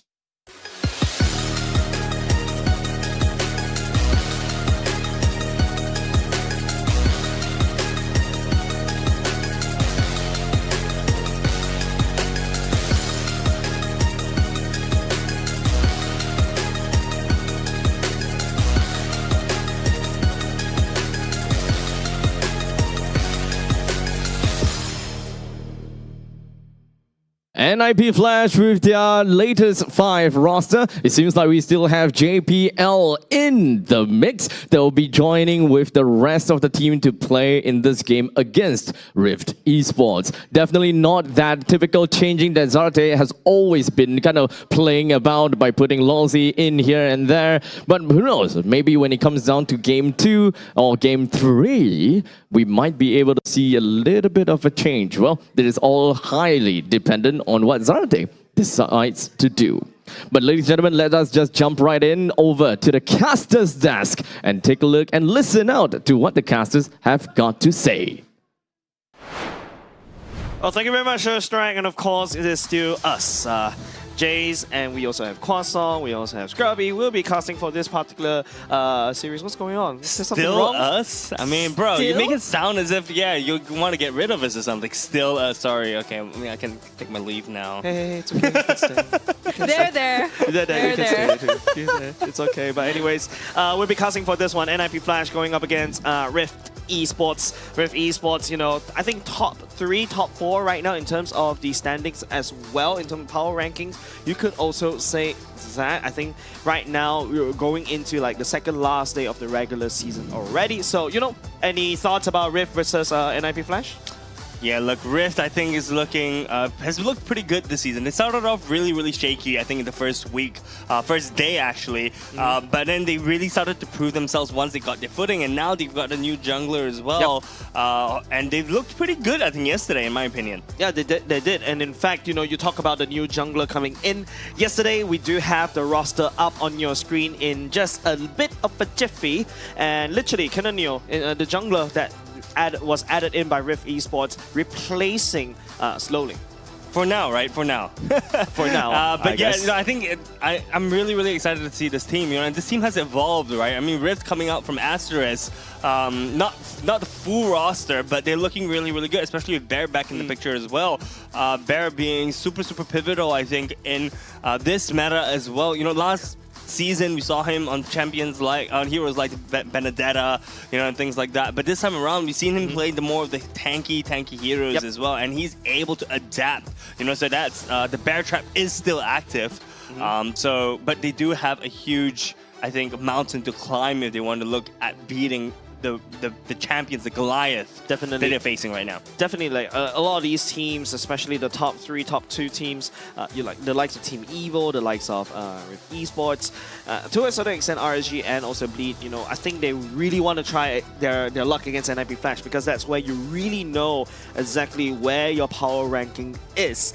And we saw yesterday, you know, if Fnaticans can also make it really difficult for NIP Flash for game number 2, you know, anything can happen, especially in the regular seasons. Yeah, exactly. And it's not every day that you get to, you know, play against giants as well. So it's a tall order, but maybe they can learn a thing or two from this team that you see on the screen. Now, we have role swaps coming in. It's going to be JPL on EXP, Vanix in the jungle, Curtizi still in the mid lane, Diablo, Rome, and Hades Gold. So you were wondering, you know, why JPL still here? They're going to pull out the Swapperoos in a different manner today. Yeah. Look, at least we can prepare for this, right? It's not like they do it in the pick and ban phase. You know, at least they're telling us up front, hey guys, you know, we're doing this, so just be prepared. Okay? What if they show you they're doing this after then they pull a fast one? They can still choose heroes that are not meant to be in those lanes. Don't do this to me. Because right now I'm looking at my stats, and speaking of which, we do have stats showing up on screen. Those stats are going to get very, very wonky. But first, let's take a look at Rift Esports first. Yeah, Rift Esports, you know, we talked about Bear a little bit earlier. 3.73 KDA is actually pretty average for an EXP laner, but then we want to bring the attention over to True. You know, True has really grown, and I think, Jace, you mentioned earlier in the season how True is one of your gold laners to look at. And, you know, 720, the Rising Star, 728 gold per minute is on the higher end of things. And damage to Tara, you know, pretty decent as well. Moskov being one of his signature picks for this season, right? Really good.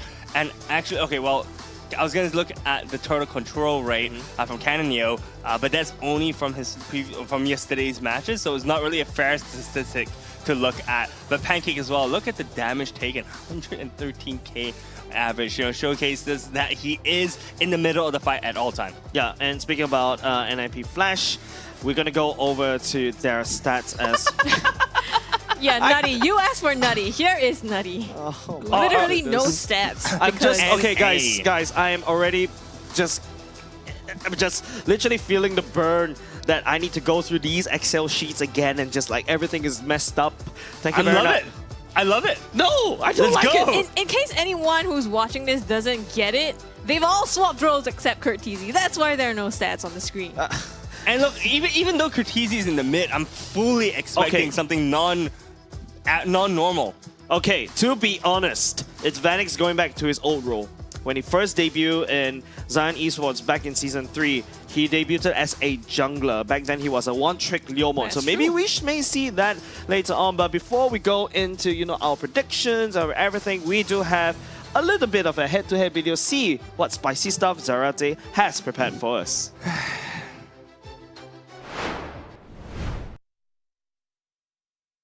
Between Lozzy and JPL, I wouldn't compare them because they're both like veterans and very experienced players. But it's more fun to go against Lozzy, as knowing him in real life also, he's quite a entertaining old man. And yeah, I just like his vibe. So I would prefer to go against Lozzy. So I think like they are an all-star team, so they bring in like different knowledge and different like play style from their old teams, and then they come together and they really sit down and talk to each other like how they gonna play it and all. So I guess like when I see them, what makes it special is that they have different play style and they can adapt fast. That's why I think that they are really strong.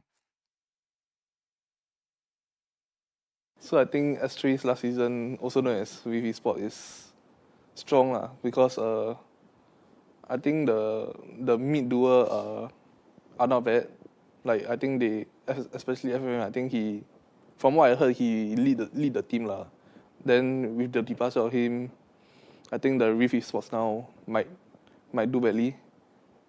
And slowly, I don't think he can carry the whole team. With FMM and Kiwi leaving, right, I think this team would have better leadership and do even better. You know why? Because if it was so impactful, right, FMM would be able to lead his open qualifier to victory. But he didn't, and took the easy way out to join another team. If Melon is able to perform, I think I'll be quite surprised lah. Reason being, you know, open qualifiers, if you cannot even win, what can I say? I fear for Zarate's life. The burn. He needs a bodyguard 24/7 right here, right now, because if he's going around antagonizing every single player, I think that's a bit of a moral, a morale warfare already set up by Zarate. The thing is, though, they live up to that. Yeah, right. yeah. You can't do they anything. Walk the talk. Yeah, they walk the talk. Yeah, exactly. Yeah, literally, there are big steppers, underground methods, everything. They're just throwing it right at these teams. And with that said, let's pull out our predictions for the side of this desk. We shall see 2-0s, 2-0s, 2-0s. Yes, pretty normal. We can take that away. Okay. I think it's pretty standard, right? Well, now that they've swapped roles, though, right? You're gonna see how they're gonna perform on the different roles and still be able to achieve that 2-0. I think that's gonna be what's interesting. If that's said, I can take that away. Let's take a look at your predictions as well. 100%? 99%? 95%? Oh. 80. Well, the math Wait, the don't math add is up, wrong. but I think it's 20? No, it's 90, 90%. Okay. It's abstract working on this percentage. Is that why the math is wrong? 100%. Math strikes again. Yeah, math strikes again. 90% leaning in the favor for the side of NIP Flash, of course. But we've seen 10% happen before. It just happened last series. And okay, one fun fact, which I've heard as well, is that if NIP Flash takes this game 2-0, they would have gotten a clean, undefeated 14 matches. And True. that's making history in MPL SG, never before. True, that's actually pretty interesting pointers, right? And I think the most important thing that we also have to talk about is that there's a head-to-heads that we do have. Apparently, from what I heard... Keep in mind, it's the only one. Yeah, it's the only one. Yeah, from what I heard. So oh yes, because there's no stats for the rest of these guys. It didn't click in my head. Oh my goodness, but here you go. The player head-to-head, 79% versus a 72% team fight participation. Almost similar in terms of average damage dealt, and also very wide different pool, hero pool, right? But Kurtizi definitely the same similarities that you see is the Aurora. Yeah, Aurora has been proven to be one of the top, if not the premier picks of this season, and you can see almost any mid laner who is worth their stuff plays Aurora, right? So honestly speaking, these two players very, very, very good. Kurtizi obviously having the international experience, I think, you know, has shown his prowess on the Lanadon. Technically speaking, for the side of Rift, you have Pancake and you also have Canonio. Technically speaking, they are experiencing that international experience as well, right? Yep. Albeit from a different team, and also right now being in MPL Singapore, right? Trying to make a name for themselves. We've seen players like these before, right? We've seen the likes of Lucian QT, right? Who's now in MDL ID, Pex as well, also working quite well in MDL ID. Don't forget the coach, Coach Dolly, back in the good old days, who coached RSG, right?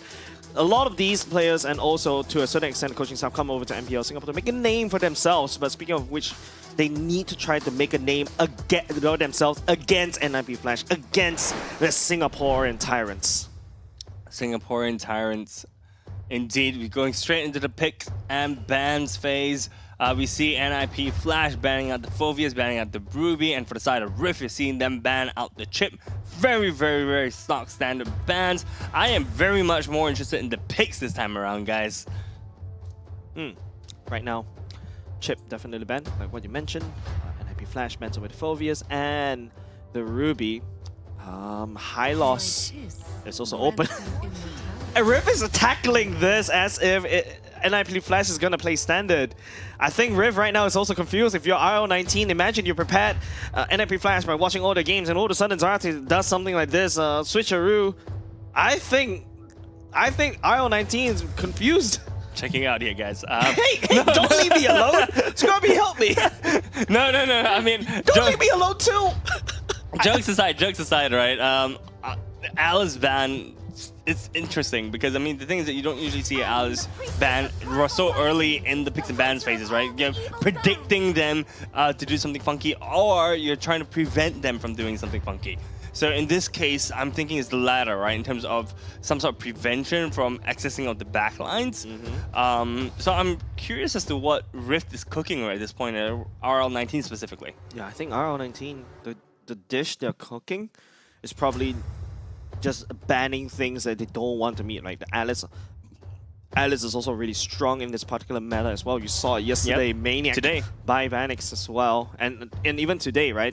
Used by FMM, albeit to a decent extent, the amount of space that she can create, the amount of zoning that she can create, right? Riv bans away Moskov right here.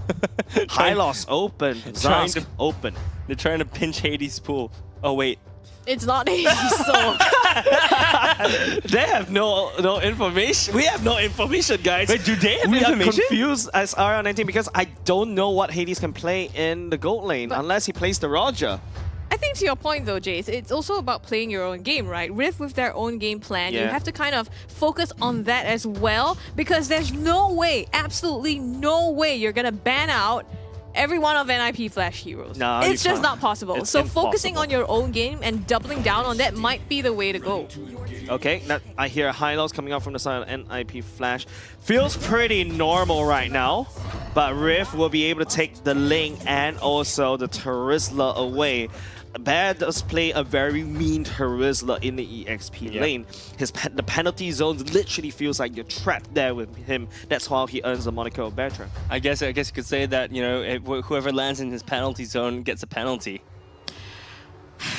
I'm not done. I'm not done. Bro, that's mild. That's normal. I'm sorry. Try harder. I'll step up. Okay. Try harder. All right. So going back into the picks and bans, you know, I think you're right. Terizla Ling, pretty standard duo right now for the side of Rift, and then on the side of NIP Flash, we've got Yves, whom I thought was going to be a different pick in the mid. But okay, that's a Fanny. Wow, we've got a Fanny as well. Should not be a mid Fanny, right? Okay. Luckily, it's Curtisi has already picked up the Fanny or the Yves already, but that will be Vanix playing the Fanny this time around if we were to believe the roles that NIP Flash told us. I'm right now just thinking if like they are just trolling us with the role swaps and they're not actually playing those roles. Yeah, right. That's why I was telling you guys, right? Standard pick, unless you see like what Fanny mid Yves Roam.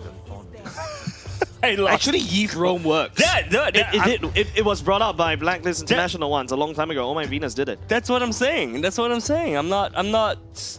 Okay, I may be cooking a little bit too much here, but you know, could be like a Yves Roam, Fanny mid once again. Y'all, NIP Flash has gotten your hits, man. Yeah, that's why. That's what they're doing, right? That's what they're doing to RL19 as well, right? They're living freaking rent-free in my head, man.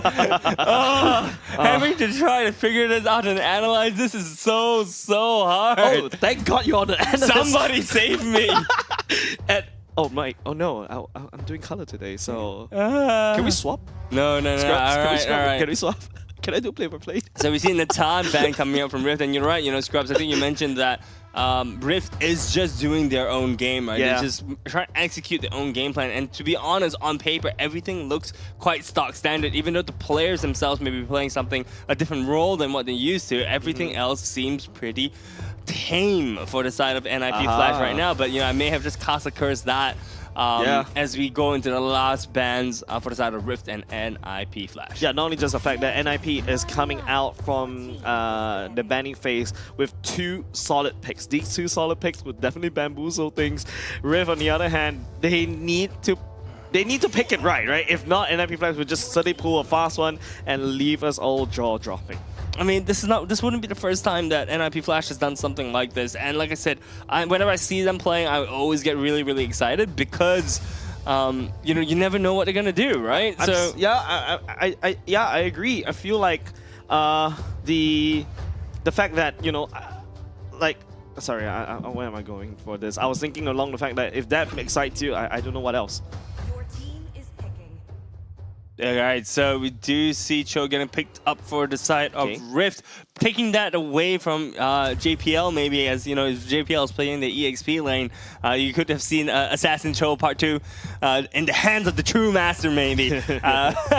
But once again, we're likely gonna see the last two picks like done in very quick succession. Yep. As you know, part of the NIP Flash MO. My breath, I'm holding onto it. Okay, Claude, very standard. Okay, NIP Flash is playing really standard right here, unless this last pick right here. Bonus side NIP Flash to throw us all away. Roam is open. Not too sure what they will go for there. Yeah, I'm gonna keep silent for this. Okay. That's a Kufra. Okay, this is very standard coming off an NIP Flash, but it is Diablo on that Kufra, Claude on Hades. Yeah, I think it's still standard for coming from NIP Flash. Yeah, it feels very standard. Maybe really Zarate really got into our heads. He has been living rent free in my head for the past 3 weeks, man. I can't. Whenever I go, I hear his voice in my head, bro. Fanny man. Yeah, exactly. Oh no. Okay. But you know, I think there is definitely a world where the role swaps make sense. Yeah, definitely. Don't forget, ladies and gents, if you're realizing that Suyu is also playable by you guys, it's not playable by MPL players because there is a 2 weeks freeze. It will be coming back online around October, just before we started playoffs. So you'll be able to see it in playoffs. But right now, Rift, last pick, that would be a Vexana coming in from the side, in the hands of Melon. So tons of knockup. There's also the penalty zone. There's also the Cho as well for the knockup. So it's decent picks coming out from Rift. You solve the problem of not having enough HP bars by dropping an internal guard. I'm just laughing. I'm just thinking of Vanix playing Fanny, man. I mean, hey, come on. He used to be a jungler back then, right? No. Don't get me wrong. He used to be a jungler, and all credits go to that. But Fanny is one of the hardest junglers to play around, or one of the hardest heroes to play around, right? And honestly speaking, it's gonna be a true, it's gonna be a true testament to his skill, right? If he manages to palette the Fanny well. But this game, I don't even know where to start, man. Okay, I'm looking at my Excel sheet right now, and I feel like there's a lot of potential problem because Vanix jungle, Hades Claude in the gold lane, going up against Chu as well. Ling should be able to dodge the Fanny sometimes because, you know, you can just dash over the wall. You cannot spin, you cannot reach unless you have the cutthroat ultimate on. But we shall see, ladies and gents. We're going to go into game number 1 between NIP Flash versus Rift Esports. NIP Flash on the way for a 14-0. No losses, especially in this particular regular season. I don't know, man. I mean, I'll be feeling really uncomfortable if I was NIP Flash, hoping that it'd go 14-0. Hey. Pancake just comes right in to try and steal it. Ooh, lands the first blood. That Pancake also burning that flicker just to try and get away. Super aggressive on that Cho. You sure that's not Hades? Maybe they swap phones. I mean, like you said, Vanix was a jungler, right? Yeah, but that looks really clean. That looks really clean from the side of Vanix. Forget me doubting him. We do see some recall action happening at the EXP lane. Wet Noodles kind of just showcasing that, hey, look, there's no point in fighting. We're just going to recall in each other's faces. A little bit of a mid lane movement right now. We do see actually Ling coming to counter jungle for the side, invading the jungle for the side of Fanny. Yep. Assassin emblem for the side of Hades though. Usually we've seen tank emblems, you see marksman emblems, but Hades going for the destructive option, the more armor penetration option. But it gives you movement speed as well, so I think that's what Hades is looking for. I mean, why defend when you can just attack, right? Yep. All right, we're gonna see. Wow, Vanix putting in the work. Yeah, mid lane. That's Melon get taken down even before our observers can also go over that for now. The turtle should be spawning very soon. A quick refresh is definitely needed for the side of NIP Flash. You can see the movements coming off of Curtisi going down to the bot lane to get that juicy EXP. JPL though, this kind of rotation feels awkward. Did he forget that he is a he's a EXP laner? No, I think he's purposely doing that, right? Because they want to give him the priority, get to level 4 right as the turtle is spawning. Yeah. Yeah, the knock-up onto JPL and Diablo. Glorious Pathway popped as well. Tempest of Blades there. Cannonio secures the turtle, and enough damage being put out on Diablo now to force him to back. Bear takes that one. Vanix comes in, but too little too late. Yep. Bear taking that kill, absolutely okay. Rift also walks away with the turtle. So NIP Flash, I don't know whether this is a good or bad thing. No, I think it's fine. I mean, honestly speaking, right now the gold lead is only 100 gold towards the side of Rift. Yes, they are one turtle down, but I think this is perfectly fine. Vanix has a 2-kill lead right now, and he's just going to snowball that from here. Lethal Ignition as well. He's really aggressive. He wants to really aggress onto Rift. He's finding the pickoffs, right? Exactly what we want from a Fanny, especially in early games. Because towards the later parts of the game, if you don't get that, Real Curtizi. manipulation. Pop here, Pancake, flicker again defensively to get out of that. A lot of aggression here in the mid lane. Using that in order to avoid getting kicked and also knocked out by Pancake is truly a testament. And Curtizi, using the real world manipulation, burns away the flicker from Pancake. If Pancake didn't burn that flicker, I think that would be a good trade coming out from Rift. Yeah, that was a really, really good move from Curtizi, actually identifying that using the RWN. And it's going to be really, really good. But the thing is that I think the flicker is going to be... Oh, no, actually, the flicker is going to be on cooldown for the next turtle fight, which is going to be pretty massive for the side of NIP Flash. Exactly, and it's a very bad timing. Vanix. Oh, coming in with the cutthroat. Love damage onto Chu, but he takes too much turret damage as well. Has to back out of that. Hades, though, in the backline, does pop the BMI to get out. Pancake, giving vision, just walking around now. Putting pressure on the other side of the map, and the turtle now spawning on the bottom in about 15 seconds. Yeah, but Vanix doesn't have the purple buff yet. Cannonier also doesn't have purple buff yet. Hades goes into Blazing Duet. And I think because Vanix baited out the ultimate of Chu, that gives Hades a lot of space. Yeah, man. Not only that, the thing is that with the Blazing Duet actually used by Hades. Vanix comes in with the cutthroat, does manage to put him down, so it's 3 kills now for him. Turtle, though, the knockup onto NIP Flash here. Rift chasing them down. It's going to be enough to send them back off of this turtle. So finally, Rift get control of this and another objective in their pocket. Hold on. Diablo's HP bars is suspiciously low. You're expecting more HP on Diablo. The last time I see him going on roam, he was playing a Franco, but damaged Franco with BOD and Blades of Hephaestus. Take a look. Okay, fine. At the very least, he's still going tank items. Okay, that kind of scared me just a little bit. Damaged Kufra, man. What year are we in? Why not? Imagine the Kufra with BOD, the bouncing ball is truly gonna hurt. Oh my gosh, dude, the scaling on that thing isn't even that great. I mean, Diablo can make it work, right? It's true, it's true. Alright, we do see Rift kind of identifying that they want to suck down Hades. They can't let the Claude farm up, right? So I really like the grouping that Rift did, but NIP Flash stopping them, realizing that Claude is going to be the win condition in this late game of the fight. Yeah, actually, let's talk about the late game a little bit. Or at least the state of the game. Right? Both teams actually are looking for a late game team composition, right? If you think about the Terizla, you think about the carry, as well as the Vexana, they're going to hurt a lot on the side of Rift. But on the side of NIP Flash, they do. I mean, Hades does scale really well to late game. Curtizi as well. Vanix is the one that probably will fall off just a little bit. That's where the Link truly shines. And yeah, I think in terms of late game, both teams want to scale, but from what I'm seeing from NIP Flash's roster, I think they got a lot of HP bars that Rift has to go through. Pancake looking for a fight. The knock-up in the backline. Diablo with the Tyrant's Revenge here. Uses Bouncing Ball to get away. Glorious Pathway popped as well. Rift going to disengage from that one. Yeah. JPL is working on his KDA. Usually his KDA is mostly A in the assists. I think he's looking for more Ks. Yeah, JPL playing a more aggressive role, a more playmaking role.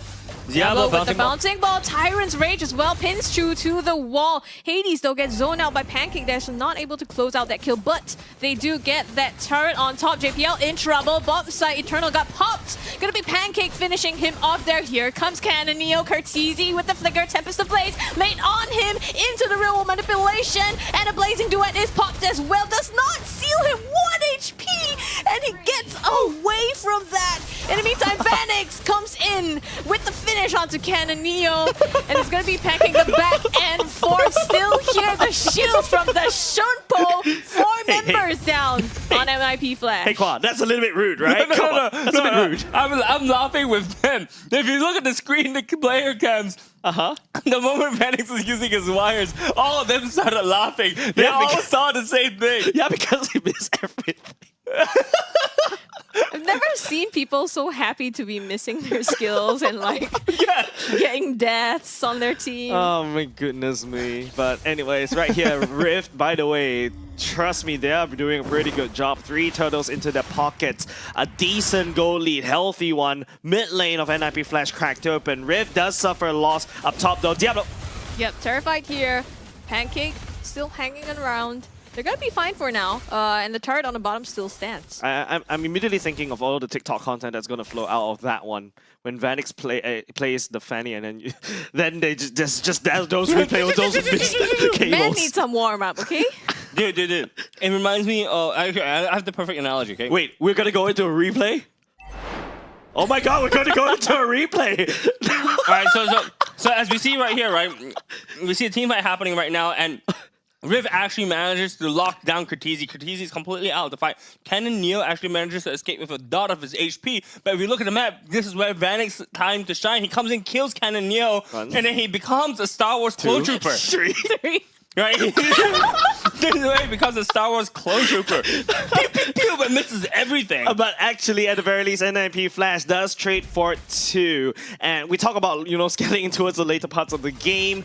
I personally feel that, NIP Flash, especially on Hades, right, on the clock, right, will start shredding. But Chu is poised to basically just be the constant DPS, especially when it goes into light wheels. I also want to bring your attention to the map. Actually, sorry, before that, taking a look at the in-game equipment, Kufra, Diablo actually going for the Thunder belt first, which is very interesting. So it's still slightly off build, I suppose. Both gold laners, actually right now, Hades just managing to finish his Holy Trinity. Chu very, very close to finishing his at the moment. Yeah, Chu definitely needs at least one more, like the Wind of Nature, because you're dealing with a Claude, right? So once you survive the first burst, Vanix goes hunting. Once again, Clone Trooper syndrome strikes again. But at least he hits the cables. He missed a few. Hey, it's about percentages, right? As long as you try as much as you can, one of them will hit. Definitely. All right, okay, Vanix. Rift comes in for this. Pancake kick onto Vanix. Knockout. They do shut him down here. Damage dealer is gone. JPL on the run. Diablo with a Tyrant's Rage here onto 2. Stops the onslaught. Backline though. Chu in some trouble. The 1v1 against Hades, and he wins out that one. It's going to be 2 on the side of NIP Flash. Cortese on the run. Bear chasing him down. Here comes Diablo with a bouncing ball. Does stop them from advancing further. Okay, I think fun time is over for the side of NIP Flash. Rift has scaled. Rift is scaling as well. Keep in mind, this is not the final form. They're going to keep hitting harder and harder, but it's the same thing for the side of Hades. I do want to say, though, NIP Flash is definitely still in this game. In terms of tower objectives, right? They're dead even right now. Even with the Lord coming in, okay, now it's no longer even. I like how you switch codes right there, because right now there's a Lord push being done by the side of Rift. Rift is going around the extremities of the map, dismantling turrets left, right, center. NIP Flash locked back into the base. The only bastion outside of their base is only the bottom lane. Yeah, I would like to ask whoever was thinking that they could go 14-0, whether or not they still think they can go 14-0.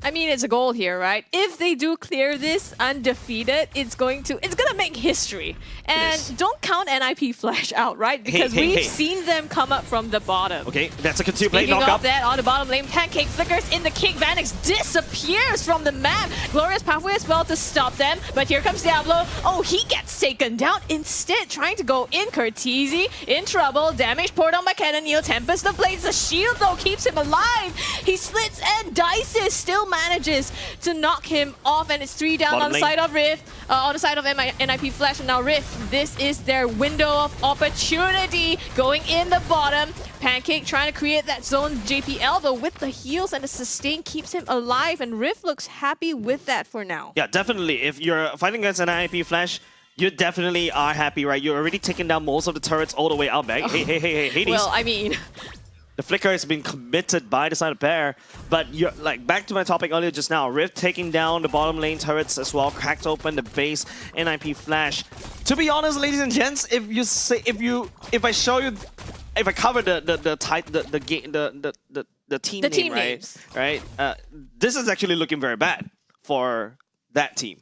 For the team on the left. The blue team. Yeah, that's right.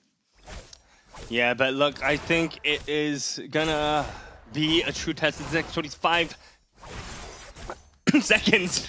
The Lord is about to spawn in. Yeah, sorry, nah, I just kind of choked at the surprise. Can't believe that NIP Flash is in this predicament. Exactly. Yeah. But we are gonna see once the Lord spawns in, right, whether or not NIP Flash is going to be able to do something, whether it's to take a cross-map play and to tank another Lord that's going to march down their lanes, or to fight for it, but find the angle at which they're going to be successful in taking key picks like Melon and Chu. Yeah, but Pancake really doing a wonderful job right there. Gotta have to give credits where credit's due. Locking down Vanix.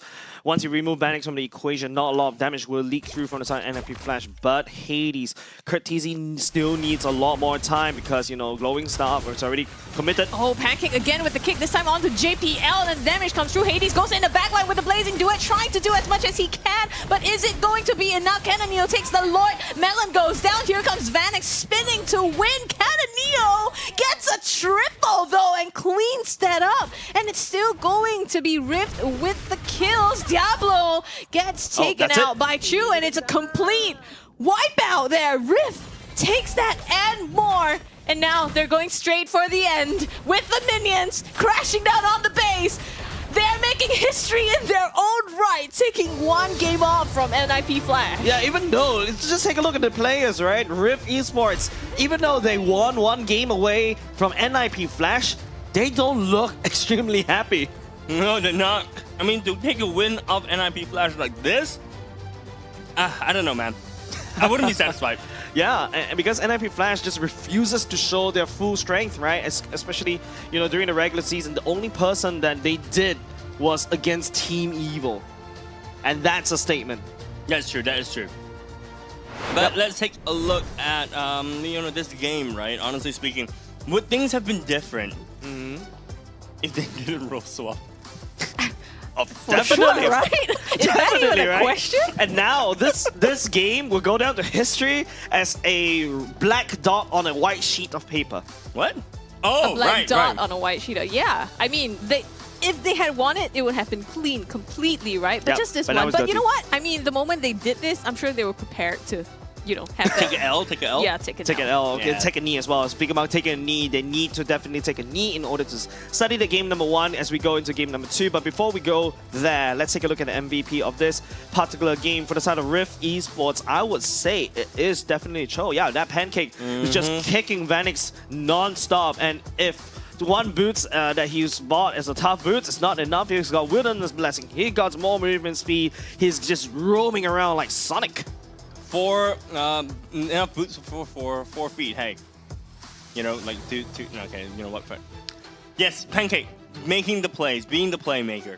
Yeah, I think his way of the Dragons were immaculate, right? Being able to shut down key targets, like Vanix, or rather repositioning them in a way that they do not want to be in a place where they do not want to be in, right? So honestly, Pancake having kill participation of 73% as well. He was maneuvering around the map really, really well as well. If you notice, you know, I think taking a page out of JPL's book, actually, always being in the face of NIP Flash and identifying where they are at any point in time.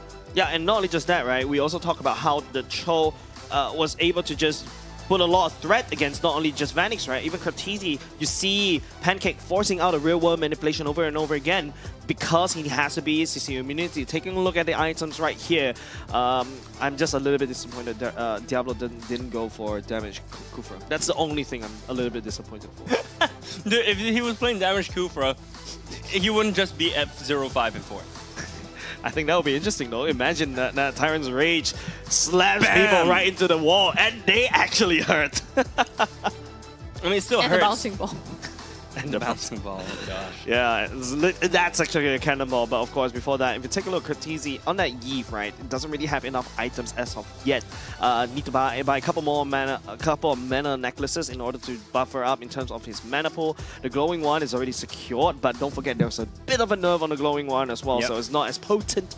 And I feel like Eve needs a lot of time in order for that Eve to really do a lot of things in the team fights. Not only that, if you actually take a look at the kills, right? Vanix had 7 out of the 8 kills, which actually signifies a very big problem. In that if Vanix dies, NIP Flash does not have any DPS, right? And the thing is, if you look at Rift, Ho is able to actually pick off one person, but guess what? When all the gold is in one person's pocket, you just go for them, knock them down, and that's it. Yeah, it's a lot more. Your fight. Yeah, it's a lot more spread out, right? Bear, take a look. 607, KD 8. And even Chu as well, 623. I mean, Bear's going up against a high loss, right? And for a period of time, if you notice, JPL wasn't really engaging in lane actively against Bear, but Bear's penalty zone also locks down the members of NIP Flash. I mean, if you look at how NIP Flash was playing in this particular game, NIP Flash doesn't feel like they're working together, right? It's usually they really work together as a single unit in the original role, but now they have to like focus on each other, the other role. This feels like a little bit of a cultural exchange thing happening right now. Here, have an understanding of how my role is played, Vanix. Yeah. Why don't you play the Fanny now, huh? Yeah. You think it's so easy to just dive in and just slice and dice and run out? Yeah. Well, guess what? Maybe not. Sorry, I'm just trying to, emulate. Channel what Hades may have thought. Yeah, and Diablo is probably like, now I feel how hard it is for JPL to use the Kufra, and JPL is like, huh, EXP is that easy?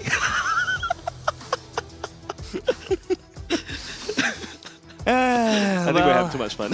Yeah, look, NIP Flash always giving us a treat when it comes down to their games. But if you take a look at the stats itself, damage dealt about 60k less from the side of Rift, for the side of NIP Flash, a lot more damage taken. Turret damage very, very low. And I think you're right. This is actually showcasing how NIP Flash did not work as a team. Yep. It really felt very disjointed in terms of what they were planning to doing versus what they actually did, right? If you notice just now, in fact, I think it was Hades, Cortese as well as Vanix that were trying to do a dive, but because it was so uncoordinated, Vanix took a lot more damage than he was supposed to, and in the end they just ran away after killing one person. Yeah, Hades thought that he could retreat the tower instead. Didn't know he needs to press AAs. But of course, let's take a look at the top 4 right here. Rich Guy goes over to Cannon Neo, just farming heroes. He's actually making a good... he actually plays decent well under the Rift banner. And of course, as that link. Now you also got Melon that's outputting a ton of damage. Of course, the AoE damage for the side of the Vexana. JPL taking the most damage taken. Why is this so normal? And Pancake, of course, best wingman as well. After swapping roles, he still is the sandbag. Just no matter what he's playing, he still is the sandbag. Yeah, because I feel like a Roam and an EXP, technically speaking, switchable in terms of this particular meta, because you're playing similar. You're playing tanks. You're playing like your engagers, right? As we go into the highlights, you'll be able to take a look at how JPL basically played that particular role. It's also quite wonky because he is actively moving around the map as if he's a roamer. Yeah, it feels really weird to see JPL in the EXP. We do see, right from the early game, right? Even this fight, you see JPL use the Glorious Pathway, and he does it really nicely to cut the team, the Rift from moving around. But there was just no follow-up, and this happened multiple times, right? Where JPL would lay the Glorious Pathway, and you see, he's like, hey guys, I've got the pathway. Wait, where's my team? And it seems like nowhere near him, right? Yeah, and this... Oh, beautiful. Oh, this one. Nice kill. But beautiful wires, man. Look at that. 1, 2, 3. Oh. Oh, man. Do we really have to... Don't tell me Churros had that clip prepped up for the end of the segment. Oh, wait, he didn't. He's shaking his head. I mean, there's been enough replays. I love it, though. Definitely expecting the TikTok memes coming out. Highlight reel.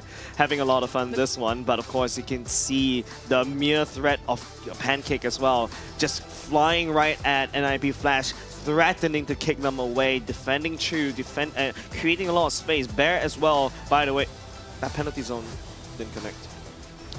Whiff! But anyways, it's a skyball right there. But it's fine. They did not skyball their win against NIP Flash, NIP Flash kind of gave them the chance, and they definitely took that as fast as they could. You know, Rift as a team has been always very, very impressive, especially with their macro plays and their communication. We've seen them grow as a team from Season 7, and in this season, they're looking even more impressive. Yeah, definitely. And we should have the Churros ready to be... Professor Churros, sorry. Don't forget, man. I Come forgot on. Honor Mimics. We'll be doing the analyst segment. We're going to hand my time over to Professor Churros. Take it away. This is so unprecedented, and I think just NIP Flash just wants to have fun. I mean, they're already on the top spot. Hey, man. And L is not really very different for them. This is going to be a very different analysis portion because it goes against a lot of what I think the NIP Flash should play and how it goes around. I think they're just trying things out, and like Jason, I think Croissant has said, like, hey, it's not easy playing a Roam. It's not easy playing EXP. I think that's one of their training arcs that they're going into. Let's get into the drawing board. I only have two very, very short clips right here on how they managed to dismantle NIP Flash to the point that they can't come back. Notice this is just Pancake's game. He knows his target, taking out Fanny whenever he comes close. Vanix, even though he's got an early start, the gold economy on both sides is still very, very wide. And the fact of the matter is we have the entirety of Rift actually playing in sync. They all know who the target is. They're all triangulated, protecting Chu. Knows that Chu is the main win condition for the entirety of that team. We have Canonio actually having that split push moment as well. Macro plays, everything was just in sync. Unfortunately though, for NIP Flash, the same cannot be said. Canonio blocks off that back line, and this was just a very, very well-oiled machine coming in from Rift. It's bound to happen when you're swapping roles with the rest of your team.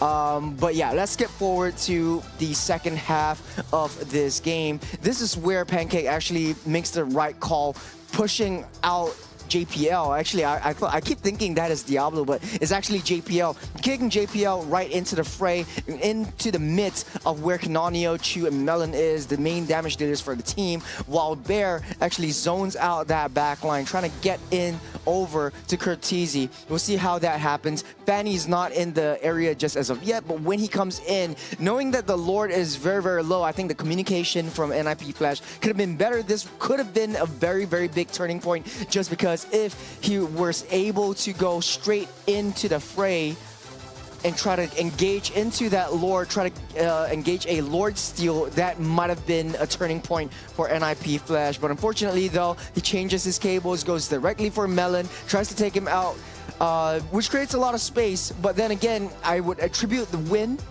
and the main damage over to the economy difference that Rift has built up over NIP Flash, and I'll let the rest play out. This was just a very, very good fight over for Canonio, going over, taking out Curtizi, and then switching the target down onto down onto Vanix, and then Diablo wiping it out. I don't know, man. I hope NIP Flash gets a little bit more serious or really changes up their strategies. I actually heard them laughing over the training room, so I think things might be different for game number 2. We'll just see. Over to you guys. Well, thank you very much, Heroes. I'm surprised you still find things to analyze from that one, because I'm looking at the screen right there. I'm looking at Vanix. That was the segment where they got a full team wipeout, and Vanix just laughing right there. Maybe they think they have a chance. Let's go to game 2, game 3, and let's make the castle's life a little bit more difficult. It definitely made my Excel spreadsheets go wonky already, because now I have a gold lane Fanny because of how I've worked with my Excel sheets as well. But of course, you know, the more important thing we have to talk about is, I think it's around dinner time now. Yeah, pretty much. And you know, if you're tired from trying to wrap your heads around what NIP Flash is doing, what you should do is... take a break with McCrispy. Yeah, take a break with McCrispy as well. Of course, it has never been tastier as well. Catch all the MPL Season 8 action, complete with the experience of a crispier crunch in the old, new, old, and improved Chicken McCrispy with McDelivery as well, right up to your doorstep. No matter where you are, I hope, and I'm very sure McDelivery will find you as well. That's not all. Thousands of in-game diamonds are up for grabs for you as well. So go on, smash your hunger as well. And of course, that was a very spicy game, I would say, for game number 1. You tried to call me out for something. No. I was gonna say I actually smashed my hunger yesterday with Ah. McCrispy, and I have to say the pineapple soft serve is immaculate. Wow. You guys That's an idea. need to go down to Macca's to get yourself a pineapple. Wait, what do you call that? Macca's. Sorry. That's very Australian. It's very Australian of me. You're showing your roots. It's true. Look, I admit it. Okay, I admit it. I'm yellow on the outside, white on the inside. It's fair. It's normal. Yeah, but of course, you know, that's why I was like, wait, what do you call it? Because I know that's how Australians call McDonald's, but of course you can get yours right now. So head on down. But thank you very much, McDonald's, as well, on behalf of the production and also the rest of us. Thank you very much for supporting us for the 2nd season. But yes. No, I was just gonna say you should get McDelivery, so you don't have to go to the store. No, but you see the soft serve. You can just melt it. And well, I'm sure they have a way to send you the ice cream. Have you tried the soft serve like cone? I have not, ice? but I think it goes well with McCrispy, It does, especially it does. if it's spicy, right? I can definitely vouch for that. I had that yesterday. Yeah, Once so again. what you can do So is you good. get the soft serve, and then you dip the McCrispy in it. Okay, so going into game number 2. Going into game number 2, I guys. guys, I actually know a person that actually does that with fries and McFlurry. No, fries make sense. McCrispy, bro? No. Anyways, So the big question now is, game number 2. are they gonna pull the same thing again? I feel Yes, so. they are. I feel so. Yes, it seems like the roles did not change. I think they're going to continue on with that, but the bans are still similar. Rift bans away the Phobias and the Alice. NIP Flash bans away the chip. It's no longer about which heroes are getting picked or banned, right? It's about how each of the individual players in NIP Flash is going to be able to adapt to their lanes and whether or not they're able to actually adapt it in game number 1, in between game number 1 and game number 2. All right, picks and bans, like I said, don't really make a difference right now. I think NIP Flash is just banning out whoever they think is going to give themselves the most trouble, as well as the heroes that they don't want to play in their respective roles. And on the side of Rift, they're just going to ban out whoever they had in mind in terms of the game plan, right? Yep, they're looking. In the previous game, they banned Chip, Alice, and the Moskov as well. So Phobias is banned, Alice is banned. Do they ban the Moskov here? I mean, why not? Why would you ban the Moskov? Why wouldn't you? Why would you? Because Moskov is so good. Moskov goes brat brat brat. Yeah, there's a word from our production. NIP Flash would have broken the history in MPL Singapore if they did not troll game number 1. Hey. Look, it's not a troll because Rift is respecting the Vanix fanning pick. They decided to target ban Vanix. You know what's my theory in that? They started cable management and they were like, we can't let the players at home learn from this. So they just ban out the fanny to preserve all our eyes and our sanity. Yeah. I mean, NIP Flash has been doing nutty things on this fanny, right? Especially Kurt Teasy on the mid lane fanny as well. Yeah, look, I'm deadpan serious. Do you see me laughing here, Jace? I'm serious. This is why they banned the fanny. Oh, that was supposed to be. I thought you were joking. To prevent any kinds of shenanigans that NIP Flash is gonna have. All right, NIP Flash. No, I was joking, by the way. Come on! Stop pulling a fast one on me. NIP Flash takes away the high loss. Doesn't want to give it over to Rift. Rift first pick. The Harif is open, and well, the Ling is open. They're gonna snap pick that one right on away. NIP Flash. The Harif is open. Well, technically speaking, Zaz and Jusin is open. The Yves is also open. The Edith is also open. It's a lot of choices. So many choices, so few picks. We're gonna see what NIP Flash want to prioritize. In my opinion, they're likely gonna prioritize something that's comfortable for Vanix to play. Harry Jungle? Well, why not? Actually, though. It happened before. Why not? Why not? In fact, Very old. Yesterday I was playing with a group of friends which I haven't played with in a while, and I saw Cyclops jungle. And it worked, apparently. Oh, don't tell Abstract. Did he hear this? He's downstairs probably hearing us right now. Guys, don't give... Abstract is not going to be able to play MLBB right now. Cyclops jungle, man. What? Okay, that's a Faramis being picked up by NIP Flash. But once again, we've seen this before, right? Faramis being snap picked. So look at Pancake, he's also a little slightly confused right there. Faramis being picked so early on. Rift can also go for the Aurora to counter. We've seen this before. NIP Flash also picks up the Ether for themselves. Oh, deja vu, maybe. Faramis may... Hey, actually, now that I think about it, Faramis could be in the room. He can be in a row. Faramis can be in Rome, right? So maybe this is not Katizi playing the Faramis. I think we let Zara take it into our heads already. Yeah, sure. Okay, let's just take it as a Faramis mid. Now we see Valentina being responded right there from the side of Rift. And Terizla as well. And Terizla. Absolutely deadly. Yeah, and they did not go for the Aurora road. So now we're going to have 2 Nether Realms, and it's going to make our life a little bit harder once we cast this one. Scrubby's nodding. So many Nether Realms around. So less deaths. Yep. Okay, that's a Hayabusa. NIP Flash will pick up that one. Go into the hands of Vanix. I think he can execute that. Hayabusa is, at least in terms of mechanical difficulty, is actually quite low. What? Have you tried to manage your Shadow Clones properly? Yeah. Okay, I guess we're on a different level then. Okay. Managing Shadow Clones. Picking up 4 swords with the Ling. Don't forget, it's not as easy as you think. And Cables, which one's harder? Cables, for sure. But I'm just saying that Hayabusa is not easy by any standard. Do you know who's easy to play? Layla. Of course, you just point and shoot. Exactly, no, but that's my point, right? In terms of scaling, in terms of difficulty of mechanics, don't give NIP Flash ideas. Last season they did that as well. They brought a Layla to. Why do you think I brought it up? Sorry, I don't know why we're on a different wavelength today, bro. I have no idea, mate. But anyways, looking at the bans, we see NIP Flash banning out the Terizla, not the Terizla, but the Tigreal, and we see Rift banning out the Harif. Taking out the Harif from the board, as you were mentioning earlier, right? Yep, Harif being removed. I'm surprised it actually got banned in the second phase, because usually people snap pick it right on away. NIP Flash nor Rift was interested in that hero at all, which is kind of interesting. NIP Flash right now, the last ban, do they lock down more roams, or do they start locking down more gold lanes?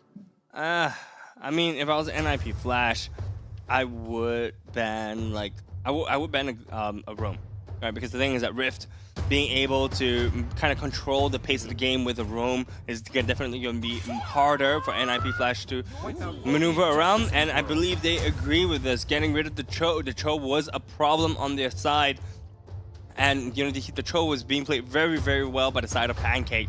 So I think getting rid of that is definitely the right move. Yeah, Cho was a big problem earlier just now. A bit of a nod, a bit of a... I think Pancake can sleep better tonight, feeling that, hey, NIP Flash bans away my Cho. Yeah, it's true. I mean, look, I don't think Cho is going to work very well in the lineup of NIP Flash right now at the very least. Because if they pick the Cho, they don't really have a lot of tanky options, right? And the Claude being banned out, targeting maybe the pick that Hades was playing just now. Trying to see, okay, if you guys really want to do a role swap, we're going to see how wide your champion pool actually is. Yeah, of course. NIP Flash, man, you gotta have to give it to them. Yes, and the main role is definitely like, the assigned roles, but of course, they also play MLBB sometimes in ranked games, and they can flex around. Now, Carry will be selected for the side of Hades just to make sure that he doesn't bring Retri into this next game. I do like the carry though. I think the carry makes sense, especially when you're facing down Terizla, right? Because carry is one of those heroes which is able to just shred down Terizla's armors. You just go right through all the defense reductions, right? Or rather the defense increase, because you're doing percentage health damage. So carry, very, very good pick. The question is, okay, I'm not going to repeat this though again, but the question is, can Hades pilot the carry? I mean, carry's very easy to play, right? Okay, carry, yes, carry is kind of easy to play, right? As long as your position is right, you got dashes that goes off cooldown very quickly, and then, as long as you lane properly, it should be fine. And with NIP Flash, you need a solid front line, and right now, looking at what they have as of now, the Edith is there. They need... Ooh! Oh, Beatrix, wow, true. Bringing it back once again. And also, that's a Minotaur, which is perfect to counteract against the Faramis. I really like the Minotaur. The Minotaur is such a good pick as well, especially when you partner him with something like the Terizla and the Beatrix.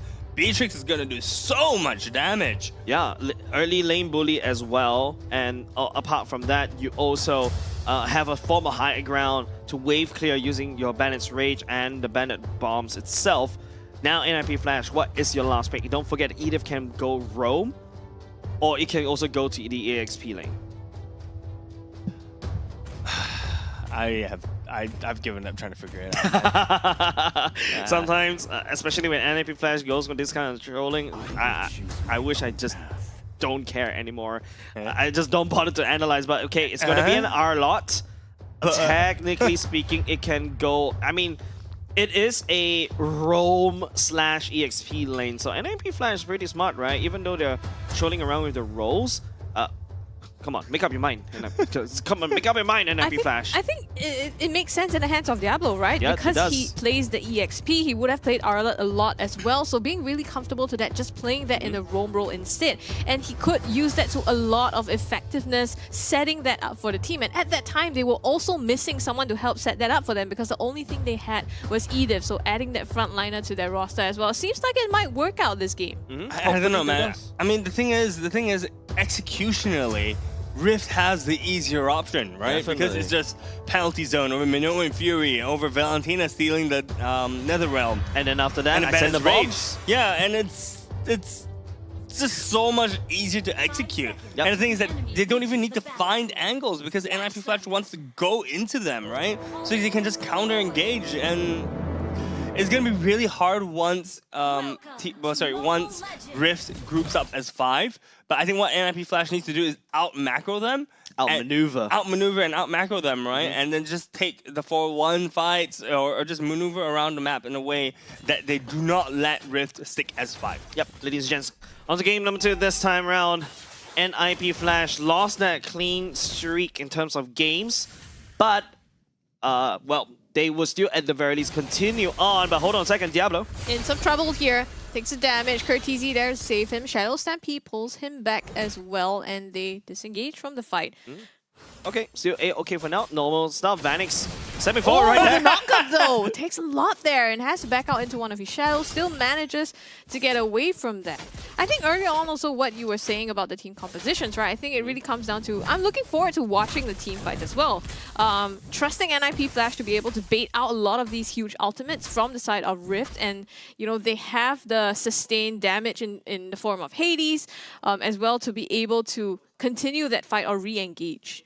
Yeah, they're definitely not lacking on the side of damage, but you know, NIP Flash, they do have the Edith, they do have the Arlott, but they do not have anyone who is inherently super tanky, right? So I really wonder how NIP Flash is going to maneuver this with this specific lineup. Oh, Shadow Stampede pulls him in, does enough, but not just yet. I mean, still the early game here, but Vanix as well as Cannoneer already at level 4, and the turtle is coming up in about 10 seconds.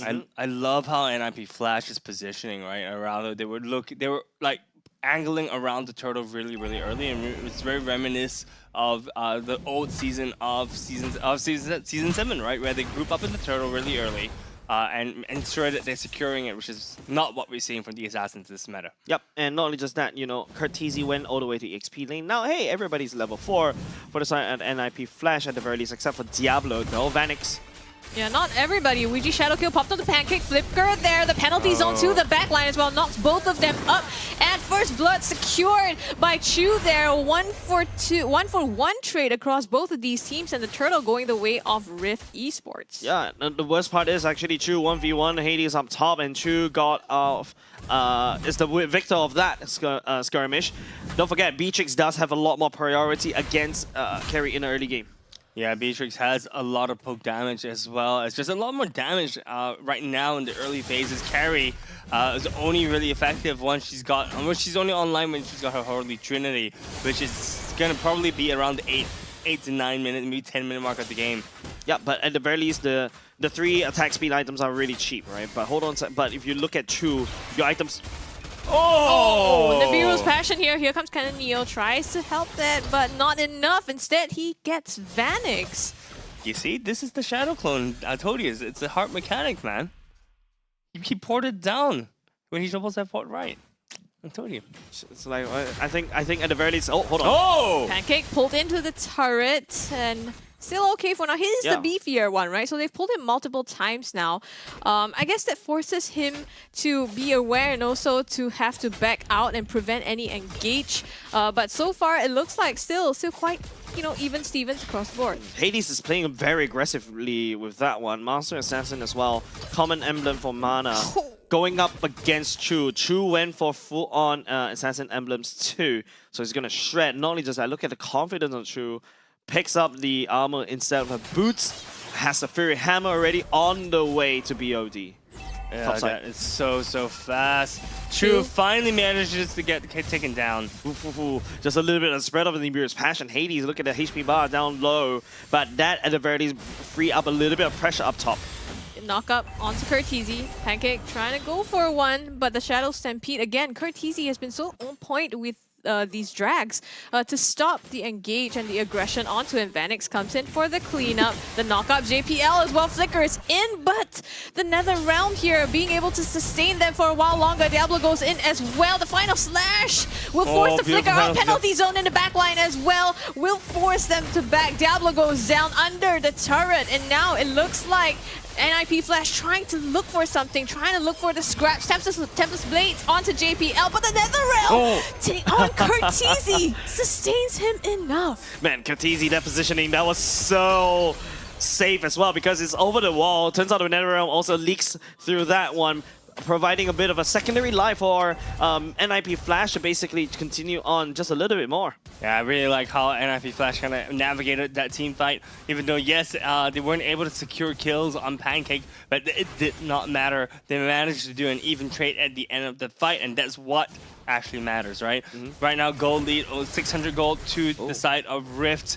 700 gold to the side of Rift. Nothing too crazy at this point in time. Second turtle has already spawned in and has been alive for a while, actually. Yep, Chu already has the BOD. That's a massive power spike for the side of the Rift's gold laner. Hades, on the other hand, I don't see a lot of items being built right there. JPL, that's a knock-up and onward. Yep, they begin to engage. Final slash there onto Bear. Does not choose to pursue this further, but JPL, the knock-up onto him, penalty zone as well. The damage comes through. Knock-up onto Diablo again, and it looks like Rift gets one up on top of that. Make that two. Diablo goes down as well. Melon with the flicker and ends that. It's going to be the mid-tier 1 turret along with that. Not looking very good for the side of NIP Flash already. Rift is really rolling out on Stream. Vanix comes in for the cleanup, forces the Tempest of Blades. Canonio survives for now, but that's one ultimate down in that 1v1. Yeah, trading ultimates for ultimates, right? But then again, there's a massive hole that Rift was able to penetrate through NIP's Flash ship. That mid lane is going to hurt in terms of the rotations. Rift is going to get a lot more map control. Yeah, it's all about vision as well, right? The vision control is super important in the mid lane because it just opens up the entire map. Vanix manages to finally take down the turtle, which is going to be evening out the gold slightly. But don't count NIP Flash out yet, guys. 7-4 is not a testament to the state of the game right now. Yeah, but the mid lane's cracked open though, Kwa. That's kind of worrying if you're on the more paranoid side, right? Rift, on the other hand, if you notice, yes, Bear burned away the flicker, so no flicker ultimate's coming up for the next at least 100 seconds, right? JPL finds Canonio right there, and you can start to see JPL is like, oh wait, I'm an XP laner? Why am I roaming? He's not taking those fights. A lot of damage. Curtizi pulls Pancake in the back line though. The knockups and the Nether Realm pulled by both teams here for the sustain and the reset as they both take second lives. Canonio finishes that out. Diablo, Curtizi, and JPL are all down. They go for Hades in the back. Bear with the penalty zone, but the flicker saves him from that one. And this time, Hades has a flicker to use. Yeah, 1 dot for Hades, right? I think he's like, what is this battle spell? How do you use this? Wait, you're not supposed to kill the nearest creeps with that? Oh, that's what we call flicker, right? But we're going to go a snap replay right now to find out more on how that team fight breaks down. All right, yeah, you take a look. That's done perfectly by Cortese using the Shadow Stampede to bring back Pancake. But Pancake with the Million Fury Flicker was absolutely pivotal in knocking the entire NIP Flash up. And Rift was just able to just sweep NIP Flash. Hades does survive with a pixel HP. But that fight was perfectly executed from the side of Pancake. And hey, Cortese, if you're listening to this, maybe not drag Pancake into your team. Never drag a angry Minotaur into half bull, half man. Yeah, never drag it into your team, especially when he's like, you know, about to erupt with your ultimate, right? So yeah, a little bit of a miscomm right there coming off from NIP Flash. Rift right now, like what I mentioned, because of the mid lane crack open, they start to leak into and also kind of threaten Hayabusa's farm already. Evidently, you just take a look at the level difference. Canonio level 13, Phoenix level 11. So in terms of neutral objective challenge, the Rift should have a bit of advantage. Yeah, well, looks like the Lord has spawned up and Rift has started to engage with the Lord. I feel like NIP Flash can actually take this fight. They just need to find the right angle. Oh, looking for it. Pancake disappears from the map there. Vanix goes in, tries to get it, but does not. Cannoneer secures that Lord for themselves, and they choose to back away from this one. Perfect. Trinity Zone coming out from Bear. This is the Bear that I want to see and continue on. I've seen this before. Oh, hold on, Esther's. Sorry, Vanix. Sorry, I'm still thinking about Esther's Bear. Look, I don't blame you, man. Vanix running, or manages to run away just within a hair's breadth of Cannoneer. Yep. The Shadow Clone's actually throwing him off there, thinking where could he potentially go. He just decides to back in the bush, man. Yeah, that's what we call shadow management, right? For the side of Rift, though, there's a Lord marching down in the mid, and that's a very weak-looking turret. NIP Flash needs to bolster their defense and hopefully do something with this.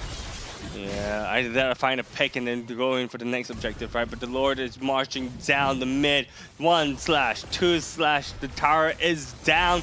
Lord finally goes down, but is definitely in favor of the side of Rift Esports right now.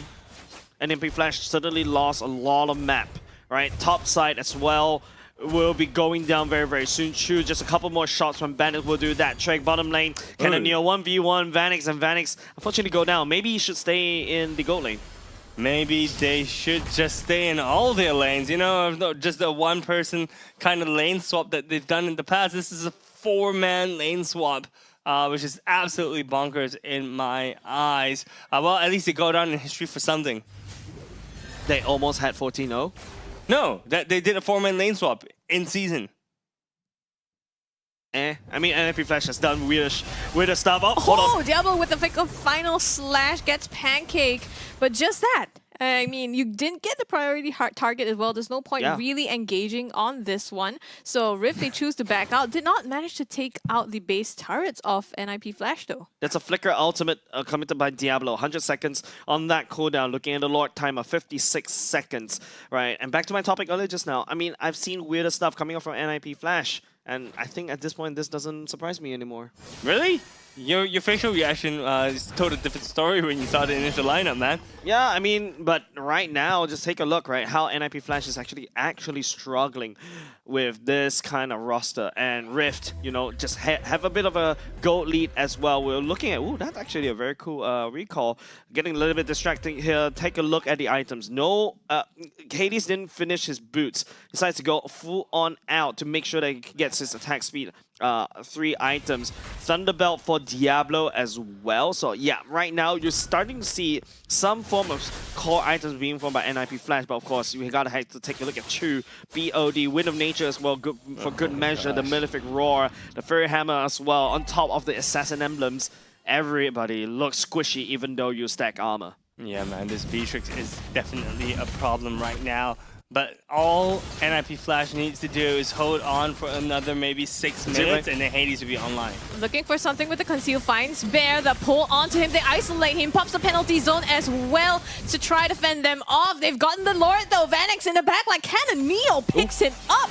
After the Lord, Diablo, they go right in though, Chu almost dead. Diablo lands that last hit there, and Melon, he's the only one left alone with Cannoneer. Oh, here again picks up Vanix just slashing now on Diablo, the 1v1, and he knocks up a double. Looking for JPL now. The onward, the Earth Shatter stops him, but Tempest of Blade still there. Comes in with the Nether Realm, stops him in his tracks, and he finally gives up. Here's Melon, 1v3, takes half of his HP, and now they finally decide to give that up. That fight was a little bit indecisive, if you ask me, earlier just now, but Rift does send down the Lord earlier just now. We're going to hop into a quick replay right here, and just to take a look at how, literally, the members from the side of NIP Flash was trying to pull Bear in, but that's exactly where Bear wants you to be, right?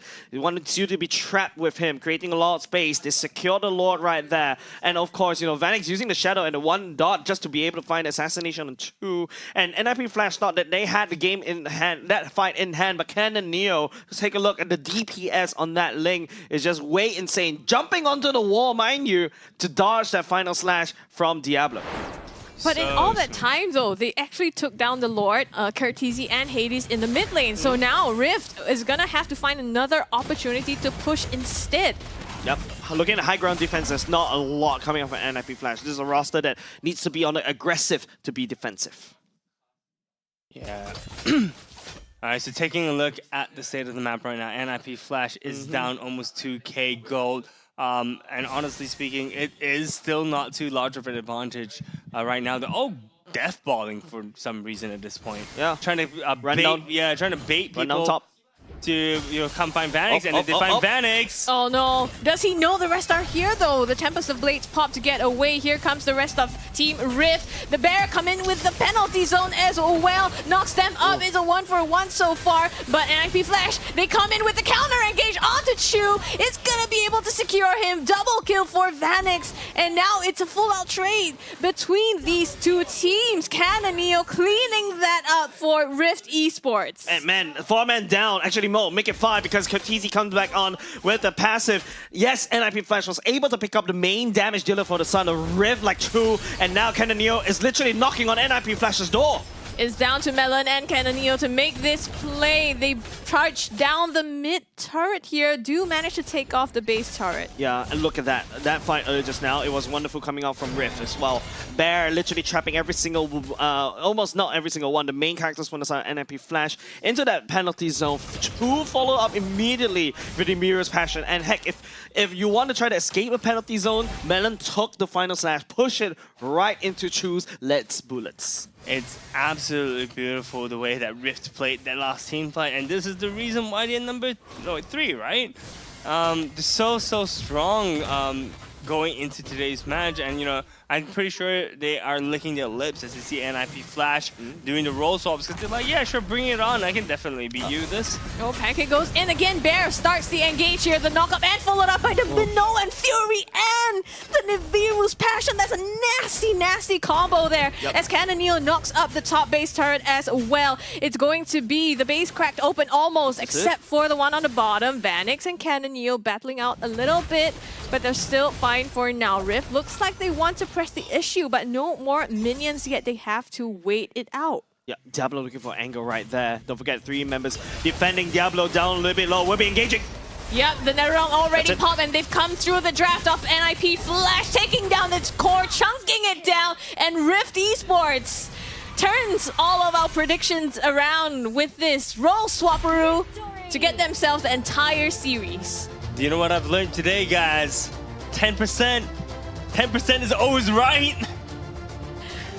It seems to be the case. Yeah, 10% seems to be the magic number for being proven wrong. And we see NIP Flash go down to Rift Esports 2-0.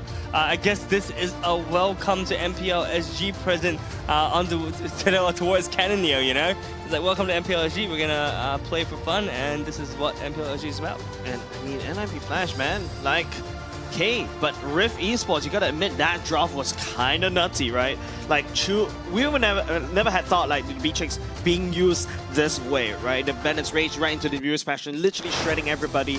Don't forget that you were actually just scrubbing all the way back, right? Just to take a look at that. It's the penalty zone that catch everybody in together, follow up with the Nibiru's Passion. And the Minnow and Fury. And the Minnow and Fury. You're just stuck there in that zone for a long time. You cannot play the game. Yeah. You just put down your phone. Bonk. Just put down your hand. Bonk. Just put down your phone. You know you're gonna get stuck right there for a long period of time. You're stuck, and then you get gray screened after that.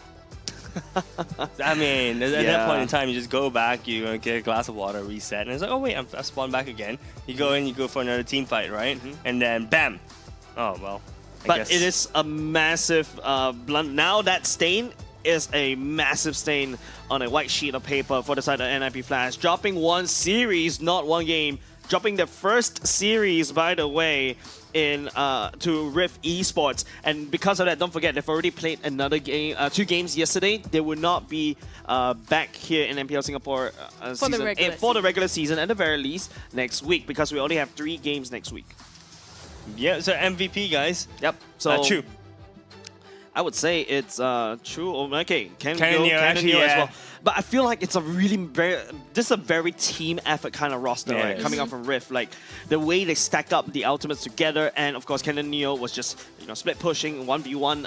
Vanix at the same time. Hayabusa almost said Hades, by the way, and Ken and Neo as well, just dodging everything using the walls as well. So pretty nice control on that link. I mean, and I'm sure they might have been playing together for a while now, but for someone coming into this team, right? He came in during this transfer window as well, being able to synergize so well and coordinate with the rest of the team. It seems as if, he's been there all along. Yeah, and his mechanics is checked, right? And not only just that, I think the communication between the Rift Esports, don't forget, they used to be like a half or X-Co, half Asterisk, but now it seemed more like the Asterisk Chu, and Bear, and then you also got RL19, basically the brain of the draft. And I gotta comment this once again, just this insane wombo combo coming out from Rift. The Beatrix was the cherry on top, the icing of the cherry of the cake. I'm sorry, I'm just trying to image that in my head, and it doesn't make sense, but I'm just gonna nod and carry on from there. Yeah, agree to disagree, Kwa. Agree to disagree. I don't disagree, I'm just nodding. But yes, Ken and Neo, 11-1-4, absolute stunner of a showing in MPL SG. This is, I believe, his first week on the Land of Dawn. Second day, and he's playing very, very well. Yes, albeit that NIP Flash was not playing the main roles, they're just here to have fun today. It's still the way that he plays the Ling, he's able to, I sound a bit like a broken record, but target down specific players, right? And this is what you want to see from your assassins. You want the assassins to have pinpoint accuracy and execution when it comes down to executing the enemy team. Yeah, I was talking about how, the Chu's assassin emblem as well, a very aggressive one coming out from the Gold Lane or Rift. Also looked at, the rest of the emblems feel kind of standard at the same time, but I think I just need to point out Chu, because I find a bit of a dilemma as a Beatrix, right? Do you go for the marksman emblem or do you go for the assassin emblem? Because I think both offers best of both worlds. But Chu picking up an assassin emblem means that I really want to just penetrate through the armor, because after that you start to see Chu's damage. Just NIP Flash is feeling all of it. Yeah, for sure, man, for sure. All right, so I think I don't even know how to analyze this game properly, because this is not NIP Flash's mainstay. It is a mainstay roster, just not the mainstay roles. And honestly speaking, it's very hard, I think, for us as casters to kind of break down a game like this when the players themselves aren't really looking at it from a serious lens, if that makes sense. Yeah, they're not even using the full force, and I don't know what. Oh, okay, I was looking at Chu. I was a little bit distracted right there. It's like zooming into the recall of Vanix. That's actually a very cool recall animation, but of course we should be going into the next stat screen as well, where we talk about more of the damage dealt, because rest assured, just look at the damage dealt by Rift. There's a lot more at the same time. NIP Flash couldn't even touch the turret. Evidently, just take a look at the turret damage, only 5k. A lot of thousands shy away from what Rift has offered in this game. So little. You don't usually, when you see a graphic like this, right? NIP Flash is on the victory screen, and then whoever they're facing is on the other side. Yeah. Right. So it's really weird to see this lineup. I know they're having fun, guys. It's fine, but it's just very it's very disorienting. I think that's the word I'm looking for. Yeah, I think see that's a graphic like this. Definitely, right? And it's like you're like, Am I watching an NIP Flash game? That's why I think when we're looking through these stat screen at the same time, we just don't know what to say about it, because NIP Flash is not really using the main roles that they're supposed to be playing, but I feel like this is literally what I was talking about. Like this feels like, you know, NIP Flash saying that, hey, I want to know more about the other role, so let's just swap around so that we don't complain when we actually go into the playoffs. I mean, yeah, probably. Objectively speaking, though, I mean, if you look at this like any other game, and like you said, Jace, take away the nameplates there, right? You know, a lot of damage taken on the side of Rift as well, but in the same coin, a lot of healing. So the sustain coming through that kept them in these team fights, in the Wombo combo. And now we see the top 4 players of this game here, Cannoneo as the rich guy and the carry. Yeah, and also, I mean, the gold per minute definitely translates into what he's doing. He's doing a lot of damage all across NIP Flash. Once again, JPL being the sandbag. I mean, he's always been, even though he either one, whether he's an EXP laner or a role. Because I feel like right now, Pancake is actually really, really strong as a roamer because of how he's setting up. You can ban away his Cho, but it seems like his Minotaur also makes a lot of sense. Yeah, Cho, Minotaur, all both make really a lot of sense. You know, JPL, you know, being the sandbag, I think its name is kind of synonymous to this top 4 positioning right now. But, you know, it goes to show that he is still going in and he is still trying to tank up most of the damage from his team. All right, so it shows that even though they aren't really taking the game too seriously, their bodies are moving based off muscle memory, right? Yep. And looking at looking at a draft earlier just now, I think the Faramis was kind of interesting coming off of NIP Flash. I wasn't expecting it to be first pick material, right? Especially when you're going into this. But really, it's just Rift Esports. I think with like what we mentioned earlier, it's an easier draft to execute, right? Everybody, if your Bear catches somebody with the penalty zone, just follow up all the ultimates together. Be it, or if the Minotaur actually catches people, just follow up with the ultimate. With that said, we're going to go over to the mic check just to see and hear what Rift are communicating, how they're communicating, especially when fighting up a Titans like NIP Flash. Here's the mic check. Can we fight? Yeah, I stand too. Diablo. Just Diablo, out guys after. We out. Nice, out, just out. Again. I'm coming. I'm coming. We can fight. Go jump. Oh, they stuck. No flicker, no flicker. Nice Prince. Good. Bell. Push back. The Fanny. Pani, no energy. What the fuck? Push mid guys, push mid. Get me. The bunny, burst lord, I will kick the bunny. I kick now the bunny. Hey, watch the Fanny. Nice.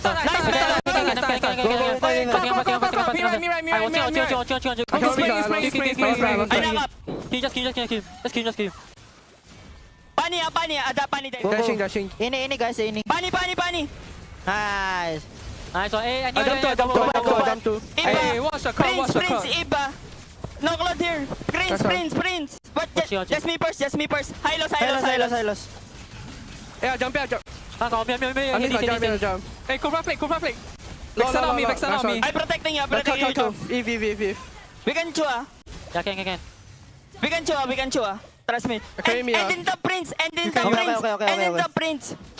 Hey, go. Let's go. I just knock up. Poking. Go. We can fight blue. No flicker, Edith. No flicker, Edith. Go. Focus. Targeting guys. I build. I'm gonna get ball. Carry. Watching bear. No flicker. I have winter. Watch me. Watching. That's all. Go. No carry guys, no carry. Chu. What the? Melon na. Nice. Ulti. Just go me. Watching. Tower guys. Tower. Tower up grips guys.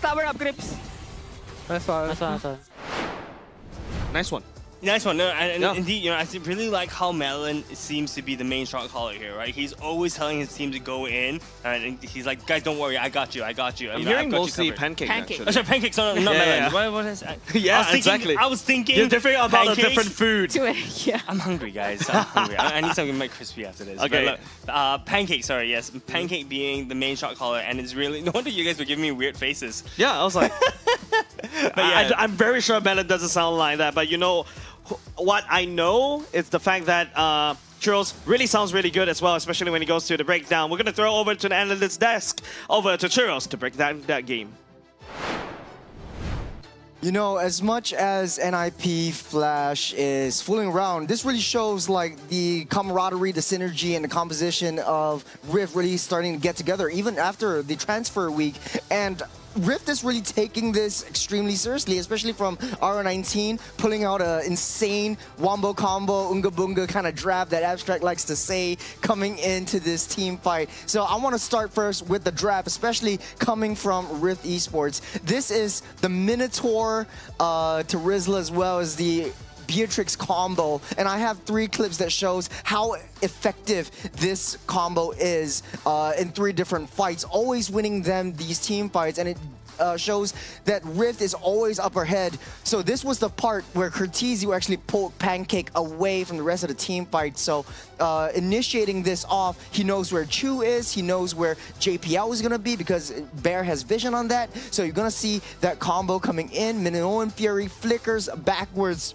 When we see JPL going into the mix as well, Chu immediately comes in with Bear at this point. Canonio knows that that is the main spot to get that engaged with, and creating such a lane pressure that Cortese is unable to enter even with the Nether Realm. So this creates a lot of opportunities for both sides to actually come in, but Canonio coming in with a lot of damage. Note that he's 2 levels ahead of where Vanix is at this point as well. So this is a very, very scary Ling at this point. Bear cleans up shop. We're going into the next fight happening soon. So this was right before that lore. I'm going to scroll back just a little bit more, and I want to break this down to you. So Bear and Pancake knows the objective. Try to create that space. Try to draw a line around that lord. And as much as NIP Flash is experimenting or testing things out, they don't really have their focus on the main objectives, and that is the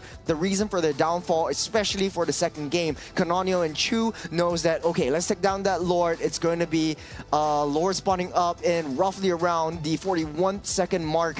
Let's take this down and let's make a beeline straight for their base. Bear and Pancake actually creating so much pressure down that back line, bringing Chu over, but look at where Canonio is, knowing where they are. This was actually one of those turning points where NIP Flash was able to come back from this. Vanix really down low, but he wants to go in a little bit more. And I was analyzing this clip. How did Canonio dash in? And this was that part where Vanix was actually still visible outside that bush. It was just 1 pixel away from getting that bush. Note that whenever you're in that bush, we are still able to see sort of like the eye symbol that Canonio actually has. So Canonio knows that Vanix is right there. He makes that dash, takes him out of the way. So this was just a really, really long, drawn-out fight. We'll skip to the last team fight where actually Rift Esports was able to execute the same kind of energy that they have with that combo.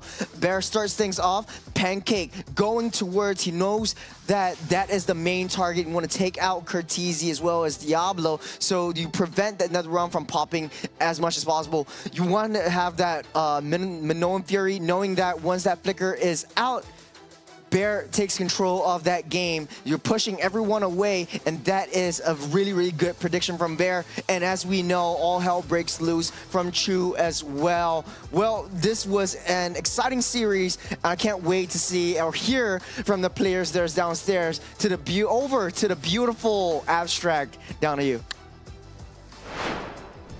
Thank you, Churros, for actually saying Abstract. All right, so of course, congratulations over to Rift Esports. I do have Chu here with me for this quick little interview. But as per normal, you know, before we start everything, I see that we are almost eye level, but I'm on the fence about that. What's your height? 170. Sorry, excuse me? 170. 170? Yeah. Really?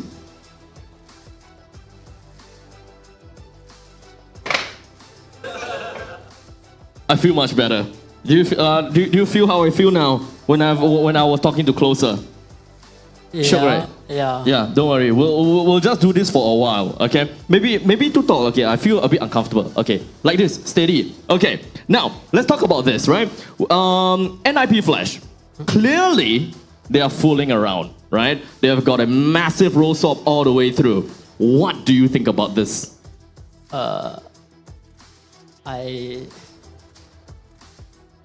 Thank you for the 3 points. We appreciate it.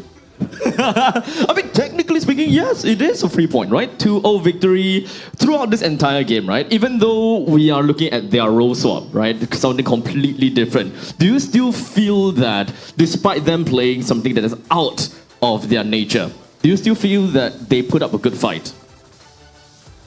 I honestly thought that it would be a hard fight. I think we are just lucky. Really? You consider it as lucky? Technically speaking, right, I would say that this really brings out what Rift Esports, or rather who Rift Esports is. So don't doubt yourselves. I think that you guys did very well already. Now, throughout all of this game, right, when it comes down to their role swap as well, right, what would you say they are, their caliber? If they were to make a team like this, which team are they equal to? Like, as in, like, after the role swap? Yeah, like, let's say this is their new team.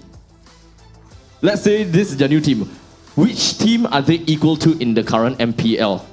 HomeBois. HomeBois! Okay. So, if whether that's good or bad, that's up to you all to decide. Actually, being tall is not exactly all that fun. There's a lot of bending around. I apologize to all the tall people. It's tough being tall. Okay, so now let's see. Okay, so we talk about role swap and all. So now that you guys want them in a 2-0 fashion, do you have anything you want to say to the fellow NIP Flash boys? Please give us chance inside playoff also. We appreciate it. How bold of you to think that. But regardless, I'm pretty sure that you had fun. I'm pretty sure that everyone had fun as well. Now that this is not your first time doing interview on MPL SG, right? This is the second time. Second time. Okay. Now I'll give you the opportunity. In Rift Esports, within your team, give me one good roast of one of your players. Wow, this bear are damn dirty, bro. Every time burp and fart inside the house one. Excuse me, you disgusting fella! Then you know his bear, the plushie, right? Get thrown around the floor everywhere, then he still kiss it. Ew. Where's your bear? At home, What? Goes around by? Tossed around by the teammates and you still kiss it. It's very unfortunate. He claimed that the bear is his girlfriend. Once again, Matchmaker Abstract is here. If you guys want Bear's Instagram, let me know. I can hook you guys up. Are you single as well? No. Okay, don't look for him. Alright, so thank you. So I believe that when it comes down, okay, aside from Bear, right? Aside from Bear. Okay, you know what? This is gonna be fun. Let's have Bear join you for a little bit, right? So, I think we can have a little bit of context. Okay, this one I want to stand up here like this. Don't try. Oh, it feels so good. Now, Bear, tell me a little bit. Wow, steady. Dangerous, but okay, strong man. Let's see how long you can stay like this. Okay, this is a test for you. Okay. Come, how about this? Hi. Okay. So, guys, this is what teamwork looks like. This is what a relationship looks like. Between you and the bear? Yes. Tell me, what about this bear that we talk about? It will be shown next week because it's against FMM and Kiwi. It's what, sorry? It will be shown next week because it's against FMM and Kiwi. It's against FMM and Kiwi. Okay. So I'll ask you the same question, Do you think that it is disrespect from NIP Flash that they did this role swap? Do you think that they think that you're easy? You can think that, but my goal is still to lane Diablo. I still love Diablo. In case you can't see, it's a cute little heart shape down over there, alright? So a little bit of a bromance between Bear and Diablo. How are you coping? Are you holding true well? I'm good. Okay, I shall not hold you guys back anymore. You can walk back over there. I was expecting you to keep holding him, but that's great and all. I am Team Liquid. You are Team Liquid. Can you do one of that Team Liquid pose for us? you need to do the top flex, huh? You got top flex also. Sure. The Team Liquid, the horse got do the big flex one. My chicken, you like? My chicken hands. Thank you so much. All right. So, ladies and gentlemen, there we go. I enjoyed being tall, and I don't mind being taller for the last time for today. So, ladies and gentlemen, I hope you guys thoroughly enjoyed the entirety of MPL SG Season 8. We played through the entirety of today, and we have a lot of upsets. But we still have one more day left, and that is going to be next week, week 4, day number 1, and that is the final day until we go over to the regular seasons. Or rather, sorry, to the playoffs. We are currently in the regular seasons. All right? Now, before we even close the day, let's take a look at the standings, as I'm pretty sure that there has been a lot of developments to the standings. Let's take a look.